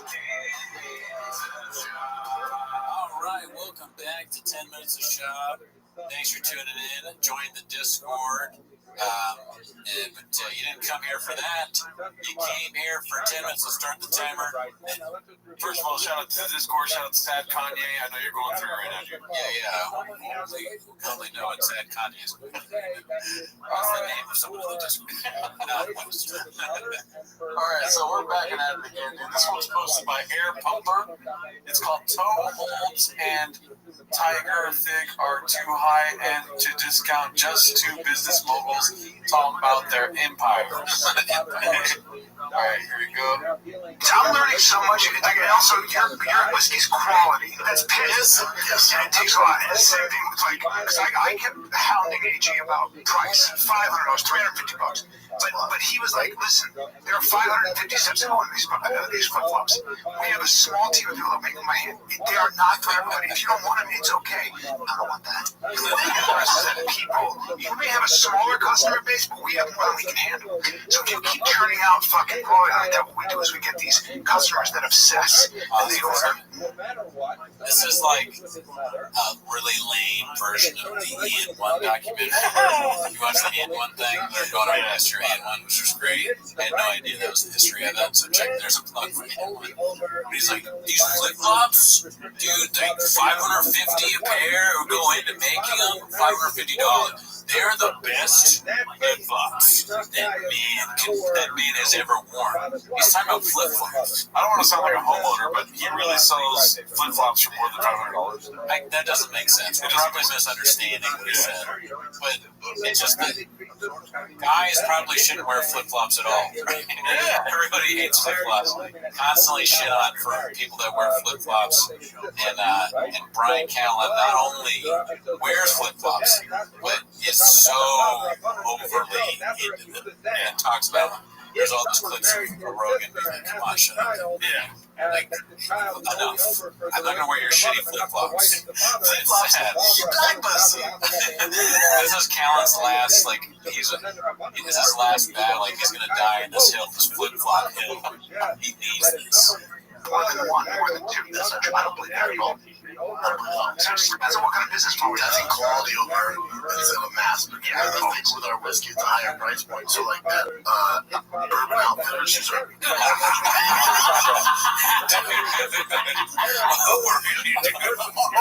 Bourbon Outfitters? Man, you can't tell us that alcoholism or speech impediment or both. All right. He sent us the numbers last week because we're doing 2 months ago Black Friday's coming up. What are we doing for the discount? He's like, there's no discount. He's too high in the whiskey. He's like, his Pennsylvania baseball thick boy squad jersey on too. We don't discount Tiger Thick. I mean, that would be insane. They would call us crazy for that. Shout out to the Changs for the dictionary. Yeah, the dictionary. We got a bunch of new things. If you check, you've been telling me to check the menu, so I read through the entire dictionary of what you're setting up. Honestly, it was unreal, dude. It was very very thorough. Okay, if you discount Tiger Thick whiskey and have been in the insane asylum 7 times a week, You don't discount as your discount. We gotta do something, otherwise what's the air on the Black Friday? yes, he's reading the dictionary shopping. He's like, I'll eat that, I'll take $5 shit. Discount. She said, he called me up and he goes, I think we're gonna run a special. I go, what? He goes, $1 off. It's like, that's fucking hilarious, because that's it. You know, It's just a different animal. Just a different. If you want them, But you learn the ropes. you learn the ropes. There's so many things when you actually look at numbers running a business. I'm a numbers guy. Alan's like in that skit, that movie, Glenn Ross. Always be closing. What's my name? What's my name? I sold 550 flip-flops last year. That's why I drove here in a BMW. What kind of car do you drive? Have you ever sold a flip-flop? You haven't sold a flip-flop in 2 weeks. You're done. 2 weeks. First, I'm like watching all my words like shut. First place is a brand new Ferrari. Second place, set of steak knives. Third place says you're done. You're fired. Thick Boy Nation never will see you again. Talk about Gary and Papa. Legend Murray and Callan. Alright, so this one is posted by Silly Goose Time 69. Shout out to the Crystal Lee reference there. When you paid $500K for Monster Lawyers, but it's 2007. I don't know. It looks like it's from the Tiger Belly Pop. Yeah, the Monster Lawyers. Here's the thing. This is what's interesting. I explain this. I notified you guys that account stopped posting. Do you know how Reddit works? They were talking about that. Just want to let you guys know. They were talking about that in the Discord. Do you know how Reddit works? He's like, that's he went in there saying that he was going to uncover this huge conspiracy that's taking place on Reddit, and he doesn't, he put the news ropes. Well, you gotta think, dude. I feel like Papa's definitely got the good angel, bad angel thing happening at all times, dude. Because it's not about the truth. It's about what the angels are saying. Good angels like just say don't, because then it looks like too much bad angels. You know what I'm saying? So in his head, he's just like he's thinking what it would be best to say right now. That's why you get caught in all these fucking convoluted lies and shit. You know what I mean? Somebody on the Discord said, "Hey, Cooney, I don't know if this has been asked already, but have you ever had any dealings with monster lawyers trying to get your stuff taken down?" And I didn't understand. I forgot the reference, and I just legitimately answered. I was like, "No, I haven't heard of them. I'm sorry, Dad." Oh, you put Beepa too. What's that? I remember seeing that you put Beepa. I put instead of Bob. And then I said, "But we did get taken down by bad pixies one time." So I think they I may have slipped through the cracks. They may not have found my unhomelessness there. Oh, yeah. All right, so this one's from AW184, Water, Weed, Dune, Hair, Bee, with the periods passing each. So.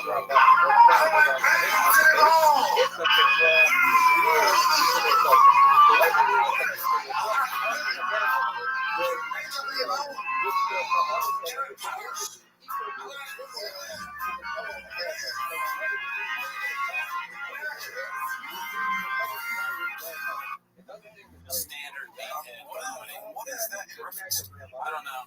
It's just meathead comedy, when a big dumb meathead thinks something's funny, they yell and dance like that. They think, "Oh, isn't it hilarious that I'm doing this?" But it's just the guy that's been hit too many times. Again, dude, Good Angel and Dicey Angel, is trying to tell him how to become a comic. You know what I mean? Yeah, maybe he's like comedy. I'm sure that there'll be a comment like he stole that from this TV show, whatever. Like he takes small things from 2000s movies and then repackages it in a way dumber name. This doesn't make any sense. Yeah. And that's Papa. Okay, so this one's from Rogan is 45. Supposedly, this was Brenda's first time seeing the Alex MMA Hour bet clip, the reaction to Ariel asking why he watches Scoop stuff.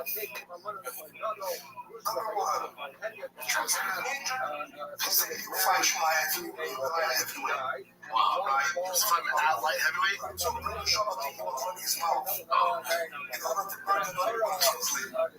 is it? What is it? He was talking shit.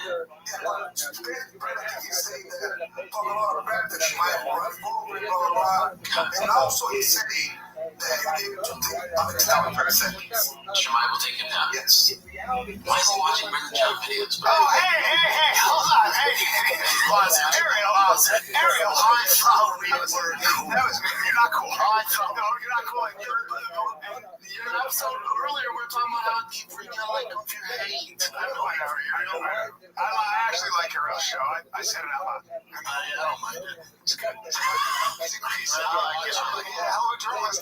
All right, you like us. You got it. Yeah, I like them, Thomas, but that's fine. I like it. All right, so let's go. Let's keep going. That was you shot. You see,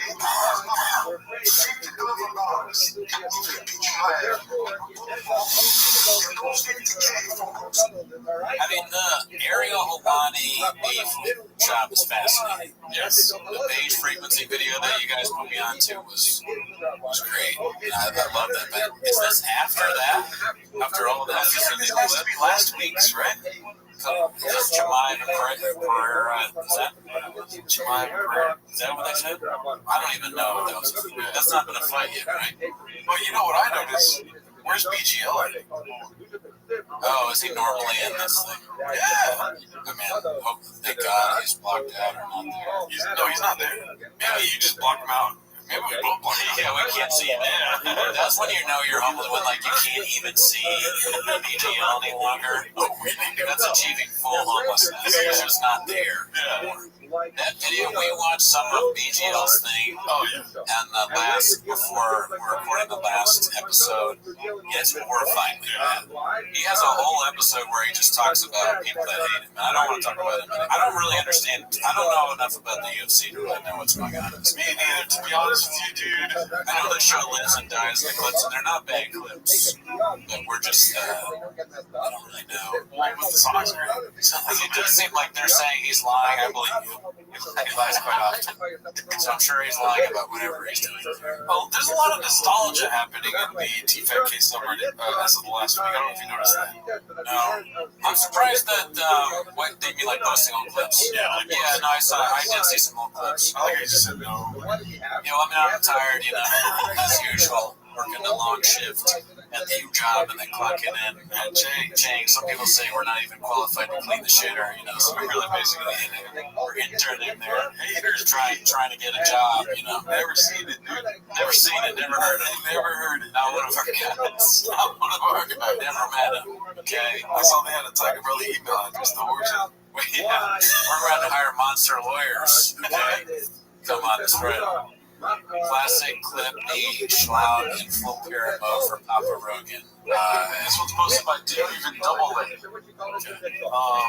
really film faces my screen. Here we go. He's for real. His fights in his early career were way more exciting. He was a savage early on. He was very type of and the volume. The bobbing and weaving that Robbie was doing, what was all that about? I guess so. And all that bobbing and weaving. Oh, yeah. Just repeating it. He's a big fucking strong guy. Clipping was out of the strongest. He looked slow. Yeah, he looked real slow here. Santos a fucking savage, man. Santos a savage for sure. I 100% support reversing that law %.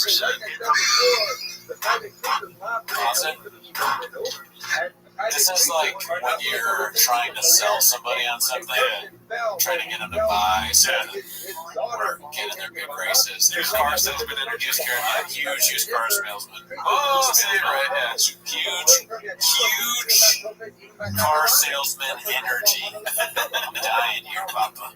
But yeah, he's just trying to sell him on something. Oh yeah, didn't know you're right. Yeah, absolutely. Oh, it's a great day. Oh, such a good day. Great day to buy. The greatest day. Yeah. But you know what I was thinking? What you just said. It was Netflix. Everything you're saying is 100% correct and 100%. Or what, Joe? You're saying? There's no conversation. What are we talking about? That sounds like an awesome idea. And I'm free that weekend. Great idea. You have to. What about the store? There's too many. Well, I love the store, but I also love the improv. I do a lot of improv shows. The store's great. Yeah, the place is amazing. It's really incredible. But I hear I want one. I mean, they're real expensive, right? $150. Oh, that's not that bad. Not dear, but that was like I thought at least $350. Just so afraid of doing it. I don't know. See Dan go hard in the paint. You know what? I like when he goes hard in the paint. Forever. He's gonna come out guns blazing every time. You know what's really funny? Who I had work with me at the improv the other night is Jimmy O Yang. Oh, he's amazing. The other thing to me that's interesting is I used to always think it was kids who are in the basement, are bred into these losers, and they have nothing to live for. Probably true. Most 9 out of 10, they should. They should torture them, man. Just a quick. It's not fair, man. Jimmy O Yang's my favorite comic. Dude, I went up to him and he was like, "Hey, British Shaw, let's pay your lives. Let's pay your lives." Oh, which is speaking of which, dude, my good friend put me onto this hilarious clip, dude. When was it posted? 2 years ago. This is posted 2 years ago in Chains. Vintage Chains. It's from the user Nice Areas. It's called Cat Lee's Worst Audition. I'm pretty sure Cat. This is from back in the day when I used to listen to T-Fat K. Cat was on the show. I don't know if Cat is still on the show. I don't know. But what is her thing on the show? She was basically like the chin to the chin. You know what I mean? She was like Chin's chin. I feel like I've seen her before. Yeah, so check it out. This is fucking hilarious. I already watched it. Let's see. I'm gonna make it big now. Ready? Yeah. I can't stop feeling guilty. I should have stayed with her that night. Sorry for your loss. What's the reason for her to die like that? Many stitches. She was really so badly. What was the reason in that? This man was paying your life. Well done. Yeah, she didn't do a good job acting. I don't want to make fun of her. She seems like a nice person. Yeah, anyways, that's fucking hilarious, dude. Yeah, good job. All right, for your loss. Hi, my name is Craig Sue. We want to do another parody song where it's the Joker by Steve Miller. But it's like, some people call me the UFC doctor. Yeah, some people call me a giant Asian man. Call me Craig Sue. Well, honestly, dude, it would be a good idea to have people comment what song should we parody for the UFC doctor bit. Oh yeah, definitely. Yeah, so leave a comment. Let us know what song you want us to make the UFC doctor sing. What do you want to see? Dame Frankie Wadsworth? Protein farts. All right, so this one's back to the past week of shop clips here. This one's from the Nicola Jackoff Perception. This one's called "You Know Who He's Talking About." It's a clip from what's the name of Chris D'Elia's podcast. So let's see what you think. We might have already seen this one. Go to sleep. And that is why you traveled the day before, because I would have missed both of my banging ass shows, and 6,100 of you would have been sad as shit. And dude, let me tell you something, man. I put that 100 in there, 6,100, because I tell people how many tickets I sell. Dude, I found out comedians be lying about their ticket sales. For real. We're all very fortunate to do what we do for a living. There's no reason to lie about that. You know, he's talking about me. He's talking about Bob. Oh, yeah, he's lying about how much he sells, whether he's going to be there at all. And then Randy Philface comes in and just sells out the whole venue. Shots left playing drink tickets. Also, his balls in his sack, dude. Blockbuster. This one was quite the roar this week. It was posted by Hodgeman. It's called Biological Primal Desires. I haven't seen this yet. I've seen it in the feed every time I go through the promo. I think I watched it. All right, well, let's see what this is all about here. Braid for a long time was considered. Oh man, that's a lot darker than I thought it would be. Yeah. It's not the dancing is funny still. But yeah, the topic is kind of it's a lot. Brian Callen, dude. All right, we got one more clip left here, dude. It's trying to end on a scoop note. You know what I mean, dude? Hell yeah. I'm gonna clip the last two. Why don't we clip? Yeah, we should just clip the last. Yeah, we should just clip the last clip out. So sorry if it was a hard cut right there. This one's posted by Rogan and Shorty Pie, the tried and true. You know what I mean? Scoop talk about how the MPMD guy exposed the Liver King could have been handled nicer, and slips into his broken record, jealous haters rhetoric out of hand of the long title.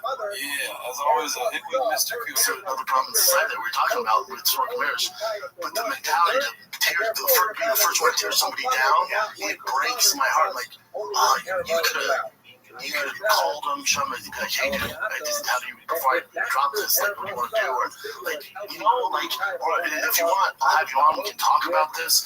I think there's a better way to do it because we're so quick to, it's society in general, because they haven't risked what other people have risked to get to a certain point, whatever it is. They want to tear them down, man, because that makes them feel better. I don't like just how my society. One second. Hey, Liver King. Hey, this, how do I get your number? Don't worry about it. This is Brendan Cooney. Yeah, I'm an open micer. That's why, can you stop lying about taking steroids? Or else I'm going to expose you to the internet. Yeah, sorry, man. You got to stop lying. There's a point saying, you could have just called it, man. What are you talking about? Yeah, it's going to be dicey for me. Hey, Brian Count. Yeah, Brendan Cooney. Hey, your podcast sucks. So you just stop doing it. When you dance, the dancing doesn't go with the whole, maybe you're a monster that has attacked women. You gotta stop. When you talk about like the difference between rape and sexual assault, you gotta stop doing it. Listen, I know the flip-flops thing, I said it's lame that you try and sell flip-flops as an old man, but it's much better than you talking about the difference between rape and the dancing with Brendan Schaub on the podcast. So, all right, well, I gotta go.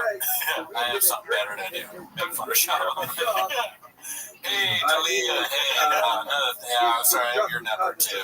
Hey, Joe Rogan. Yeah, Brendan Cooney here. Yeah, maybe stop having all these only fringe right-wingers on your podcast. It's kind of turning people. Also, can you stop platforming the worst comedians that we've ever seen? Schaub, Andrew Schultz. Hold on one second, I got another call coming. Hey, Andrew Schultz, your special is just really predictable bits about Mexican women having a lot of kids and black people can't swim, and I just don't think any of it's funny. And also, you're a rich kid who has a fake accent, so if you could just stop all of that, that'd be great. Hey, BGL, can you stop? Hey, BGL, can you stop existing?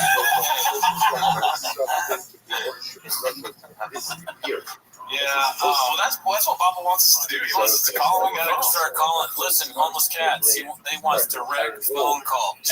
Okay, so before every clip you're about to put out, go to Schaub directly on Reddit. He's throwing us a bone, dude. He's telling us what to do. He wants you to send messages, DMs, and say hey as much as we did. Stop being a jealous hater. With all your smoking mirrors. You didn't risk at all. Okay? So, like, every time Page Frequency makes a pop-up video, dude, he wants to be on there. Papa wants to be on there. Let me ask you a question. Did Beige Frequency risk at all? Okay? Is he doing it for his Mexican? Is he built a mansion for his Mexican? Okay? No, he's just a jealous hater. And he doesn't matter. He's on the internet making videos for these homeless cats and people that work working PFTs. Is that okay? Well, that's all the clips for this week. Yeah, so hope you enjoyed the show this week. Hopefully, we'll have a big guest next week. Who knows? But thanks for tuning in. Join the Discord. Bye. Also, again, viewers and understands, and this is even mentioned to the culture as well, that halacha ma'aseh din of sreifa for a bas kohen is only a din in her. It doesn't apply to her,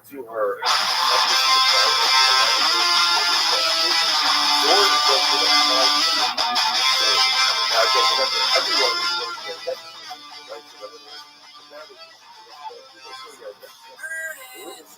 Always through this next day, I can't Celtics, I play COVID.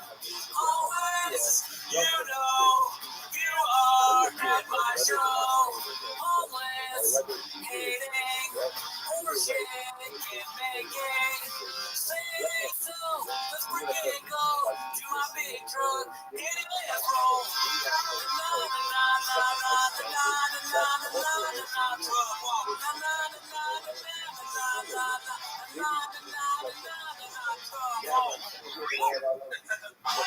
Great job.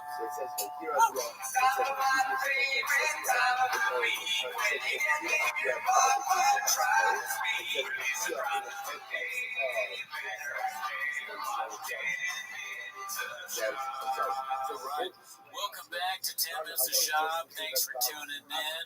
I have a quick, I'm going to start off differently. I have an impersonation. Alright, here's Brennan Schaub ordering at Starbucks. Hi, I'll have a Guadalajara heart scarf. I think I botched it. I said that before this started and it was funny. But anyways, that's not why you're here. Let's start 10 Minutes to Shop. Start the clicks. Alright, so if you haven't already, please join the Discord. And somebody showed us these two clips about Brendan's Asian masseuse finish. So let's start off with that. This one's posted by Dynamics21. It's called Theo Vaughn exposes Brandon. Sorry, for getting asshole violated at Asian massage parlors. Yeah, dicey. That'd be a decent place to get it, though, if things are going bad. Someone ends up eating your ass while you're like... But here's a weird thing, Max. One of my friends who's a big podcaster told me that he does it and he lays on his back and gets it like that. How he puts his legs up? What big podcast? I couldn't even finish I couldn't even expose this man. I couldn't even get him out of our community. We don't need these guys out of our... We don't need guys like this. That's a predator. Oh, it broke my heart, man. When he said it, I think I was trying to be supportive and we're having lunch and... God, it just broke my heart. Then he got his ass legs up. Held his legs, I get it. It was a lot for me to just take on. It's a lot. Now, there's a thing called RubMaps.com. That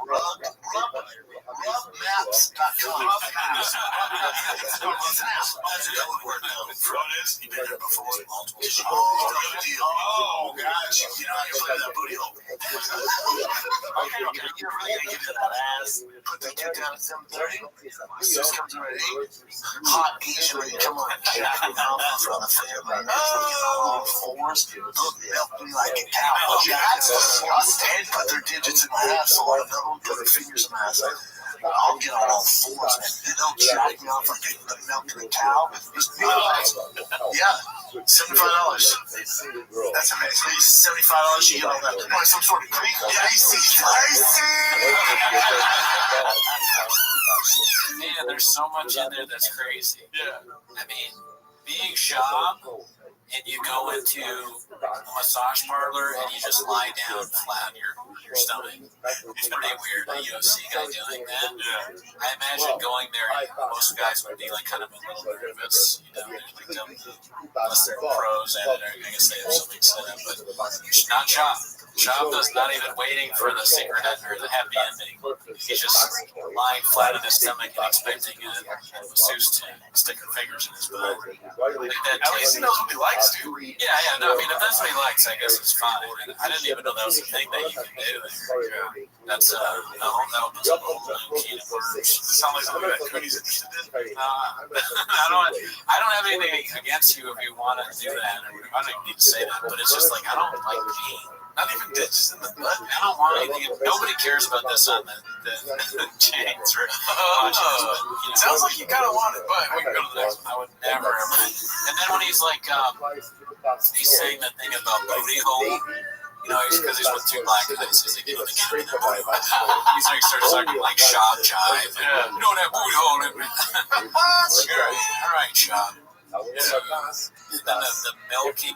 What I don't understand, like the from his family. Yeah, no, that was weird. I don't know if it was edited in a way to make it sound like he did it. Like no trick at it, yeah. But it did sound pretty fucking. It sounded like even when it was edited, it was like, why would he say that combination of words together? Why would he say that combination of words together? That's why I didn't want to do that clip, sort of, because I was worried that it would get too much into like what we think about it. You know, that's always like kind of hacky, gross. But we named those waters. Well, I would say that it's interesting, like, because I don't think that way. You know what I mean? Like what way? Like to go get a massage and get my dick choked up. Oh, well, I mean, he doesn't even get us. Well, maybe he does both, but he clearly likes at least getting fingers. Nobody thinks of that. That's not like a common thing, I don't think. I've never heard any of my friends say that. Do you think he asked the masseuse to walk into his truck? Yeah, he's like, you want me to my truck for a minute? You want me to go to your truck and put my fingers in your butt? Go to my truck and put my fingers in my butt. 2 times a week. Alright, so this next one is the most popular one for the week. Posted by the Donka. Oh, congratulations to Donka, most popular chef. With shout out to Homeless Cats, and we're at 100K now. Oh yeah, I don't know if we'd love to be part of it. I'm a homeless cat. Yeah, you're a homeless cat. I'm trying to get in there. I'm still cleaning the shitter. I used to watch fucking T-Fat K all the time. I know, that's true. You watch the entire episodes. Yeah. I still have friends that are here. Yeah. Oh, really? I still have friends that are stuck in the shoppers. Oh, that still are like actually like him. They don't like him, but they watch for the UFC analysts. Okay.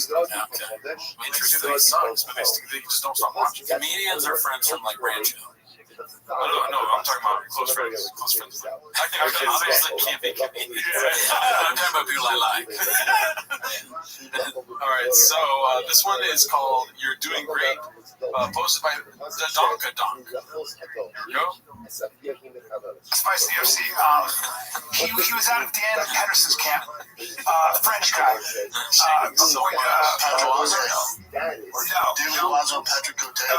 Neymar is such a stud. Look at him. Fucking oh my god. That's it looks like in Jurassic Park where the water's shaking because the dinosaurs are coming, but really it's just like the CTE on set. The alpha brain kicking in there, making him shake. I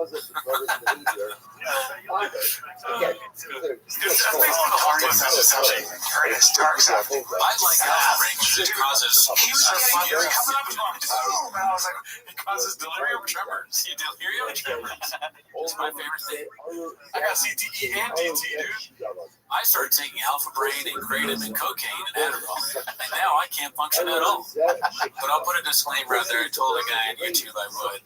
He was saying that I think it was Aaron or something. He was like, we talk about kratom too much because we don't really know what it is, which is true. I looked into it. He was saying that like it's actually a good thing. It's not bad for you if you take it responsibly. I don't know, man. I've heard it both ways, as I said in my comment. But it comes from heroin or something. So I'm just a disclaimer. I have no idea whether it's good or bad, and I'm not going to look it up because I just don't care.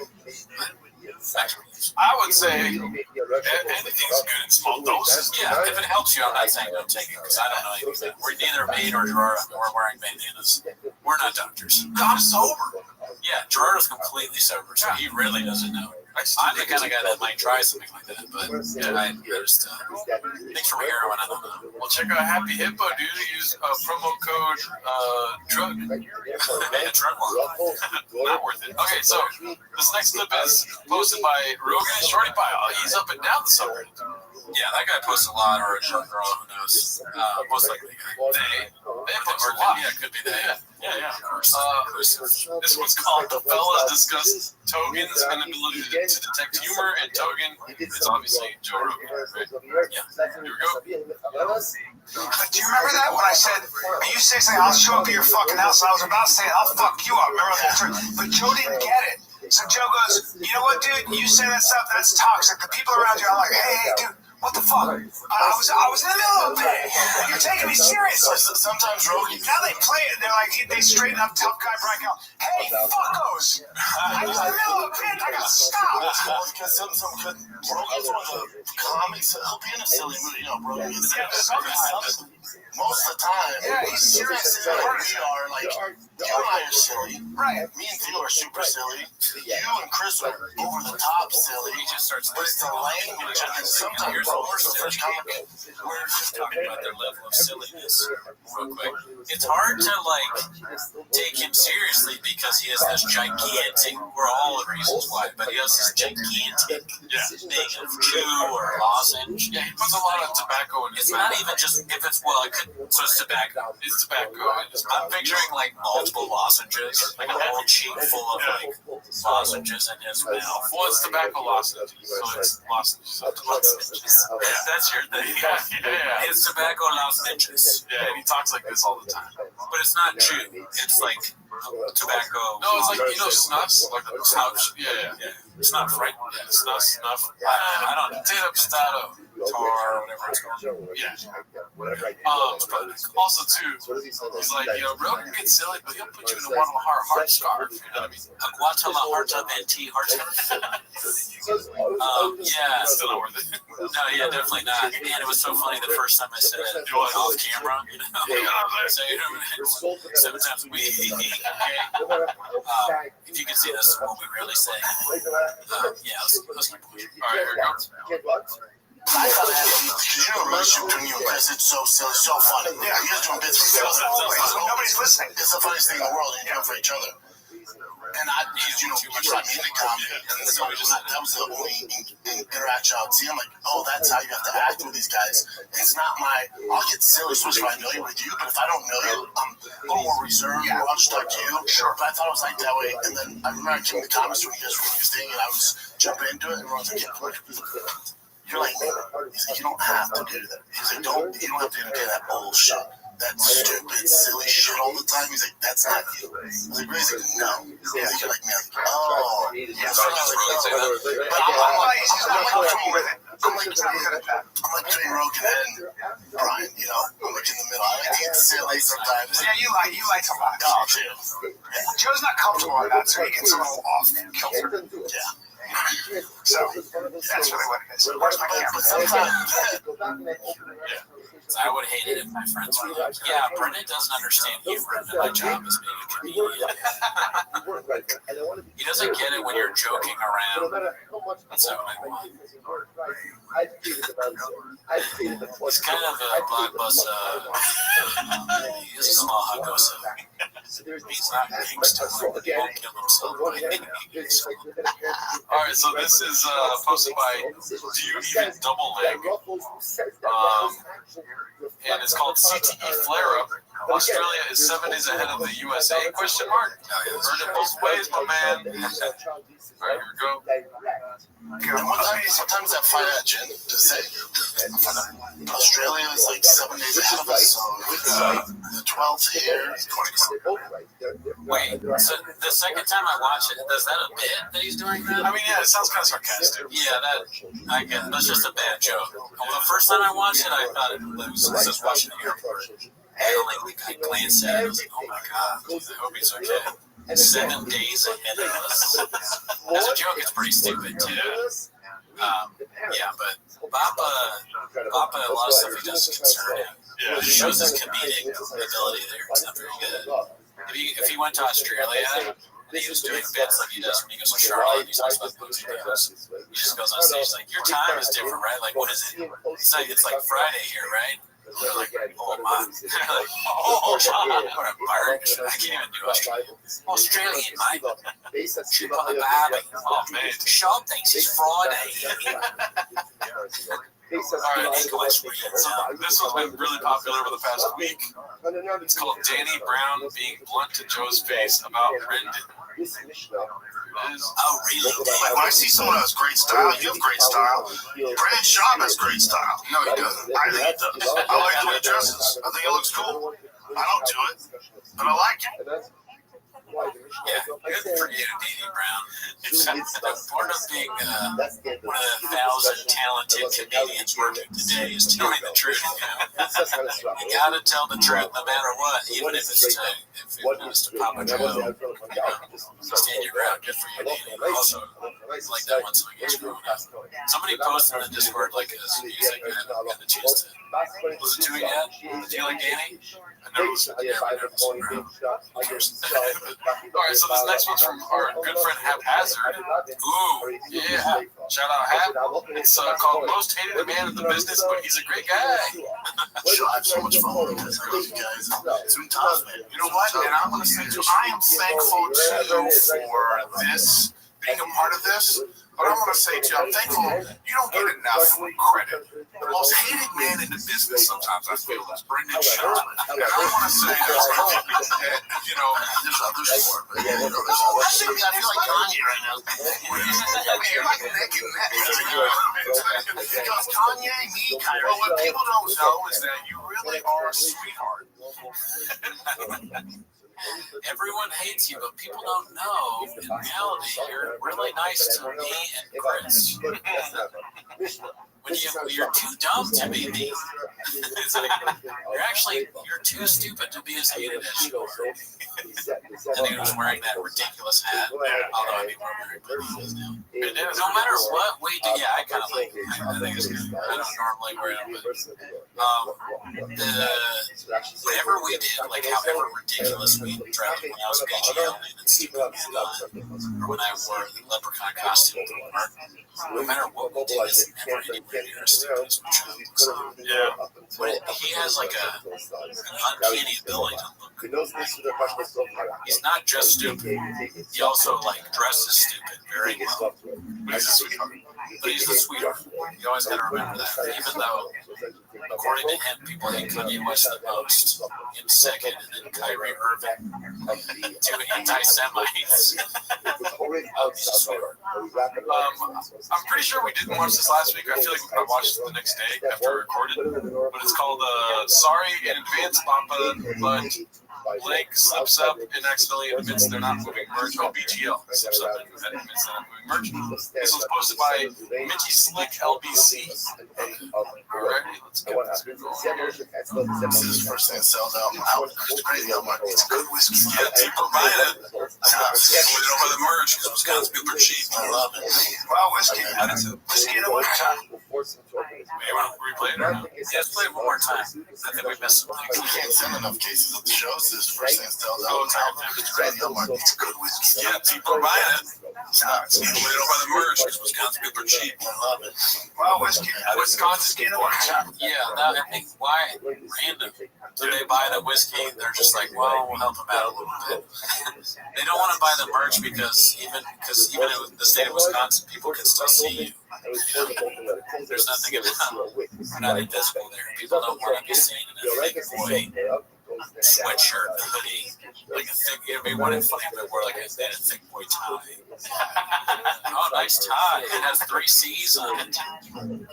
Good. Yeah. He's looking good. It's Mark. I think the reason why BGL is upset is because he's like, take us for free, buy some merch. You know what I mean? It's funny that he brings Mark with him. What does Mark do? Does he just hang out? He doesn't do stand up on the show, does he? I feel like he would be like a personal trainer. He sucks at everything he does. Yeah, maybe he's just Schaub's trainer. Yeah. He's not doing well. The shop looks terrible. Hello. Shop's always First of all, fucking I tired. was paid Cracked down on whatever weird alpha cocktail he's taking.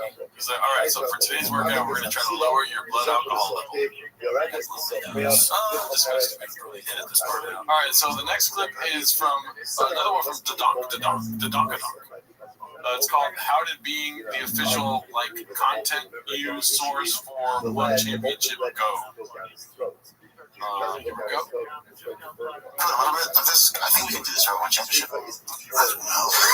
Damn it. We'll just bypass this for as Big Boy goes, the network, we're here tonight. We signed a deal. We'll be the official content news source for one championship. Why is Ellen DeGeneres interviewing him? Is she the hard up on work? She has her show, and now she's doing being on the streets of her shop. Thank you, Ellen. That's all I got. I don't even know what they're talking about. So one championship is a fighting league, right? Something like that. Yeah. So he signed a deal with one championship to do what? I don't know, be content for them. So basically, to commentary or something. Yeah. So they want Brendan Schaub to. Yeah. So in the middle of his podcast, Chin was like, "Hey, is it cool if we show the one championship stuff?" And he's like, and so they show the video of him being like, "We just signed a deal with one championship." That's all they got. That's so stupid. I mean, yeah, of course you can show it if you're on it. Yeah, what do you do? Well, that's what they're saying. It's like there's it's kind of like. And then all they have is them talking to another guy. Yeah. It's weird. That's the content they have? No, that was edited together. Oh, okay. Yeah. Oh. We're losing credit. Yeah, I'm not following. To be honest with you, I took a little bit of alpha brain just there. This one is the one you posted in the Discord last week. It's posted on the subreddit by Immortal Knievel. It's called "New England's Not Just a specific thing." I posted this? Yeah, you put it in the Discord. Here you go. Monday, November 21st. You're flying somewhere? Hopefully you're not. I get it, man. I get inflation. It just to be my favorite. I don't think it matters when you drop it. I think it's a good time to drop it on Thursday. It's more special than that. The exact same quality you get when where's the flash? The kids want us one of the South DVDs. Like what? Kid wants one of those Mattel hot street cars. Get her one of American Girl dogs.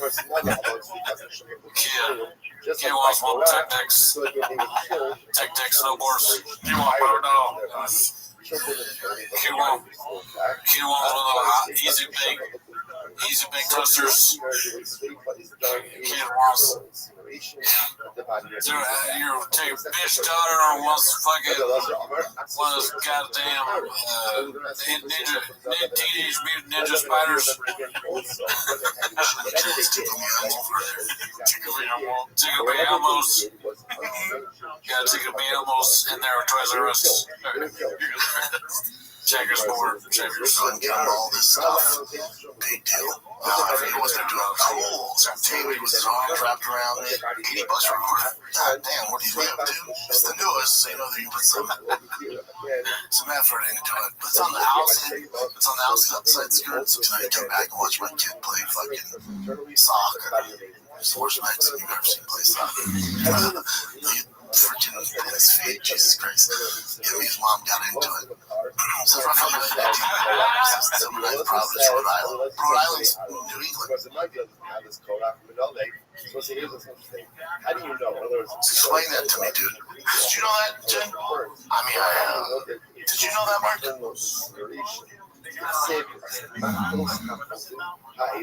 New England's more of a region. Interesting. New England's not just the specific thing. Well, no, you should know this. Golden State is kind of like just northern Cali. From the state of California. Yeah, I mean, I'm bad at geography too, but the thing is, I know I'm bad. He's not aware that not knowing some common simple facts like what New England is, what Golden State, and they confidently say that Golden State is, because probably because of the NBA team, right? That's what he thinks that. He's so dumb. No, he knows his geography. Actually, the continent B, or whatever he says. That clip was so funny, and then $80 for Uber, where do you go? Imagine your dad saying you're the worst Mexican in soccer. Yeah, my son is the worst Mexican in soccer I've ever seen. This clip is also really old. It's from 5 months ago, posted by Rogan and Shorty Pie. But somebody posted it in Discord, and I don't think I've ever seen it. It's called Protein Pony Enjoys Energy Powder and Taking Nasal. So, dude, I lost all faith in TSA. Marcus flown several times. At the Costco I did. Every time we show up, and I'm like at the pool in the Airbnb, and I reach in my board towards pocket and pull out I'm like, oh, this was in there. I'm like, I forgot about it. No.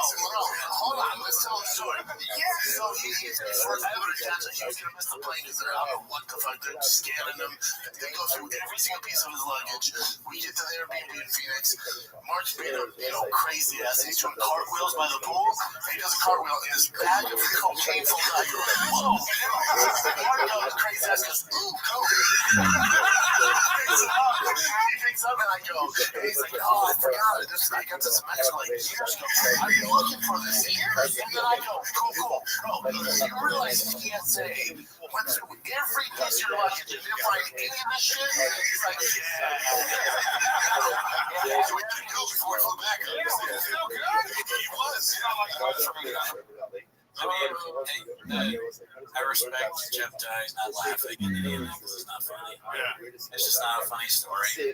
So cocaine fell out of his pocket, and he was like, "Oh, cocaine." He was like, "Okay, great, good story, Shab." That other guy's like, he's probably high on crack. Did it again. Who is that guy? I have some random shop fan. I see somebody from someone from Big Boy Nation. I think I've seen it before. No offense to whoever that guy is. Did it again. How about never talk again? Yeah. Stop doing this. Stand-up comedy and this show is killing you. Tire on your millions. You're selling it away like Big Boy nectar. Well, I have a confession, dude. Listen, I just got accepted into the Big Boy Nation. Bring it back, well, sure. Nice. What can I see? Original T-Fat K guy right here. The subreddit for quite some time, Jim. All right, what's the next clip? Okay, so this next one is about Dave Chappelle. It's like the stories thing. I was trying to find I want to say 6 episodes ago when it was first posted on the Reddit. Right. But I can't. Somebody posted in the Discord from the YouTube, so I don't know who was the original poster or whatever. But it's basically him telling 2 stories that contradict each other about a meeting he had with Dave Chappelle. So I'm fighting to this back and forth, and he was vaping. He was, my doctor said these, kiss one cigarettes. He was, my doctor said these are actually better for you. They're not. He was, how do you know? Fucking Google it, dude. They're not. He was really out of fucking through the trash. Really? Yeah. Verified line number 69,669. I'm not really sure, but he probably hates me to this day, if he even remembers me. He's vaping, I go, oh, you know those are worse for you than cigarettes. And he goes, what you just said? You know the vape's actually worse for you than cigarettes. He goes, who told you that? Oh, it's just what they say. He's like, who says that? I'm like, oh, fuck, dude. Wow. He's like, my doctor says better. That's why he told me to start vaping. Like, but I don't think it is. And he's like, all right, man, and just walked off. Never talked to me. You know, this clip actually, that's it. Straight live from Chop. Or his brain just doesn't work. He remembers 2 different stories. Yeah. I don't know which one it is. Well, I think maybe somebody told him to punch it up. Maybe he didn't like that. His writer came up with a second story. I mean, I think there's a chance that neither story is true. They never have talked to. He saw Dave Chappelle on stage smoking vape. He's like, how can I make it? I mean, Sean, if I were vaping or whatever, and Sean told me that it's bad, he's the last person that I listen to. Could you imagine you tell your friend, hey, I stopped vaping, and somebody told me it's bad for me, worse than cigarettes, actually. Like, who told you that? Like, Brennan Schaub. Brennan Schaub, are you? Sounds a little dicey. Oh, that's a good idea. I'll probably choose my doctor over Schaub's advice. Seeing his Schaub almost like he's about to be dead. One last thing I'll say about Schaub, almost, you know how when we get tired on the show and we sort of drift off maybe for a second or so? It's like, all right, now I'm just talking about it. It's me, I'll take it up. But when that happens, it's not the best part of any podcast. That's like what Schaub is like all the time. Every moment is that. He's sort of drifting off. Is he trying still? He's trying very hard, I think. He tries his hardest when he's like this. He's like, yeah, he does this weird thing with his face that drunk, when you do when you're drunk, thing, like the New England thing. There's like, you think about what should I say about New England here? I know Rhode Island's not part of it. I don't know if it's a region. I don't know what the word region means. Sometimes a weird. All right, thanks for join the Discord. See you next week. There are still more comparisons to straight up days to other cases of people dying than to Torah. Man, the other thing is Torah. My camel, the other thing they Torah. So what says, if you want to learn it out from Abbas Torah, why doesn't he learn it out from Bnei Aaron? Who's straight up the time? You will see that Bnei Aaron actually for your spirit. For your spirit. Okay. Worst in the world. Time and time again. At the improv, I have a terrible sin, 'cause I've never told a good joke in my life. 'Cause there's a hunger along to food, with some chicks I take to a drug. Just go there, let's walk to my truck. Come on, let's go there.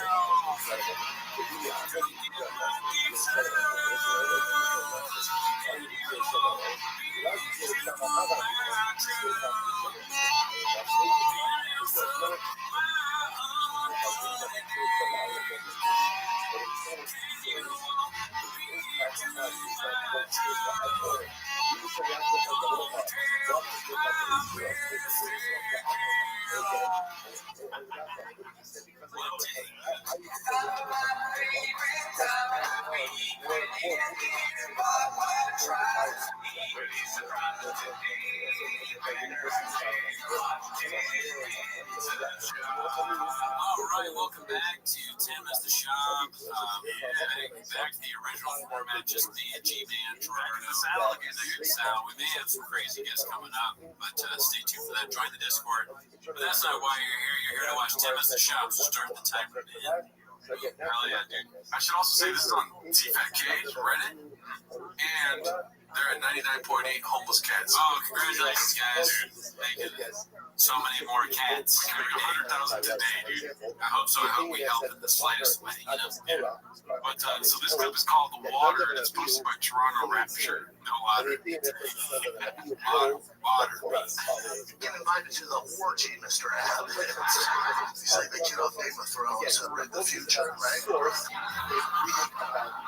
Where's your floor door, man? My only problem with him is, you know how you got paralyzed, right? The giant oak tree fell on him. Terrible tragedy. You ever seen an oak tree fall fast? No! God, no! Not me, no! Love the language! Also, if you don't like it, easiest politician of all time to assassinate.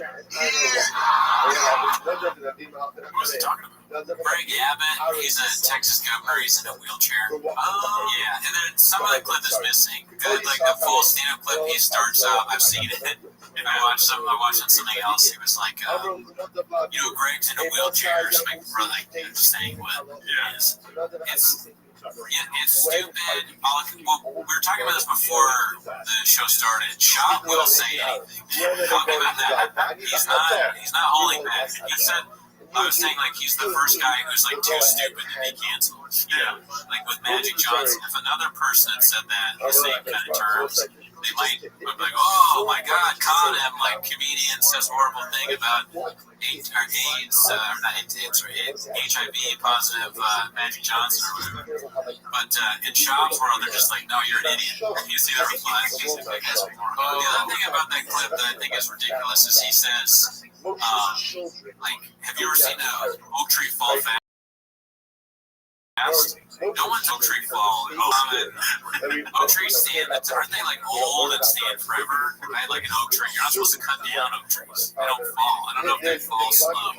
Maybe they do, but I mean, Shop's just like making stuff up. Who died from an oak tree? I don't know anyone who's ever died from an oak tree. But he's saying that.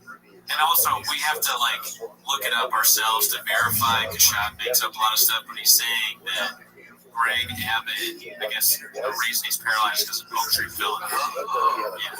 He's a very conservative governor in Texas, and I don't really know too much about him other than that, but I guess Shop thinks that it's easy to kill him because he's an oak tree. Well, you can say anything, but try not to make fun of the same. Yeah, I don't get it. It's not really the joke. Again, it's like the joke is that he's disabled, but you'd hope that there'd be a like, that's not really a joke. That's just you pointing out something that Greg Abbott is. He doesn't live with every day. Yeah, that's what Shop does, though. He's like, he's like, and he's black.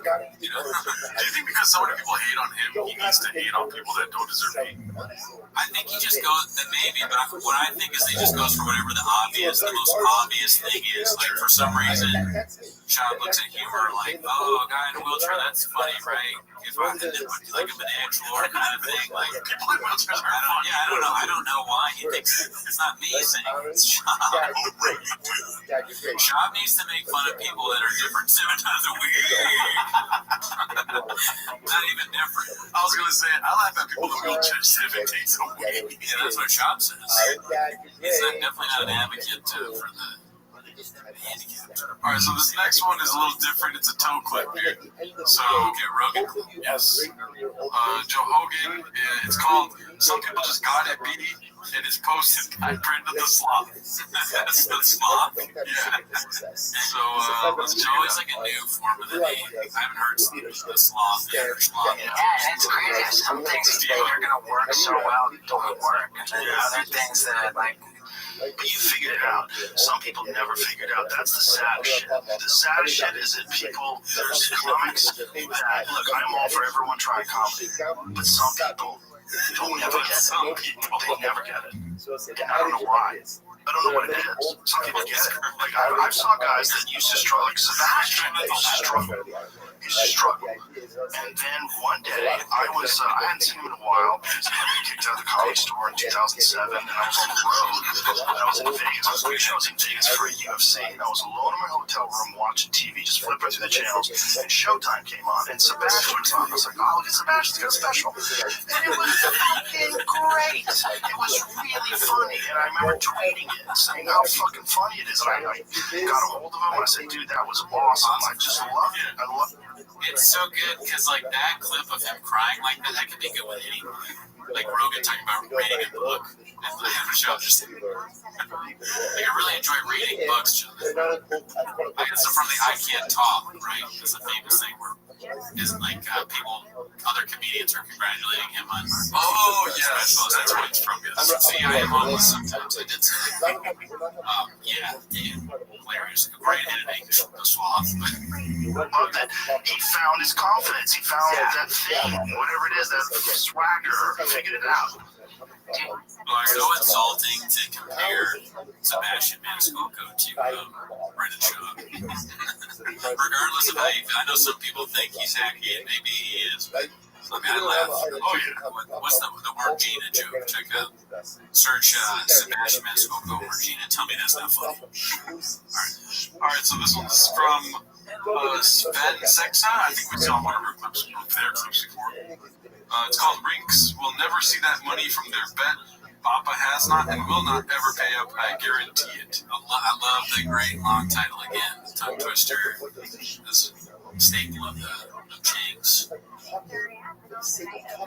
was wondering how you want to get that $5,000. The cash app. The night when you text me. I didn't get it. I didn't get my cash app. I didn't see that. Scratch behind the ears says a liar's thing.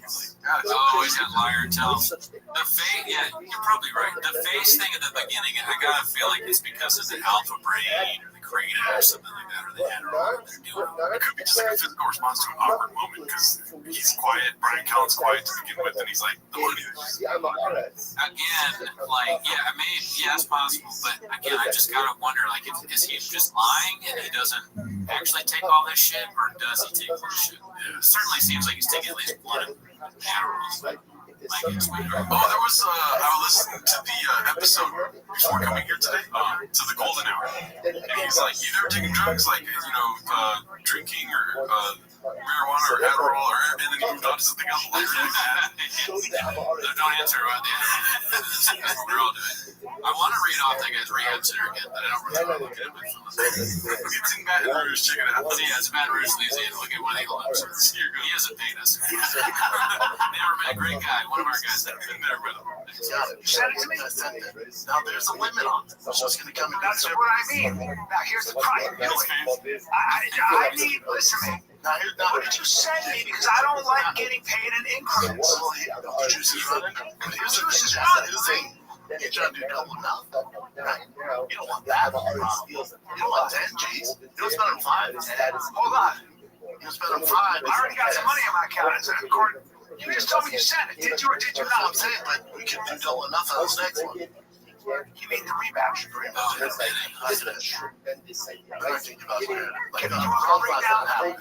down. Well, I was at the Dallas on Saturday. I had for a lot of reasons. I've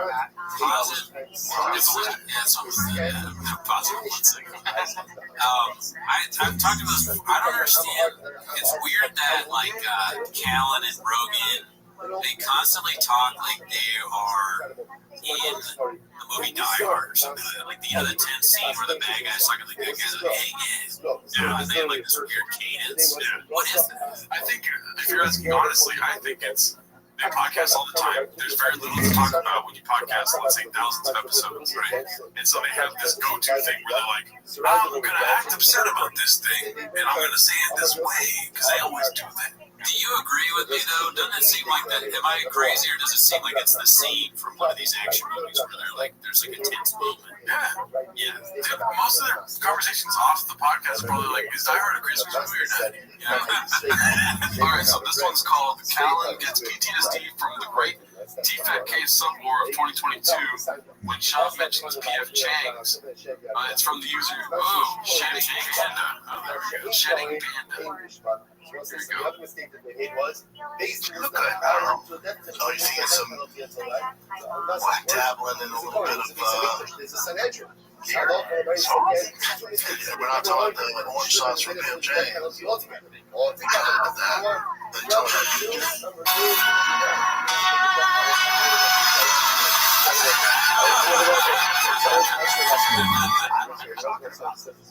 Dang, Callen treats PF Chang's like we treat BGL and Mark Arley. He won't even speak on it. So traumatizing him. Orange sauce, and then Shaw bringing up PF Chang's, interesting. Orange sauce, orange chicken. Why does Shaw look like extra, like childish in this episode? I don't know. He's got a crazy face. Bashab is obviously thinking about the fryers, the guys working in the back of the house, people working a double.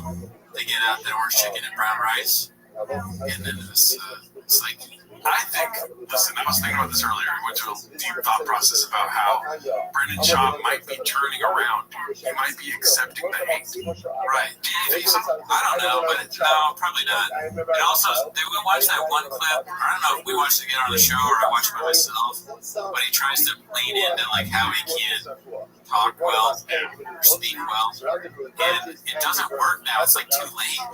You know, like he still doesn't really understand the joke. If there's a way that I can go and coach him I would, just to be a nice guy. Well, I'm not saying he's doing gracefully. I'm saying he's trying. He's trying. Maybe. Yeah, there, that orange sauce. I mean, he didn't even say orange chicken. He said orange sauce. I never even heard. That's probably something I missed that they say orange sauce. But I haven't heard it said like that, so even that he's botching. He can't even get his change references right. Sometimes a weird, okay? We go to the guy check his eye. All right, so this one is from Rogan and Shorty Pie. It's called Barndor is elated for his buddy Griffin having a role in an upcoming Workaholics movie. Man. So and we're about to do Workaholics movie. You are? Yeah, what? There is it. Yeah. So, you're gonna miss a bunch of gold hours? I don't know. You know, it's funny because I told my guy, I was like, hey man, this is what we're doing now. I need my Tuesday. Right. See, I like that show. But if it, I mean, you know, it is stuff. She's on the podcast. Well, I mean, I get it. That's so funny. He has this big news about a movie that he's in, and Shop doesn't care at all. It asks him immediately about the podcast. That's so lame. Yeah. You tell me, like, Easy Mo has a movie, and I'm like, yeah, whatever. Don't miss 10 minutes of Shop. You look at me like I'm insane. Like anyone would. I'm excited about Workaholics movie. I love that show. Yeah, so glad to hear it. Yeah, more excited than the co-host of the show that you're on. But that's well, keep in mind he's not changing. Like that, he's still the same. But I would argue that wasn't the first time that Eric Griffin told him that he's going to have a Workaholics movie. You know, so you think it was a built-in bit? No, not a built-in bit, but more of like we're doing the show.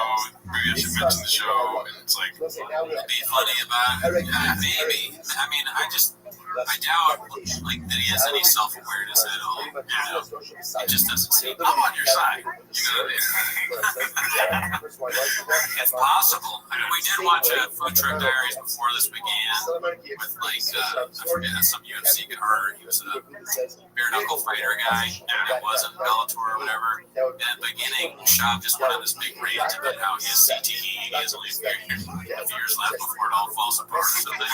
It's like I guess that's sort of acknowledging a little bit of what's going on. I hope it's not that hard. All right, next.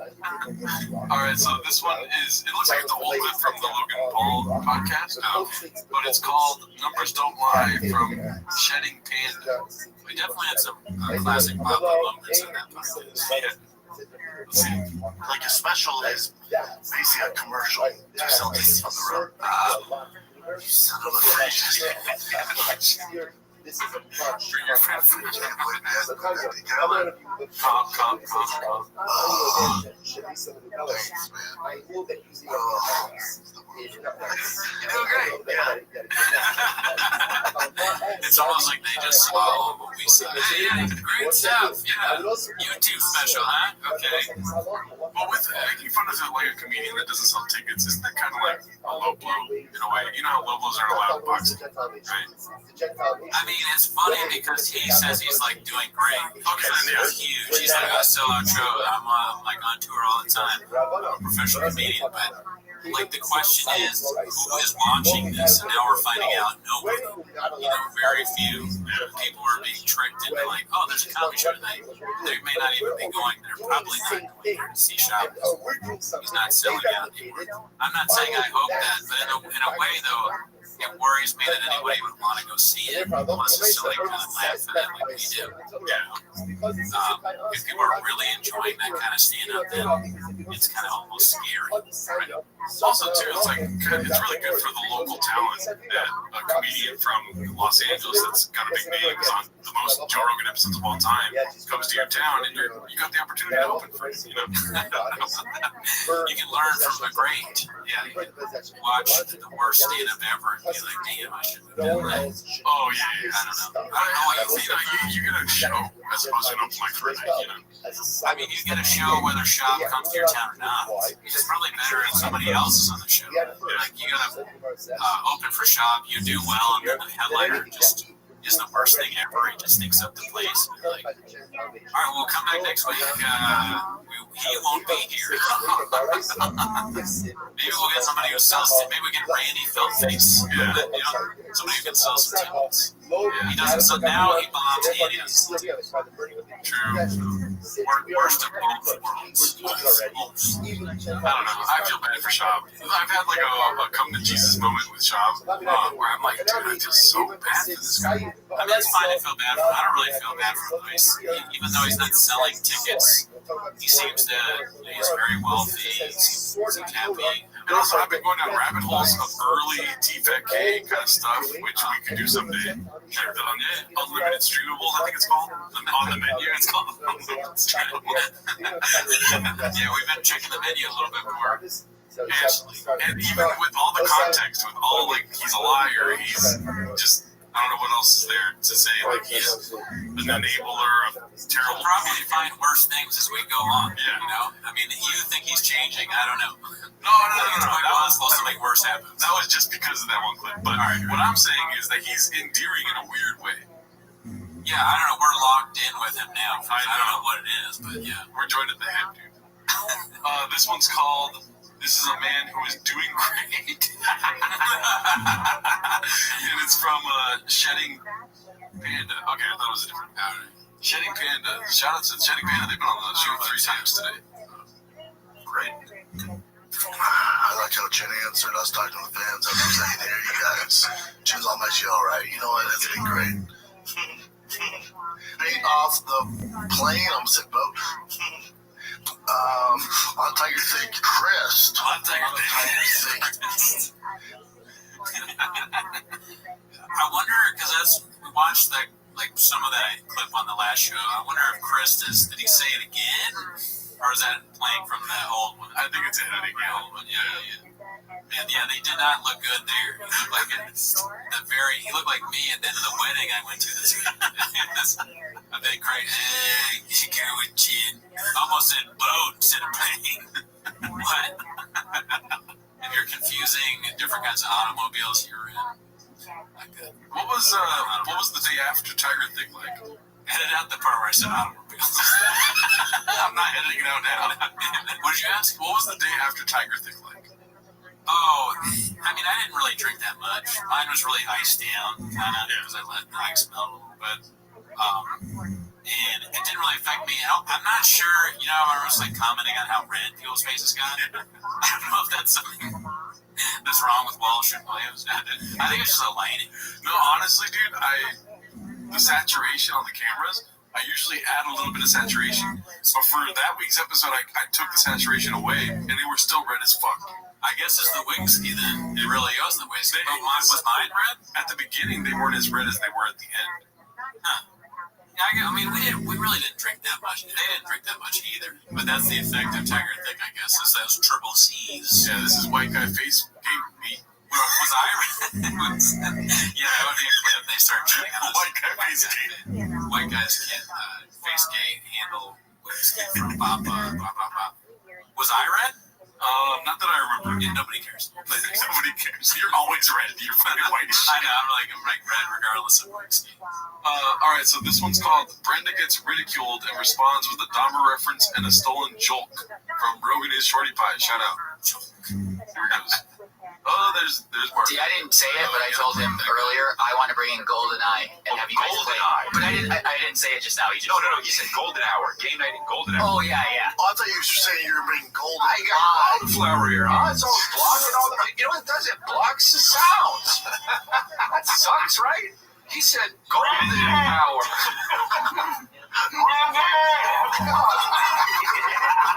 He's calling for you. You know that, right? Can you feel the Dahmer energy headed your way? Why don't you mention it? I'll answer your dick. That in the frame? Like, curiosity. Oh my God. You know what? Pause it. Yeah, okay. So for a second there, it really looked like Shab was mad. Like and sometimes I think maybe he uses humor to like diffuse. Like for a second there, he was thinking about just killing D'Elia and Griffin, but then he was like, no, just make a horrible joke that makes no sense. You're wearing glasses, Dahmer, yay, perfect. I'll just threaten to eat their dick. Given the context, the joke's not good, but I'll always laugh whenever somebody says, "I'll eat your dick" at the like top of their lungs. Yeah, I mean, in that scenario, it didn't work for me, but maybe. Yeah. I mean, Dahmer probably, ate dick, right? I don't know if he did or not. I bet Schaub doesn't know either. Yeah. I bet Schaub just made that. Really, who knows? It's true. We'll never really know. All right, so this is the last clip for today. It's also an old school one, it looks like. It's called Papa, Do You Want More Drinks? Oh, yeah, it looks like they're younger, this one. Yeah, with Whitney Cummings here. Oh, wow. Let's see. Whitney, do you want more drinks? Can we get another drink? Good bit, Brendan. He thinks he's a fucking comedian now. That's exactly right. Great. Really. Recording. I don't think it's weird to have Good bit. No, I don't. I know. Listen, you think it's weird that you have 5 fucking meals in a bag? They're both probiotic. They're both probiotic. 10 years later. 10 years later. 5 years later, that. I know. You know what can make them more tired, yeah? You look more tired than me. I feel great, bro. And also, the key is I'm not drinking. That's the key. The key is I got my coffee, I got my water, I'm chilling, right? I'm drinking behind because you got 3. You got a Diet Coke, a coffee. Hydrated. It's crazy. This guy's all over crazy. He's 3 different kinds. It's the 3 drinks you do have. Yeah. 8 shots of espresso. Unbelievable. That's insane. It's insane. And then that's just redlining constantly. Yeah. They make good points here. This is a problem that Brennan has. Yeah. He drinks too much of just everything. Like, it's not just Tiger Thick whiskey. It's the fact that he has like 5 drinks on the table. There's always an energy drink. Yeah. There's Kratom. There's Alpha Brain. There's Adderall. There's his favorite sneaker somewhere. It's like he's got too much going on. He's the guy that you go to like a diner with and he tells, I want orange juice, coffee, Diet Coke. The person comes out. Yeah. They're like, I'm never going to take this guy to breakfast again. He is annoying and stupid. What's the most drinks you've had at once? Yeah, probably 3, to be honest, yeah. And it was like when I was hungover and I had orange juice, coffee, and water, something like that. So I've been annoying. We're uncovering the truth, dude. Yeah, Brendan Chops is just a little bit like you and me, dude. No, I didn't like put Kratom into the orange juice and like crush up Adderall and store it on the table and then take some Alpha Brain with a Diet Coke. That would be the Brendan move. And then try and record 17 podcasts. He's like, this is my new brunch podcast where we go to brunch and I'm high on Adderall. This is my World Cup podcast. I force people that play football to talk to me about soccer and cutter. He has too much going on. He needs a break. It really does. It would be funny imagining Brian Callen and Brendan Chop rocking out to Creed right before they record a podcast, crushing up Adderall and snorting it. Then they hear ours and he's like, I can't talk. I can't talk. One last thing. He canceled a show. We didn't play the clip, but he canceled a show in D.C. because he needs a break. Did you see that? Yeah. Someone posted that in our Discord. And that kind of sucks. I mean, that's my hometown, and I know V-Ron, he had some tickets, he wanted to see it, and just can't even go see Bappa in a hometown. Almost seems like it's a diss directly at me. Yeah. And I don't like it. But anyways, that's our episode. Join the Discord. See you next week.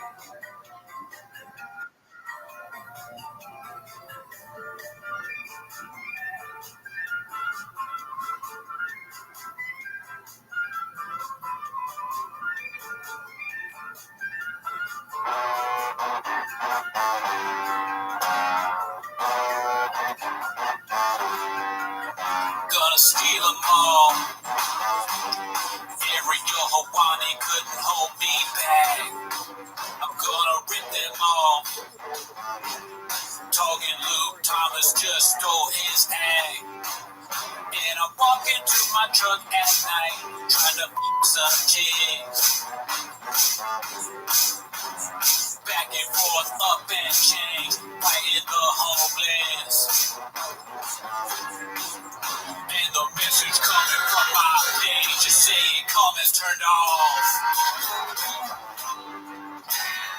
Stop for my favorite time of the week when you get to hear Papa try to speak. Really surprised today. You better actually watch 10 minutes of show. Welcome back to 10 Minutes of Shab, special episode this week. I got my two friends, Brendan Walsh from the World Record Podcast and Alan Strickland Williams.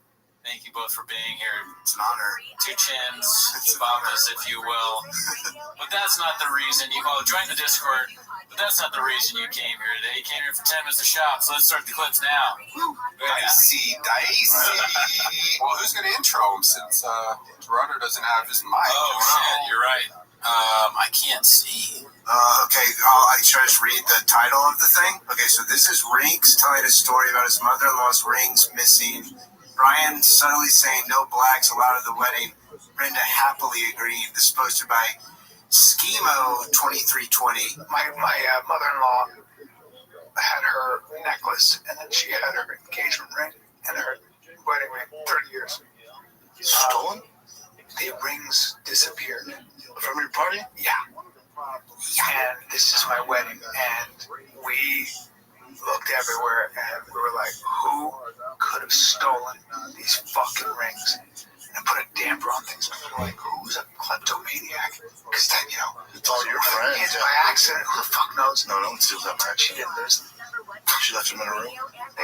Dementia. Found them in, no, she found Smiley. No, we found them in her purse. Did you say Smiley? Yeah, what is that? His grandmother is? No, he married a girl who's, I guess, 20 years younger than himself. Oh, okay. His mother-in-law is like... The classic comedy twist. Gotcha. Oh, duh. That was stupid of me to ask, actually. We found Smiley. No, we found them in her Look purse. how disingenuous, like, the whole way he tells the story. It's like, so we're at the... I don't know. Just like all of his mannerisms are... Yeah, it's me. I'm setting up some shit. I've actually kind of been in that situation, too, though. It does suck. What? Which is my mother-in-law thought she lost her rings, but she didn't. She's my age. Yeah. I've been there. It sucks. She's the only black I think bought her rings. Oh, hey. Okay, dude. There weren't any Sorry. I knew that. But we had Koreans. We're Koreans. She only used the tongue. They fist bumped that. There's no blacks. That is... I mean, that's why are they fist bumping for no black people being at the? They were trying to fist bumping of like they knew that he was going to say that, and it's like okay, so like it was like a UCB kind of like they're going for a joke. I mean, they're joking around. They're joking around. They're just doing their patented funny is up, Sam. Two naturally hilarious guys just riffing. They had Koreans. Who the fuck is marrying Brian Callen? Right? I mean, not that, everybody deserves love or whatever, but didn't he, like, just get divorced? And, girls love a bad boy. I guess so. I mean, who did he marry, too? Like a 28-year-old? She's marrying a guy whose nickname is Rinks. Oh, I think that's only in the sub. Yeah, but, Chang's getting the kid. He's the kid. He's known as the kid in the comedy. He married a kid. That's why. There we go. That's why he married. Just two kids, yeah. I don't know. I mean, all that age stuff is kind of like, I've heard it's not anything but a number. That's what I heard once. Yes. Okay, so this is, sorry, I forgot my job. You guys make me fucking work. 9 a.m. Oh shit. 9 a.m. Cheers. What's this? Cheers is like cheers. Okay, 9 a.m. Chairs on this It's so funny. It's like a different fucking language to actually read. Exactly. 9 a.m. Cheers on this crisp Monday morning. Is that right? When you said like crisp. Yeah, it's supposed to be like crisp. And this is user Rogan is Shorty Pie. He's a classic. His love. Yeah, he was terrible. What is up, fam? It is Monday morning, 9 o'clock a.m. on this beautiful, crisp. That's this morning. How's everybody doing? Great. Speaking of which, what do you think he's drinking there? Yeah. You know what? I think I do know what he's drinking. I think he's drinking a little bit of Tiger. His crisp Tiger whiskey. Okay. You see it? Ladies and gentlemen, this was sent to me by a secret. The guy didn't want his identity revealed. There you go. That's cool. It's a cool design. It's award-winning. It will award a sticker or a label award. It was award-winning, yeah. That you have to pay for. I think if you just twist it, it'll break the seal. Oh, I sent you. Remember when I found like it was like a liquor beverage like distributor website, and clearly like the company made a like one sheet for it, and it had the same like aesthetic, bad graphics feel of a like Bringer open mic show. Like just all this information going against each other. There's a microphone on it for some reason. I've been waiting for this moment. Yeah. For quite some time. Did you get your water out of there? Oh, is there water? It's Well, I mean, your ice. Yeah, that ice melted a little bit. I watered mine down a little bit. My nectar might not be as I'll sweet. take a little bit more. Why not?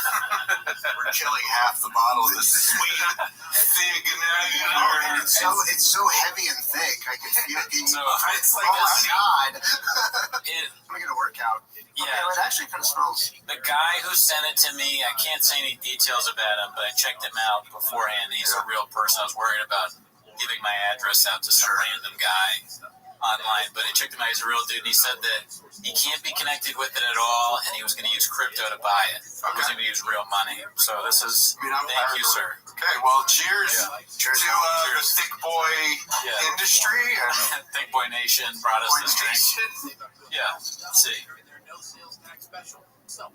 I mean, it really doesn't have much bite to it. That's kind of nice. It's smooth. Yeah, it's not bad. I'm not gonna lie. I don't know if I want to slam it. Yeah, I guess you're right. There's not much bite. I'm not really much of a whiskey connoisseur myself. But this is like a blended whiskey, right? I think. Yeah, it's like half Japanese. I mean, it's got. God, I bet Sean could make a great joke about that. Yeah, probably. It's half Japanese, half gay.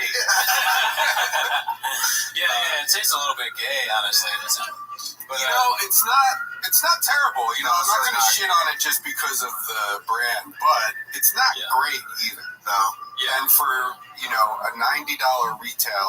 Whoa, so that's the price. That's the price. $89, I think, is what I saw. 80 to 90, or maybe more. And also, I get famous. It is something like that. It's like $90 or something. But yeah. But if you go in like three guys, it's only like 30. Back in the 90s. That's 3 bottles. That's like 3 bottles of Jameson. Yeah. I think it's better than Jameson.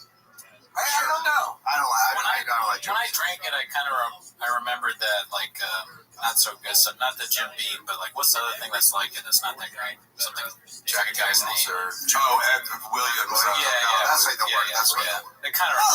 This really is not bad. It didn't burn as much. Although I'm also just an alcoholic. So When you, that's by the way, So, but you should drink this responsibly, and if you need help, we have a sponsor on the show now. Another Chang's listener, he said he has a small budget for his rehab center. It's called St. Christopher's Addiction Wellness Center, and it's located in Baton Rouge. So get help. Get help if you're addicted to Tiger thing. Yeah. I gotta say, the more I'm drinking it, and I'm being completely honest, I'm not nuts about it. The first sip, because you didn't know what to expect, was like, hey, that's not bad. But now that I've had a few sips, it's a weird blend. The Japanese whiskey and bourbon is not. It's almost soft or something. I don't know. It's like I'm way more of a Scotch, like incredibly smoky, peaty Scotch drinker.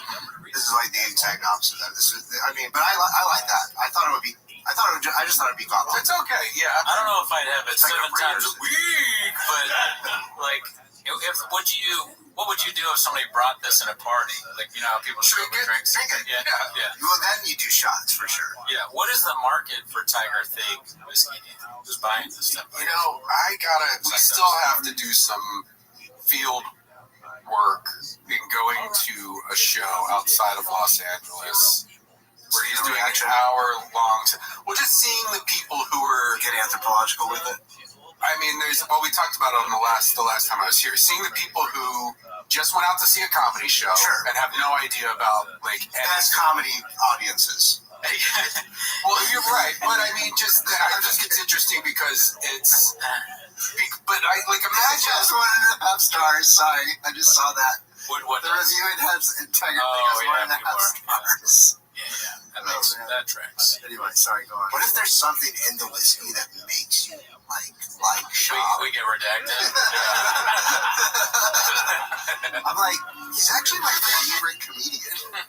You have to drink this to really understand shop. I mean, we should. You know what we should have done is created a drinking game for this episode, right? I mean, we still can. It's still going on. I mean, yeah. Anytime he says one of the things we drink, He says something wrong. He mispronounces a word. Says something's gay.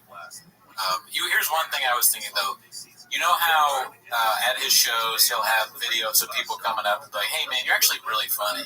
He has like, "Oh, you're great!" Like, "Oh, dude, He has videos of like testimonials. Yeah, or like comments. Comments will be like, "Dude, you're so funny! Like, you're the best comic on the show." Do you think anybody does that with the whiskey? They're like, "Yeah, it's actually really good." Oh, this is sure. such a good whiskey. But now my question is his merch table like for bottles? I think. I mean, I saw some stuff on the subreddit. It is illegal, but I think he was talking about doing that in San Antonio, which is like, especially in Texas, that's highly illegal. Well, to be selling bottles of whiskey in the lobby of a comedy club after a show. Yeah, I don't think you can do that, and maybe he wasn't doing it. Yeah. Damn. Why did he make that?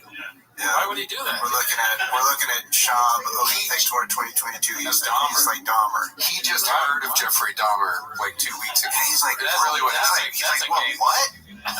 He's like, what? He's like, eat him up? Oh, by the way, since we just cracked open the bottle, I got some recommendations for you guys to do for Shab songs. Oh, hell yeah! So I'll just go through this list real fast. What if Shab was one of us? So Stuck in the middle with Shab in the name of love. I'm on the Shab of the world, looking down on some kratom. Papa, can you hear me? Papa was a Rolling Stone. We're going down, and then the video of that one of him where he keeps falling down. Just show that while you sing it, and then I smell sex and kratom here. Chop's picking his crotch in my chair. Flip all that. That's all the prepared material. I'm gonna get fucked up now. Very good. Very good. All right. Yeah. Well, let's keep in mind. I guess the drinking game. If we remember, we'll play it. Wait. So we said when he says something wrong, okay. Figure it out. Yeah. If there's something we legitimately can't understand, I don't know. Well, just yell drink if something. Yeah. Drink. That's what you yell. All right, we're gonna do this one. Okay, this one. The title is "White Boy That Works Too Much Has So Many Fans He Doesn't Need to Watch UFC Live." Papa, posted by AbleBeat4977. This is from 4 hours ago. Enough Texas. I'll tell you thick. Out there, a lot of Tiger thick every time he's Cheers. Rewind that. Cheers. Also, chin chin is like a way to say cheers. It's like a British thing, I think. Oh, really? Like chin chin is like So that kind of ties in. It's kind of interesting. Enough Texas. I'll tell you thick. It's our biggest market. Respect and distributors. Your boy was working even when he wasn't on stage, but it was a grand old time. Shout out to everybody who came out. The only bad thing is when you do this stuff, I couldn't watch the UFC. This is, we have to remember, he also recorded this on a crisp Monday morning because he looks the same, right? Yeah. He looks terrible. But, like, what? What's going on in the back? These little bars or something like shit. Well, he puts his favorite whiskey. Well, not his favorite whiskeys, but then he's got a shoe. His favorite shoe. His favorite shoe. It's a shoe. Okay. The shoe that he drinks out of. Shoe. He fills that with Tiger Thick once a week. Something I really was hoping would catch on with the subreddit is the drinking out of the shoes. Yeah, I was hoping that. So is that real? He drank. I think that was something Welch made up, right? Okay. He was actually drinking out of a shoe. I was hoping San Jose Jack Johnson would catch on. Yeah, San Jose. That's a pretty good one. I feel like there's a lot of good stuff in that episode. C281 live. Obviously, I know what's going on. Obviously. All right. Here's the other thing, though, real fast. I don't know. That is where we were talking about this earlier. It's like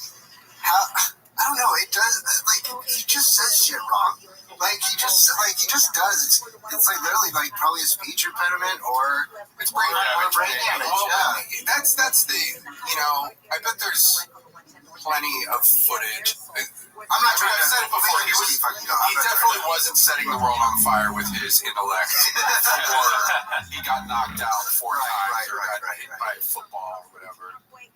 He never addresses it at all. It's like he doesn't know that he's not. I've seen clips where he's like, I got CT out the ass, or like he only calls it CT. He gets that wrong. I don't mean like he doesn't. He says he can't talk, but that's like a different clip. But he'll say like he talks bad, but right after he does it, like just then, he's off asleep. Yeah. But he doesn't say, "Oh, my bad." Like, you know what I mean? I don't know how. No, he's a fighter. He just powers through it, man.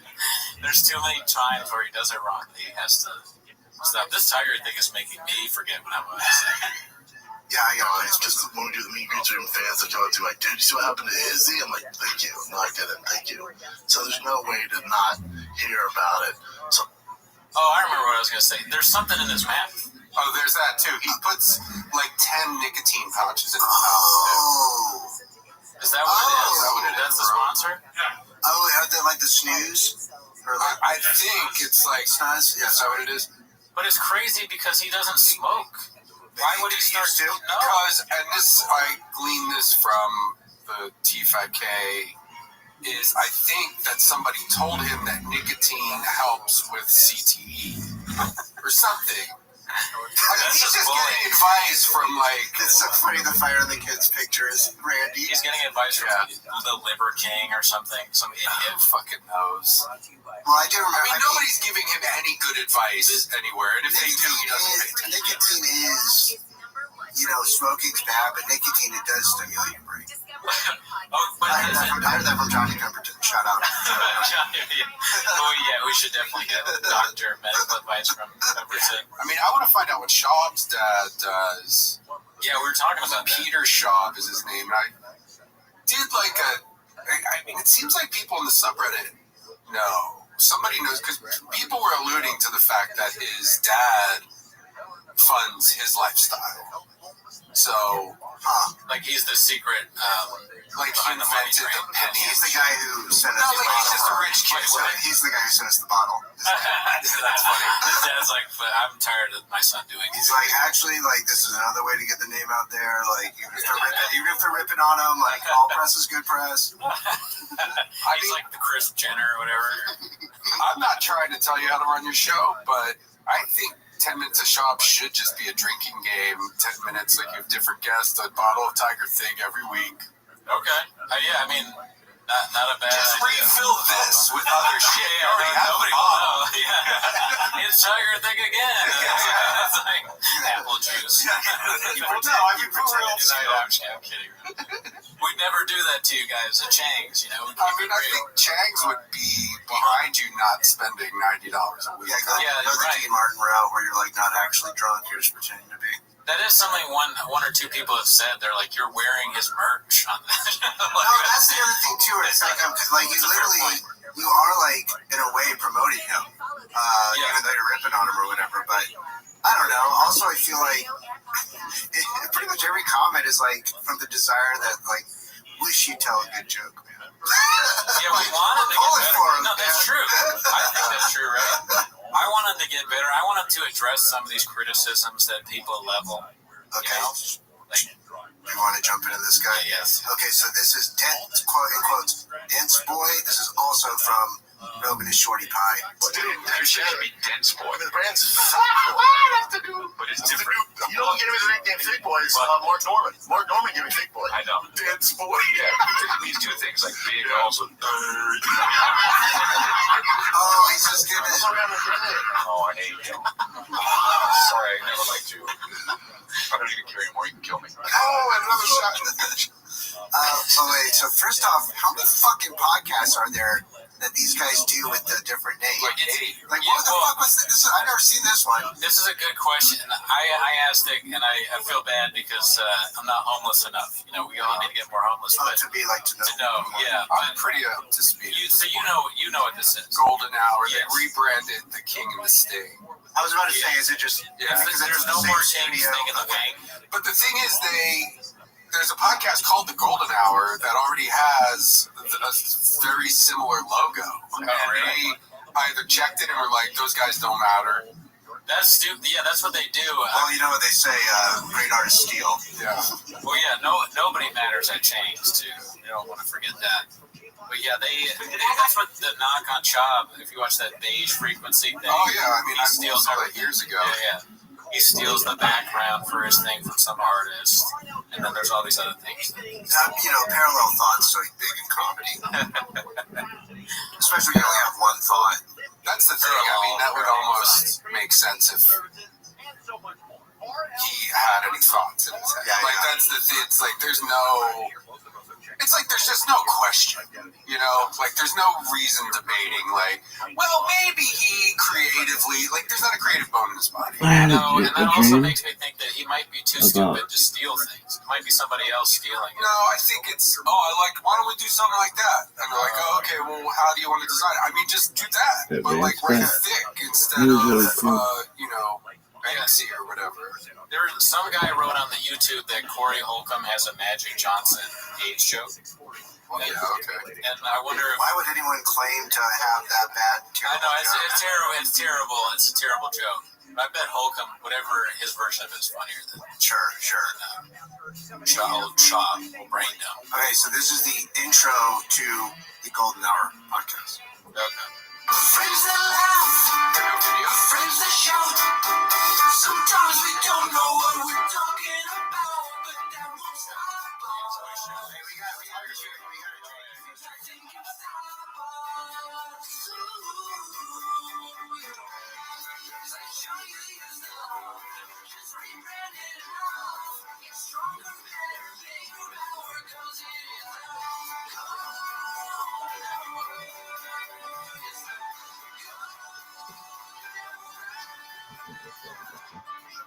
Okay, first thought is you guys definitely need to record something like this. Although you can already have one. Yeah. Do the drive around thing, and when you kind of look, I'm like, okay, yeah. Well, that's maybe they stole it from you.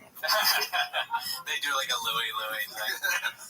Yeah, I mean, we have that for the regular podcast, but we also have for the 10 Minutes of Shop, we have the thing that CR Guitar, shout out to the Canadian guitarist who made the song where it's like, time for my... Oh, no, I know the song, but I mean with like, you know how they had like it's a fake sitcom-y type thing. Yeah, we should have like That's three so things like corny and played out though too. Like, I mean, what? Well, also it's just like, why does your podcast need a visual type? Because people are watching. I mean, I'm curious. These guys have. I've been podcasting for over a decade. I've been podcasting. Oh, well, I mean, listen, I've had no success in anything. These guys have this is a successful shit on them all you want. Thick Boy Industries is generating some money. Like, he's got full fucking staff and also Walsh and Eric Griffin and Chris D'Elia aren't fucking doing this shit for 200K free. views, 200K views 10 days ago. They are, and that's fine. But also, it's like everyone that watches this shit besides us is a fucking idiot. I immediately am just drunk and angry. I mean, what I was going to say is I've been to a live show of one of your podcasts, and it's like an actual show. Yeah. You know what I mean? This provides nothing. That's a good point, because you did the Moon Tower. You actually did it. You had a live podcast there where Shab was going to do Moon Tower, right? And then he canceled because he couldn't be away from his kids or something. Yeah, but really it's because they didn't have enough tickets sold, or he wasn't even supposed to do it anyway. Something, I forget. It's always something shady was happening. Do you think in that intro that Shaw picked out the things they do? Like, did Eric Griffin pick out pooping and smelling bad? It was, they brainstormed. I mean, that is an example of all three of their comedic sensibilities sitting down at a table for an hour and a half. For so long. The editing, hung on him for so long. It really did. Don't make me look at this. But he's the handsome superstar. I mean, how far, that's, I'm almost happy. Kids love him. Yeah. I'm almost happy. Dicey, Alan. Dicey. Never having success, then being, he was on his way. He had an NBC show, was on 2 NBC shows, started being in movies, was on Netflix shows, And now this is what he's reduced to. This is it. This is it for him. Yeah. He's not coming back. Like, people aren't, like, you know, it's not going to be like water under the bridge 5 years from now. Like, oh, let's give D'Elia a show. Yeah. It's been enough time. Like, this is it. And I mean, it's also, this is it for me, but even worse. So I think this has been said before, but he's like living in like a Steinbeck novel now. Like, it's a mice of men for the rest of his life, right? And then he's basically like George, and he has to deal with Lenny. Tell me about the times before you were outed as serial. Yeah, but in this scenario, though, George is the one that's hurting. Lenny really hasn't done anything wrong. Well, Lenny's done a lot wrong. Lenny's done a lot wrong, but not like, you know, what George is accused of. George has a little more checkered past. Honestly, there's two Georges, because there's Rings. Both George. Yeah. Oops. Yeah. There's Callan and Rings. God, it's so funny that both of them were accused of, like, stuff. Yeah. I mean, it's not funny. Yeah, but it's ironic that, like, that whole kind of comedy store scene that I was like, I don't need to go up there that bad. Like, I don't really dig any of these personalities. And it's like, oh, none of them are funny. Yeah, well, that was the 90s. It wasn't the 90s. It was 10 years ago. The 90s. Oh, yeah. I'm just, I'm being stupid. I can't. How long will I be able to get away with doing that? We'll see. That's what Chris D'Elia said. So here's what we got. We got Griff breaks down Bapa's style of humor. That's kind of like what we're doing. Yours is haphazard. Hap. Shout out to Hap. Shout out Hap. Yeah. You're going to like the way Harry plays. I guarantee it. What is he wearing? Yeah, that's great. Did he just jump out of a fucking airplane to be in this show? Is he driving a race car? Yeah, I was about to say those are his sunglasses from Drive. Yeah. There's a Drive vibe, but it also we should have sponsors on the jacket, like motor oil, whatever, Penzol. Is it a Rocco's? What? I'm trying to look at what it actually is. It's Earthworm Jim? I don't like the studio because his favorite shoes aren't there. Yeah, I don't know. There's no shelf. Yeah, I don't feel safe here. I don't feel safe here. Movie's called Heavyweights. That's a reference. It's not Big Ben. That's what camera checks are. Okay, hold on. Earthworm Jim is this game that was on Sega Genesis. It's like kind of like a funny adventure game about this worm who like controls this spacesuit. He fires a gun. It's like, I remember that. This is really that. Okay, I'm like. Is that what it is? For real? Yeah, it says it on his sleeve. It's the same kind of like font as the. Now I'm like. Does Sean play Earthworm Jim? It's That's probably he doesn't know what it is. He just thought it's like, oh, this is crazy. It's like, oh, there's a worm on it. Well, he spends a lot of money on clothes. So, like, that's probably a $2,500 jacket. Yeah, maybe. Like, he's, you know, like, like the fucking coffees from Erewhon. It's probably $30 in that small glass right there. Yeah, good point. But he wears like designer clothes that like don't necessarily look good, but like, you know, it's like Gucci. Like, do you ever see somebody that's just like a regular sweater, but they spent $1,100 on it because it's from Gucci? Yeah, and Schaub walked into Gucci and got the worst possible. He walked into Gucci and got an Earthworm Jim jacket. He got that at GameStop 17 years ago. Can you return do you guys have a changing room? Can I try this on? Maybe basketball camp. Maybe like big camp, like learning how to post and all that kind of stuff. I didn't want to. Like heavyweights.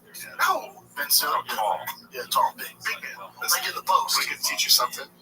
When you do the joke and it doesn't hit. Oh, that's why I went quiet. You don't say it 8 more times. No. That's my thing. That's my thing. That's actually how you get it. He's got 2 premises at his show and he just got what you do. People don't have to just go, okay. Just get us the goddamn merch. That's why the merch show so well. I still like he just doesn't get it on it. Like even when people are making fun of him, he's like, "Oh yeah, I'm laughing along with you," but you can still see in his eyes. He's like, "What's funny?" Yeah. I don't get it, but I'm gonna play along. It's like if Terminator's eye thing didn't work, and he's just looking around like, "No, who is the enemy?" Woke more or less thinking that Brendan isn't good at stand-up. This is from our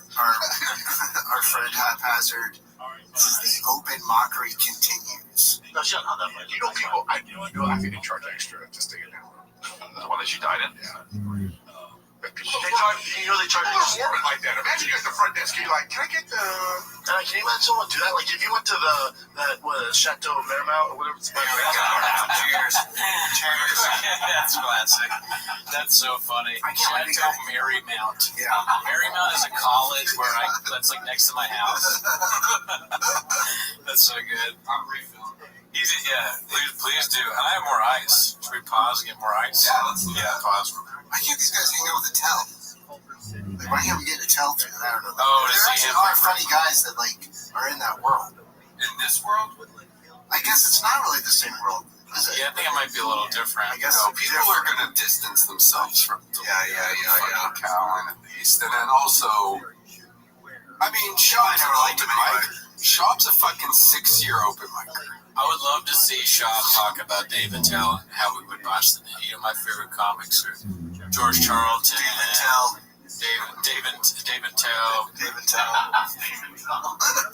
Richard Pryor. he says Richard previously. Brendan Walsh is perfect for him. Robin Wilson. Walsh is a perfect name for him. Robin Wilson. It's in Wash. I love comic view. How do you pronounce comic view? Norm McDonald. Jeff, did you stay at the John Belushi? Sweet John Belushi. John Belushi. Great timing, Sean. He died at Chateau Marriott. Chateau Marriott. God damn. Chateau Marriott got me good. I almost said unsane like Shop. I'm telling you, this thick. You're just San Jose Jack Johnson. My tongue's thick, dude. My tongue's thick. Tongue's getting thick. Triple G. God, look at that fucking dead man. Triple C, I mean, not triple G. Paramount with John Belushi. What's it called, though?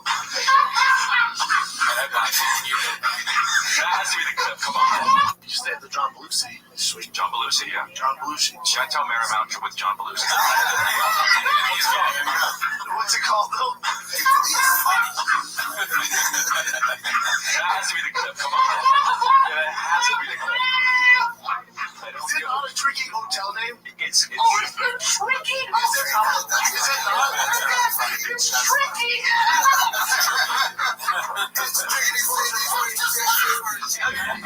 Hold on. Shit, what's it called? Chateau Marmont and John Belushi.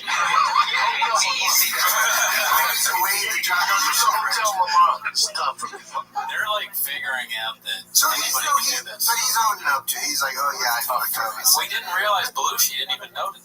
Even after he said it 2 or 3 times, he was like, well, it's easy to do. He said, you know how some people think and talk in paragraphs? I feel like Schaub is like a guy who's he's talking before he's thinking of what he says every time. So he's realizing what he says probably 2 sentences after. Or 2 weeks later. Depending on how much kratom. See, you don't know. Well, you watch some of it, like the kratom, Adderall, Alpha Brain, all this stuff. It's got to affect you. It's working. I'm tired. It's working. It's working, man. It's working. It's definitely working. It's creating great content. Content. All right. This is posted by from Detroit. Probably shout out. Living well is the best Gadushi. Blackheart, let's get it, Dana. Only $99. This is such a gift. Every UFC deal, so thirsty to get on there, and he gets so mad when I call him out. I'm sorry, Dana. Dana, you're so good to us. I would pay $9,000 for this card.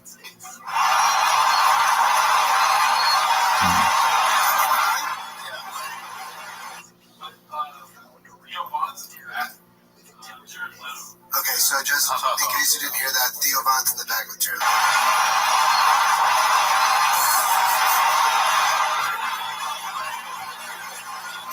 It's old time, so we maybe want to eat a hot chip.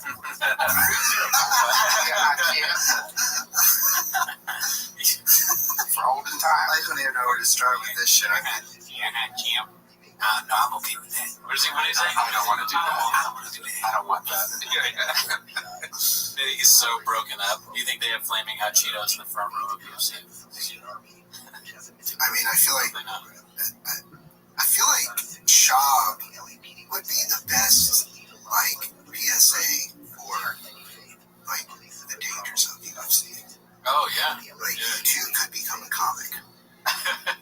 You two could have 100,000 people. I think he's different, you know. He's different. He's different. I mean, I think that's an insult to all UFC. Like, I mean, there's a lot of pretty, there's intelligent. There's guys. I like UFC. I like Cormier's and not a bunch of others. When I watch UFC, I'm like, this guy's a reader. Alan really is going to get beaten up by one of the UFC people. You know, we joke around about it. No, Schaub's inspired me. I'm going to start MMA fighting. And I'm going to do the reverse of what he did.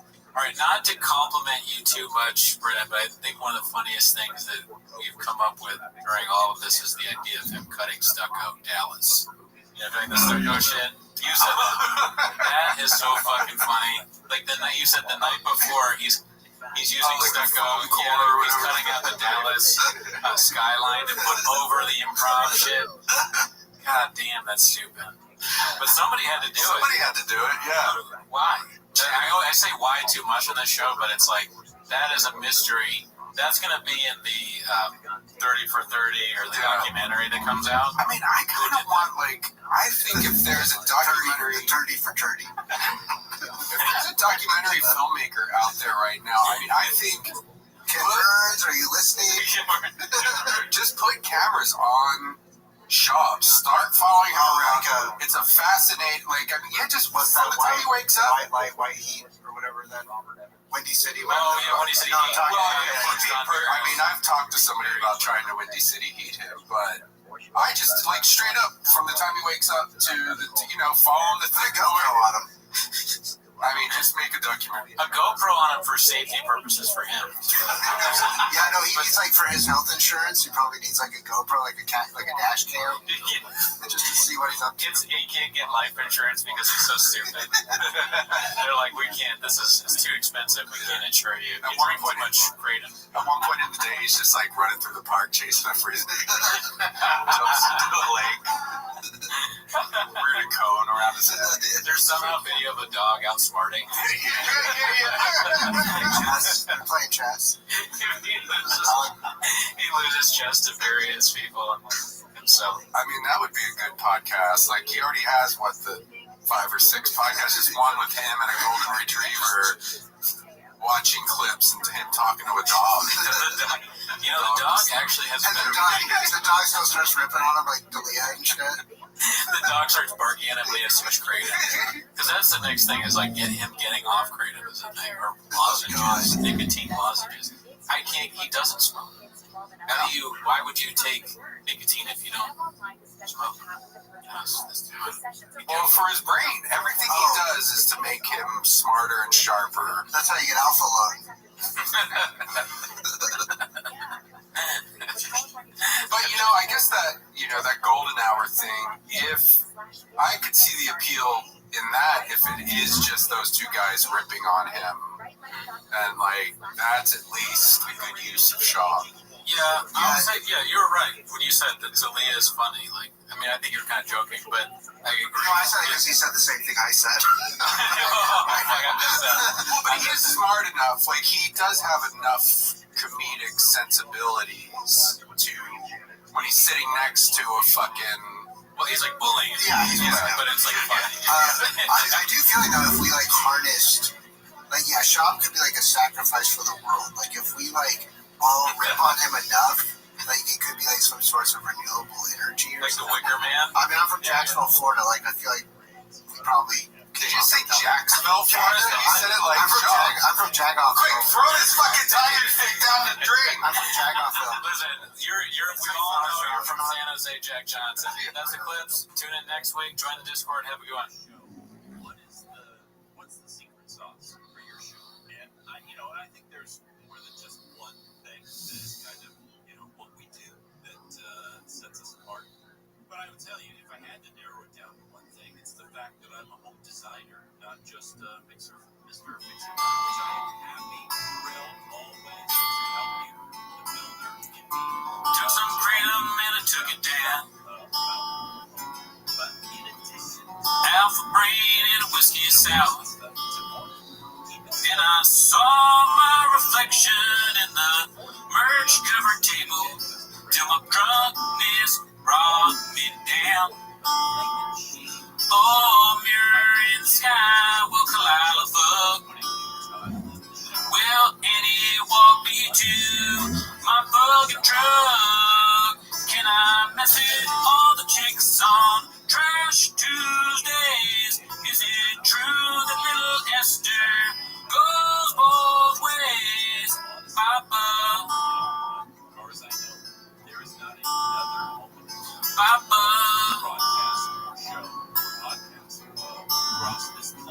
Well, I've been afraid of Rogan, 'cause I've built my life around Joe.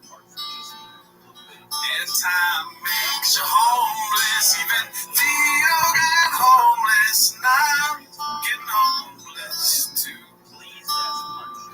Yeah, I'm getting homeless too now. Take crazy. Stop my favorite time of the week when you get near Papa, try to speak. Will he surprise us today? Better watch 10 minutes of shop. Welcome back to 10 minutes of shop. I was dressed as BJL briefly, redacted and covered up and all that. I don't know, being dressed as him kind of threw me off a little bit. I'm not used to you with hair, dude. Well, yeah. I need hair 7 times a week. I'm bald as fuck, as the Colemen say. Yeah, man, we dressed up as, I dressed up as BGL for this episode. I know we said it would be 20,000 views, but I don't think we'll ever get there. Join the Discord. Shout out to Sierra Guitar for the amazing theme song as always. Also, shout out to Haphazard. I know you don't matter, but thanks for shouting us out at Chang's. Your clips are great. I don't know, but you don't matter, so whatever. You're not here for that. So, let's start the timer now. Alright, so for this first clip, it's from Wizard's Coat. A day ago, haters wouldn't get it be next level comedy. I think everyone's seen this clip already. You saw this, right? I don't know. That's a hard one to remember. Can you imagine if I just remembered that? That would mean I was homeless as fuck. 7 times a week. I'm looking for you everywhere. What are you doing? Oh. Trip to the library. Oh, is this shock to you, Mark? That this quote-unquote meathead makes you a mental workout as well. It's not even about that. It's new. Drinking Tiger-Fit whiskey. Yeah, dude, it is. It's early for people like you. Oh, you're not alcoholic. Oh, no, dude. It's 9 p.m. in Calcutta, India. I don't even think that's true. Okay. Well, it turns out that Shakespeare and Tiger thing go hand in hand. Two people possible. I don't even think that's Shakespeare, buddy. Pause. The fact that he called it a mental workout to read a book. Just reading a book is a mental workout. And then he said, he didn't say preposterous, Greg. He said there's no preposterous. That might have been on purpose, I don't know. Yeah. That was ridiculous. And then it doesn't look like Shakespeare. So I'm glad that BGL is pointing out, even though we're kind of used to his voice being blurted out and blanked out. But also, whose idea do you think the sketch was? BGL's or Brendan's? They're both so dumb. I don't know. It could have been either one. It could have been from the brain of either one. I have no idea. Oh, shit. Oh, okay, so it was basically the end already. Oh, okay, so I predicted that it's not actually Shakespeare. That was the punchline of this sketch. That he's reading a different book than he thinks he's reading. Shout out to Wizard Code, dude. This one's from Thick Boy with 3 C's. Oh, that's pretty cool. Thick Boy Squad. Thick Boy Nation. This one's called Bappa Kicking Off a Tie 23 with some topical fire emojis. Here goes.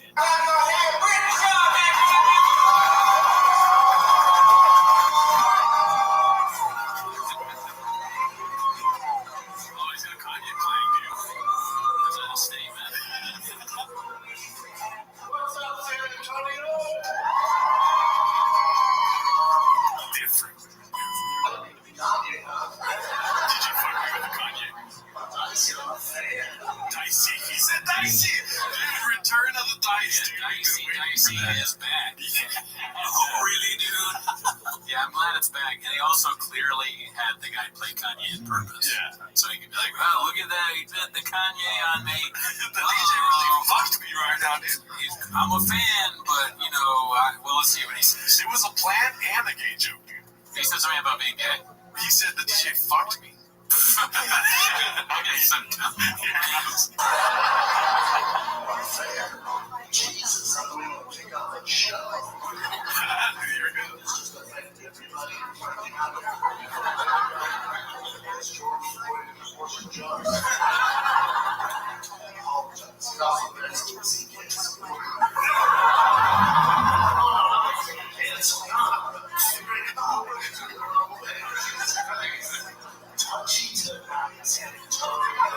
Dicey, San Antonio. Oh my! San Antonio's little girlfriend. San Antonio is North Korea without a beach. With a beach, I mean. I need Brendan to say Dicey 7 times a week. All right, so this one is from The Perfect Machine. 4 days ago, it's called "How Quickly Papa Forgets and What Happened to the 300 Pages of Evidence Against Bobby Lee." Also, Papa wasn't happy when surveillance footage caught him slipping a number. You sure you want camera footage leaked? Now, before you play it though, like that is a good question I've seen brought up on Changs quite a bit. Is like he brought up this thing with Bobby Lee, he had all this evidence and servers and all this, but it hasn't been talked about at all for the last month. We've been doing like no episodes that brought Lee back up. Yeah. It's kind of like in the news when they're like Ukraine, and then you don't hear anything about it for a week. Yeah. COVID, mass. Let's go. Where am I going? Political tirade, dude. Ready? Question, Brendan. It's all on camera. The police have looked at all the footage. Show me the footage, baby. Well, there's an I know, but show me the footage. You're not allowed to see it. I'm not allowed to see it. Okay. You will see it. Oh, okay. That works for me. Then I believe them. Brendan, the San Francisco Police Department are not going to cover for Paul Pelosi. They would never. It's a lot of They don't have a crime issue at all. Everything is all good. But the DA didn't get recalled because crime's so bad at all. I wanted to say Pelosi so bad to see how he'd say it. But no, so I'm surprised no gay joke in there. No, but he was rubbing his knees intensely. Yeah. So Shaw thinks that there is a deep conspiracy until there's a video of an old man being beaten with a hammer. Shaw's like he's like, show me the tape. Show me the tape of him getting beat up. Shaw wants to really see an old man beaten. How many chicks he fucked? Yeah, exactly. How many chicks does Paul Pelosi fuck? Oh, really? That's what Shaw is saying. Yeah. All right, so this one's from Rogan Is Shorty Pie. 6 days ago. It's called "Now Barn Door Ranks Himself with Machine Gun Kelly and Drake." So Machine Gun Kelly gets so much hate, right?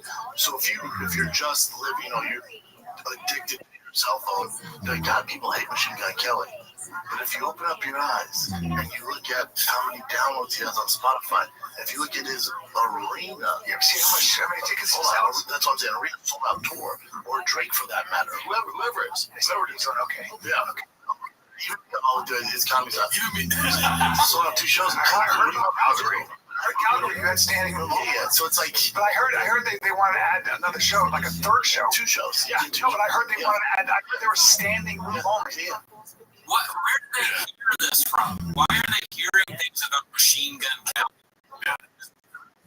Shop's gigantic hands. Because that's almost half, a third of the screen is sitting up.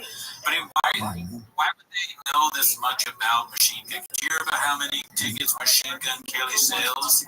It's just like, yeah, 7 times a week. Randy Fellface and Machine Gun Kelly sell the most tickets clearly. It's so strange. All right, so this one's from Glow Year. Papa Gets Called Out. That's what it's called. Let's see what this is about. There's a lot of fat dads, though. That's weird that they would make an extra size. But a fat dad doesn't play Rick because he's really skinny. I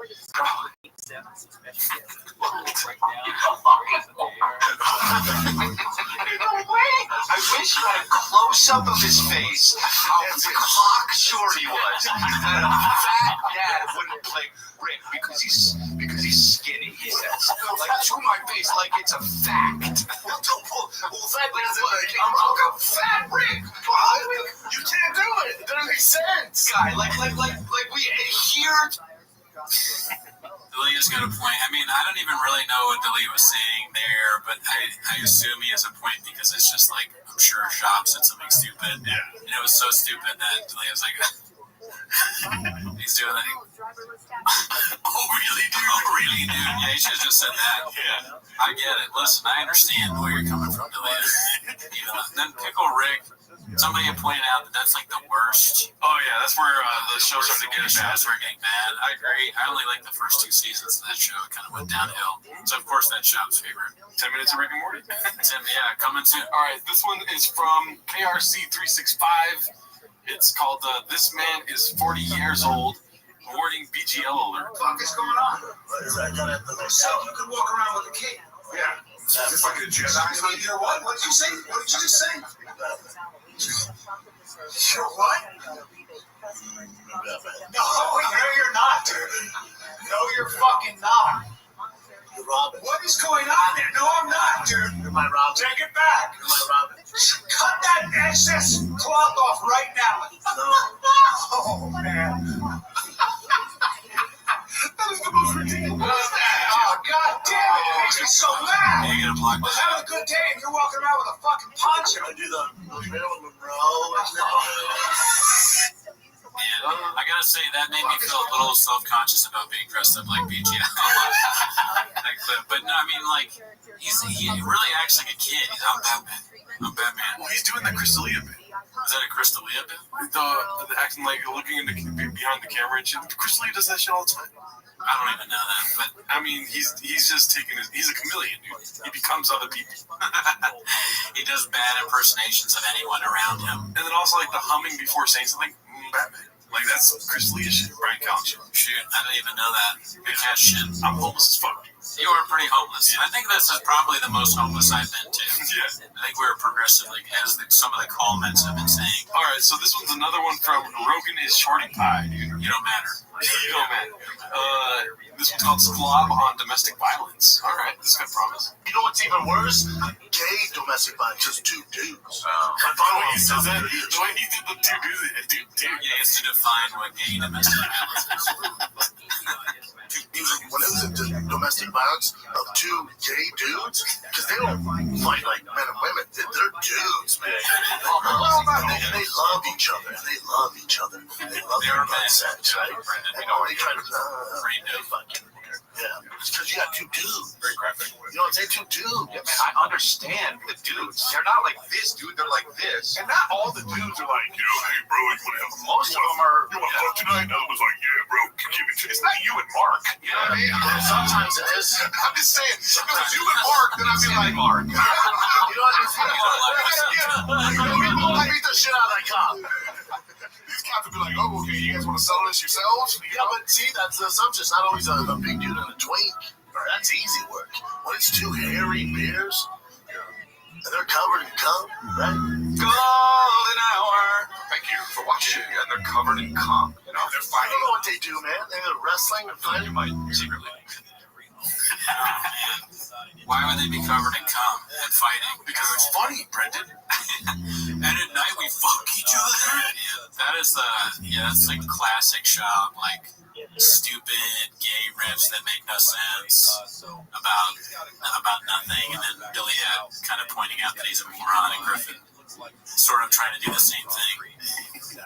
It's like a sitcom. Their show is like a sitcom where it just makes a fool of himself. Shout out to the Golden Hour, dude. It's a brand new podcast. Oh, is that? Oh, yeah, that's what the Golden Hour is. Is this? Yeah. Yeah, man, they have so many podcasts. Yeah. Why would they need another podcast? Well, they got rid of the King and the Sting in the Wing. But isn't? Oh, is that this is the King and the Sting in the Wing? Is it okay? Why? Because Theo left.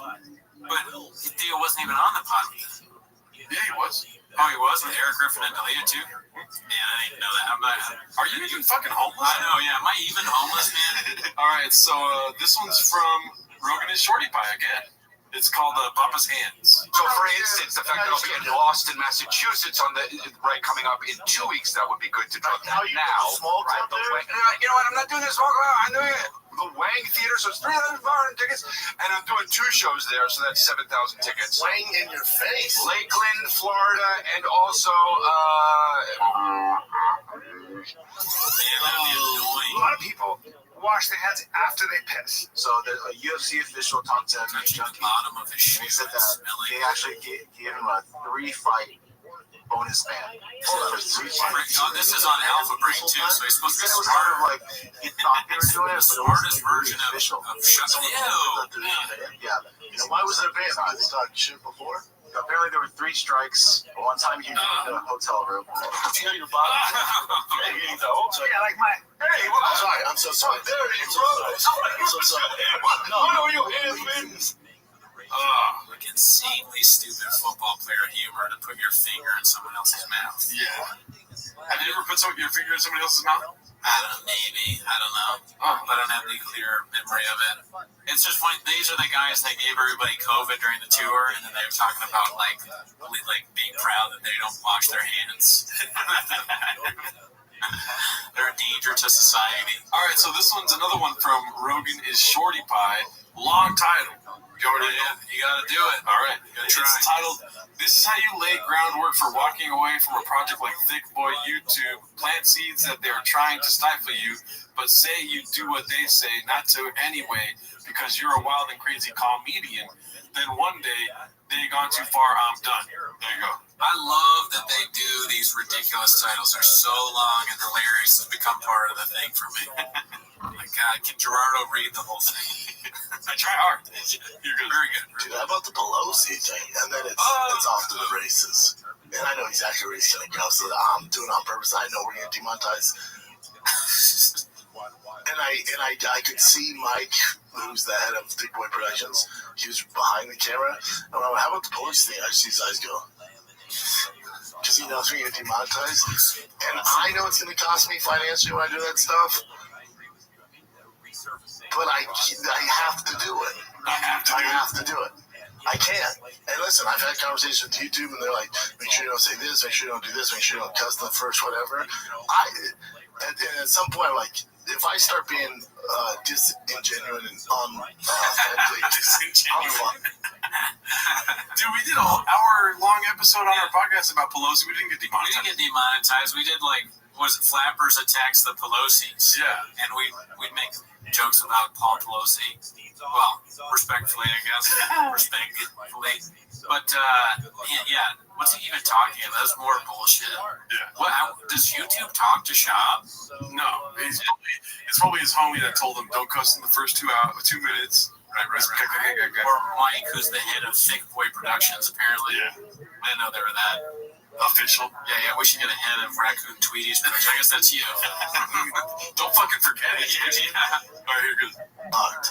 Even when it comes to this is what I believe. I know it's not maybe the popular opinion online right now, or the facts aren't out, but from the sources and what I see, this is what I think is fun to talk about. I know it's getting demonetized. I can't change. I can't. I know it's going to affect the show. I know the show's going to get suppressed, which it is. I think. Okay, can you say redundant redact? Yeah, he's pretty boring right now, but also he talks like it's almost like a Creole type of fast, the words are super connected. It sounds like he has an accent, but he doesn't have an accent. Yeah. It's just like CTE or something. I don't know what it is, man.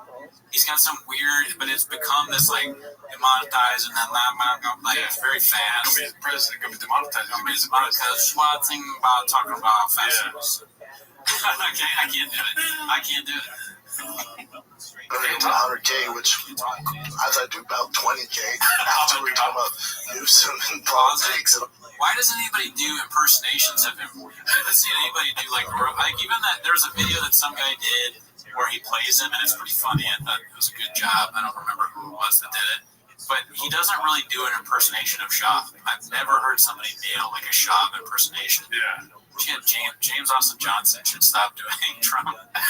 Brendan Schaub. All this stuff, and I think he even called Obama freaking Obama's born a female or some crazy shit. I don't know, but that's so much fun to me. Remember, I'm from the Wild West days with Rogan, Eddie, Brian, and myself, where it was on, dude. Yeah, 6 years ago, dude. The wild, wild west 6 years ago. The fun. I sucked my dick in the bathroom. Back then, got suppressed or demonetized, and you're allowed to say whatever you want. We're in this weird world now, and trust me, I fight it every single day, where my shows are getting suppressed and demonetized and flagged and taken down and all this shit every day. Every day. Now it's just normal to me. It's part of my gig now, being an owner of a business. It's insane. It's absolutely insane. I don't agree with all the stuff Elon does and the stuff like that, but he bought Twitter. I was like, God, if he could only buy Instagram and YouTube, that'd be fantastic. Hey, Elon, keep the train going, dude. Get some investors. So he talks about YouTube and Instagram, because Facebook owns Instagram, but get some investors, man. Buy that stuff and quit having them suppress our stuff. This is like if you gave a monkey Adderall, like a monkey that can speak. Yeah. It's like if you gave Shop Adderall, and it's just stream of conscious nonsense. It makes no sense. You brought up Elon investing, his videos getting demonetized, and he's like trying to make him sound like he's a hero or something. Buy YouTube so that I cannot get demonetized. Why is Elon looking after Shop? I thought Elon was supposed to be the smartest guy ever or whatever. $100 question, dude. Is Elon homeless? Yeah, hopefully. We'll find out someday, probably. But, would Nikola Tesla buy, or Thomas Edison buy YouTube for whatever the comedian was of the day then? Probably not. No. For Mark Twain. What I do with it, I can't change. I know it costs me money. I literally don't. I just can't. Sorry. And I apologize to everyone on the show. Even Sam, like, hey man, I set you up for that stuff. It's gonna, get the show demonetized. Sam's watching. He's like, we never had that conversation. Who is he speaking to? Who is he apologizing to? Fans of Thick Boy Nation? Maybe people that have they get commission off of the percentage of the YouTube employees. You mean? Yeah. Maybe that's who he's apologizing to. But I just imagine who is watching this and understanding it? No. Is there a fan out there that's a really dumb Thick Boy Squad guy who's like, man, he's right, dude. Everything he said, I 100% agree. 100%. What's crazy to me is this clip is 3 minutes. Yeah. And he says demonetized or suppressed 9 times, dude. Yeah, why is he really getting demonetized and suppressed like this? Well, that's what the title is saying, is that he's planting the seed that he's going, because all the hate about whatever podcast he has, you can take it down and say that it got deleted by YouTube. Right. And every time he tweets, he gets this wig is being made thickage. Every time he tweets, it's a stand-up, it gets destroyed. And isn't it not just a stand-up? He posted, hey, what do you guys think about Terrifier 2? And he had to turn off the comments because people were just shitting on him. Oh, yeah. Brain dumbass about movie. He asked about it and had no comments. So you couldn't even tell him what you thought about it. That's funny. I didn't even think about that. Yeah. So Shop is trying to be in a shop, as always. Suppressed, but that's why you're here. It's literally why this is what's fun for me. And if I have to change and bow down to their criteria and what they think is misinformation or what they think you can't talk about, I'll just quit. I'd rather retire. I'd rather make less money and just do my thing. It's so much fun. I have so much fun doing those things. I can't do a fight campaign next Saturday for the base UFC. You know who else is a hero that stood up, when other people wouldn't? Mark Twain. No. Mr. Rogers. Vietnam. All right, so this one is from Rogan and Shorty Pie. Again, dude, Rogan and Shorty Pie is all over the TFATK subreddit. This one's called Scoop Regrets He Wasn't There to Help Ye Take on Security Guards at a Children's Soccer Game. Rinks and Papa have a Facebook moms group moment together. All right. I'll say this about, what's his name? Rogan and Shorty Pie. Rogan and Shorty Pie is doing some good work on the titles. Yes, sir. They put Gerard to the test. What they did to Kanye at that soccer game, I know exactly how it went down. I understand what they post and what they're dragging. Him talking shit to mom. Kanye's on hand. Kanye's going through an episode. I was going to say, Kanye doesn't see his son he hasn't seen in a long time. And the one person he loves more than anybody on this planet, security stopped him from seeing his son at a soccer game. And he starts freaking out, dude. I would too. Starts freaking out. I would too. And if I was... You know what I would do if that happened to me? I would put security into a Guadalajara heart scarf. They try to stop me from seeing my kids.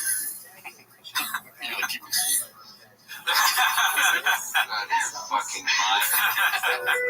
These guys are like insane loose cannons. They take their word for what their take word for it. They are always doing clips where they're like, oh, you know what I would have done in this situation? I mean, I would have gotten up in their face. Mark Wahlberg on 9/11, dude. Yeah, they're Mark Wahlberg, but without any sort of reason for being Mark Wahlberg. Mark Wahlberg was saying that he would, if I was on those planes, but these guys are like, if I was in that soccer match, yay. And I wanted my son to be better at soccer, I would help him, what? Beat up the ref? Yeah. Talk to him, yell at his son in front of everybody? You'd help him do that. Yeah. They'd be like, now we got Shab and Yen. We have like the two stupidest celebrities. And now Callan is here. Like, no one is safe. Alright, so this is the last clip for the day. It's from Mitchie Stick, LBC.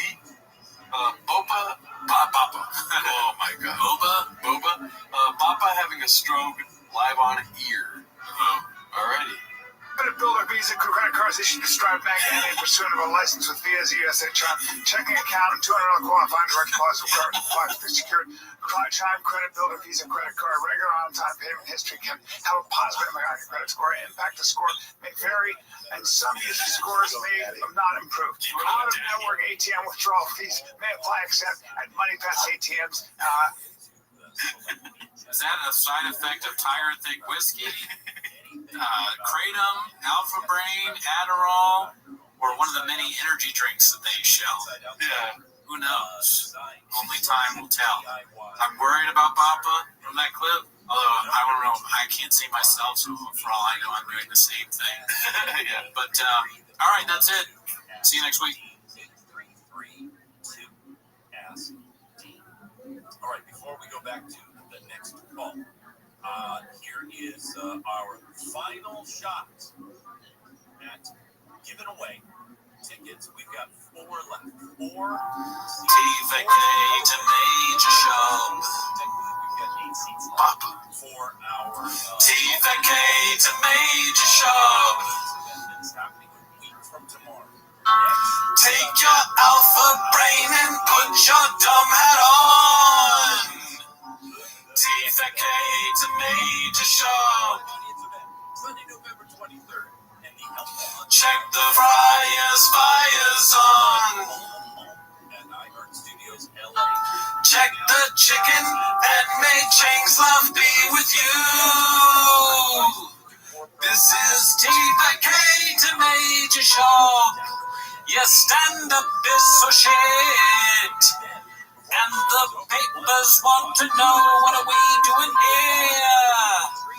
Now it's time to read the comments. Yeah. Papa.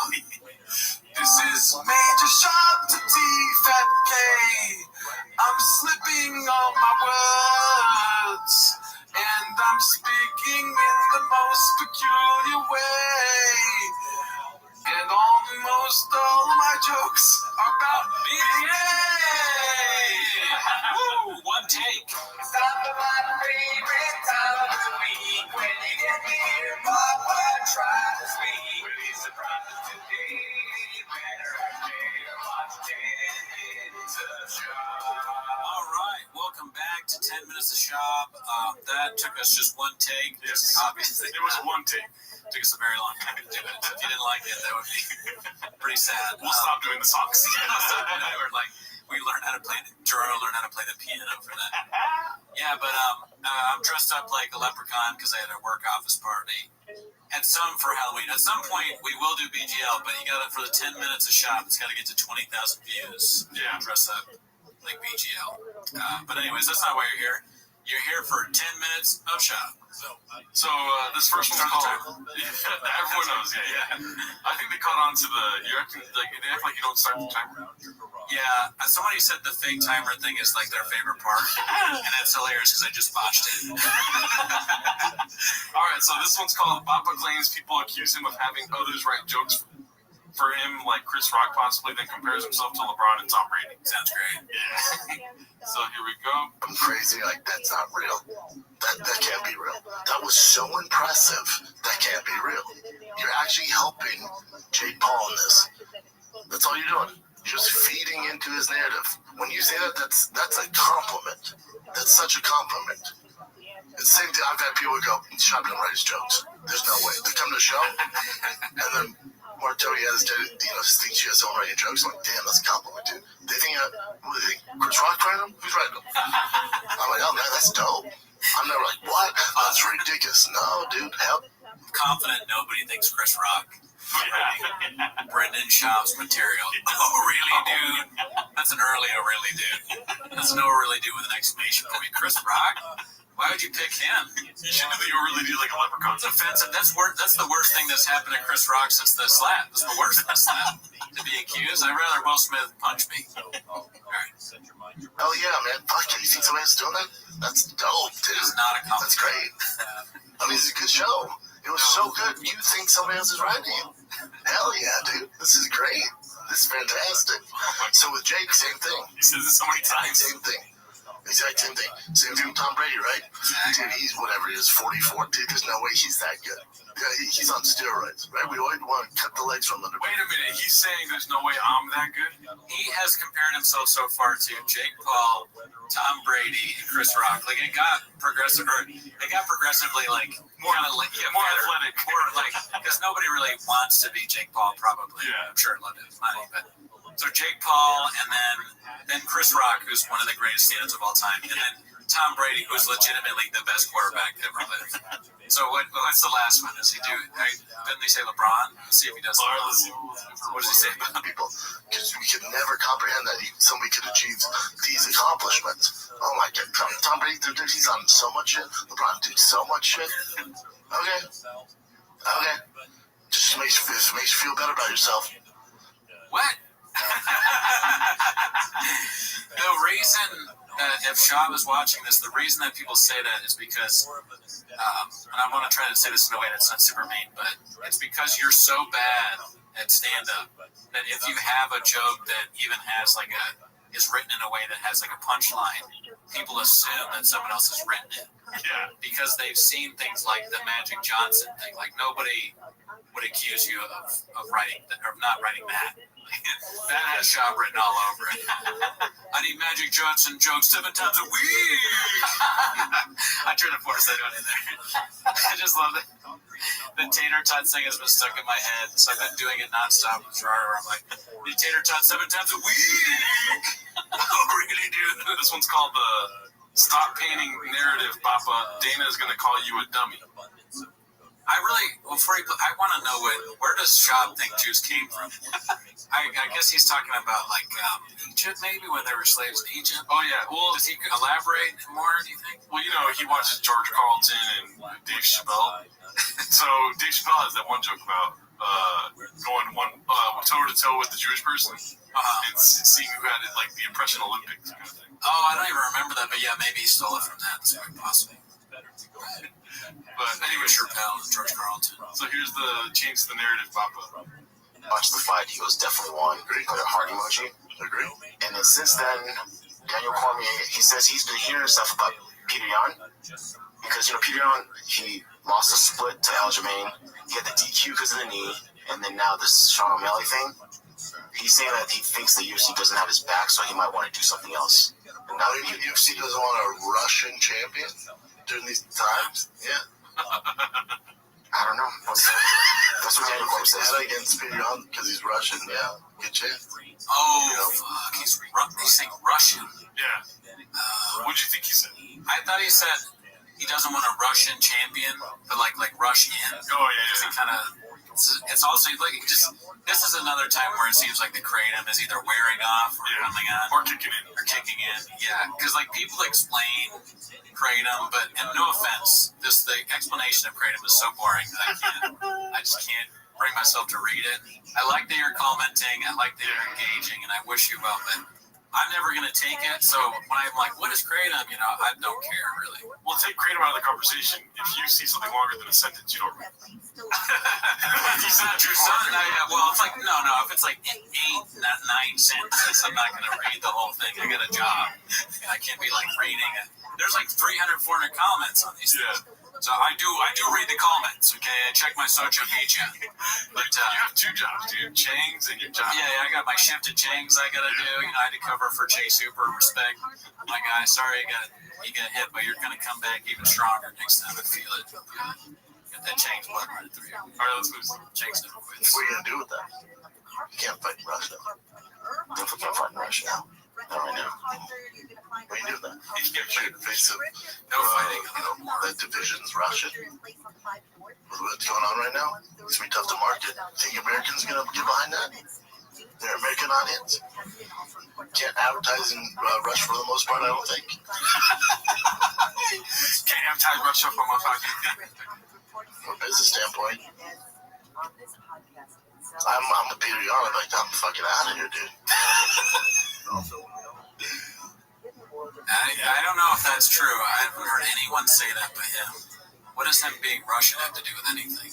Well, he's saying that, let's say Peter Yan becomes the champion, you can't go to Russia to fight because of the war happening. Do they normally go to other countries and the fighters to fight? Yeah, they do like, if there's a Brazilian champion, they'll go to Brazil for him to do a title defense. Really? Yeah. I don't even know that. Yeah. Like UFC does that? Yeah, like, what's his name? Stiopich. Yeah. Fuck, I'm like shocked, dude. What is that guy's name? What is that guy's name? Steve Miocic. But he's from Cleveland. Yeah, so they'll fight in Cleveland. Yeah. For like a title defense. Cleveland's a little different than Brazil. Well, Cleveland's all like Russia. The continent, bro? What does he say? The state, the country, not the continent, or whatever he says. So this one's called Sebastian Maniscalco in the hizzy again. Sklob on people who believe the rumor the Paul fight was rigged. Dude, these titles that James makes, they're like tongue twisters. Yeah. They're trying to make you seem dumb. They're great, though. Yes, they're amazing. Here we go. But I also, what I think is funny is, I've had people say, I was at Star Wars before, and some guy goes, dude, do you think that's real? I'm like, oh my god, dude. Yeah, let me.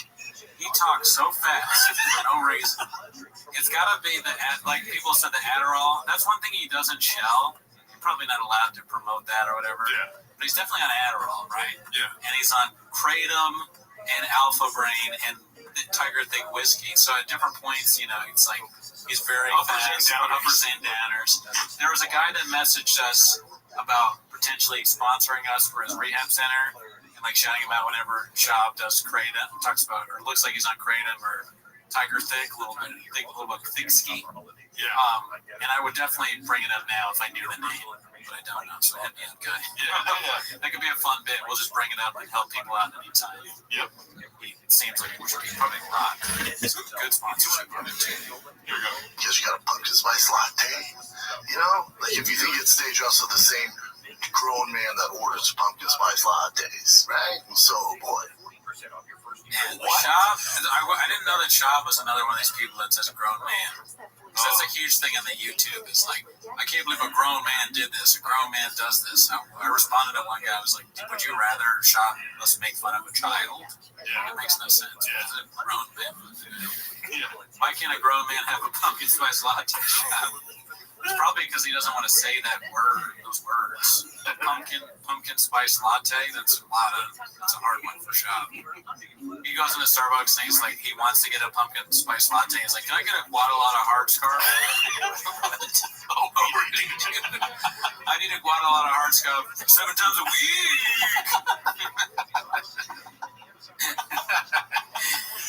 Listen, papi. Dude, before we go, let's play one more clip then. I'll break what I was going to say. Alright, this one's called Brain Dumb Having a Seizure. It's just so mean. Brain dumb.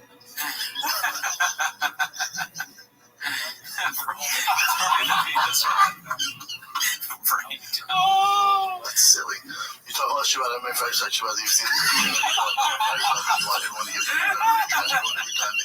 Is he really reading? Sure. That's silly. This is like what happens when a dog would try to read. A dog was like, you know that SNL sketch where they put a helmet on a dog? Alright, let's try to see if we can guess what he's saying. Ready? Don't laugh. Don't laugh. All right. You talk all that shit about MMA fighters, talk shit about the UFC, then you pretend that you want to bring fighters up and you want everyone to get paid better, but you trash everyone every time they fight. Okay, I kind of understood that. I think, yeah, he said you talk all this shit about MMA fighters, but you bring up trash talk them. I got the beginning. That's one of the things where you'd have to like listen to it a lot. Like an FBI investigator, they tell me, they're like, okay, what did Johnny say to the guy? He's the wire. Oh, fuck, the wire's not plugged in right. Shit. Yeah. Stop moving around, Jenny. Oh, I remember what I was going to bring up. When I was driving back, I was telling Gerardo that I'm coming from a Halloween work party, and Gerardo sent me a text saying, "Did you hear about Shab's wife?" And I wrote, "No, what happened?" And he wrote, "She dressed up like a hot Cheeto for Halloween." It's a pretty good bit. I was like, "There's a chance that could be real." I thought you were making a good bit joke, but and you were. But I was like, "That could be real." I would totally, if I were Shab, I'd be like, "Can you be a hot Cheeto so people think like my stupid bits are like not bad." All right, so this one's called Naders will say it's fake. Struggle clip here. Now the Naders can be like it's fixed, it's real, blah blah blah, but this isn't great. The Naders? Yeah. So he really says that. Jeez, maybe his neighbors hate him. Wait, I thought he was trying to say haters. Yeah. But maybe he was starting to say neighbors. Oh, because his brain. Yeah, he has all those break-ins in his house. Yeah. How old are you? He's always drinking out of shoes. Yeah. So I can see it. All right, so for this clip, I saw this before,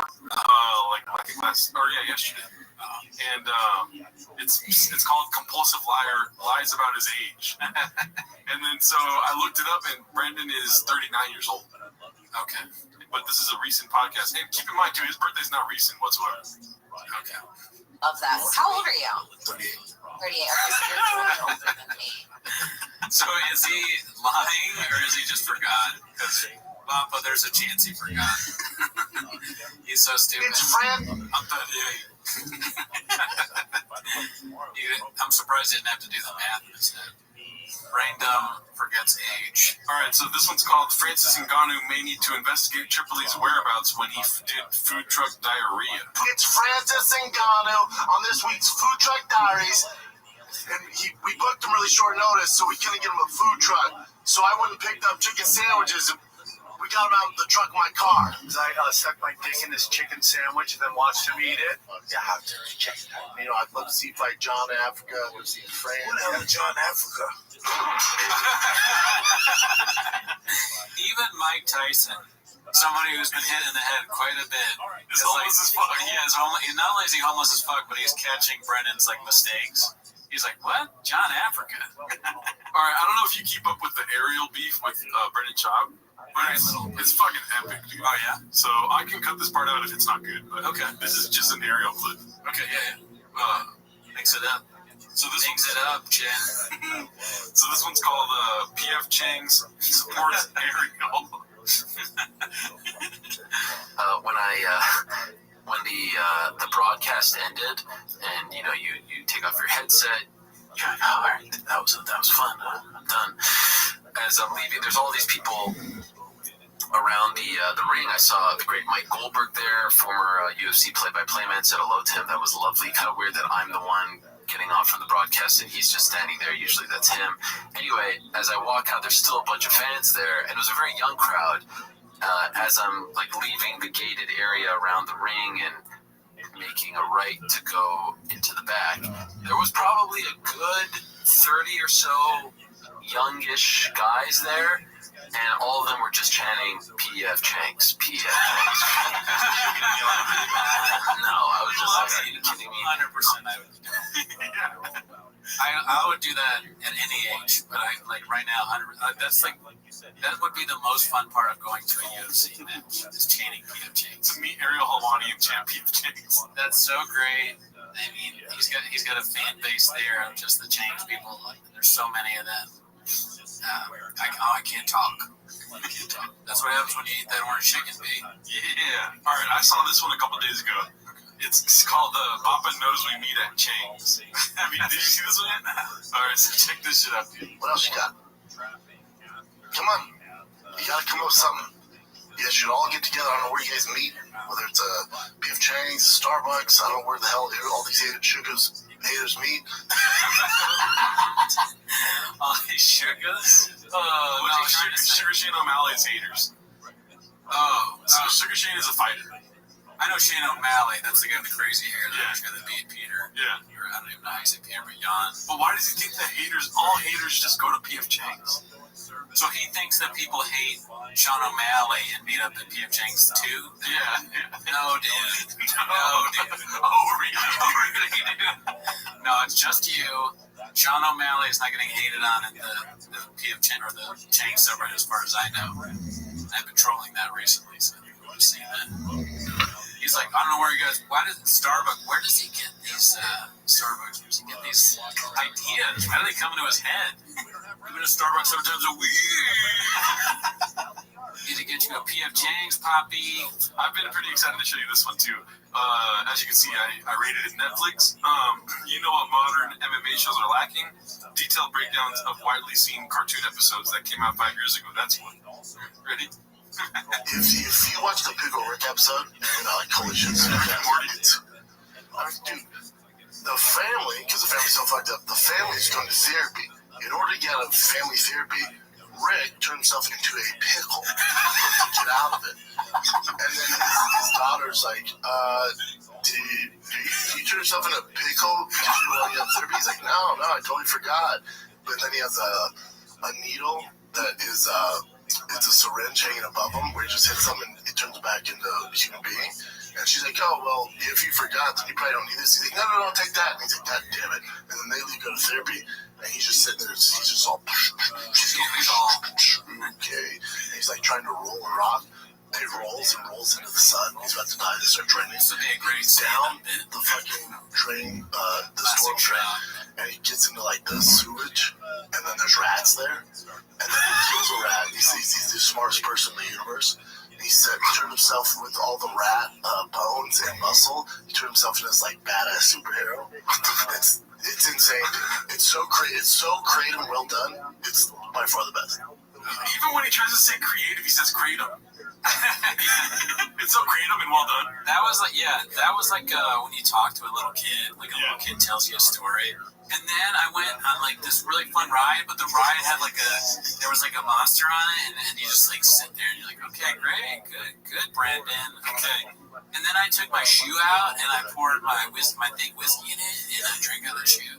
These guys broke into my house and I wasn't there, but then I arrested them with my guns, and then my wife was there, and she was like throwing hot Cheetos all over the place. All right, so this is the last one for today. It's called "The Amount of Nicotine Pouches He Shoves In and Tries to Speak Through Is Astonishing." There's a code, and it's being professional too. Shane and I, because she's on hard knocks. I remember before Rothwell fight, which he didn't hit me that hard, but messed me up. And then even Nogueira, a week before I flew to Brazil, we did that mock fight where we had a crowd there. Shane's my sparring partner. Oh my God! Late. He was like 9 beers deep, came in late, and I'm like, "What are you doing? Let's go." My coach like, "No talking. This is real as we can." First round, Shane knocked me out a week before my fight. I came to him like, "What are you doing, dude? What the fuck?" He's like, "I'm so sorry, brother." Bro. Big strong dude. What about Anderson Silva? They said. Damn. So he's chewing tobacco. That's what that is. No, nicotine pouches. Oh, you put nicotine pouches in your mouth? Yeah. I didn't even know that. They put it on your arm. It's like the lozenges, right? Lozenges? Yeah, whatever they're called. Lozenges. Fuck. Lozenges. Okay, shut up. Man, so he smokes or like vapes or some shit? I didn't know. It's just he's sponsored by that nicotine company that puts pouches in his mouth. Oh my God. He does need a handler, dude. I need a handler? Yes, you do. Yeah. You gotta you don't, just because you sponsor something doesn't mean you need to necessarily use it all the time. Yeah, I mean, nicotine lozenges, that's not good for you. Don't do that. You should do that if you smoke to get not smoking and then eventually stop. Just take nicotine lozenges forever. Good God. But yeah, that's all the clips for today. All right, well, that's all of the clips. Thanks for tuning in. Hope you enjoyed this episode. Thanks again to Walsh and the World Record Podcast for the last one. That was great. Join the Discord. We may or may not have Alan Strickland Williams on the 10 Minutes of Shop thing coming up. We might have recognized been on Conan and Comedy Central, so he may do it. I don't know if we can talk. I don't know if he's homeless. Yes, we'll see. We'll find out. But anyways, thanks for tuning in. Have a great week. We'll see you next week. Bye. Happy Halloween. Bye. Which will feature circular crystals for the first time. Southline weather from KFI. We have showers with a slight chance of thunderstorms across much of Southern California today. Temperatures will range in the 50s and 60s with moderate winds averaging around 20 miles. Why don't you ask the kids at TFK? Did Brandon just say that magic has AIDS? He's redacted woman clip. What else do you have for us, Chin? I'm just sitting at the store and walking to my truck. My favorite time of the week when you get to hear Papa try to speak. Be surprised today.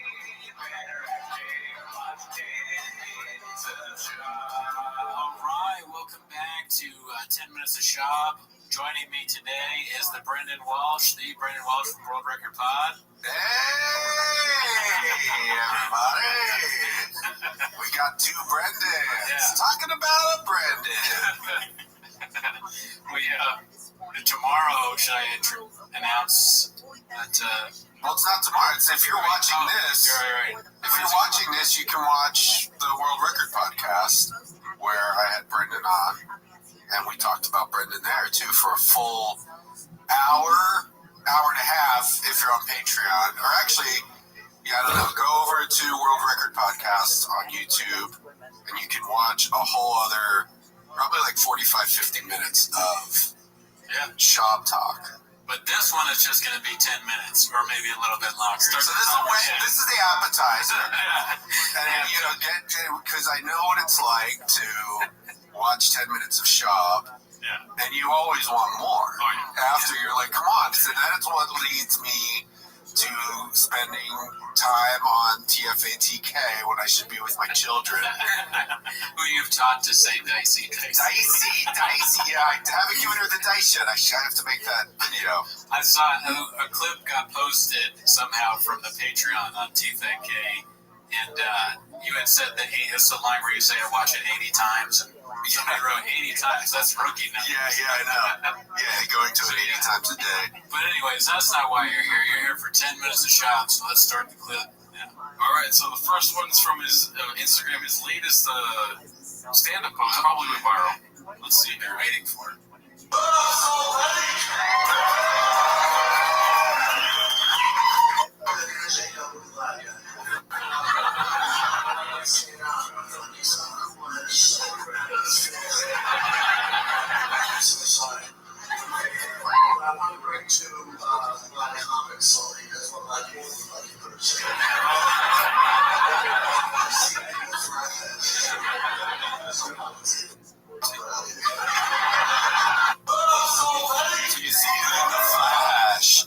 That's what's amazing is he can't say one-syllable words. He can't say flesh.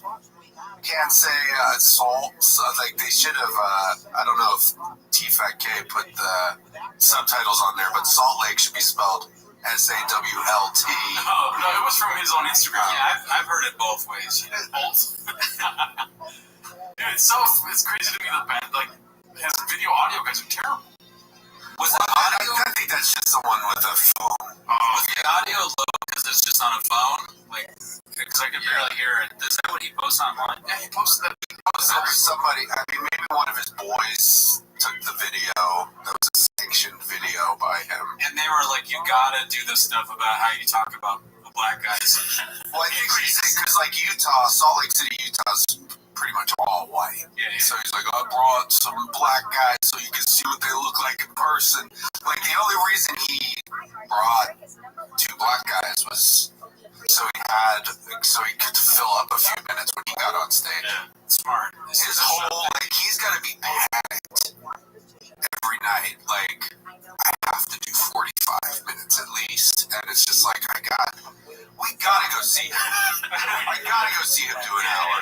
We Utah Terry, but you're right. We should go. Maybe we'll go to Canada.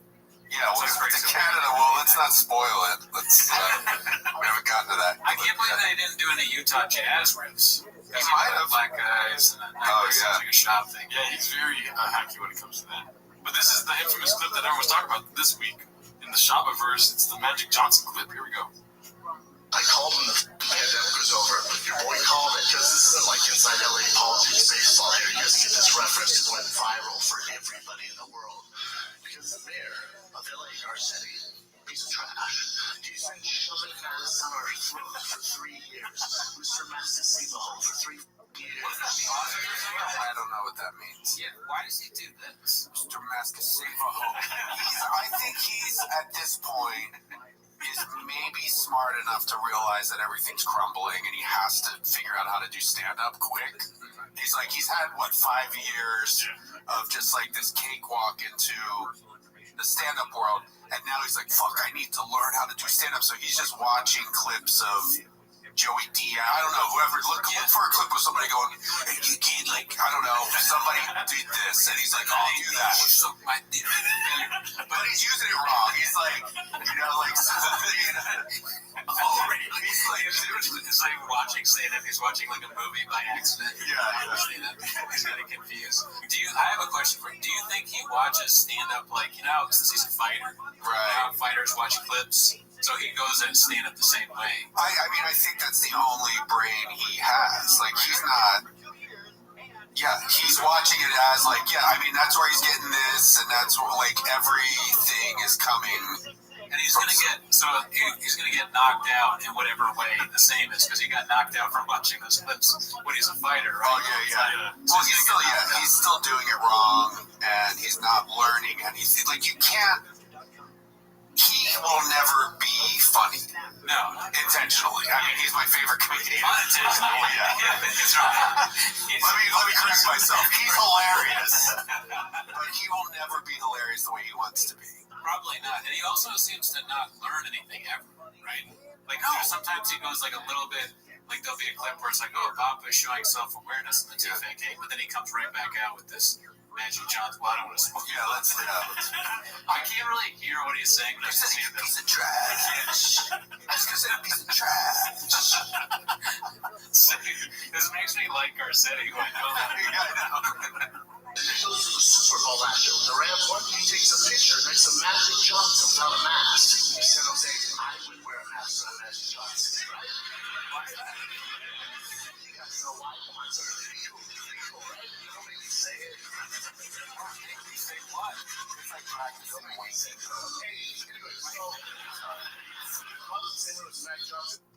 One thing that made me laugh because the "Don't Make Me Say It" thing, I was reading through the replies. And people were just like, what does that even mean? And one person was like, the N-word. Well, go back a little bit, too, with, like, just just listen to the way he says Magic Johnson. Like, the guy can't talk. Like, that sentence is, if I was in the same room as Magic Johnson, he goes, if I was in the Samro Jags Johnson, if I was in the Samro Jig Johnson, if I was the Samro Jack Johnson. Let's hear it one more time. This will be an extended 10 minutes because that's like you just made it. If I was in the Sandro's Jack, let's go back again. The Sandro's Jack Johnson. The Sandro's Jack Johnson. I was in the San Jose Jack Johnson. NASA space helmet on and putting dollars on with seals. Somebody gave him that mosquito line. 100%. 100%. What if that's like, when your parents say, like, don't make funny faces because they'll freeze that way? Like, we make fun of Shab so much we forget how to talk. Shab's the real. Shab is literally, his stand-up is showing someone the real tape. But there's no way. I would bet, I am a gambling man, and I would put $1,000 on him. He did not write the mosquito line. Yeah, probably not. And so it's just like there's too many levels to it. Even though it's simple, it's fucking stupid. It's still it's to one level too too much out of his realm. I think that people write the stupid shit he says, some of them, if it's even a joke. I don't really say that King and the Sting had writers. Something that's crazy. A scandal for a while. Why? Comedy's so sad. Who's working on it? Like, let's get somebody, if you're watching this, if you've been involved in writing for a job in any capacity, reach out to my lawyer, Frank Cum69@gmail.com. That's a riddle that'll go to Frank. And yeah, let's get talking. You can be in a silhouette with a disguised voice, whatever. I just want to hear how it. We do want to find. I think that's a good idea. I want to find some of these people. Like, I want to find for sure any writers if they're willing to go. Any disgruntled employee from this universe. There's got to be. He's blaming you for the COVID shit. Yes. He's probably a dick to be around. I know that guy. Chip guy. Who's guy? Chip. We want that guy on. How pleased he is. So, more on take the picture next to Mac Jones without a mask. What's the intern cycle? Click. It's a picture out. It goes viral. Sounds really for 5 minutes. It gets destroyed in the comments. It gets so bad that they announced he's going to hold a press conference the next morning. I'm like, see y'all this one. Base. This is real. He gets on there. And the first question is journalist goes, Mr. Garcetti, Mr. Mayor, real quick, you were caught yesterday not wearing a mask next to Magic Johnson. So if you want to say about that, people are pretty upset. He goes, I'm glad you brought that up. Oh my God, I'm glad you brought that up. Yes, thank you for asking. Yes, yes. I was holding my breath. Excuse me, sir. It's like the first time Shab has gotten to think someone else is stupid is singing to it. No, because he even says that in Gringo Poppy when, like, his first bit is about the COVID vaccines, and which I don't understand. Well, he does that little walk thing, but I think he got that from Rogan, maybe. Does Rogan do that, like, kind of like walking back and forth? And he does this, like, you know how in the Gringo Poppy, like, pulls his eye down where he's like, I got the vaccine, I feel crazy. Like, he's like, remember that one guy, that idiot, that total moron? Do you remember the guy that he's talking about? It doesn't exist. It doesn't exist. I don't think there was one guy who got the vaccine. Like, I'm really sick. And he was like, he said he was like on meth. So like, there wasn't the first person they put on the news. It wasn't a meth addict with a droopy eye or whatever the fuck. Yeah, whatever Fauci. I mean, yeah, Shab lies a lot. He just kind of makes up stuff. I think Shab says whatever he thinks maybe happened. Like somebody. He maybe heard some of that from someone else, and then he interpreted it. I think I wonder how much time, and we talk about this on the World Record podcast, where you would like to see like a documentary about the making of Gringo Poppy and the Showtime. I think you'd be surprised. Is that what it's called? I think you'd be surprised, or maybe it's. I think it's just you'd be surprised. Yeah, I would like to see the preparation that went into Gringo Poppy. I feel like, well, that's a perfect. Oh, no, I'm not too sure. No. I mean, I was just, drifting off. Trying to imagine like how much time went into prepare for that. Like, I think it was like, oh, we gotta have a vaccine thing, and so like, oh, the first person, he's got like a writer's room with like, who? That's who we need to find out. Like, who are? I mean, it's perfect, and it's the perfect like follow-up documentary because it can be 2 parts. Yeah. The first part is Showtime. I won't go into that because I was talking about it on yours. Oh yeah. Showtime documentary, but then this part 2 is like Gringo Poppy, the redemption, the resurrection of Jeffrey Dahmer. And it has like coming up with a song and like getting people to stand outside. And sitting in his garage with an X-Acto knife cutting up the skyline background for Madison Improv. Covering up the improv. It's different. Coming up with the idea like, okay, what was this special going to be about? And then he's like, I got it. My wife was Mexican. It's like the whole special. I don't understand why he dresses like the pants look weird. It's like a Peter Pan kind of vibe. I mean, yeah, he's got a hole. I don't know. And there's always a jacket. If somebody's wearing thigh-high shorts, Brendan gets mad. Which Brendan? There's three of us here. There's three Brendans. I mean, it is so easy to make fun of this, like us, what we're doing. Like, and I said that on World Record. It's like if like some teenage black girl walked in, which is just it's just like all three Brendans. It's so easy to like. Let me get this straight. You're Brendan. He's Brendan, and he's Brendan. Also, yeah. It would be. Why are you talking about his clothes, Conan? Or any teenager. I don't know. I feel like black girl teenagers are like the best at like tearing people down. But any teenager. I don't want to tap them. No, I don't. I avoid. There's a high school in my neighborhood. I don't ever walk past it because I don't get like, hey, fatso! Hey, you fat old fuck!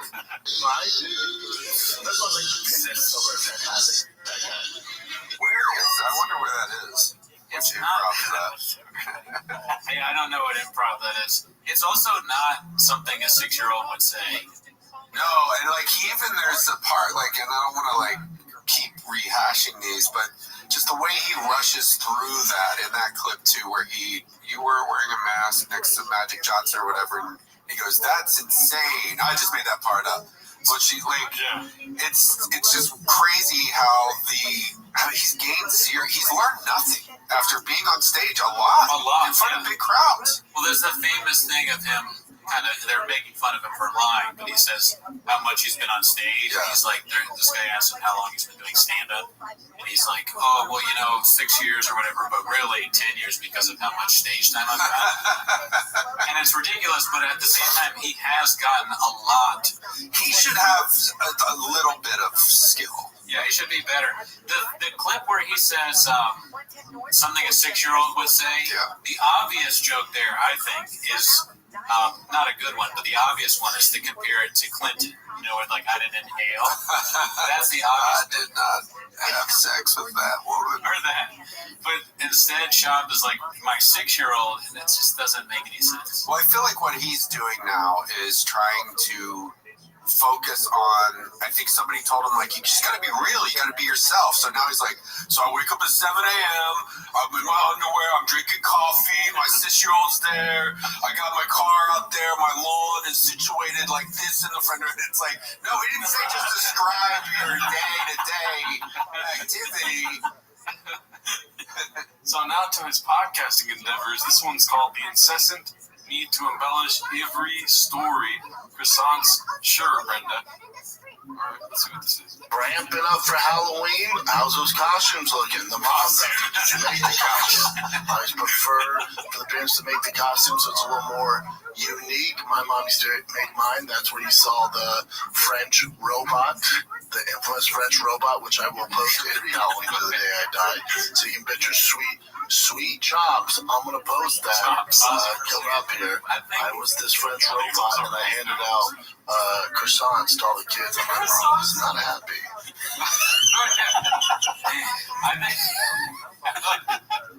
I think for Halloween, I'm going to go as the San Jose Jack Johnson. There's so much in that clip. He mispronounced so many things in a row. Costume. I mean, that's again, like he can't, like, he's not good at talking, and his career is heavily relies on talking.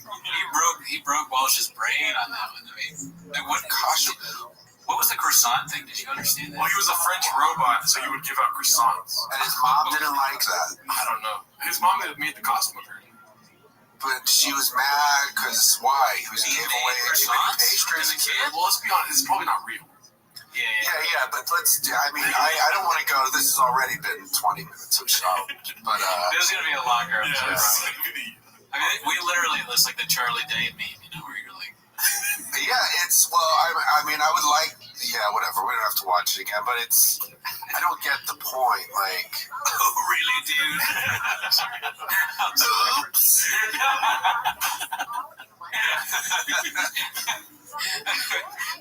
So he's got a French robot, he's handing out croissants, and his mom's, much to his mom's dismay. And then I went into the closets to open up the comic book store, because I had to open, still had to sell my comics out of the closet. He's like, yeah, it just doesn't make sense because he's so stupid now. But as a kid, he was a genius. He's a comic book salesman, and he made this costume. Made croissants. French robot. Made croissants. I couldn't make costumes as a kid. I'm not that dumb. I don't know where the croissants came out. Like, did they buy the croissants? I guess. Like, you have to stock up on croissants to be giving them out. But also, you're a kid. Why are you trick-or-treating? Why are you giving out croissants? Yeah, it doesn't make sense. You'd be going to get candy. Yeah. Be like, what kid or did his friends want a bunch of croissants? Where did he get candy? Talking about friendships. Actually, it's back to stupid now. Because maybe he is so stupid that he was like, I'm going to get all my friends croissants. Because they'll love it. It'd be Netflix. Prior to Netflix, I guess. Not Netflix yet. Yeah, Blockbuster was probably. Yeah, but Blockbuster's bad. But it used to be good. When was the turn? When did Shop start using it? Alright, so this one's called Baba Just Goes B. A comparison of the vaunted shelf display from the first episode until today. I don't know if that's going to help us at all. A little whiskey for the first episode of the Shop Show, man. A little whiskey. See behind me, I got some I don't say favorite whiskeys. And then up there, I'm going to highlight my favorite sneaker of the month, so I'm going to switch that.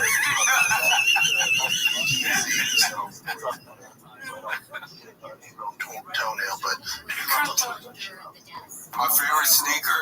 So next every week, keep your eye out. All right, I have my favorite shoe, and then some of my favorite. Well, they're not really my favorite whiskeys. They're not really my favorite whiskey. What? So there's on the shelf, and some of my favorite. Well, kind of really not really my favorite, but the shoe now. That's my favorite shoe up there next week. But it's not my favorite because I change it every week. Yeah, it's going to be a new favorite shoe. And someone comes in, Shop, it's time to go. He gets up, he's only wearing one shoe. Well, I got to get my shoe back off the shelf so I can ride it home. I'm wearing my favorite shoe. My favorite life vest. He comes in every week. All right, let me do this. Put it up here. And 3, 2, 1. Welcome to the British Shaw Show. And we know now from the last week's thing that he is on Alpha Brain and Kratom. What is Kratom? I don't really know. Well, thank you to the YouTube commenters that explained what it was, but I'm kind of busy, so I read it and kind of went in one ear and out the other. But one of them said it's like supposed to make you focus, but it's also like from heroin or something. So some people are saying it's very bad for you. Well, I did see a comment that, because he was like, I take this 4 times a day, some little shot bottle, Hippo, Kratom or something. And I saw the comments, it was on the Reddit, it had to be, they were like, if you just read the bottle, it says don't take more than 1 shot a day. It's obvious, too, that's, like, because what medicine or anything is 4 or 5 times a day? Like, almost non-existent, right? I don't know. 4 or 5 times a day, that's like water. You should, not like... Well, I mean, it's probably like people take 5-hour energy like that. That's how I was kind of like, it looks like it's in a little 5-hour energy thing. Right? 1 or 2 max. I don't know. I mean, people drink that shit. There's probably people who do it fucking every hour. People drink Red Bull like crazy. Effects. Well, that's what's crazy is that, Alpha Brain, anything with the word brain in it, shouldn't. Like, this is our spokesman, the dumbest guy in the world. All these products that are supposed to help you think and speak effectively, Shop is shilling them. Doesn't make sense. Leave those to Cal and to force on people. Alright, so this one's called Baba's. Oh, really, dude? This one's called Baba's 250-pound claim gets eroded, followed by a Sunday grab bag of nonsense. Oh, yeah. Is it good? Yes, I will see. I'm maybe good at 250 here, man. But when you're to cut down the, I'm probably sexy. I'm probably sexy for sure. Yeah, friends, they want you to do business, But Protein content blue. What's the son? Protein content blue foods. It's called Underwood and Lopez. Underwood from Lopez. Underwood Family Farm. Dude. It's funny to me that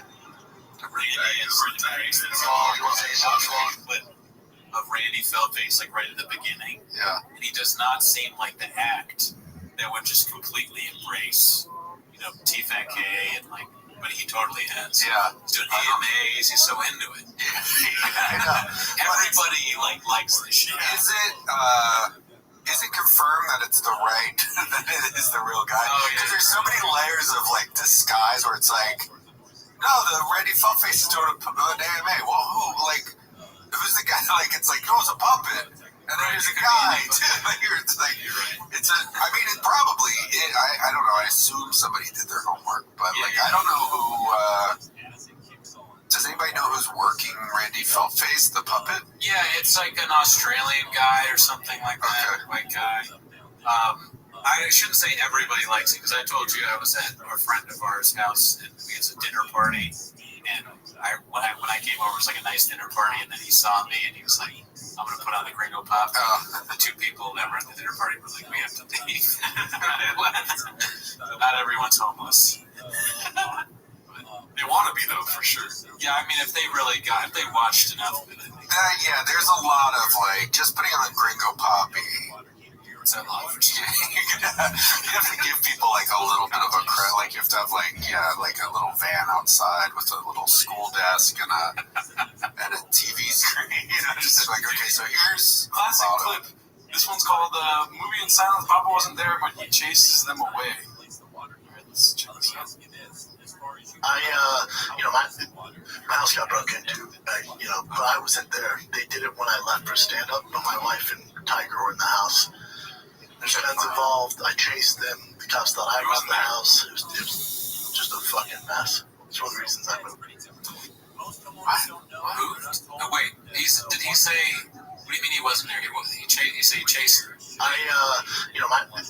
My house got broke into, but I wasn't there. They did it when I left for stand-up, but my wife and Tiger were in the house. There's guns involved. I chased them. The cops thought I robbed the house. Just a fucking... So, like, is he saying that he came back? He wasn't there at the beginning, and then he came and found his guns and chased him? I mean, the way that it would only make sense is, like, so he left for stand-up, and maybe his wife called him and said, hey, there's guys in the house, and so he turned around and came back and got his guns, and I don't know. Yeah, that's another thing, too, because in his... Is it in, like, Gringo Poppy ends with some, like, big, long gun story. He is contradicting, he's like, I never shot a gun, never held a gun, like, he says that sometimes, and then he's, like, chasing guys with guns, and then there was another clip where he's talking about how he has a concealed carry permit. Oh, another thing is, like, if this is his wife, are they in Mexico? Is he saying? Oh. This is like what I've been saying about Shop and everybody. Well, not everybody, but like the Zapruder aspect of a lot of what he does. It's like here's different many like views, and you're like, wait a minute. If you look at Shop from this, is he saying that? Like it's all very confusing. He's a walking Zapruder film. It's a walking Zapruder film. Yeah, I don't know what happened in this clip. Maybe he was doing a Zoom show in like a different room of the house, and then that just came with lesson. I wasn't there, but then guns were involved. Cops thought I was robbing the house. He's hyping it up. It's another thing. Is that my house got broke into. That's why I had to move. Guadalajara hard scarf. My wife gave Guadalajara hard scarf. Yeah. My wife, she came out, she had a bag of hot Cheetos, she started throwing them everywhere. She's Mexican, okay? They tried to get the jewels, but all they got was some pico de gallo, and I'm on keto. Alright, this one's called Papa Has Recovered Drug Addict if he has any drugs on him. Probably was the best idea. Dude, one of my favorite moments ever from anyone's career was in yours when you kicked the pills and you said it beforehand where you were like, I'm fucking bad, because I knew what that's like, and I was like, I could just see, I was like, prescription pills, like that's yeah, like I was looking at you. You know what though? Do you still have them? I avoid them like the plague. Yeah, me too. But I have surgeries and stuff, so I still have a lot. I'd be lying to you to say that I haven't. You know what I mean? Yeah, me too. But like, it's a battle. Honestly, yeah. I mean, like, because also too, I live in a world where surgeries, injuries. You know, the doctor go, hey man, like if you want to see it tonight, you know what I mean? Like, what are you gonna do? We just replaced your neck. Or you know what I mean? Go to Disneyland with the kids. Wait, you just said we just replaced your neck. I'm miserable. I don't want a fucking wheelchair pushing me around. I didn't say that was funny. So then I'm sitting there like on a cane. I'm sitting there, and then my personality. Then it's like, well, I'm a miserable asshole right now. I think the drug addict said that. I mean, he asked the guy if he was like, you still have him. It sounded like he was dead serious. Yeah. Like he was going to ask him for it. Almost. I don't think he understood, like, when the other guy said, when you kick the pills, I don't think it had registered with, like, that's too much shorthand for Baba. He's like, oh, you kicking them like it's like a hacky sack? You would kick some my way? He says, do you still have them, as if, like, the conversation could have gone, like, yeah, and they're like, oh, yeah, love pills. But yeah, I carry them around. I was badly addicted to them. I still have all. I can't bring them with me. If the guy would know, Papa. He'd be down to, like, take them right there and throw them out of the show. You know, I got my fair whiskeys here in my shoes. We can fill up a shoe of whiskey and wash some pills down with some Tiger stick. Drink it out of his big stupid sneaker. If you saw, let's say you were at the store, right? You're doing one of those shows, and you saw Shab drinking whiskey out of his shoe. Would you try and help him? Would you like help him, like be like, hey, do you want a glass for that? Because I would think of it like a ritual. I mean, like, hey man, like you shouldn't you shouldn't drink your Tiger Thick out of your shoe. It's not a. I know you're high on, kratom. I want to try kratom. He's high in kratom and he sees like a few of you. What if he watches this on kratom and he's like, oh fuck, there's so many Brendans. Oh fuck, god damn, everybody's named Brendan. It is the dumbest fucking. Oh really, dude? Really, dude? Alright, so this one's called Another Failed Attempt by Mr. Don't Make Me Say It, trying to pronounce someone's name. Alright. Before he started fucking his maid, we had Especially Sloan. but we had good people. They would ride motorcycles. They liked guns. They would fuck hot women. They would fight people. With Jean-Claude Van Damme. Yeah, that's what I'm saying. Now we got the fuck. Why does he always have food? Yes, especially Sloan. But we had good people. They would ride motorcycles. If you had a big speech impediment, would you also try and talk with food in your mouth? So dumb. That's a good point. Leah made fun of him on one of the clips for it. For having food in his mouth. Yeah, and it's pretty funny.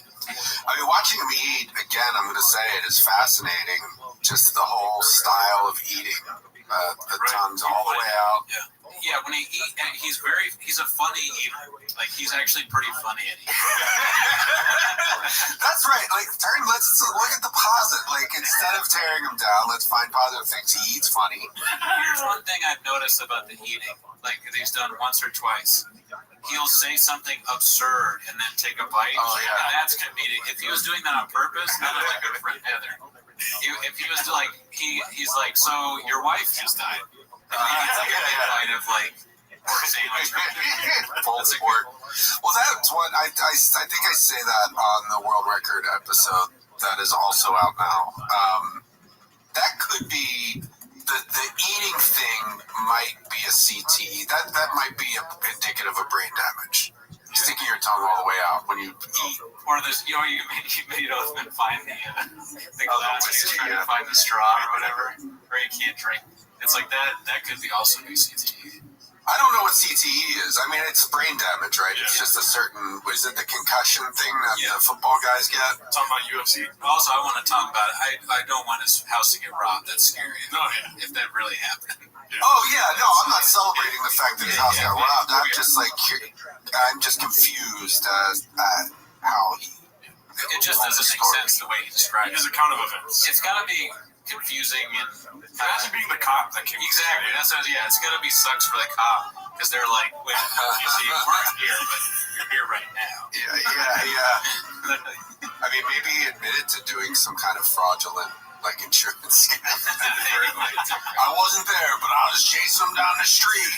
The cops are like, okay, we get it. That is your favorite shoe. Let's get that. He's like, you guys want some coffee? I got a whole box of shoes up there. He serves everything in shoes. This is my favorite wife. I hope you're thirsty. It's a size 13 filled with Mountain Dew. Don't worry. They're gone. There's no Crocs in here. Nothing. Yeah, the reason is you don't wear Crocs. Crocs don't hold. Watch this. Look, I push it in the Croc comes right out the holes. He starts doing that. I was in the fucking new room, okay? It was the fucking 90s. He should do an hour in Flappers. That I would go to. That's where Cody's world's merged. Yeah. Perfect. This one's called Why Did Baba Feel the Need to Repeat Himself So Much? Oh, yeah, he loves to hear himself talk. Oh, I love Eric. Such a good dude. Yeah, that was one of those, like... Oh, sorry. Shout out to that show. You know what movie I came home to? It was just on, I left the TV on in my hotel. I come back, and I was like, I had my food there. It was like 1 in the morning. I'm like, from the 80s. And I was like, man, why do I know this so well? It was my favorite movie as a kid. This is why I have CT. It was my favorite movie as a kid. I was like, I've seen this. I knew everything coming up. Like, that's the movie. I've seen it. Movie. He can't even say movie. Or Dolph Lundgren, but that's what kind of movie?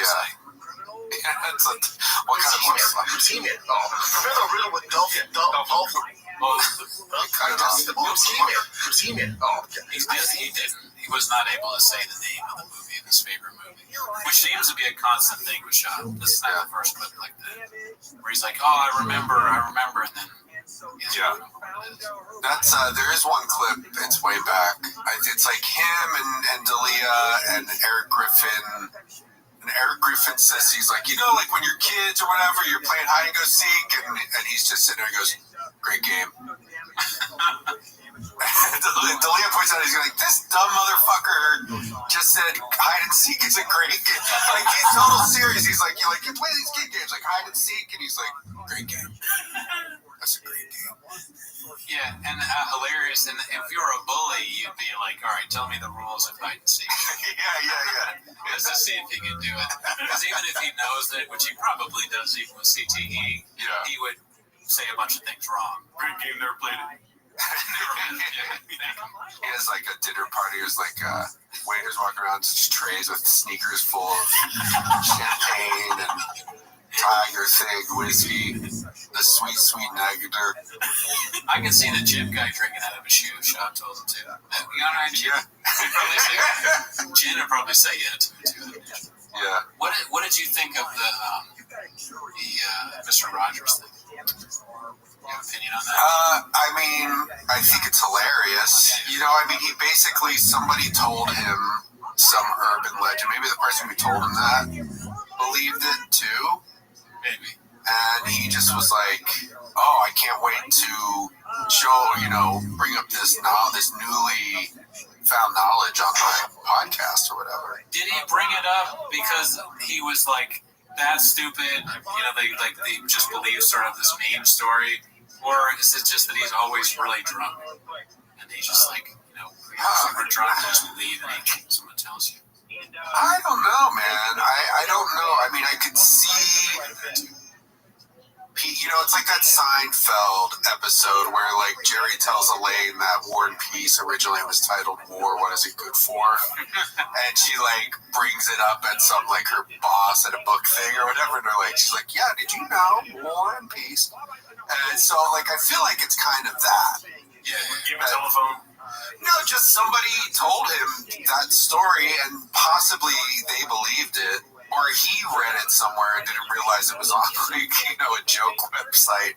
Well, here's the clip. You didn't think about the logistics of it. Well, here's the clip, and there's a little bit of context at the end of the clip to where they possibly have gotten it from. Did Mr. Rogers drink on the show? He sure did. It was just off air. He was hammered 90% of the time. He enjoyed his life. Snotty nosed kids, and it's like he's got his shoe and his whiskey on the same shelf with this one. Brendan, you got the shoe on the whiskey shelf.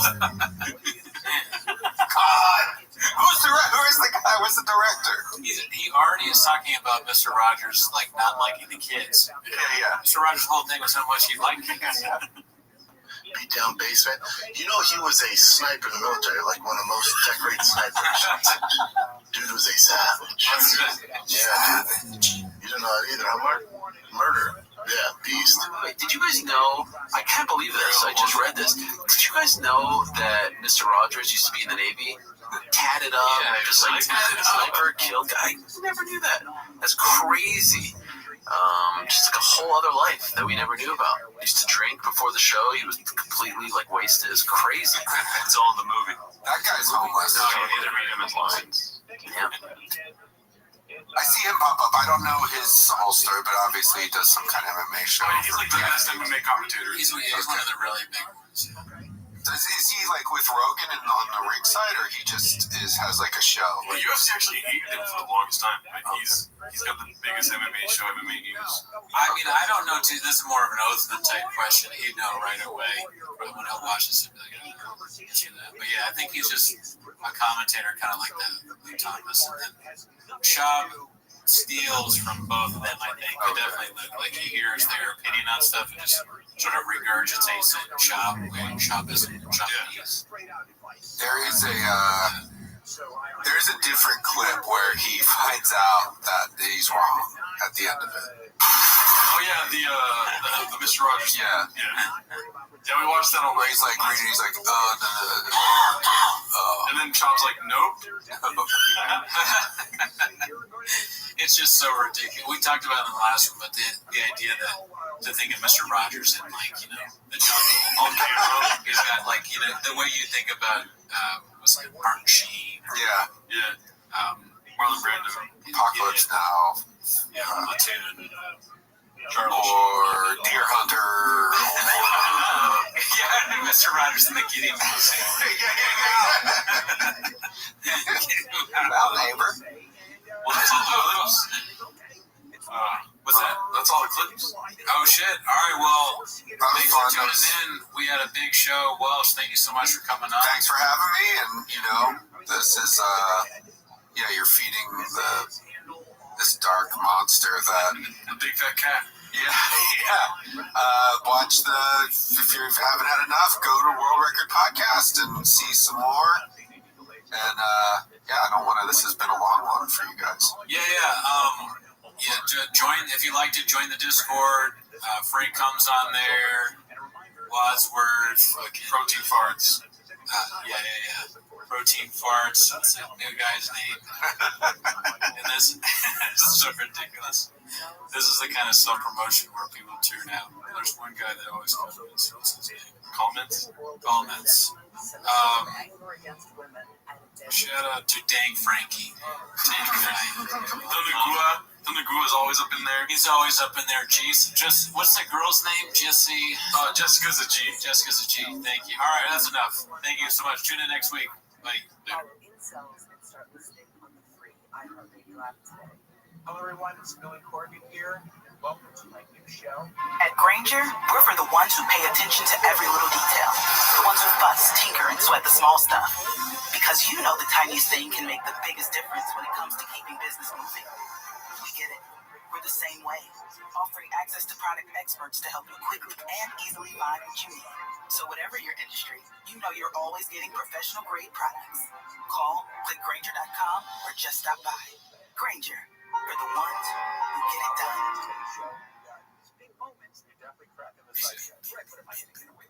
Brandon Shop is a total freaking donk.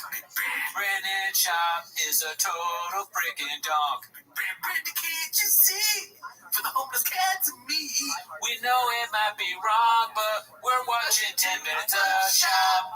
Stop by my favorite time of the week. When you get me here, Bob, what try to speak. Really surprised today. Better watch 10 minutes of shop. Welcome back to 10 minutes of shop. Thank you for tuning in. Hope you enjoyed that intro song. That's the new one, Stacy's Mom. Total freaking dog.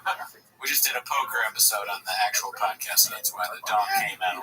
Check it out. check it out. Yeah, join the Discord. No pressure, you know. But that's not why you're here. No, you're here for 10 minutes of shop. So start the clip. All right, so this clip is called "Swing and a Miss Papa." Alrighty, here we go. Dude was a savage. Yeah, dude. You don't know either, huh, Mark? Murder. Yeah, beast. Rogers, the host of internationally acclaimed TV show Virtue and Mr. Rogers, served as a Navy SEAL, Marine Scout sniper during the Vietnam War. Ever heard of it? With a large number of confirmed kills. If the state is false, Mr. Rogers never served on. No, dude. Oh, you don't see.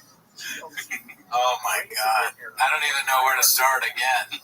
That's the Vietnam War.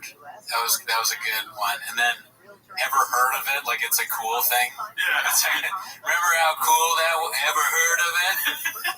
Like, oh man! And then of course, Mr. Rogers didn't do any of that. Like it's a credit. Yeah. Mr. Rogers, I don't think killed anybody. I think that was a big part of his personality. Was that he was the nicest person. Look to the helpers, I think was his quote. It wasn't like, you know, in the Danang and down in the jungle. I did these puppets were all I had. When they pump is crazy. This bird is what I got there. Now, all right, jeez, Papa, you're losing it. Yeah, bam. All right, so this one's called BGL Interrupting Dane Cook with Shush Sounds. Great addition to the team, Brenda. There's a lot of Dane Cook clips this week. All right, one last thing, though. It's like Mr. Rogers is in the Vietnam War. Oh, really, dude? There's no trains in Vietnam. Oops.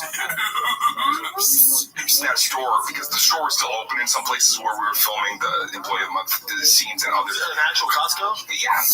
So the police were involved, and for the rest of the shoot, for the next week, what was that? A police were involved? Was that a show? Oh, I thought you were shushing me. I'm trying not to laugh. Oh shoot! Oh, that was one of the most interesting laughs I've ever heard. People laugh.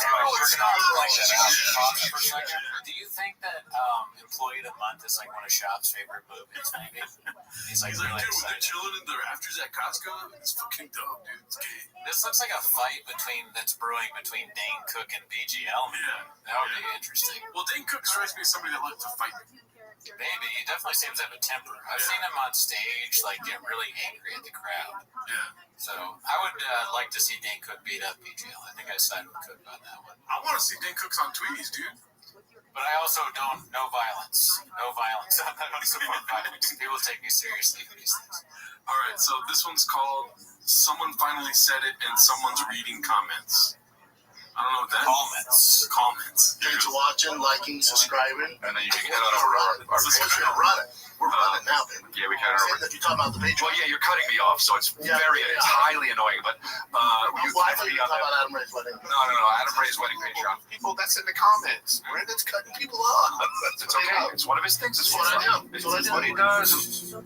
What? I don't understand what just happened. I guess they're just saying that on the King and that's not the King of this thing. Yeah, that's the King of this. That's the King of so in the King of this thing, Shop is cutting off. You know, people all want to hear what Dilly has to say, and Shop is cutting in on Griffin. And but that clip was so bad. Yeah. Oh really, dude? Oh really, dude? Okay, so this one's called another Dane Cook one. It's called "Dumbest and Longest Question in TFAK History." That is true, right? And do you feel like when you and I were talking at the Improv, do you feel like the younger generation, and I figured you knew it was going to come, but the appreciation, like the respect you have is like, now you're an OG, like because you were like a pioneer, right? The MySpace and your marketing, I'm influenced by it, Schultz is influenced by it, everybody is, and you were the first one to do it. Do you feel because anybody I talk to, especially if they have marketing in mind, everyone mentions Danka. And do you feel that respect? I think that is true. What a insulting question, you know, like. Yeah, everyone hates you, and so. Well, I mean, Dane Cook probably thinks he's a great comic, you know, and I mean, I laugh at some of his old stuff, and this question is like, you're like the greatest marketer ever, right? And you're very good at merch, and that's all that Shop cares about. Yes. And he asked, I'm surprised. I wonder if did Cook respond in this clip at all, or not? Just not in the clip, maybe. Yeah. I bet he was pissed off. He's like, well, I mean, how do you even answer that? Yeah, I guess I'm a soulless marketer and the best at it. Thanks, job. Yeah, I was really lonely starting a MySpace. Got really new off it. Wait, so is Dane Cook's like, wait, I inspired you and Andrew Schultz? Like, bust head off right there. So, this one's called We're Talking Logistics B. I think that's what it says. I'm thinking we're talking about logistics. There's this urban legend of a guy taking acid, and he thought that he was going to use the orange and peel his skin off and died. As you get older, you think about just the logistics of that. Not realistic, but on acid, so I'm going to stay away from it. So, dude, there's something endearing about Shop, dude. Well, the malaprop is, or I don't even know if that's the word, but it's like that when he messes up words, it's always funny. Yeah. His brain, he like gets a little bit of it. You know what he's trying to say, but he doesn't say it right. And then it's also such a stupid, of course someone didn't do that. You know, when his idea of like when you get older, it's not like, 18, 20, it's like 36. Like you get the impression that he figured this out last week. Seems not realistic, but on acid, just the logistics of that. Logistics. About just the logistics of that. You're like, seems not realistic. He's thinking, he's really thinking. Away from he probably didn't figure it out himself. So he was probably telling that story to somebody like Dalia, and they were like, dude, that didn't happen. Or like maybe he was telling the story to his kids to scare them into either not doing acid or wearing Crocs. And then they were like, Dad, that probably didn't really happen. He's like, oh, you're right. And then he says it's no point. Yeah. Classic shot. This one's the one I'm most excited for. It's called Dane Calls Out Brendan for Interrupting, then Brendan Blames Callan. That's a beefy clip. Dicey here. Okay. What was the shot? Dallas? Sounds like this one is the first, second, and third act. Wait, I want to touch your moments. Boundaries, man. That was like a big thing. That was a game changer for me. Like, you know what happened? I was such a can I have my own thoughts? Can I find it myself? I feel like things in. Because we're not going to edit his Tom Cruise story out because there's 7 hours. So wait, I want to touch I mean, Dane Cook was kind of funny there. Can I have my own thoughts? That made me laugh. That's good. You don't like Dane Cook? No, I don't dislike Dane Cook. I mean, I don't know. He everyone hates him now or whatever, but we'll tell you what the comments are gonna like you. The comments. I didn't get the part. So he said Callan did a long story about Tom Cruise. Yeah. Okay. I guess he's saying because he didn't cut off Callan's Tom Cruise story, we had to cut it out. We have to cut off Dane Cook's thing. Okay. No. They had to cut out the Tom Cruise story because it wasn't interesting. So Brandon's trying to make Dane's thing interesting, so they don't have to cut it out. Implicating that the Tom Cruise thing wasn't. We're gonna have to edit all of that out. Okay, this one's called Brendan has to be center of attention or talking at all times. Doesn't let Callan finish Tom Cruise story, dude. Here we go. This is nice. We get to see what closure. And now everyone can see that you want everything cut out whenever I talk. So here we go. Wrestling. Wow. Everything but Jesus Christ, this is a long Tom Cruise. I remember Fuck. Jesus Christ. It just all started with him going, you don't get Tom Cruise. That was my Tom Cruise. That was my Tom Cruise experience. When I was like, did you say Tom Cruise? Jane, get ready for a 45-minute monologue on Tom Cruise. 45 minutes on Tom Cruise. But I thought I was like, maybe I'm friends after this. Never heard from him. You didn't convert. You gotta know an answer on that. Just go out wrestling. Do you think that I guess he went on a long rant about Tom Cruise. Do you think that BGL has control when he shows up on screen? He pushes it and he's like, I mean, if he did, he'd probably only be on screen. His whole thing is like he's like obsessed with himself or whatever. There's something about him that's just very unlikable. Really? Well, there's something about him that's very interesting also. I don't think so. I disagree. Agree to disagree, dude. What do you think is interesting about him? He's a weird fucking looking man, dude. Yeah, I guess. He is weird looking, but he's just about logistics. Okay. Let's go back to the clip. That's the end of that one, dude. Oh, that's it? Yeah. What was the whole point? They had clips like that. Yeah. All right, well, let's keep looking. Well, it's weird to chop clips, dude. That's true. So this one's called Dark Brenda has no doubt it was the same video he watched when he was 16. So Dark Brenda, is that a character we don't know? I think it's like Dark Biden. It's probably like conservative or I don't know, like I don't even know. I saw something once, and I won't say it. No, come on, dude. It was like, yeah, but like real hardcore, like where you're like, how did this even get on the internet, man? This is fun. It was just crazy. It was what was it? It was a beheading. Oh, I don't know. I watched the Daniel Cooper. Yeah, not an instant one. Oh my gosh! I think I've seen it. The dual knives. I've seen it. We're going in that direction. I've seen it. Yeah, I saw it. I can't. Now I'm seeing it. I couldn't eat for 2 days because you hear the guy going,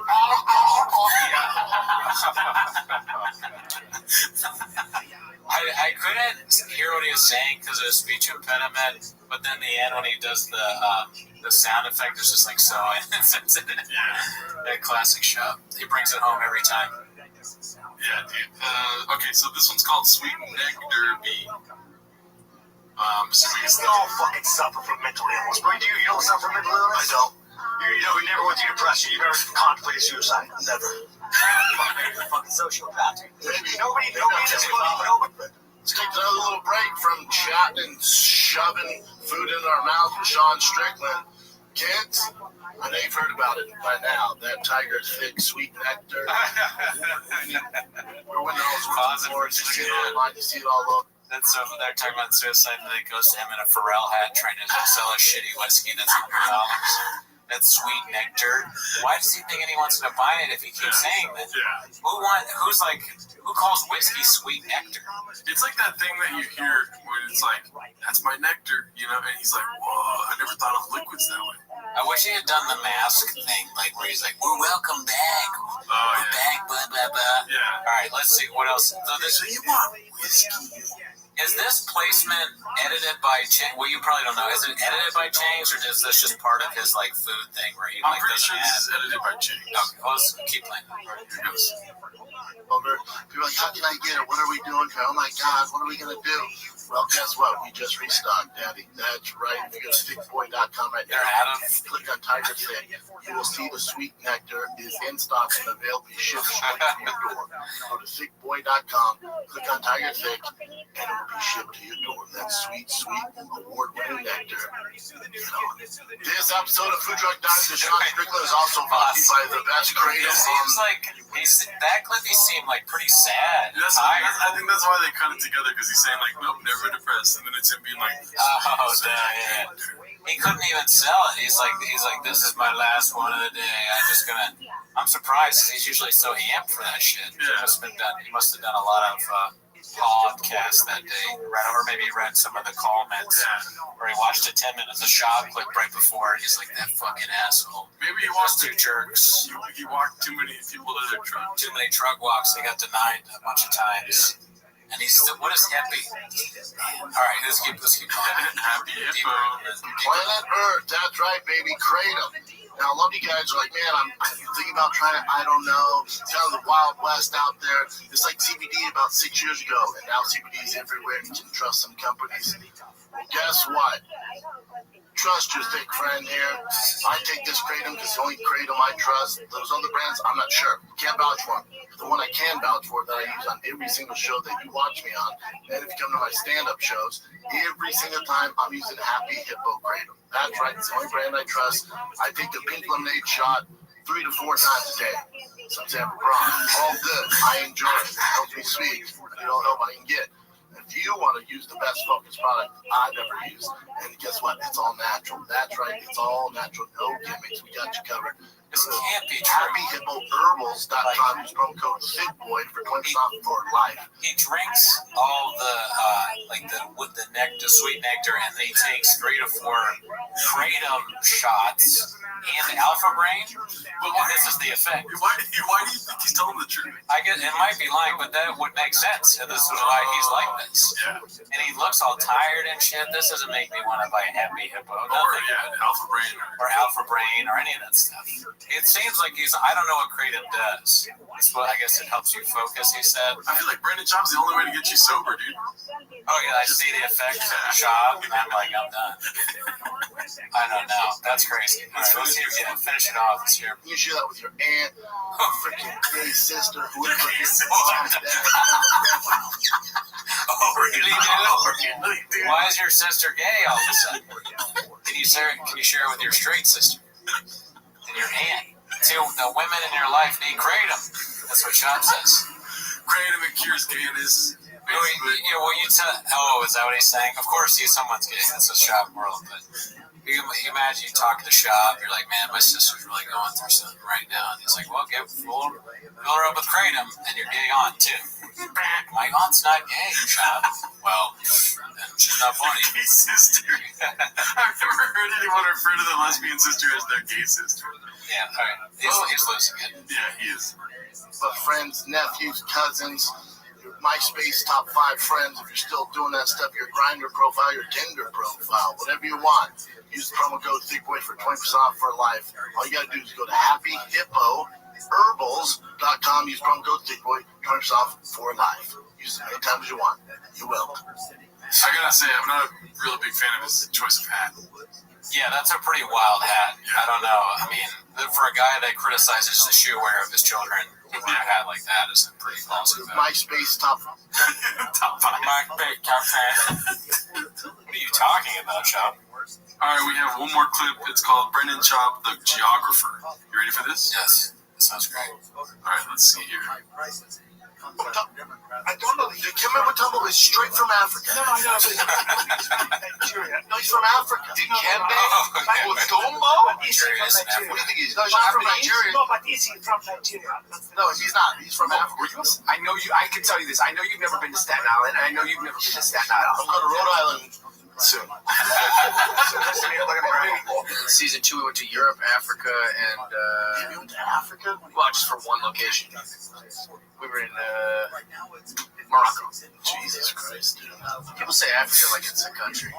I do it too all the time. Africa is a country. Yeah, but it's like I'm American. I know. The state itself, Not the state, the country. Yeah. Oh, yeah, that's the show.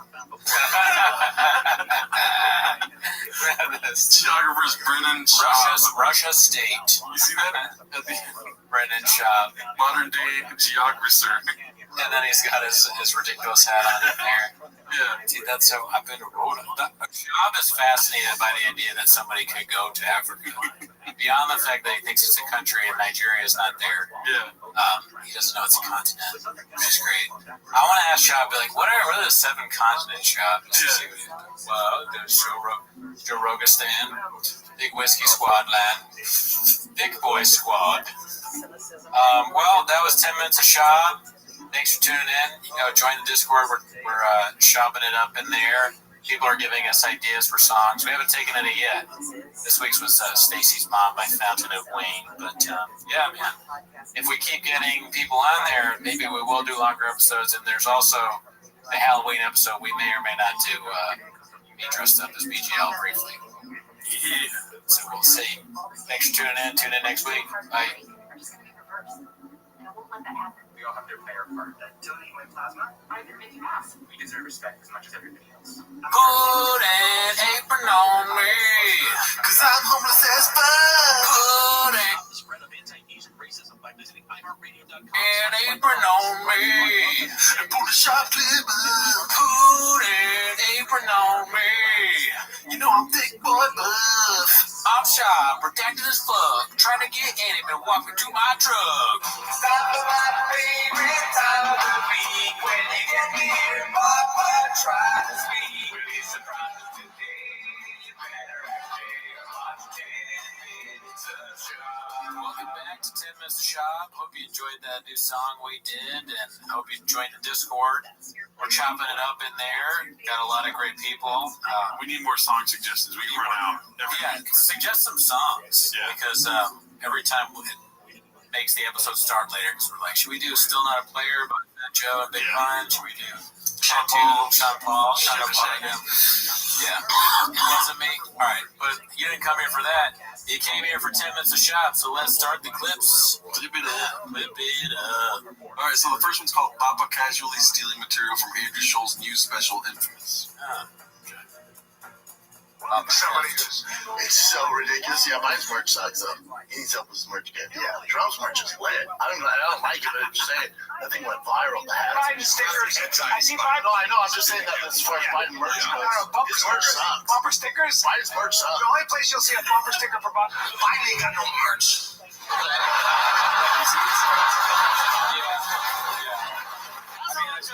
Move merch Trump had merch, bro. That MAGA was iconic. Well, that was white people's teardrop tattoo. That's what that was.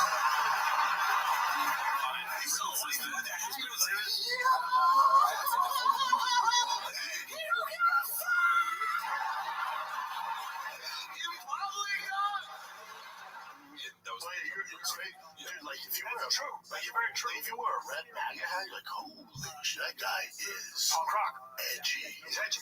Like you walk in a Starbucks, you see a MAGA hat, you're like, holy shit, dude. Oh man, it might as well be your fingers like this. Like, oh my god, you're a gangster. I'm like riveted.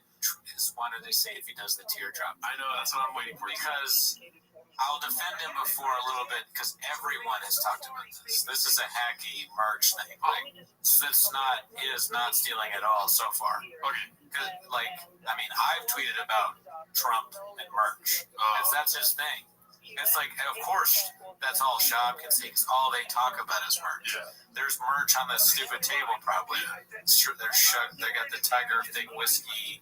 Maybe they have a sponsorship with Diet Coke or something, it looks like. Well, we have 3 seconds left. You can still call Joe Biden's merch gay, so let's watch it.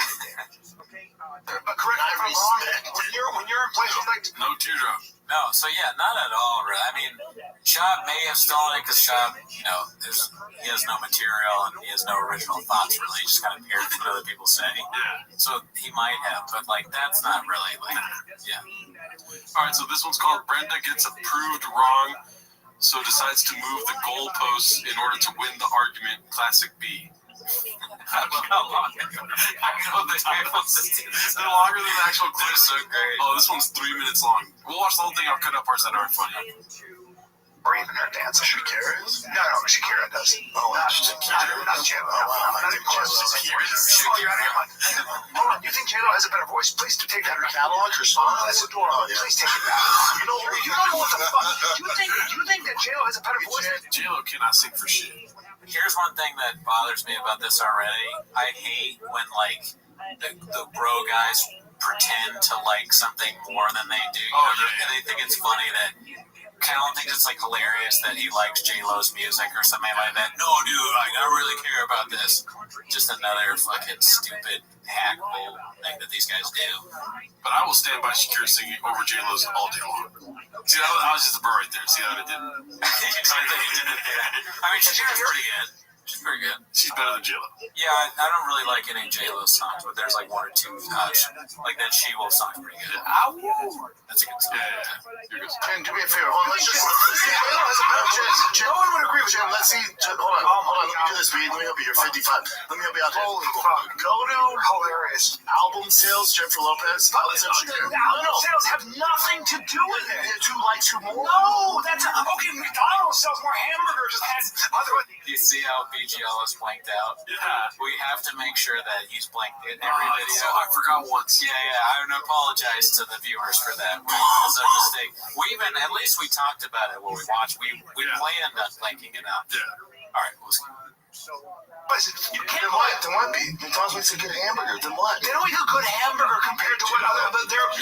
Don't compare numbers, commerciality to something that's a great voice. Compare success? No. Okay. No. So that's the metric. So it's not about sales. It's about artistry, dude. How's J-Lo not an artist? There are people who are way better. Not an artist. There's people who are a lot more. She's not... there's nothing J-Lo has ever done artistically, ever, that would be considered original. Okay? What Shakira is? Shakira is a better singer and dancer.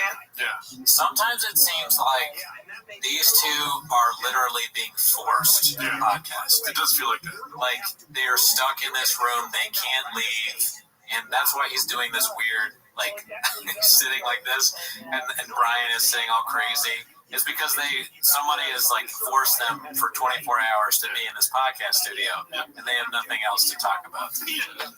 Hold on, but she's done stuff artistically that's original? I don't know, but Shakira has by far a better voice than J-Lo, and I don't think anybody that sings would disagree with that. You can't just go by how many records she sold. But she still beats her with records. Shakira still beats her. Shakira's a monster. Jennifer Lopez, to me, has always been... I just think here's my falls short. I don't like I'm a fan of J-Lo and Shakira. Here's my favorite one. But are you a fan? What do you mean? I like J-Lo. But what do you mean? What do you mean? Like, what? Hold on, why are you a fan of Shakira? Calm down, dude. No, you're not Shakira's DJ. Here's my other thing. I don't give a fuck. But if you want to argue all fucking day with us, so calm down. Why do you like Here's the thing. Adele's better than both of them. Correct. Shakira's pretty badass, but she's not an amazing voice. As far as voice, no, hold on. We're not talking about dancing. We're talking about singing. No, Shakira can sing. It's not like Adele, bro. Adele's not even close. Well, no, Adele's amazing, but Shakira's amazing too. They're not even in the same fucking category.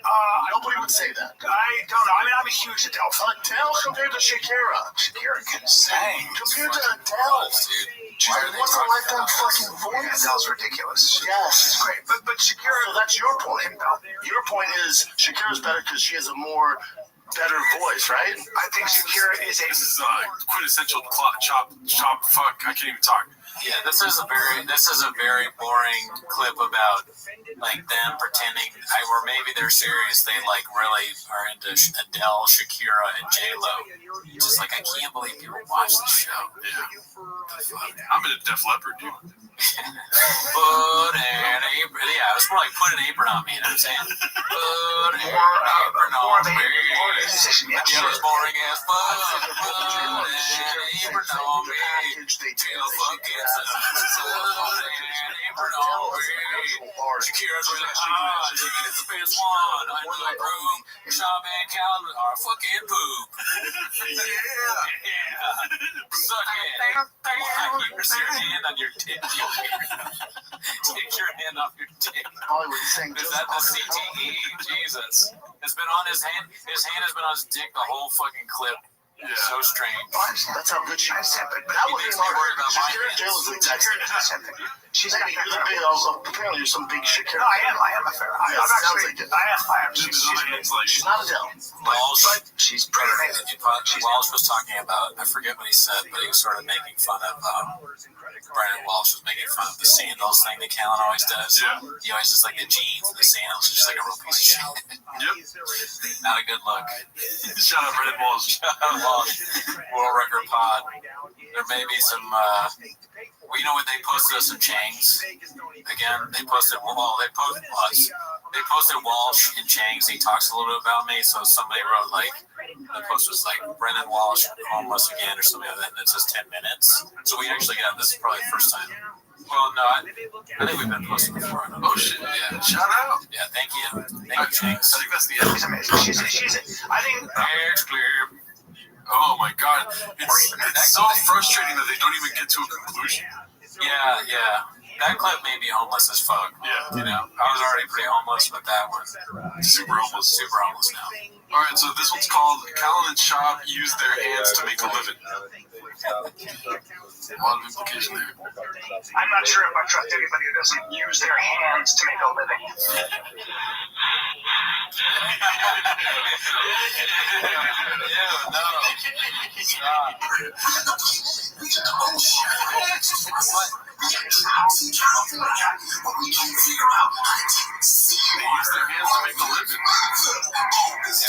A lot of people wash their hands after they piss. Okay? It's my dick. Wash your hands before you piss. You have germs all over your dick. You have germs all over your hands. It's all safe. Yeah. That's like what some of you guess about Chop. You're like, yeah, that guy doesn't wash his hands. You look at him, you're like, I bet he doesn't wash his hands. Talking about soap. He comes out of the bathroom. You're like, shut up, you wash your hands? He's like, what are you talking about, soap? So you really talking about soap to me? Come on, man. That's gay. Come on, that's gay. That's gay, Chan. Papa doesn't need a Poppy, get you a guy that doesn't wash his hands, bro. Talking about soap. Spicy. Dicey. Your hands are out. COVID on my hand. Whatever. That's piss. I'm saying it makes more sense. I'm saying it makes more sense to wash your hands before the real world before. Now you're touching your dick. Correct. My dick's not touching. Shaking hands. You got influence on your dick. That's so weird. Wash your hands after you piss. What do you do with your hands? It's my You dick. piss on fucking out, On principle, I won't wash my hands. I won't wash my hands after I piss. It makes me angry that people. Me too. What? Yeah, these guys are cooked. Yeah. This is just slow mo. Also, I don't think I've ever pissed on my hands. I don't wash my hands after I piss or shit. Get the fuck out of here. Eric is.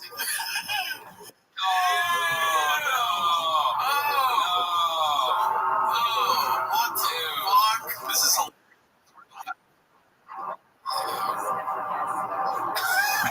It's like genuine for them. BFJs, baby. Alright. So that one was fucking disgusting. Let's see the next one. The next one's called Someone Suggested GIF Brandon digging in his ass. I did you one better. Okay. Another one of him digging in his ass. Maybe I don't want to see that. Let's watch it.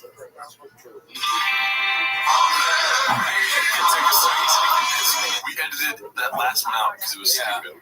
Yeah, we can't even pander on that one. This one's called Eric Continuing the Open Contempt Part 2. I'm sure we've already seen Part 1. We see him getting pissed all the time. Here goes nothing. A couple months back, Brendan Shaw was performing. Yeah, motherfucker. What happens when you watch a Brendan Schaub show? Your brain just goes. Brendan Shaw was performing. Brendan Schaub was performing.